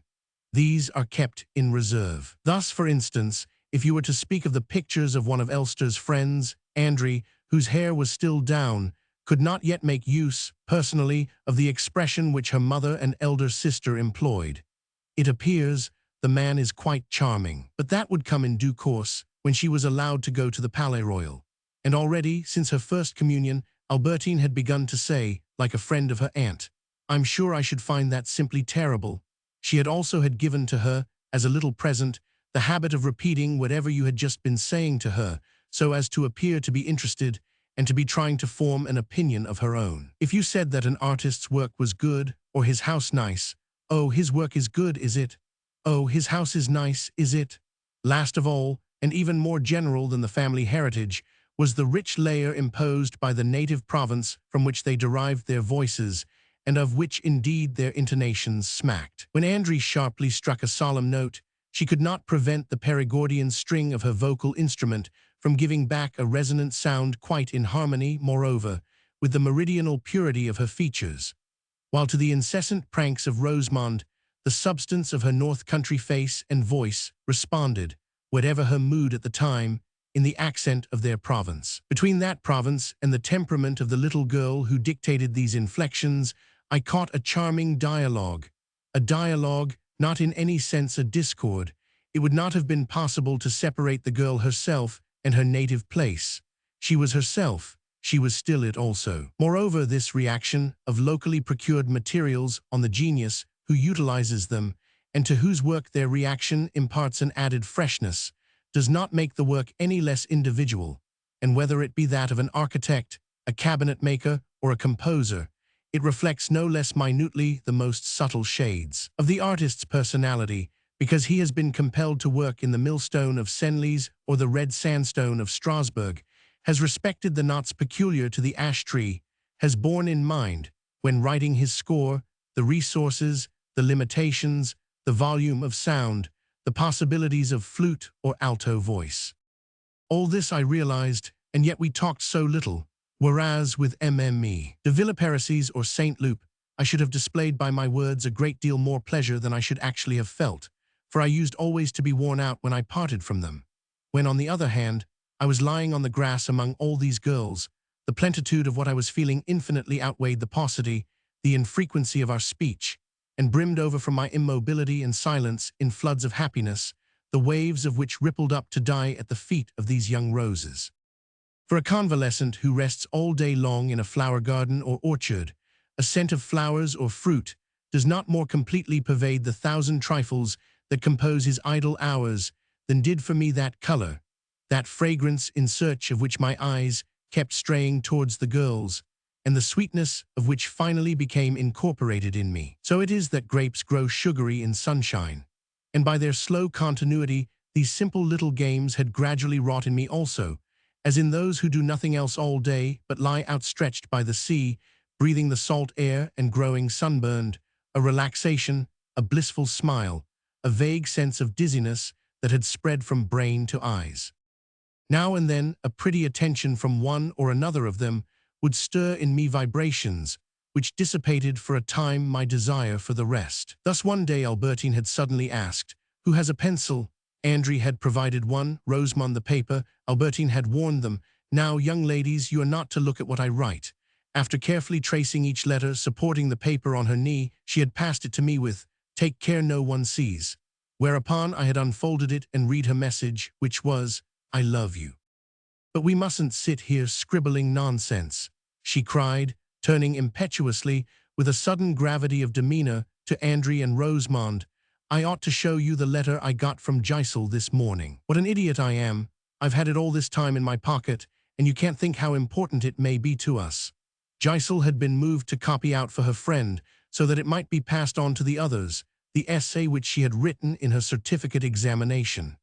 Albertine's fears as to the difficulty of the subjects set had been more than justified by the two from which Giselle had had to choose. The first was, Sophocles from the Shades writes to Racine to console him for the failure of Athalie. The other, suppose that, after the first performance of Esther, Mme. de Sévigné is writing to Mme. de Lafayette to tell her how much she regretted her absence. Now Giselle, in an excess of zeal which ought to have touched the examiners' hearts, had chosen the former, which was also the more difficult of the two subjects, and had handled it with such remarkable skill that she had been given 14 marks and had been congratulated by the board. She would have received her mention if she had not dried up in the Spanish paper. The essay, a copy of which Giselle had now sent her, was immediately read aloud to us by Albertine, for, having presently to pass the same examination, she was anxious to have an opinion from Andre, who was by far the cleverest of them all and might be able to give her some good tips. "She did have a bit of luck," was Albertine's comment. "It's the very subject her French mistress made her swat up while she was here."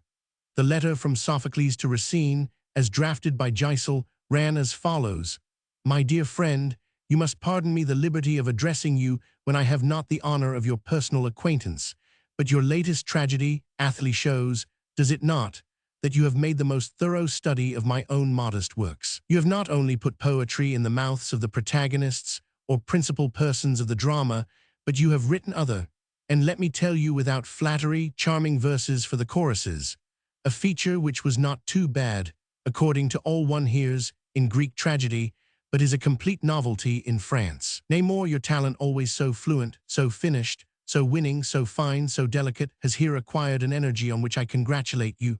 Athalie Jode, these are figures which your rival Corneille could have wrought no better. The characters are virile, the plot simple and strong. You have given us a tragedy in which love is not the keynote, and on this I must offer you my sincerest compliments. The most familiar proverbs are not always the truest. I will give you an example. This passion treat, which makes the poet's art, fly as on wings, straight to the listener's heart. You have shewn us that the religious sentiment in which your choruses are steeped is no less capable of moving us. The general public may have been puzzled at first, but those who are best qualified to judge must give you your due. I have felt myself impelled to offer you all my congratulations, to which I would add, my dear brother poet, an expression of my very highest esteem." Albertine's eyes, while she was reading this to us, had not ceased to sparkle. "Really, you'd think she must have cribbed it somewhere," she exclaimed as she reached the end. "I should never have believed that Giselle could hatch out anything like as good. And the poetry she brings in. Where on earth can she have got that from?" Albertine's admiration, with a change, it is true, of object, but with no loss, an increase, rather, of intensity, combined with the closest attention to what was being said, continued to make her eyes start from her head, all the time that Andre consulted. As being the biggest of the band, and more knowledgeable than the others, first of all spoke of Giselle's essay with a certain irony, then with a levity of tone which failed to conceal her underlying seriousness, proceeded to reconstruct the letter in her own way. "It is not badly done," she told Albertine, "but if I were you and had the same subject set me, which is quite likely, as they do very often set that, I shouldn't do it in that way. This is how I would tackle it. Well, first of all, if I had been Giselle, I should not have let myself get tied up. I should have begun by making a rough sketch of what I was going to write on a separate piece of paper. On the top line, I should state the question and give an account of the subject, then the general ideas to be worked into the development. After that, appreciation, style, conclusion. In that way, with a summary to refer to, you know where you are. But at the very start, where she begins her account of the subject, or if you like, titine, since it's a letter we're speaking of, where she comes to the matter, Giselle has gone off the rails altogether. Writing to a person of the 17th century, Sophocles ought never to have said, "My dear friend." Why, of course, she ought to have said, "My dear Racine," came impetuously from Albertine. That would have been much better. No, replied Andrew, with a trace of mockery in her tone, she ought to have put "Sir." In the same way to end up, she ought to have thought of something like, "Suffer me, sir, at the very most, dear sir, to inform you of the sense of high esteem with which I have the honor to be your servant." Then again, Giselle says that the choruses in Athalie are a novelty. She is forgetting Esther, and two tragedies that are not much read now, but happen to have been analyzed this year by the professor himself, so that you need only mention them, since he's got them on the brain, and you're bound to pass. I mean Les Juives, by Robert Garnier, and Montchrestien's Elamin. Andrew quoted these titles without managing quite to conceal a secret sense of benevolent superiority, which found expression in a smile, quite a delightful smile, for that matter. Albertine could contain herself no longer. "Andrew, you really are a perfect marvel," she cried. "You must write down those names for me. Just fancy what luck it would be if I got on to that, even in the oral. I should bring them in at once and make a colossal impression." But in the days that followed, every time that Albertine begged Andrew just to tell her again the names of those two plays, so that she might write them down, her blue-stocking friend seemed most unfortunately to have forgotten them, and left her none the wiser. "Another thing," Andrew went on with the faintest note in her voice of scorn for companions so much younger than herself, though she relished their admiration and attached to the manner in which she herself would have composed the essay a greater importance than she wanted us to think. "Sophocles in the Shades must be kept well informed of all that goes on. He must know, therefore, that it was not before the general public, but before the King's Majesty and a few privileged courtiers that Athalie was first played." What Giselle says in this connection of the esteem of qualified judges is not at all bad, but she might have gone a little farther. Sophocles, now that he is immortal, might quite well have the gift of prophecy and announce that, according to Voltaire, Athalie is to be the supreme achievement not of Racine merely but of the human mind. Albertine was drinking in every word. Her eyes blazed, and it was with the utmost indignation that she rejected Rosamond's suggestion that they should begin to play. "And so," Andrew concluded, in the same easy, detached tone, blending a faint sneer with a certain warmth of conviction, "if Giselle had noted down properly, first of all, the general ideas that she was going to develop, it might perhaps have occurred to her to do what I myself should have done, point out what a difference there is between the religious inspiration of Sophocles' choruses and Racine's. I should have made Sophocles remark that if Racine's choruses are instinct with religious feeling like those of the Greek tragedians, the gods are not the same. The god of Jode has nothing in common with the god of Sophocles." And that brings us quite naturally, when we have finished developing the subject, to our conclusion: what does it matter if their beliefs are different? Sophocles would hesitate to insist upon such a point. He would be afraid of wounding Racine's convictions, and so, slipping in a few appropriate words on his masters at Port-Royal, he prefers to congratulate his disciple on the loftiness of his poetic genius. Admiration and attention had so heated Albertine that great drops were rolling down her cheeks. Andrew preserved the unruffled calm of a female dandy. "It would not be a bad thing either to quote some of the opinions of famous critics," she added, before they began their game. "Yes," put in Albertine, "so I've been told. The best ones to quote, on the whole, are Sainte-Beuve and Mirlet, aren't they?" "Well, you're not absolutely wrong," Andrew told her. "Mirlet and Sainte-Beuve are by no means bad, but you certainly ought to mention Deltour and Gasque des Farces." She refused, however, despite Albertine's entreaties, to write down these two unfamiliar names. Meanwhile, I had been thinking of the little page torn from a scribbling block which Albertine had handed me. "I love you," she had written, and an hour later, as I scrambled down the paths which led back, a little too vertically for my liking, to Baalbec, I said to myself that it was with her that I would have my romance. The state of being indicated by the presence of all the signs by which we are accustomed to recognize that we are in love, such as the orders which I left in the hotel not to awaken me whoever might ask to see me, unless it were one or other of the girls, the beating of my heart while I waited for her, whichever of them it might be that I was expecting, and on those mornings my fury if I had not succeeded in finding a barber to shave me, and must appear with the disfigurement of a hairy chin before Albertine, Rosamond, or Andry.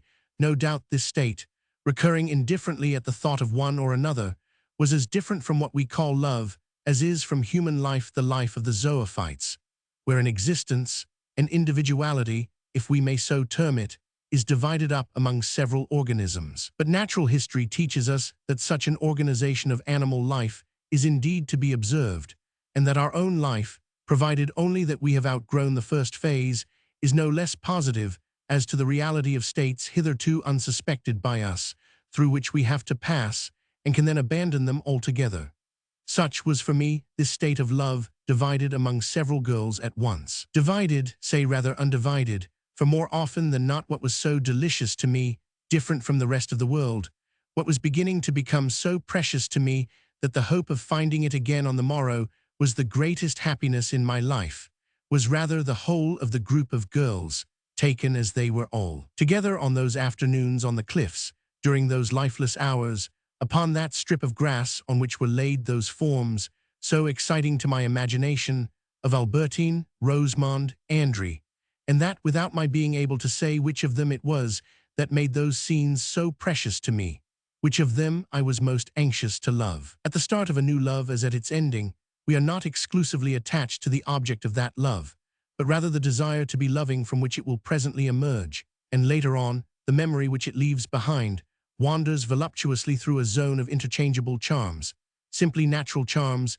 it may be, gratification of appetite, enjoyment of one's surroundings, which are so far harmonized among themselves that it does not in the presence of any one of them feel itself out of place. Besides, as my perception of them was not yet dulled by familiarity, I had still the faculty of seeing them, that is to say, of feeling a profound astonishment every time that I found myself in their presence. No doubt this astonishment is to some extent due to the fact that the other person on such occasions presents himself in a fresh aspect, but so great is the multiformity of each of us, so abundant the wealth of lines of face and body, lines so few of which leave any trace, once we have parted from the other person, on the arbitrary simplicity of our memory. As our mind has selected some peculiarity that had struck us, has isolated it, exaggerated it, making of a woman who has appeared to us tall, a sketch in which her figure is absurdly elongated, or of a woman who has seemed to be pink-cheeked and golden-haired a pure harmony in pink and gold, so, the moment that woman is once again standing before us, all the other forgotten qualities which restore the balance of that one remembered feature at once assail us, in their confused complexity, diminishing her height, paling her cheeks, and substituting for what we have come to her solely to seek other peculiarities, which we remember now that we did notice the first time and failed to understand how we can so far have forgotten to look out for again. We thought we remembered. It was a peahen, surely. We go to see it and find a peony. And this inevitable astonishment is not the only one, for side by side with it comes another, born of the difference, not now between the stereotyped forms of memory and reality, but between the person whom we saw last time and him who appears to us today from another angle and shows us another aspect. The human face is indeed, like the face of the god of some oriental theogony, a whole cluster of faces, crowded together, but on different surfaces, so that one does not see them all at once. But to a great extent our astonishment springs from the other persons, presenting to us also a face that is the same as before. It would require so immense an effort to reconstruct everything that has been imparted to us by things other than ourself, were it only the taste of a fruit, that no sooner is the impression received than we begin imperceptibly to descend the slope of memory, and without noticing anything, in a very short time we have come a long way from what we actually felt, so that every fresh encounter is a sort of rectification, which brings us back to what we really did see, We have no longer any recollection of this. To such an extent does what we call remembering a person consist really in forgetting him. But so long as we can still see at the moment when the forgotten aspect appears, we recognize it, we are obliged to correct the straying line. Thus the perpetual and fruitful surprise which made so salutary and invigorating for me these daily outings with the charming damsels of the seashore consisted fully as much in recognition as in discovery. When there is added to this the agitation aroused by what these girls were to me, which was never quite what I had supposed, and meant that my expectancy of our next meeting resembled not so much my expectancy the time before as the still throbbing memory of our latest conversation, it will be realized that each of our excursions made a violent interruption in the course of my thoughts and moved them clean out of the direction which, in the solitude of my own room, I had been able to trace for them at my leisure. That plotted course was forgotten, had ceased to exist, when I returned home buzzing like a hive of bees with remarks which had disquieted me when I heard them and were still echoing in my brain. The other person is destroyed when we cease to see him, after which his next appearance means a fresh creation of him, different from that which immediately preceded it, if not from them all. For the minimum variation that is to be found in these creations is duality.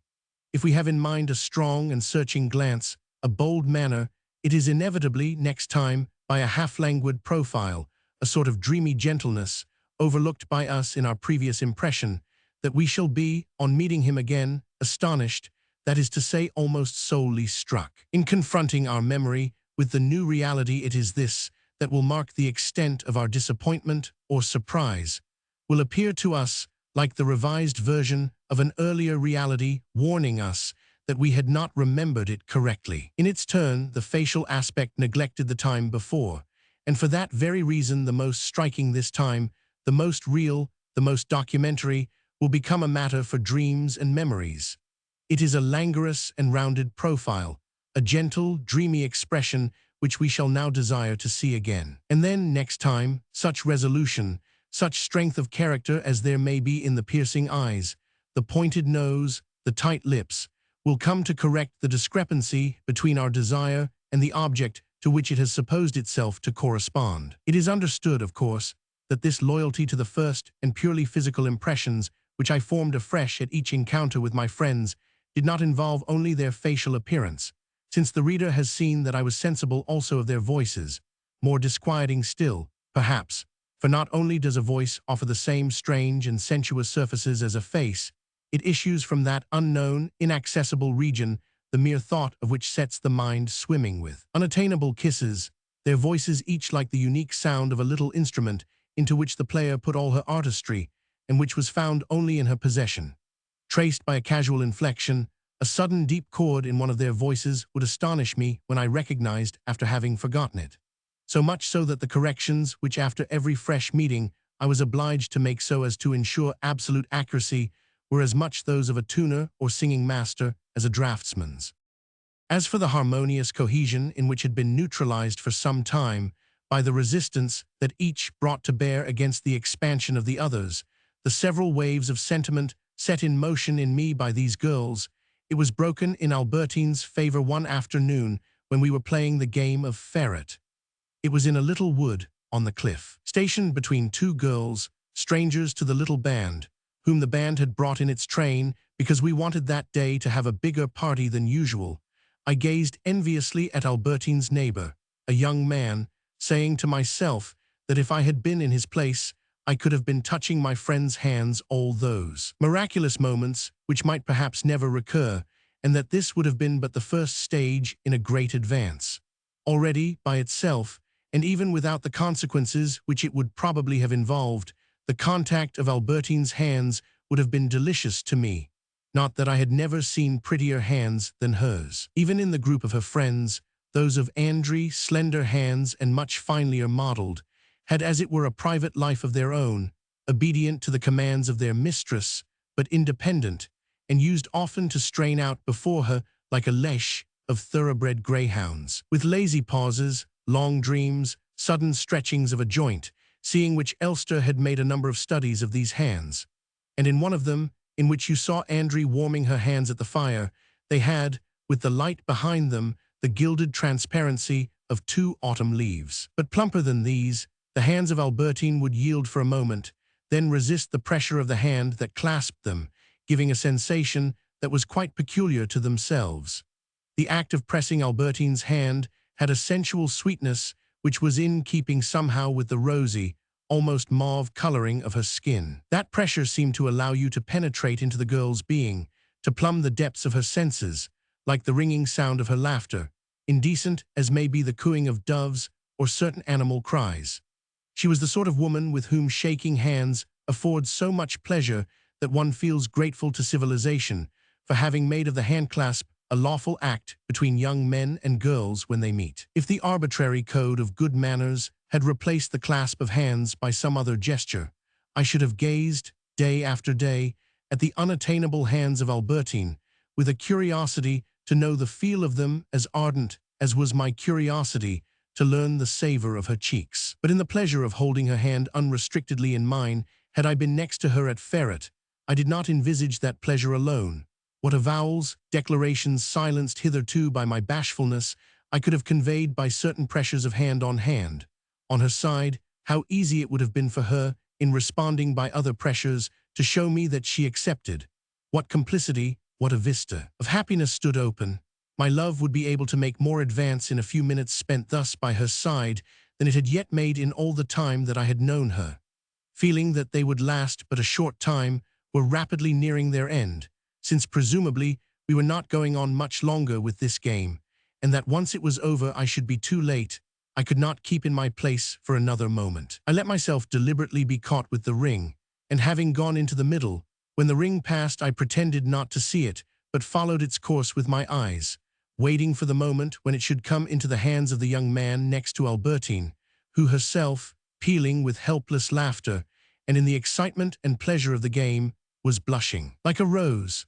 "Why, we really are in the fairy wood," said Andry to me, pointing to the trees that grew all round, with a smile in her eyes which was meant only for me and seemed to pass over the heads of the other players, as though we two alone were clever enough to double our parts, and make, in connection with the game we were playing, a remark of a poetic nature. She even carried the delicacy of her fancy so far as to sing half unconsciously, "The ferret of the wood has passed this way, sweet ladies, he has passed by this way, the ferret of fairy wood," like those people who cannot visit Trianon without getting up a party in Louis Roman 16 costume, or think it effective to have a song sung to its original setting.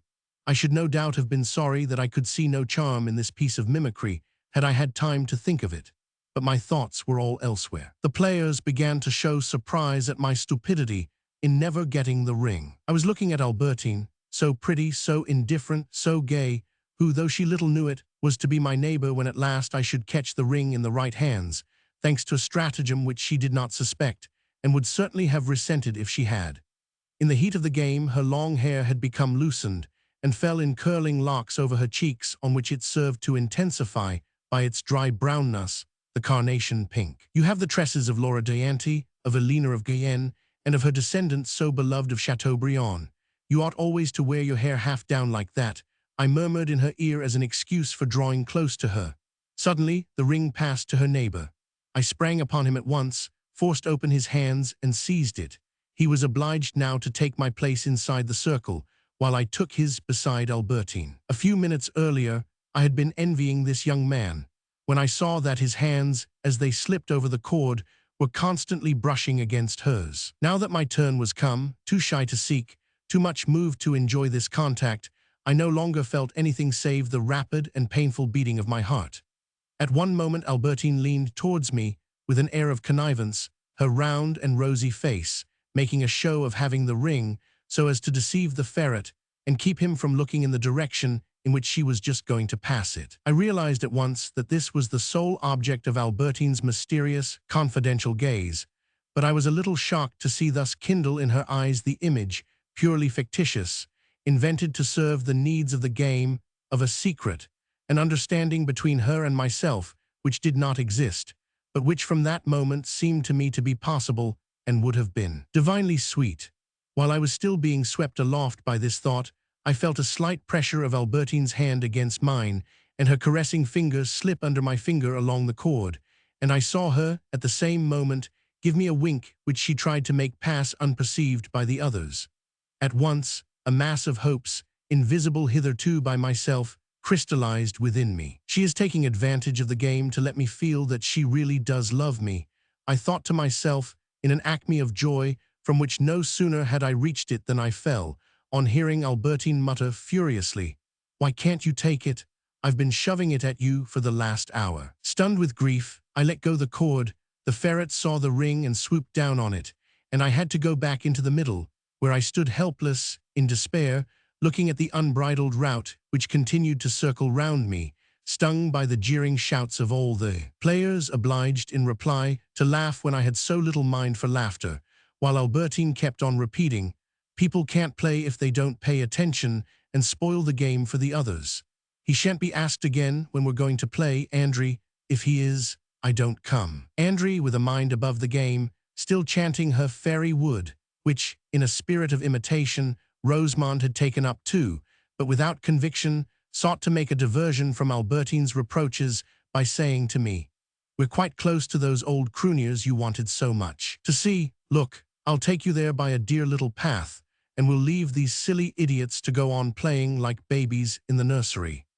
As Andry was extremely nice to me, as we went along, I said to her everything about Albertine that seemed calculated to make me attractive to the latter. Andry replied that she too was very fond of Albertine, thought her charming, in spite of which the compliments that I was paying to her friend did not seem altogether to please her.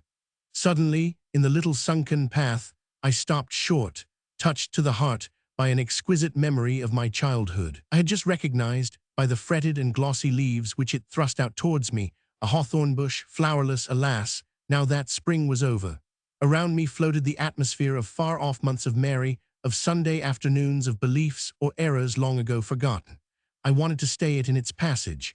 I stood still for a moment, and Andry, with a charming divination of what was in my mind, left me to converse with the leaves of the bush. I asked them for news of the flowers, those hawthorn flowers that were like merry little girls, headstrong, provocative, pious.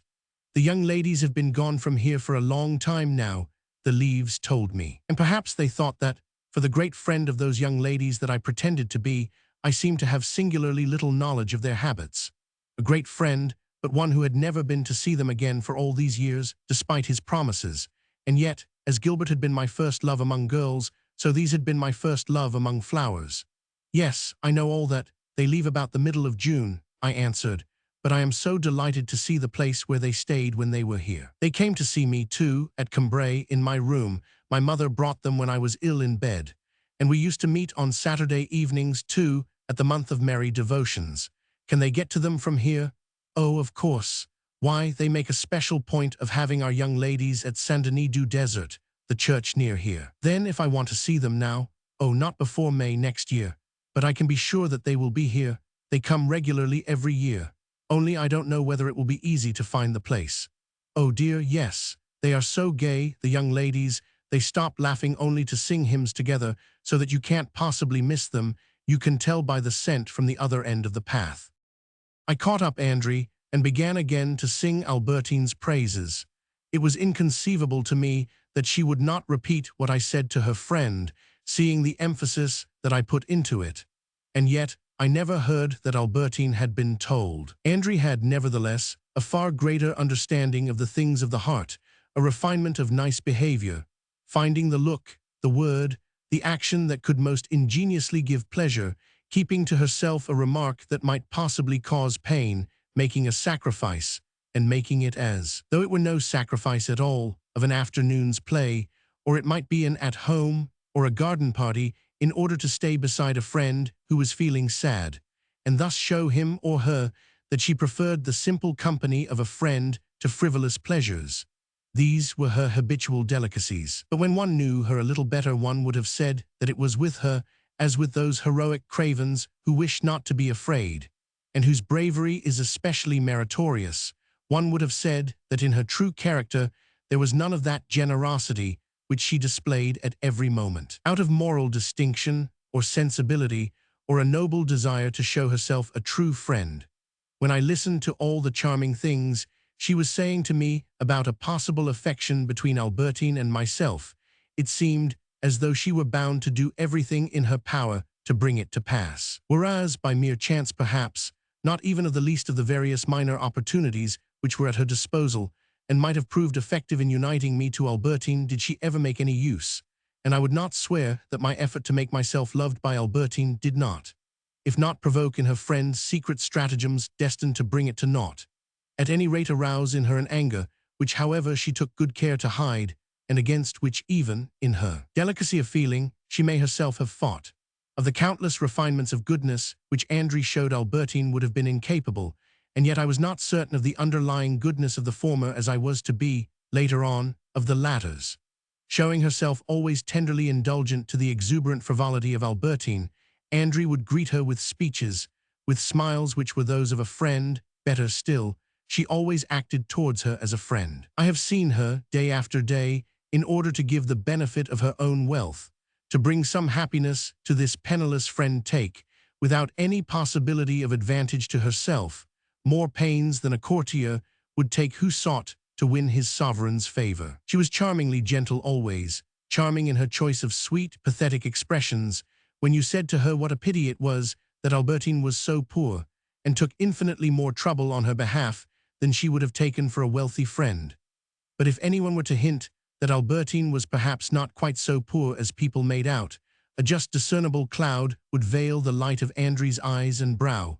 She seemed out of temper. And if you went on to say that after all Albertine might perhaps be less difficult to marry off than people supposed, she would vehemently contradict you, repeating almost angrily, "Oh dear, no, she will never get married. I am quite certain of it. It is a dreadful worry to me." In so far as I myself was concerned, Andrew was the only one of the girls who would never have repeated to me anything not very pleasant that might have been said about me by a third person. More than that, if it were I who told her what had been said, she would make a pretense of not believing it, or would furnish some explanation which made the remark inoffensive. It is the aggregate of these qualities that goes by the name of tact. Tact is the attribute of those people who, if we have called a man out in a duel, congratulate us and add that there was no necessity, really, so as to enhance still further in our own eyes the courage of which we have given proof without having been forced to do so. They are the opposite of the people who, in similar circumstances, say, "It must have been a horrid nuisance for you, fighting a duel, but on the other hand you couldn't possibly swallow an insult like that.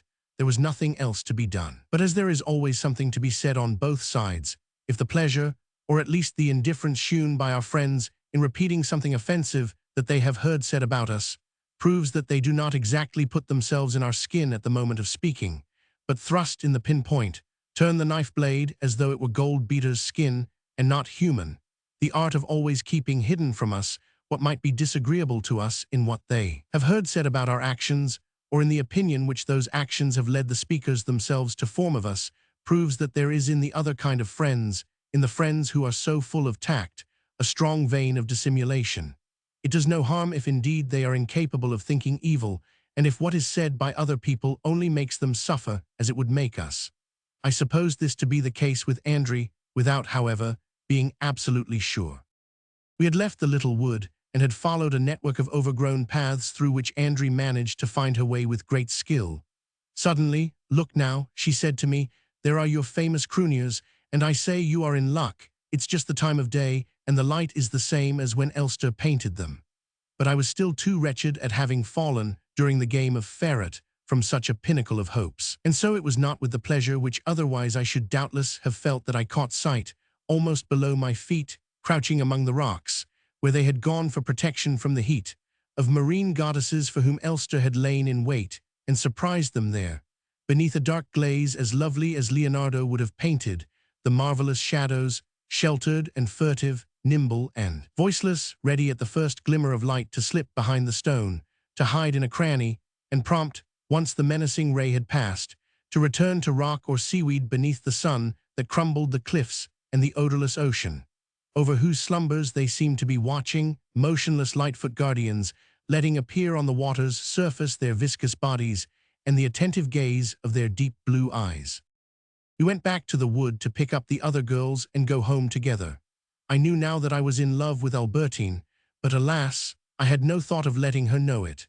This was because, since the days of our games in the Champs-Élysées, My conception of love had become different, even if the persons to whom my love was successively assigned remained practically the same. For one thing, the avowal, the declaration of my passion to her whom I loved no longer seemed to me one of the vital and necessary incidents of love, nor love itself an external reality, but simply a subjective pleasure. And as for this pleasure, I felt that Albertine would do everything necessary to furnish it, all the more since she would not know that I was enjoying it. As we walked home, the image of Albertine, bathed in the light that streamed from the other girls, was not the only one that existed for me. But as the moon, which is no more than a tiny white cloud of a more definite and fixed shape than other clouds during the day, assumes her full power as soon as daylight dies, so when I was once more in the hotel, it was Albertine's sole image that rose from my heart and began to shine. My room seemed to me to have become suddenly a new place. Of course, for a long time past, it had not been the hostel room of my first night in it. All our lives, we go on patiently modifying the surroundings in which we dwell, and gradually, as habit dispenses us from feeling them, we suppress the noxious elements of color, shape, and smell which were at the root of our discomfort. Nor was it any longer the room, still potent enough over my sensibility, not certainly to make me suffer, but to give me joy, the fount of summer days, like a marble basin in which, halfway up its polished sides, they mirrored an azure surface steeped in light over which glided for an instant, impalpable and white as a wave of heat, a shadowy and fleeting cloud, not the room, wholly aesthetic, of the pictorial evening hours. It was the room in which I had been now for so many days that I no longer saw it. And now I was just beginning again to open my eyes to it, but this time from the selfish angle which is that of love. I liked to feel that the fine big mirror across one corner, the handsome bookcases with their fronts of glass, would give Albertine, if she came to see me, a good impression of myself. Instead of a place of transit in which I would stay for a few minutes before escaping to the beach or to Rive Belle, my room became real and dear to me, fashioned itself anew, for I looked at and appreciated each article of its furniture with the eyes of Albertine. A few days after the game of ferret, when having allowed ourselves to wander rather too far afield, we had been fortunate in finding at Mainville a couple of little tubs, with 2 seats in each which would enable us to be back in time for dinner.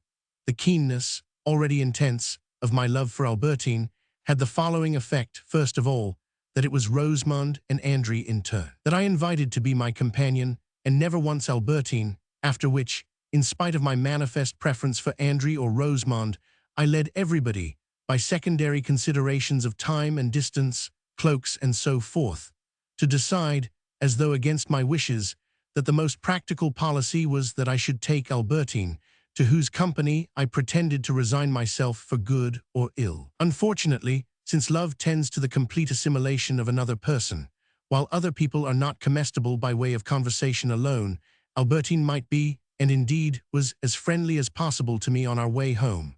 When I had deposited her at her own door, she left me happy, but more famished for her even than I had been at the start, and reckoning the moments that we had spent together as only a prelude of little importance in itself to those that were still to come. And yet this prelude had that initial charm which is not to be found again. I had not yet asked anything of Albertine. She could imagine what I wanted, but not being certain of it, would suppose that I was tending only towards relations without any definite purpose, in which my friend would find that delicious vagueness, rich in surprising fulfillments of expectations, which is true romance. In the week that followed, I scarcely attempted to see Albertine. I made a show of preferring Andry. Love is born, one would like to remain, for her whom one loves, the unknown whom she may love in turn, but one has need of her. One requires contact not so much with her body as with her attention, her heart. One slips into a letter some spiteful expression which will force the indifferent reader to ask for some little kindness in compensation. And love, following an unvarying procedure, sets going with an alternating movement the machinery in which one can no longer either refrain from loving or be loved. I gave to Andry the hours spent by the others at a party which I knew that she would sacrifice for my sake, with pleasure, and would have sacrificed even with reluctance, from a moral nicety, so as not to let either the others or herself think that she attached any importance to a relatively frivolous amusement. I arranged in this way to have her entirely to myself every evening, meaning not to make Albertine jealous, but to improve my position in her eyes, or at any rate not to imperil it by letting Albertine know that it was herself and not Andry that I loved. Nor did I confide this to Andry either, lest she should repeat it to her friend. When I spoke of Albertine to Andry, I affected a coldness by which she was perhaps less deceived than I by her apparent credulity. She made a show of believing in my indifference to Albertine, of desiring the closest possible union between Albertine and myself. It is probable that, on the contrary, she neither believed in the one nor wished for the other. While I was saying to her that I did not care very greatly for her friend, I was thinking of one thing only, how to become acquainted with Mme. Bontemps, who was staying for a few days near Balbec, and to whom Albertine was going presently on a short visit. Naturally, I did not let Andry become aware of this desire, and when I spoke to her of Albertine's people, it was in the most careless manner possible. Andry's direct answers did not appear to throw any doubt on my sincerity. Why then did she blurt out suddenly, about that time, "Oh, guess who I've just seen, Albertine's aunt"? It is true that she had not said in so many words, "I could see through your casual remarks all right that the one thing you were really thinking of was how you could make friends with Albertine's aunt." But it was clearly to the presence in Andry's mind of some such idea, which she felt it more becoming to keep from me, that the word just seemed to point. It was of a kind with certain glances, certain gestures which, for all that they have not a form that is logical, rational, deliberately calculated to match the listener's intelligence, reach him nevertheless in their true significance, just as human speech, converted into electricity in the telephone, is turned into speech again when it strikes the ear, in order to remove from Andry's mind the idea that I was interested in Mme. Bontemps. I spoke of her from that time onwards, not only carelessly, but with downright malice, saying that I had once met that idiot of a woman, and trusted I should never have that experience again, whereas I was seeking by every means in my power to meet her. I tried to induce Elster, but without mentioning to anyone else that I had asked him to speak to her about me and to bring us together. He promised to introduce me to her, though he seemed greatly surprised at my wishing it, for he regarded her as a contemptible woman, a born intriguer, as little interesting as she was disinterested. Reflecting that if I did see Mme.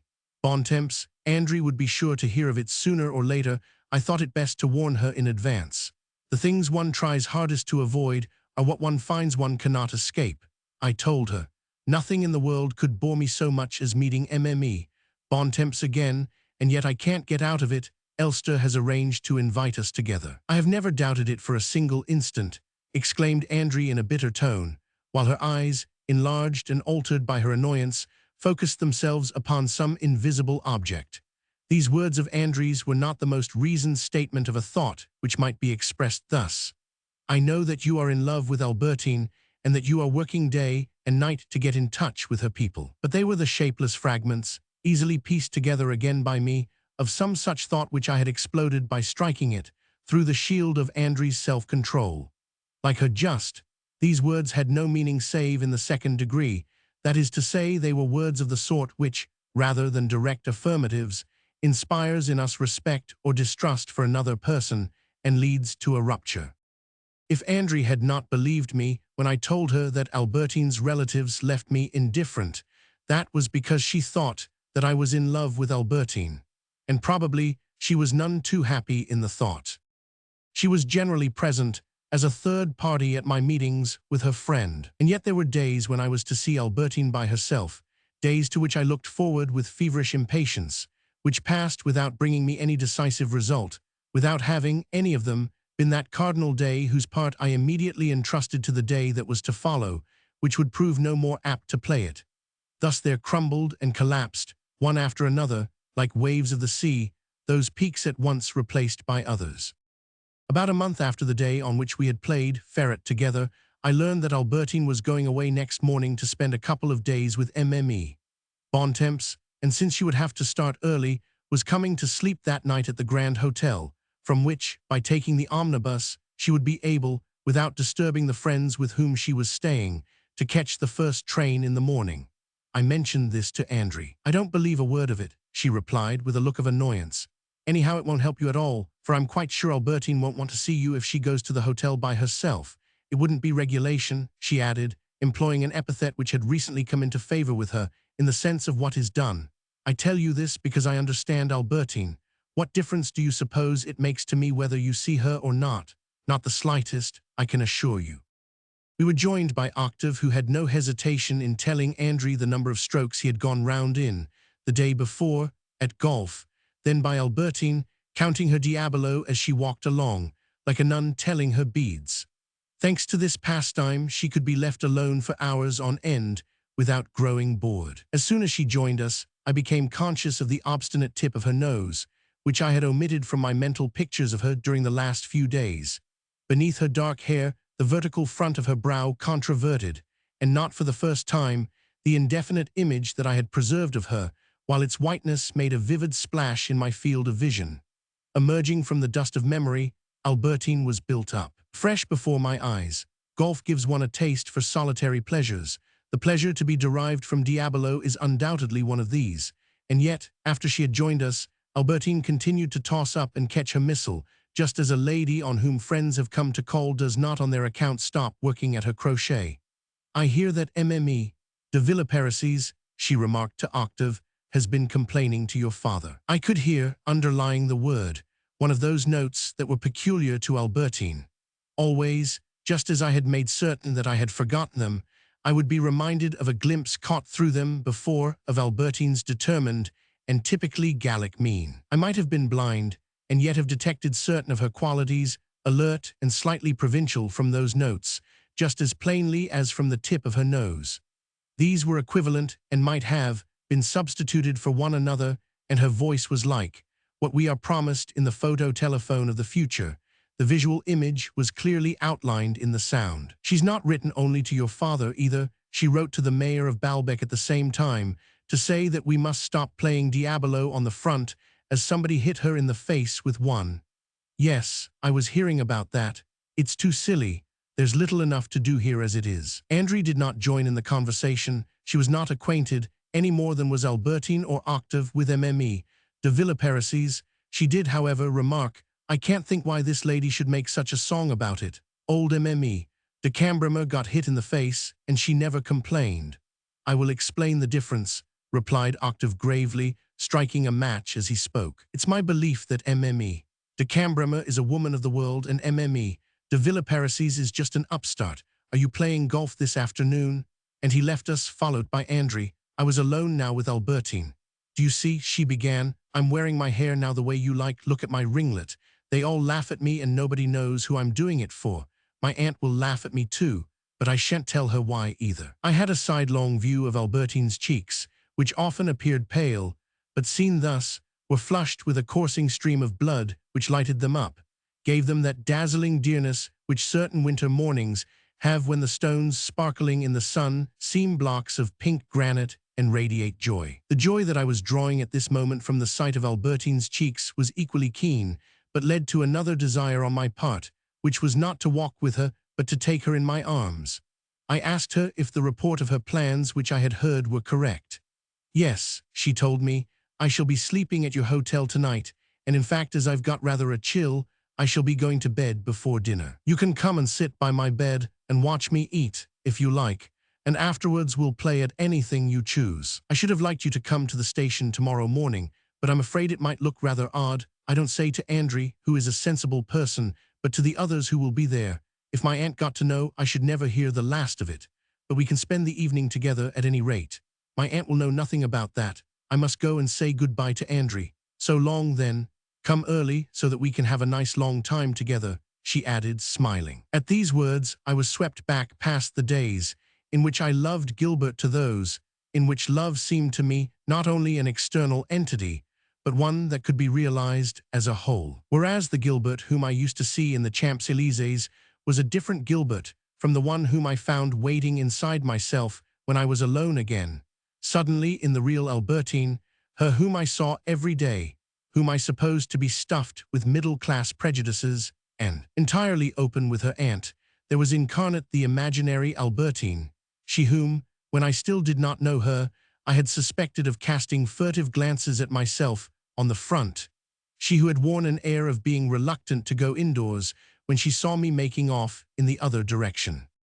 I went in to dinner with my grandmother. I felt within me a secret which she could never guess. Similarly with Albertine, tomorrow her friends would be with her, not knowing what novel experience she and I had in common, and when she kissed her niece on the brow Bontemps would never imagine that I stood between them in that arrangement of Albertine's hair which had for its object, concealed from all the world, to give me pleasure, me who had until then so greatly envied Bontemps because, being related to the same people as her niece, she had the same occasions to don mourning, the same family visits to pay, and now I found myself meaning more to Albertine than did the aunt herself. When she was with her aunt, it was of me that she would be thinking. What was going to happen that evening, I scarcely knew. In any event, the Grand Hotel, the evening would no longer seem empty to me. They contained my happiness.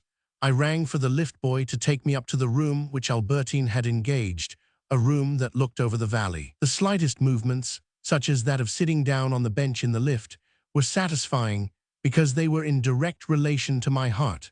I saw in the ropes that drew the cage upwards, in the few steps that I had still to climb, only a materialization of the machinery, the stages of my joy. I had only 2 or 3 steps to take now along the corridor before coming to that room in which was enshrined the precious substance of that rosy form.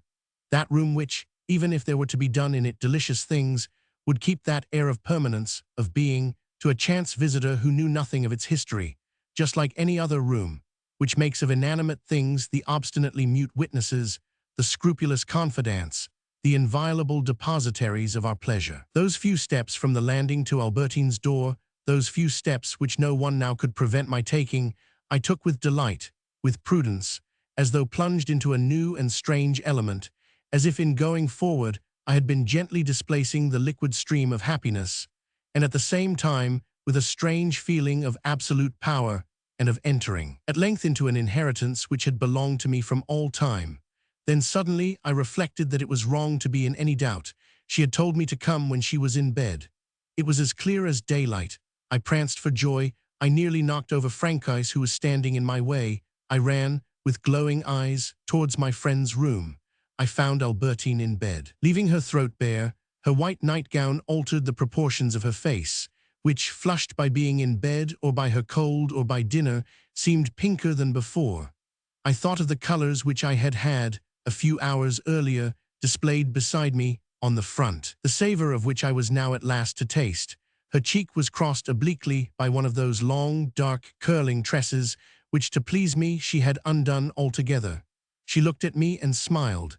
Beyond her, through the window, the valley lay bright beneath the moon. The sight of Albertine's bare throat, of those strangely vivid cheeks, had so intoxicated me, that is to say, had placed the reality of the world for me no longer in nature, but in the torrent of my sensations, which it was all I could do to keep within bounds, as to have destroyed the balance between the life, immense and indestructible, which circulated in my being, and the life of the universe, so puny in comparison. The sea, which was visible through the window as well as the valley, the swelling breasts of the first of the Mainville cliffs, the sky in which the moon had not yet climbed to the zenith, all of these seemed less than a featherweight on my eyeballs, which between their lids I could feel dilated, resisting, ready to bear very different burdens, all the mountains of the world upon their fragile surface. Their orbit no longer found even the sphere of the horizon adequate to fill it, and everything that nature could have brought me of life would have seemed wretchedly meager, the sigh of the waves far too short, a sound to express the enormous aspiration that was surging in my breast. I bent over Albertine to kiss her. Death might have struck me down in that moment. It would have seemed to me a trivial, or rather an impossible thing, for life was not outside, it was in me. I should have smiled pityingly had a philosopher then expressed the idea that some day, even some distant day, I should have to die, that the external forces of nature would survive me, the forces of that nature beneath whose godlike feet I was no more. Grain of dust, that after me there would still remain those rounded, swelling cliffs, that sea, that moonlight, and that sky. How was that possible? How could the world last longer than myself, since it was it that was enclosed in me whom it went a long way short of filling, in me, where, feeling that there was room to store so many other treasures, I flung contemptuously into a corner. Sky, sea, and cliffs. "Stop that, or I'll ring the bell," cried Albertine, seeing that I was flinging myself upon her to kiss her. But I reminded myself that it was not for no purpose that a girl made a young man come to her room in secret, arranging that her aunt should not know. That boldness, moreover, rewards those who know how to seize their opportunities. In the state of exaltation in which I was, the round face of Albertine, lighted by an inner flame, like the glass bowl of a lamp, started into such prominence that, copying the rotation of a burning sphere, it seemed to me to be turning, like those faces of Michelangelo, which are being swept past in the arrested headlong flight of a whirlwind. I was going to learn the fragrance, the flavor which this strange pink fruit concealed. I heard a sound, precipitous, prolonged, shrill. Albertine had pulled the bell with all her might. I had supposed that the love which I felt for Albertine was not based on the hope of carnal possession. And yet, when the lesson to be drawn from my experience that evening was, apparently, that such possession was impossible, when, after having had not the least doubt, that first day, on the beach, of Albertine's being unchaste, and having then passed through various intermediate assumptions, I seemed to have quite definitely reached the conclusion that she was absolutely virtuous. When, on her return from her aunt's, a week later, she greeted me coldly with, "I forgive you. In fact, I'm sorry to have upset you, but you must never do it again." Then, in contrast to what I had felt on learning from Bloch that one could always have all the women one liked, and as if, in place of a real girl, I had known a wax doll, it came to pass that gradually there detached itself from her my desire to penetrate into her life, to follow her through the places in which she had spent her childhood, to be initiated by her into the athletic life, my intellectual curiosity to know what were her thoughts on this subject, or that did not survive my belief that I might take her in my arms if I chose. My dreams abandoned her, once they had ceased to be nourished by the hope of a possession of which I had supposed them to be independent. Thenceforward they found themselves once more at liberty to transmit themselves, according to the attraction that I had found in her on any particular day, above all according to the chances that I seemed to detect of my being, possibly, one day, loved by her, to one or another of Albertine's friends and to Andrew first of all. And yet, if Albertine had not existed, perhaps I should not have had the pleasure which I began to feel more and more strongly during the days that followed in the kindness that was shewn me by Andrew. Albertine told no one of the check which I had received at her hands. She was one of those pretty girls who, from their earliest youth, by their beauty, but especially by an attraction, a charm which remains somewhat mysterious, and has its source perhaps in reserves of vitality to which others less favored by nature come to quench their thirst, have always, in their home circle, among their friends, in society, proved more attractive than other more beautiful and richer girls. She was one of those people from whom, before the age of love, and ever so much more after it is reached, one asks more than they ask in return, more even than they are able to give. From her childhood, Albertine had always had round her, in an adoring circle, 4 or 5 little girl friends, among them Andrew, who was so far her superior and knew it. And perhaps this attraction, which Albertine exerted quite involuntarily, had been the origin, had laid the foundations of the little band. This attraction was still potent even at a great social distance, in circles quite brilliant in comparison, where if there was a pavane to be danced, they would send for Albertine rather than have it danced by another girl of better family. The consequence was that, not having a penny to her name, living a hard enough life, moreover, on the hands of M. Bontemps, who was said to be on the rocks, and was anyhow anxious to be rid of her, she was nevertheless invited, not only to dine but to stay, by people who, in St. Luke's sight, might not have had any distinction, but to Rosamond's mother or Andrew's, women who, though very rich themselves, did not know these other and richer people, represented something quite incalculable. Thus Albertine spent a few weeks every year with the family of one of the governors of the Bank of France, who is also chairman of the board of directors of a great railway company. The wife of this financier entertained people of importance, and had never mentioned her day to Andrew's mother, who thought her wanting in politeness, but was nevertheless prodigiously interested in everything that went on in her house. Accordingly, she encouraged Andrew every year to invite Albertine down to their villa, because, as she said, it was a real charity to offer a holiday by the sea to a girl who had not herself the means to travel, and whose aunt did so little for her. Andrew's mother was probably not prompted by the thought that the banker and his wife, learning that Albertine was made much of by her and her daughter, would form a high opinion of them both.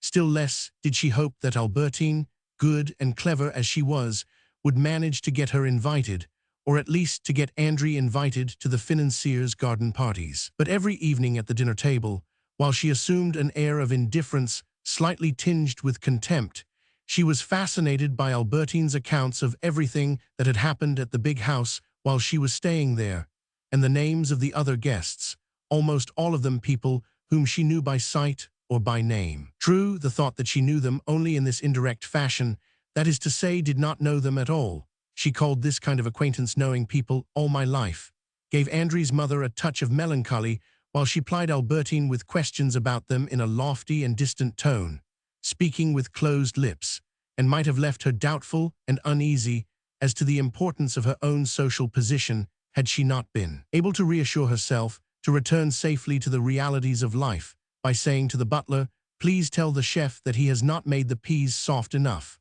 She then recovered her serenity, and she was quite determined that Andrew was to marry nobody but a man of the best family, of course, but rich enough for her too to be able to keep a chef and a couple of coachmen. This was the proof positive, the practical indication of position. But the fact that Albertine had dined at the banker's house in the country with this or that great lady, and that the said great lady had invited the girl to stay with her next winter, did not invalidate a sort of special consideration which Albertine showed towards Andrew's mother, which went very well with the pity, and even repulsion, excited by the tale of her misfortunes, a repulsion increased by the fact that M. Bontemps had proved a traitor to the cause. He was, even, people said, vaguely Panamist, and had rallied to the government. Not that this deterred Andrew's mother, in her passion for abstract truth, from withering with her scorn the people who appeared to believe that Albertine was of humble origin. "What's that you say? Why, they're one of the best families in the country. Simonet with a single N, you know." Certainly, in view of the class of society in which all this went on, in which money plays so important a part, and mere charm makes people ask you out but not marry you, a comfortable marriage did not appear to be for Albertine a practical outcome of the so distinguished patronage which she enjoyed, but which would not have been held to compensate for her poverty. But even by themselves, and with no prospect of any matrimonial consequence, Albertine's successes in society excited the envy of certain spiteful mothers, furious at seeing her received like one of the family by the banker's wife, even by Andrew's mother, neither of whom they themselves really knew. They therefore went about telling common friends of those ladies, and their own, that both ladies would be very angry if they knew the facts, which were that Albertine repeated to each of them everything that the intimacy to which she was rashly admitted enabled her to spy out in the household of the other. 1,000 little secrets, which it must be infinitely unpleasant to the interested party to have made public. These envious women said this so that it might be repeated and might get Albertine into trouble with her patrons. But, as often happens, their machinations met with no success. The spite that prompted them was too apparent, and their only result was to make the women who had planned them appear rather more contemptible than before. Andrew's mother was too firm in her opinion of Albertine to change her mind about her now. She looked upon her as a poor wretch, but the best-natured girl living, and one who would do anything in the world to give pleasure. If this sort of select popularity to which Albertine had attained did not seem likely to lead to any practical result, it had stamped Andrew's friend with the distinctive marks of people who, being always sought after, have never any need to offer themselves, marks, to be found also, and for analogous reasons, at the other end of the social scale. Among the leaders of fashion, which consist in their not making any display of the successes they have scored, but rather keeping them to themselves. She would never say to anyone, "So-and-so is anxious to meet me," would speak of everyone with the greatest good nature, and as if it had been she who ran after, who sought to know other people, and not they. If you spoke of a young man who, a few minutes earlier, had been in private conversation with her, heaping the bitterest reproaches upon her because she had refused him an assignation, so far from proclaiming this in public, or betraying any resentment, she would stand up for him. "He is such a nice boy." Indeed, it quite annoyed her when she attracted people, because that compelled her to disappoint them, whereas her natural instinct was always to give pleasure. So much did she enjoy giving pleasure that she had come to employ a particular kind of falsehood, found among utilitarians and men who have arrived. Existing besides in an embryonic state in a vast number of people, this form of insincerity consists in not being able to confine the pleasure arising out of a single act of politeness to a single person. For instance, if Albertine's aunt wished her niece to accompany her to a party which was not very lively, Albertine might have found it sufficient to extract from the incident the moral profit of having given pleasure to her aunt. But being courteously welcomed by her host and hostess, she thought it better to say to them that she had been wanting to see them for so long that she had finally seized this opportunity and begged her aunt to take her to their party.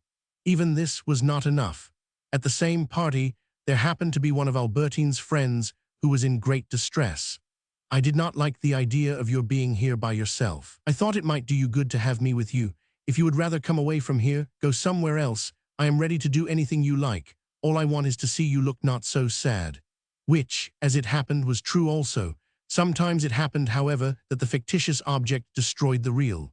Thus, Albertine, having a favor to ask on behalf of one of her friends, went on purpose to see a certain lady who could help her. But on arriving at the house of this lady, a kind and sympathetic soul, the girl, unconsciously following the principle of utilizing a single action in a number of ways, felt it to be more ingratiating to appear to have come there solely on account of the pleasure she knew she would derive from seeing the lady again. The lady was deeply touched that Albertine should have taken a long journey purely out of friendship for herself. Seeing her almost overcome by emotion, Albertine began to like the lady still better. Only there was this awkward consequence. She now felt so keenly the pleasure of friendship, which she pretended to have been her motive in coming, that she was afraid of making the lady suspect the genuineness of sentiments which were actually quite sincere if she now asked her to do the favor, whatever it may have been, for her friend. The lady would think that Albertine had come for that purpose, which was true, but would conclude also that Albertine had no disinterested pleasure in seeing her, which was not. With the result that she came away without having asked the favor, like a man sometimes who has been so good to a woman in the hope of winning her, that he refrains from declaring his passion in order to preserve for his goodness an air of nobility. In other instances, it would be wrong to say that the true object was sacrificed to the subordinate and subsequently conceived idea, but the two were so far incompatible that if the person to whom Albertine endeared herself by stating the second had known of the existence of the first, his pleasure would at once have been turned into the deepest annoyance. At a much later point in this story, we shall have occasion to see this kind of incompatibility expressed in clearer terms. Let us say for the present, borrowing an example of a completely different order, that they occur very frequently in the most divergent situations that life has to offer. A husband has established his mistress in the town where he is quartered with his regiment. His wife, left by herself in Paris, and with an inkling of the truth, grows more and more miserable, and writes her husband letters embittered by jealousy. Very well, the mistress is obliged to go up to Paris for the day. The husband cannot resist her entreaties that he will go with her, and applies for short leave, which is granted. But as he is a good-natured fellow, and hates to make his wife unhappy, he goes to her and tells her, shedding a few quite genuine tears, that driven to desperation by her letters, he has found the means of getting away from his duties to come to her, to console her in his arms. He has thus contrived by a single journey to furnish wife and mistress alike with proofs of his affection. But if the wife were to learn the reason for which he has come to Paris, her joy would doubtless be turned into grief, unless her pleasure in seeing the faithless wretch outweighed, in spite of everything, the pain that his infidelities had caused her. Among the men who have struck me as practicing with most perseverance this system of what might be called killing any number of birds with one stone must be included M. de Norpois. He would now and then agree to act as intermediary between two of his friends who had quarreled, which led to his being called the most obliging of men. But it was not sufficient for him to appear to be doing a service to the friend who had come to him to demand it. He would represent to the other the steps which he was taking to effect a reconciliation as undertaken not at the request of the first friend, but in the interest of the second, an attitude of the sincerity of which he had never any difficulty in convincing a listener already influenced by the idea that he saw before him the most serviceable of men. In this fashion, playing in two scenes turnabout, what in stage parlance is called doubling two parts. He never allowed his influence to be in the slightest degree imperiled, and the services which he rendered constituted not an expenditure of capital, but a dividend upon some part of his credit. At the same time, every service, seemingly rendered twice over, correspondingly enhanced his reputation as an obliging friend, and better still, a friend whose interventions were efficacious, one who did not draw bows at a venture, whose efforts were always justified by success, as was shewn by the gratitude of both parties. This duplicity in rendering services was, allowing for disappointments such as are the lot of every human being, an important element of M. de Norpois's character. And often at the ministry he would make use of my father, who was a simple soul, while making him believe that it was he, M. de Norpois, who was being useful to my father. Attracting people more easily than she wished, and having no need to proclaim her conquests abroad, Albertine kept silence with regard to the scene with myself by her bedside, which a plain girl would have wished the whole world to know. And yet of her attitude during that scene I could not arrive at any satisfactory explanation. Taking first of all the supposition that she was absolutely chaste, a supposition with which I had originally accounted for the violence with which Albertine had refused to let herself be taken in my arms and kissed, though it was by no means essential to my conception of the goodness, the fundamentally honorable character of my friend, I could not accept it without a copious revision of its terms. It ran so entirely counter to the hypothesis which I had constructed that day when I saw Albertine for the first time. Then ever so many different acts, all acts of kindness towards myself, a kindness that was caressing, at times uneasy, alarmed, jealous of my predilection for Andrew, came up on all sides to challenge the brutal gesture with which, to escape from me, she had pulled the bell. Why then had she invited me to come and spend the evening by her bedside? Why had she spoken all the time in the language of affection? What object is there in your desire to see a friend, in your fear that he is fonder of another of your friends than of you? Why seek to give him pleasure? Why tell him, so romantically, that the others will never know that he has spent the evening in your room, if you refuse him so simple a pleasure, and if to you it is no pleasure at all? I could not believe, all the same, that Albertine's chastity was carried to such a pitch as that, and I had begun to ask myself whether her violence might not have been due to some reason of coquetry, a disagreeable odor, for instance, which she suspected of lingering about her person, and by which she was afraid that I might be disgusted, or else of cowardice, if for instance she imagined, in her ignorance of the facts of love, that my state of nervous exhaustion was due to something contagious, communicable to her in a kiss. She was genuinely distressed by her failure to afford me pleasure, and gave me a little gold pencil case, with that virtuous perversity which people show who, moved by your supplications, and yet not consenting to grant you what those supplications demand, are anxious all the same to bestow on you some mark of their affection. The critic, an article from whose pen would so gratify the novelist, asks him instead to dinner. The Duchess does not take the snob with her to the theatre, but lends him her box, on an evening when she will not be using it herself. So far are those who do least for us, and might easily do nothing, driven by conscience to do something. I told Albertine that in giving me this pencil case she was affording me great pleasure, and yet not so great as I should have felt if, on the night she had spent at the hotel, she had permitted me to embrace her. It would have made me so happy. What possible harm could it have done you? I was simply astounded at your refusing to let me do it. What astounds me, she retorted, is that you should have thought it astounding. Funny sort of girls you must know if my behavior surprises you. I am extremely sorry if I annoyed you, but even now I cannot say that I think I was in the wrong. What I feel is that all that sort of thing is of no importance, really, and I can't understand a girl who could so easily give pleasure not consenting to do so. Let us be quite clear about it, I went on, throwing a sop of sorts to her moral scruples, as I recalled how she and her friends had scarified the girl who went about with the actress Lee. I don't mean to say for a moment that a girl can behave exactly as she likes, or that there's no such thing as immorality. Take, let me see now, yes, what you were saying the other day about a girl who's staying at Balbec and her relations with an actress. I call that degrading, so degrading that I feel must all have been made up by the girl's enemies, and that there can't be any truth in the story. It strikes me as improbable, impossible. But to let a friend kiss you, and go farther than that even, since you say that I am your friend. So you are, but I have had friends before now. I have known lots of young men who were every bit as friendly, I can assure you.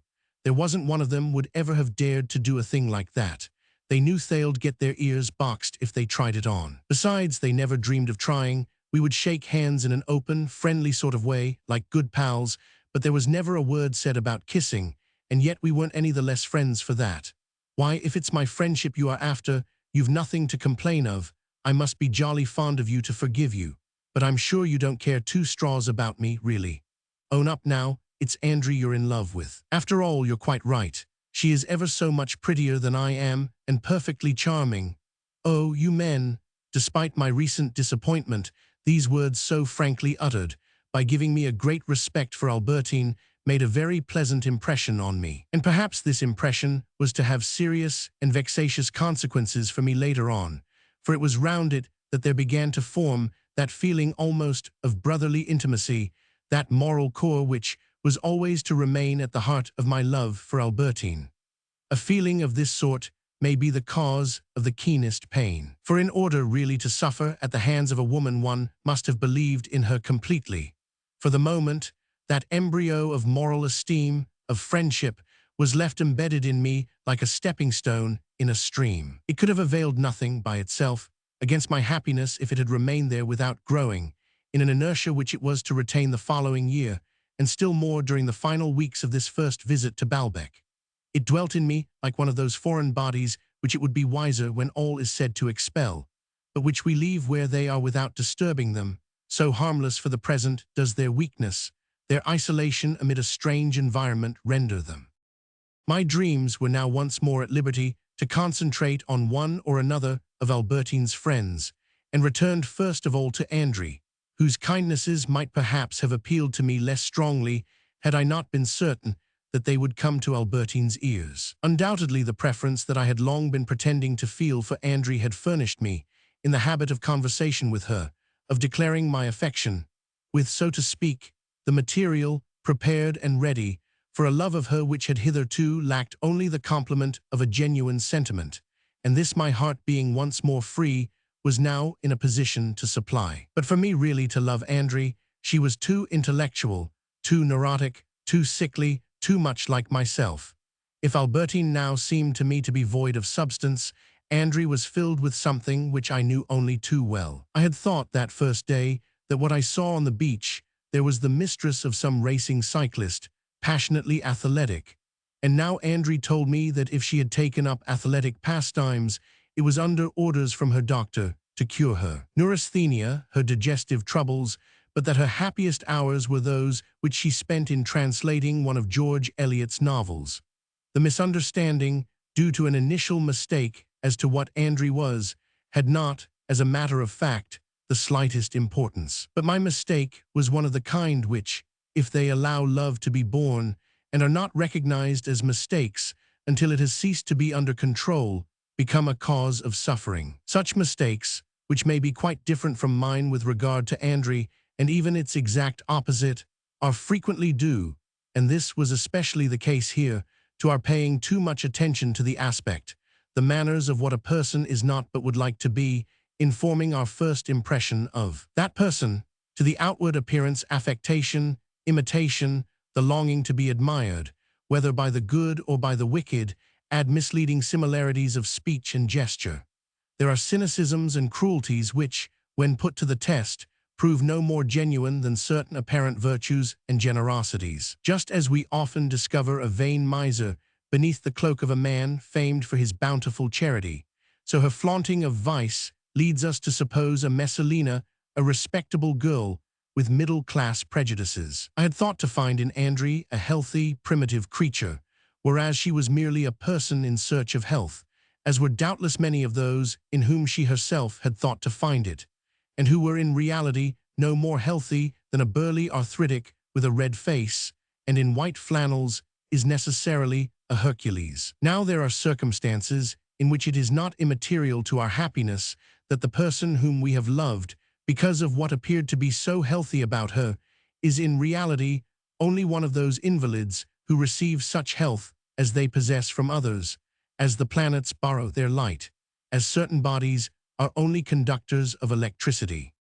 No matter, Andri, like Rosamond and Giselle, indeed more than they, was, when all was said, a friend of Albertine, sharing her life, imitating her conduct, so closely that, the first day, I had not at once distinguished them one from another. Over these girls, flowering sprays of roses whose principal charm was that they outlined themselves against the sea, the same undivided partnership prevailed as at the time when I did not know them, when the appearance of no matter which of them had caused me such violent emotion by its announcement that the little band was not far off. And even now, the sight of one of them filled me with a pleasure into which there entered, to an extent which I should not have found it easy to define, the thought of seeing the others follow her in due course, and even if they did not come that day, speaking about them, and knowing that they would be told that I had been on the beach. It was no longer simply the attraction of those first days, it was a regular love-longing which hesitated among them all, so far was each the natural substitute for the others. My bitterest grief would not have been to be thrown over by whichever of the girls I liked best, but I should at once have liked best, because I should have fastened on to her the whole of the melancholy dream which had been floating vaguely among them all, her who had thrown me over. It would, moreover, in that event, be the loss of all her friends, in whose eyes I should speedily have forfeited whatever advantage I might possess, that I should, in losing her, have unconsciously regretted, having vowed to them that sort of collective love which the politician and the actor feel for the public for whose desertion of them, after they have enjoyed all its favors, they can never be consoled. Even those favors which I had failed to win from Albertine, I would hope suddenly to receive from one or other who had parted from me in the evening with a word or glance of ambiguous meaning, thanks to which it was to her that, for the next day or so, my desire would turn. It strayed among them all the more voluptuously in that upon those volatile faces a comparative fixation of features had now begun, and had been carried far enough for the eye to distinguish, even if it were to change yet further, each malleable and floating effigy. The differences that existed among them, there was doubtless very little that corresponded in the no less marked differences in the length and breadth of those features, any of which might, perhaps, dissimilar as the girls appeared, almost have been lifted bodily from one face and imposed at random upon any other. But our knowledge of faces is not mathematical. In the first place, it does not begin with the measurement of the parts.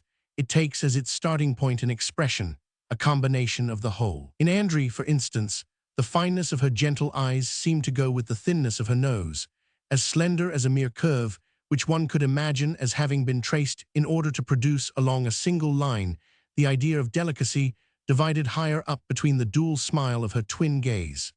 A line equally fine was engraved in her hair, pliant and deep as the line with which the wind furrows the sand. And in her it must have been hereditary, for the snow-white hair of Andri's mother was driven in the same way, forming here a swelling, there a depression like a snowdrift that rises or sinks according to the irregularities of the soil. Certainly, when compared with the fine delineation of Andri's, Rosamond's nose seemed to present broad surfaces, like a high tower raised upon massive foundations. Albeit expression suffices to make us believe in enormous differences between things that are separated by infinitely little. Albeit, that infinitely little may by itself create an expression that is absolutely unique, an individuality. It was not only the infinitely little of its lines and the originality of its expression that made each of these faces appear irreducible to terms of any other. Between my friends' faces, their coloring established a separation wider still, not so much by the varied beauty of the tones with which it provided them, so contrasted that I felt when I looked at Rosamond, flooded with a sulphurous rose color, with the further contrast of the greenish light in her eyes, and then at Andri, whose white cheeks received such an austere distinction from her black hair, the same kind of pleasure as if I had been looking alternately at a geranium growing by a sunlit sea and a camellia in the night. But principally because the infinitely little differences of their lines were enlarged out of all proportion, the relations between one and another surface entirely changed by this new element of color which, in addition to being a dispenser of tints, is great at restoring, or rather at altering dimensions, so that faces which were perhaps constructed on not dissimilar lines according as they were lighted by the flaming torch of an auburn pole or high complexion, or by the white glimmer of a dull pallor, grew sharper or broader, became something else, like those properties used in the Russian ballet, consisting sometimes, when they are seen in the light of day, of a mere disk of paper, out of which the genius of a Bakst, according to the blood-red or moonlit effect in which he plunges his stage, makes a hard incrustation, like a turquoise on a palace wall, or a swooning softness, as of a Bengal rose in an eastern garden. And so when acquiring a knowledge of faces, we take careful measurements, but as painters, not as surveyors. So it was with Albertine as with her friends. On certain days, slim, with grey cheeks, a sullen air, a violet transparency falling obliquely from her, such as we notice sometimes on the sea, she seemed to be feeling the sorrows of exile. On other days her face, more sleek, caught and glued my desires to its varnished surface and prevented them from going any farther, unless I caught a sudden glimpse of her from the side, for her dull cheeks, like white wax on the surface, were visibly pink beneath, which made me anxious to kiss them, to reach that different tint which thus avoided my touch. At other times happiness bathed her cheeks with a clarity so mobile that the skin, grown fluid and vague, gave passage to a sort of stealthy and subcutaneous gaze, which made it appear to be of another color, but not of another substance than her eyes. Sometimes, instinctively, when one looked at her face, punctuated with tiny brown marks, among which floated what was simply two larger, bluer stains, it was like looking at the egg of a goldfinch, or often like an opalescent agate cut and polished in two places only, where, from the heart of the brown stone, shone like the transparent wings of a sky-blue butterfly her eyes, those features in which the flesh becomes a mirror and gives us the illusion that it allows us, more than through the other parts of the body, to approach the soul. But most often of all she showed more color, and was then more animated. Sometimes the only pink thing in her white face was the tip of her nose, as finely pointed as that of a mischievous kitten with which one would have liked to stop and play. Sometimes her cheeks were so glossy that one's glance slipped, as over the surface of a miniature, over their pink enamel, which was made to appear still, more delicate, more private, by the enclosing though half-opened case of her black hair. Or it might happen that the tint of her cheeks had deepened to the violet shade of the red cyclamen, and at times, even when she was flushed or feverish, with a suggestion of unhealthiness which lowered my desire to something more sensual and made her glance expressive of something more perverse and unwholesome, too. The deep purple of certain roses, a red that was almost black, and each of these Albertines was different, as in every fresh appearance of the dancer, whose colors, form, character are transmuted according to the innumerably varied play of a projected limelight. It was perhaps because they were so different, the persons whom I used to contemplate in her at this period, that later on I became myself a different person, corresponding to the particular Albertine to whom my thoughts had turned, a jealous, an indifferent, voluptuous, a melancholy, a frenzied person, created anew not merely by the accident of what memory had risen to the surface, but in proportion also to the strength of the belief that was lent to the support of one and the same memory by the varying manner in which I appreciated it. For this is the point to which we must always return, to these beliefs, with which most of the time we are quite unconsciously filled, but which for all that are of more importance to our happiness than is the average person whom we see, for it is through them that we see him, it is they that impart his momentary greatness to the person seen. To be quite accurate, I ought to give a different name to each of the me's who were to think about Albertine in time to come.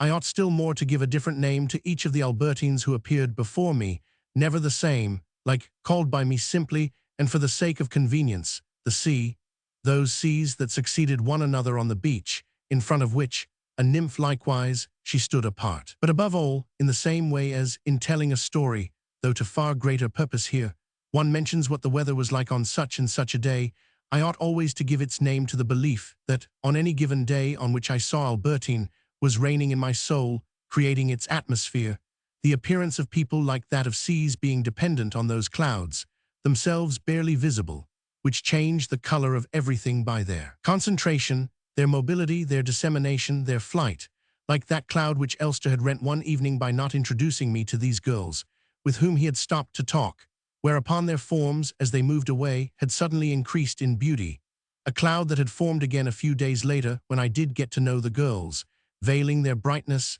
interposing itself frequently between my eyes and them, opaque and soft, like Virgil's Leucothea.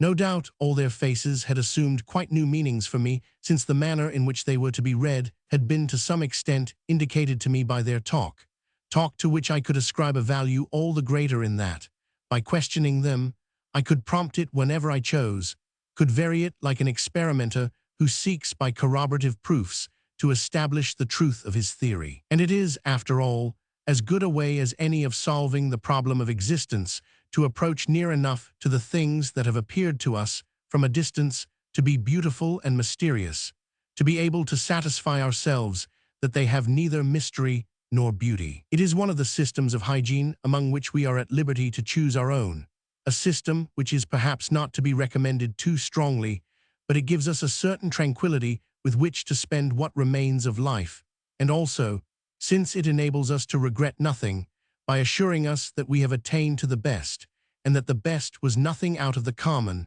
with which to resign ourselves to death.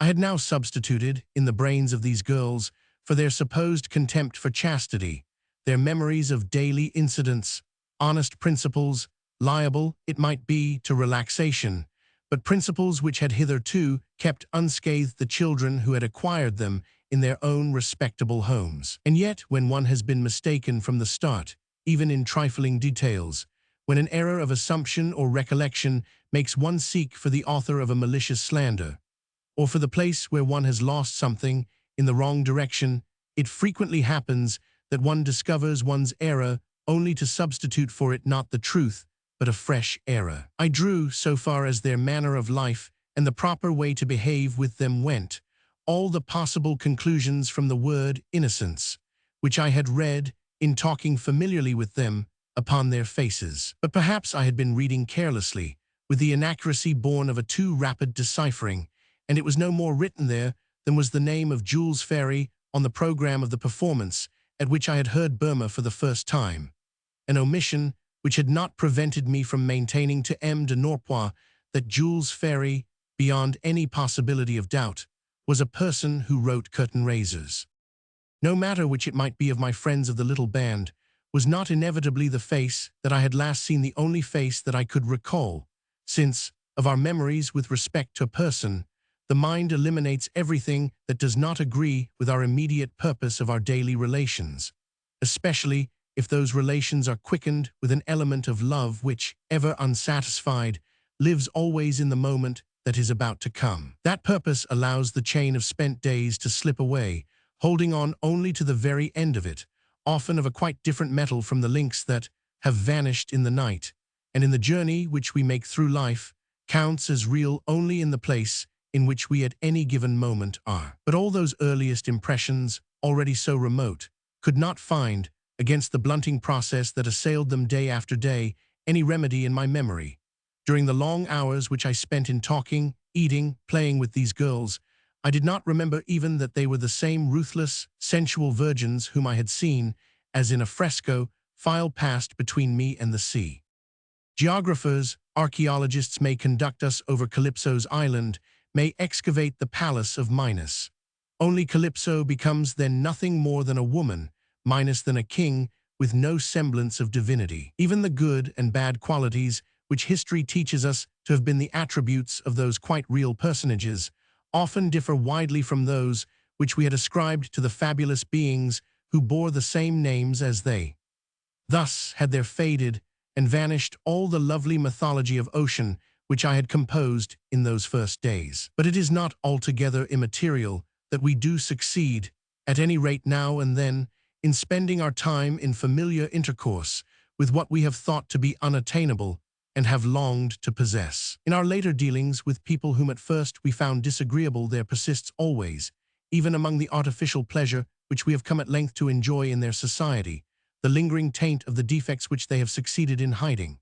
But in relations such as I was now having with Albertine and her friends, the genuine pleasure which was there at the start leaves that fragrance which no amount of skill can impart to hothouse fruits, to grapes that have not ripened in the sun. The supernatural creatures, which for a little time they had been to me still introduced, even without any intention on my part, a miraculous element into the most commonplace dealings that I might have with them, or rather prevented such dealings from ever becoming commonplace at all. My desire had sought so ardently to learn the significance of the eyes which now knew and smiled to see me, but whose glances on the first day had crossed mine like rays from another universe.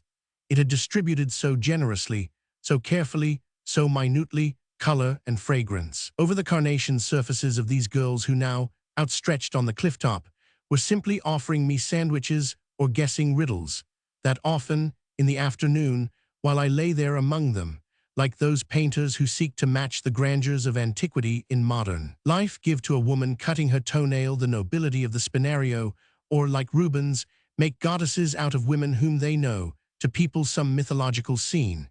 At those lovely forms, dark and fair, so dissimilar in type, scattered around me in the grass, I would gaze, without emptying them, perhaps, of all the mediocre contents with which my everyday experience had filled them, and at the same time, without expressly recalling their heavenly origin, as if, like young Hercules or young Telemachus, I had been set to play amid a band of nymphs.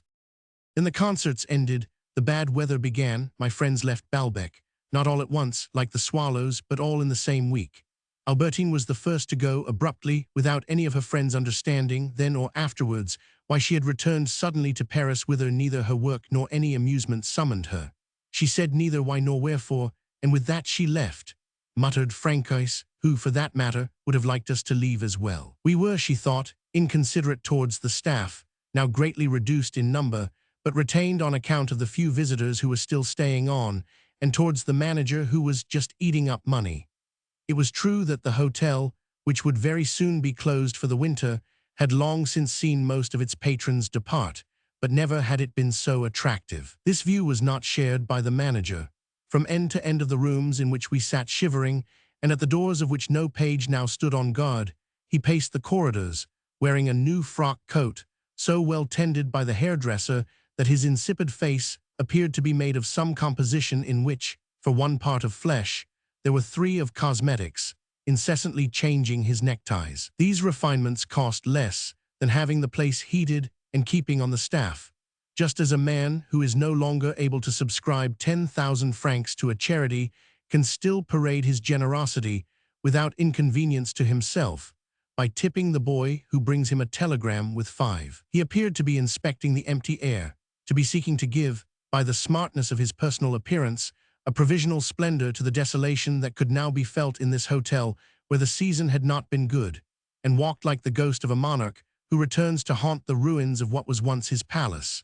He was particularly annoyed when the little local railway company, finding the supply of passengers inadequate, discontinued its trains until the following spring. "What is lacking here," said the manager, "is the means of commotion."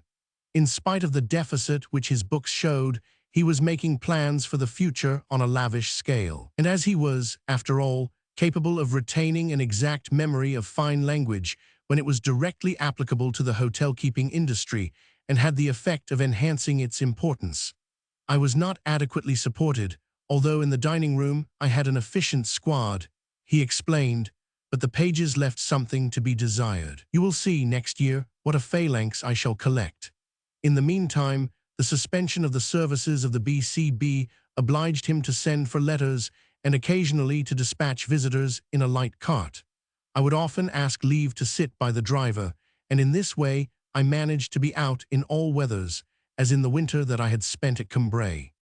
Sometimes, however, the driving rain kept my grandmother and me, the casino being closed, in rooms almost completely deserted, as in the lowest hold of a ship when a storm is raging. And there, day by day, as in the course of a sea voyage, a new person from among those in whose company we had spent 3 months without getting to know them, the chief magistrate from Caen, the leader of the Cherbourg bar, an American lady and her daughters, came up to us, started conversation, discovered some way of making the time pass less slowly, revealed some social accomplishment, taught us a new game, invited us to drink tea or to listen to music, to meet them at a certain hour, to plan together some of those diversions which contain the true secret of pleasure-giving, which is to aim not at giving pleasure, but simply at helping us to pass the time of our boredom, in a word, formed with us, At the end of our stay at Baalbek, ties of friendship which, in a day or two, their successive departures from the place would sever. I even made the acquaintance of the rich young man, of one of his pair of aristocratic friends, and of the actress, who had reappeared for a few days. But their little society was composed now of 3 persons only, the other friend having returned to Paris. They asked me to come out to dinner with them at their restaurant. I think they were just as well pleased that I did not accept. But they had given the invitation in the most friendly way imaginable, and albeit it came actually from the rich young man, since the others were only his guests, as the friend who was staying with him, the Marquis Maurice de Vaudemont, came of a very good family indeed. Instinctively the actress, in asking me whether I would not come, said, to flatter my vanity, "Maurice will be so pleased." And when in the hall of the hotel I met them all 3 together, it was M. de Vaudemont, the rich young man effacing himself, who said to me, "Won't you give us the pleasure of dining with us?"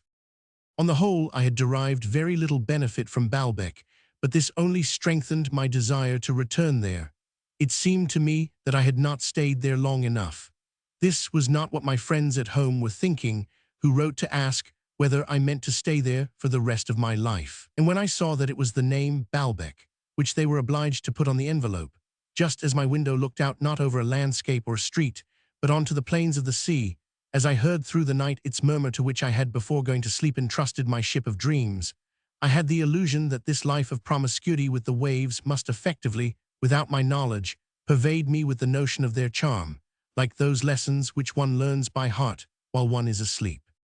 The manager offered to reserve better rooms for me next year, but I had now become attached to mine, into which I went without ever noticing the scent of flowering grasses, while my mind, which had once found such difficulty in rising to fill its space, had come now to take its measurements so exactly that I was obliged to submit it to a reverse process when I had to sleep in Paris, in my own room, the ceiling of which was low.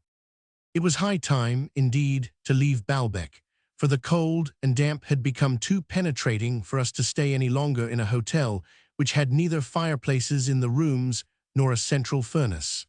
Moreover, I forgot almost immediately these last weeks of our stay. What my mind's eye did almost invariably see when I thought of Baalbek were the hours which, every morning during the fine weather, as I was going out in the afternoon with Albertine and her friends, my grandmother, following the doctor's orders, insisted on my spending lying down, with the room darkened. The manager gave instructions that no noise was to be made on my landing, and came up himself to see that they were obeyed. Because the light outside was so strong, I kept drawn for as long as possible the big violet curtains which had adopted so hostile an attitude towards me the first evening. But as in spite of the pins with which, so that the light should not enter, Francois fastened them every night, pins which she alone knew how to unfasten, as in spite of the rugs, the red cretonne table cover, the various fabrics collected here and there which she fitted into her defensive scheme, she never succeeded in making them meet exactly. The darkness was not complete, and they allowed to spill over the carpet as it were a scarlet shower of anemone petals, among which I could not resist the temptation to plunge my bare feet. Moment, and on the wall which faced the window, and so was partially lighted, a cylinder of gold with no visible support was placed vertically and moved slowly along like the pillar of fire which went before the Hebrews in the desert. I went back to bed, obliged to taste without moving, in imagination only, and all at once, the pleasures of games, bathing, walks which the morning prompted. Joy made my heart beat thunderingly like a machine set going at full speed, but fixed to the ground, which can spend its energy only by turning upon its own axis. I knew that my friends were on the front, but I did not see them as they passed before the links of the sea's uneven chain, far at the back of which, and nestling amid its bluish peaks like an Italian citadel, one could occasionally, in a clear moment, make out the little town of Rivebelle, drawn in minutest detail by the sun. I did not see my friends, but while there mounted to my belvedere the shout of the newsboy, the journalists, as Francois used to call them, the shouts of the bathers and of children at play, punctuating like the cries of seabirds the sound of the gently breaking waves, I guessed their presence, I heard their laughter enveloped like the laughter of the Nereids in the smooth tide of sound that rose to my ears. "We looked up," said Albertine in the evening, "to see if you were coming down, but your shutters were still closed when the concert began. At 10 o'clock, sure enough, it broke out beneath my windows. In the intervals in the blare of the instruments, if the tide were high, would begin again, slurred and continuous, the gliding surge of a wave which seemed to enfold the notes of the violin in its crystal spirals and to be spraying its foam over echoes of a submarine music. I grew impatient because no one had yet come with my things, so that I might rise and dress. 12 o'clock struck. Francais arrived at last. And for months on end, in this Baalbek to which I had so looked forward, because I imagined it only as battered by the storm and buried in fogs, the weather had been so dazzling and so unchanging that, when she came to open the window, I could always, without once being wrong, expect to see the same patch of sunlight folded in the corner of the outer wall, of an unalterable color, which was less moving as a sign of summer than depressing as the color of a lifeless and composed enamel. And after Francois had removed her pins from the moldings of the window frame, taken down her various cloths, and drawn back the curtains, the summer day which she disclosed seemed as dead, as immemorially ancient as would have been a sumptuously attired dynastic mummy from which our old servant had done no more than precautionally unwind the linen wrappings before displaying it to my gaze, embalmed in its vesture of gold. The end.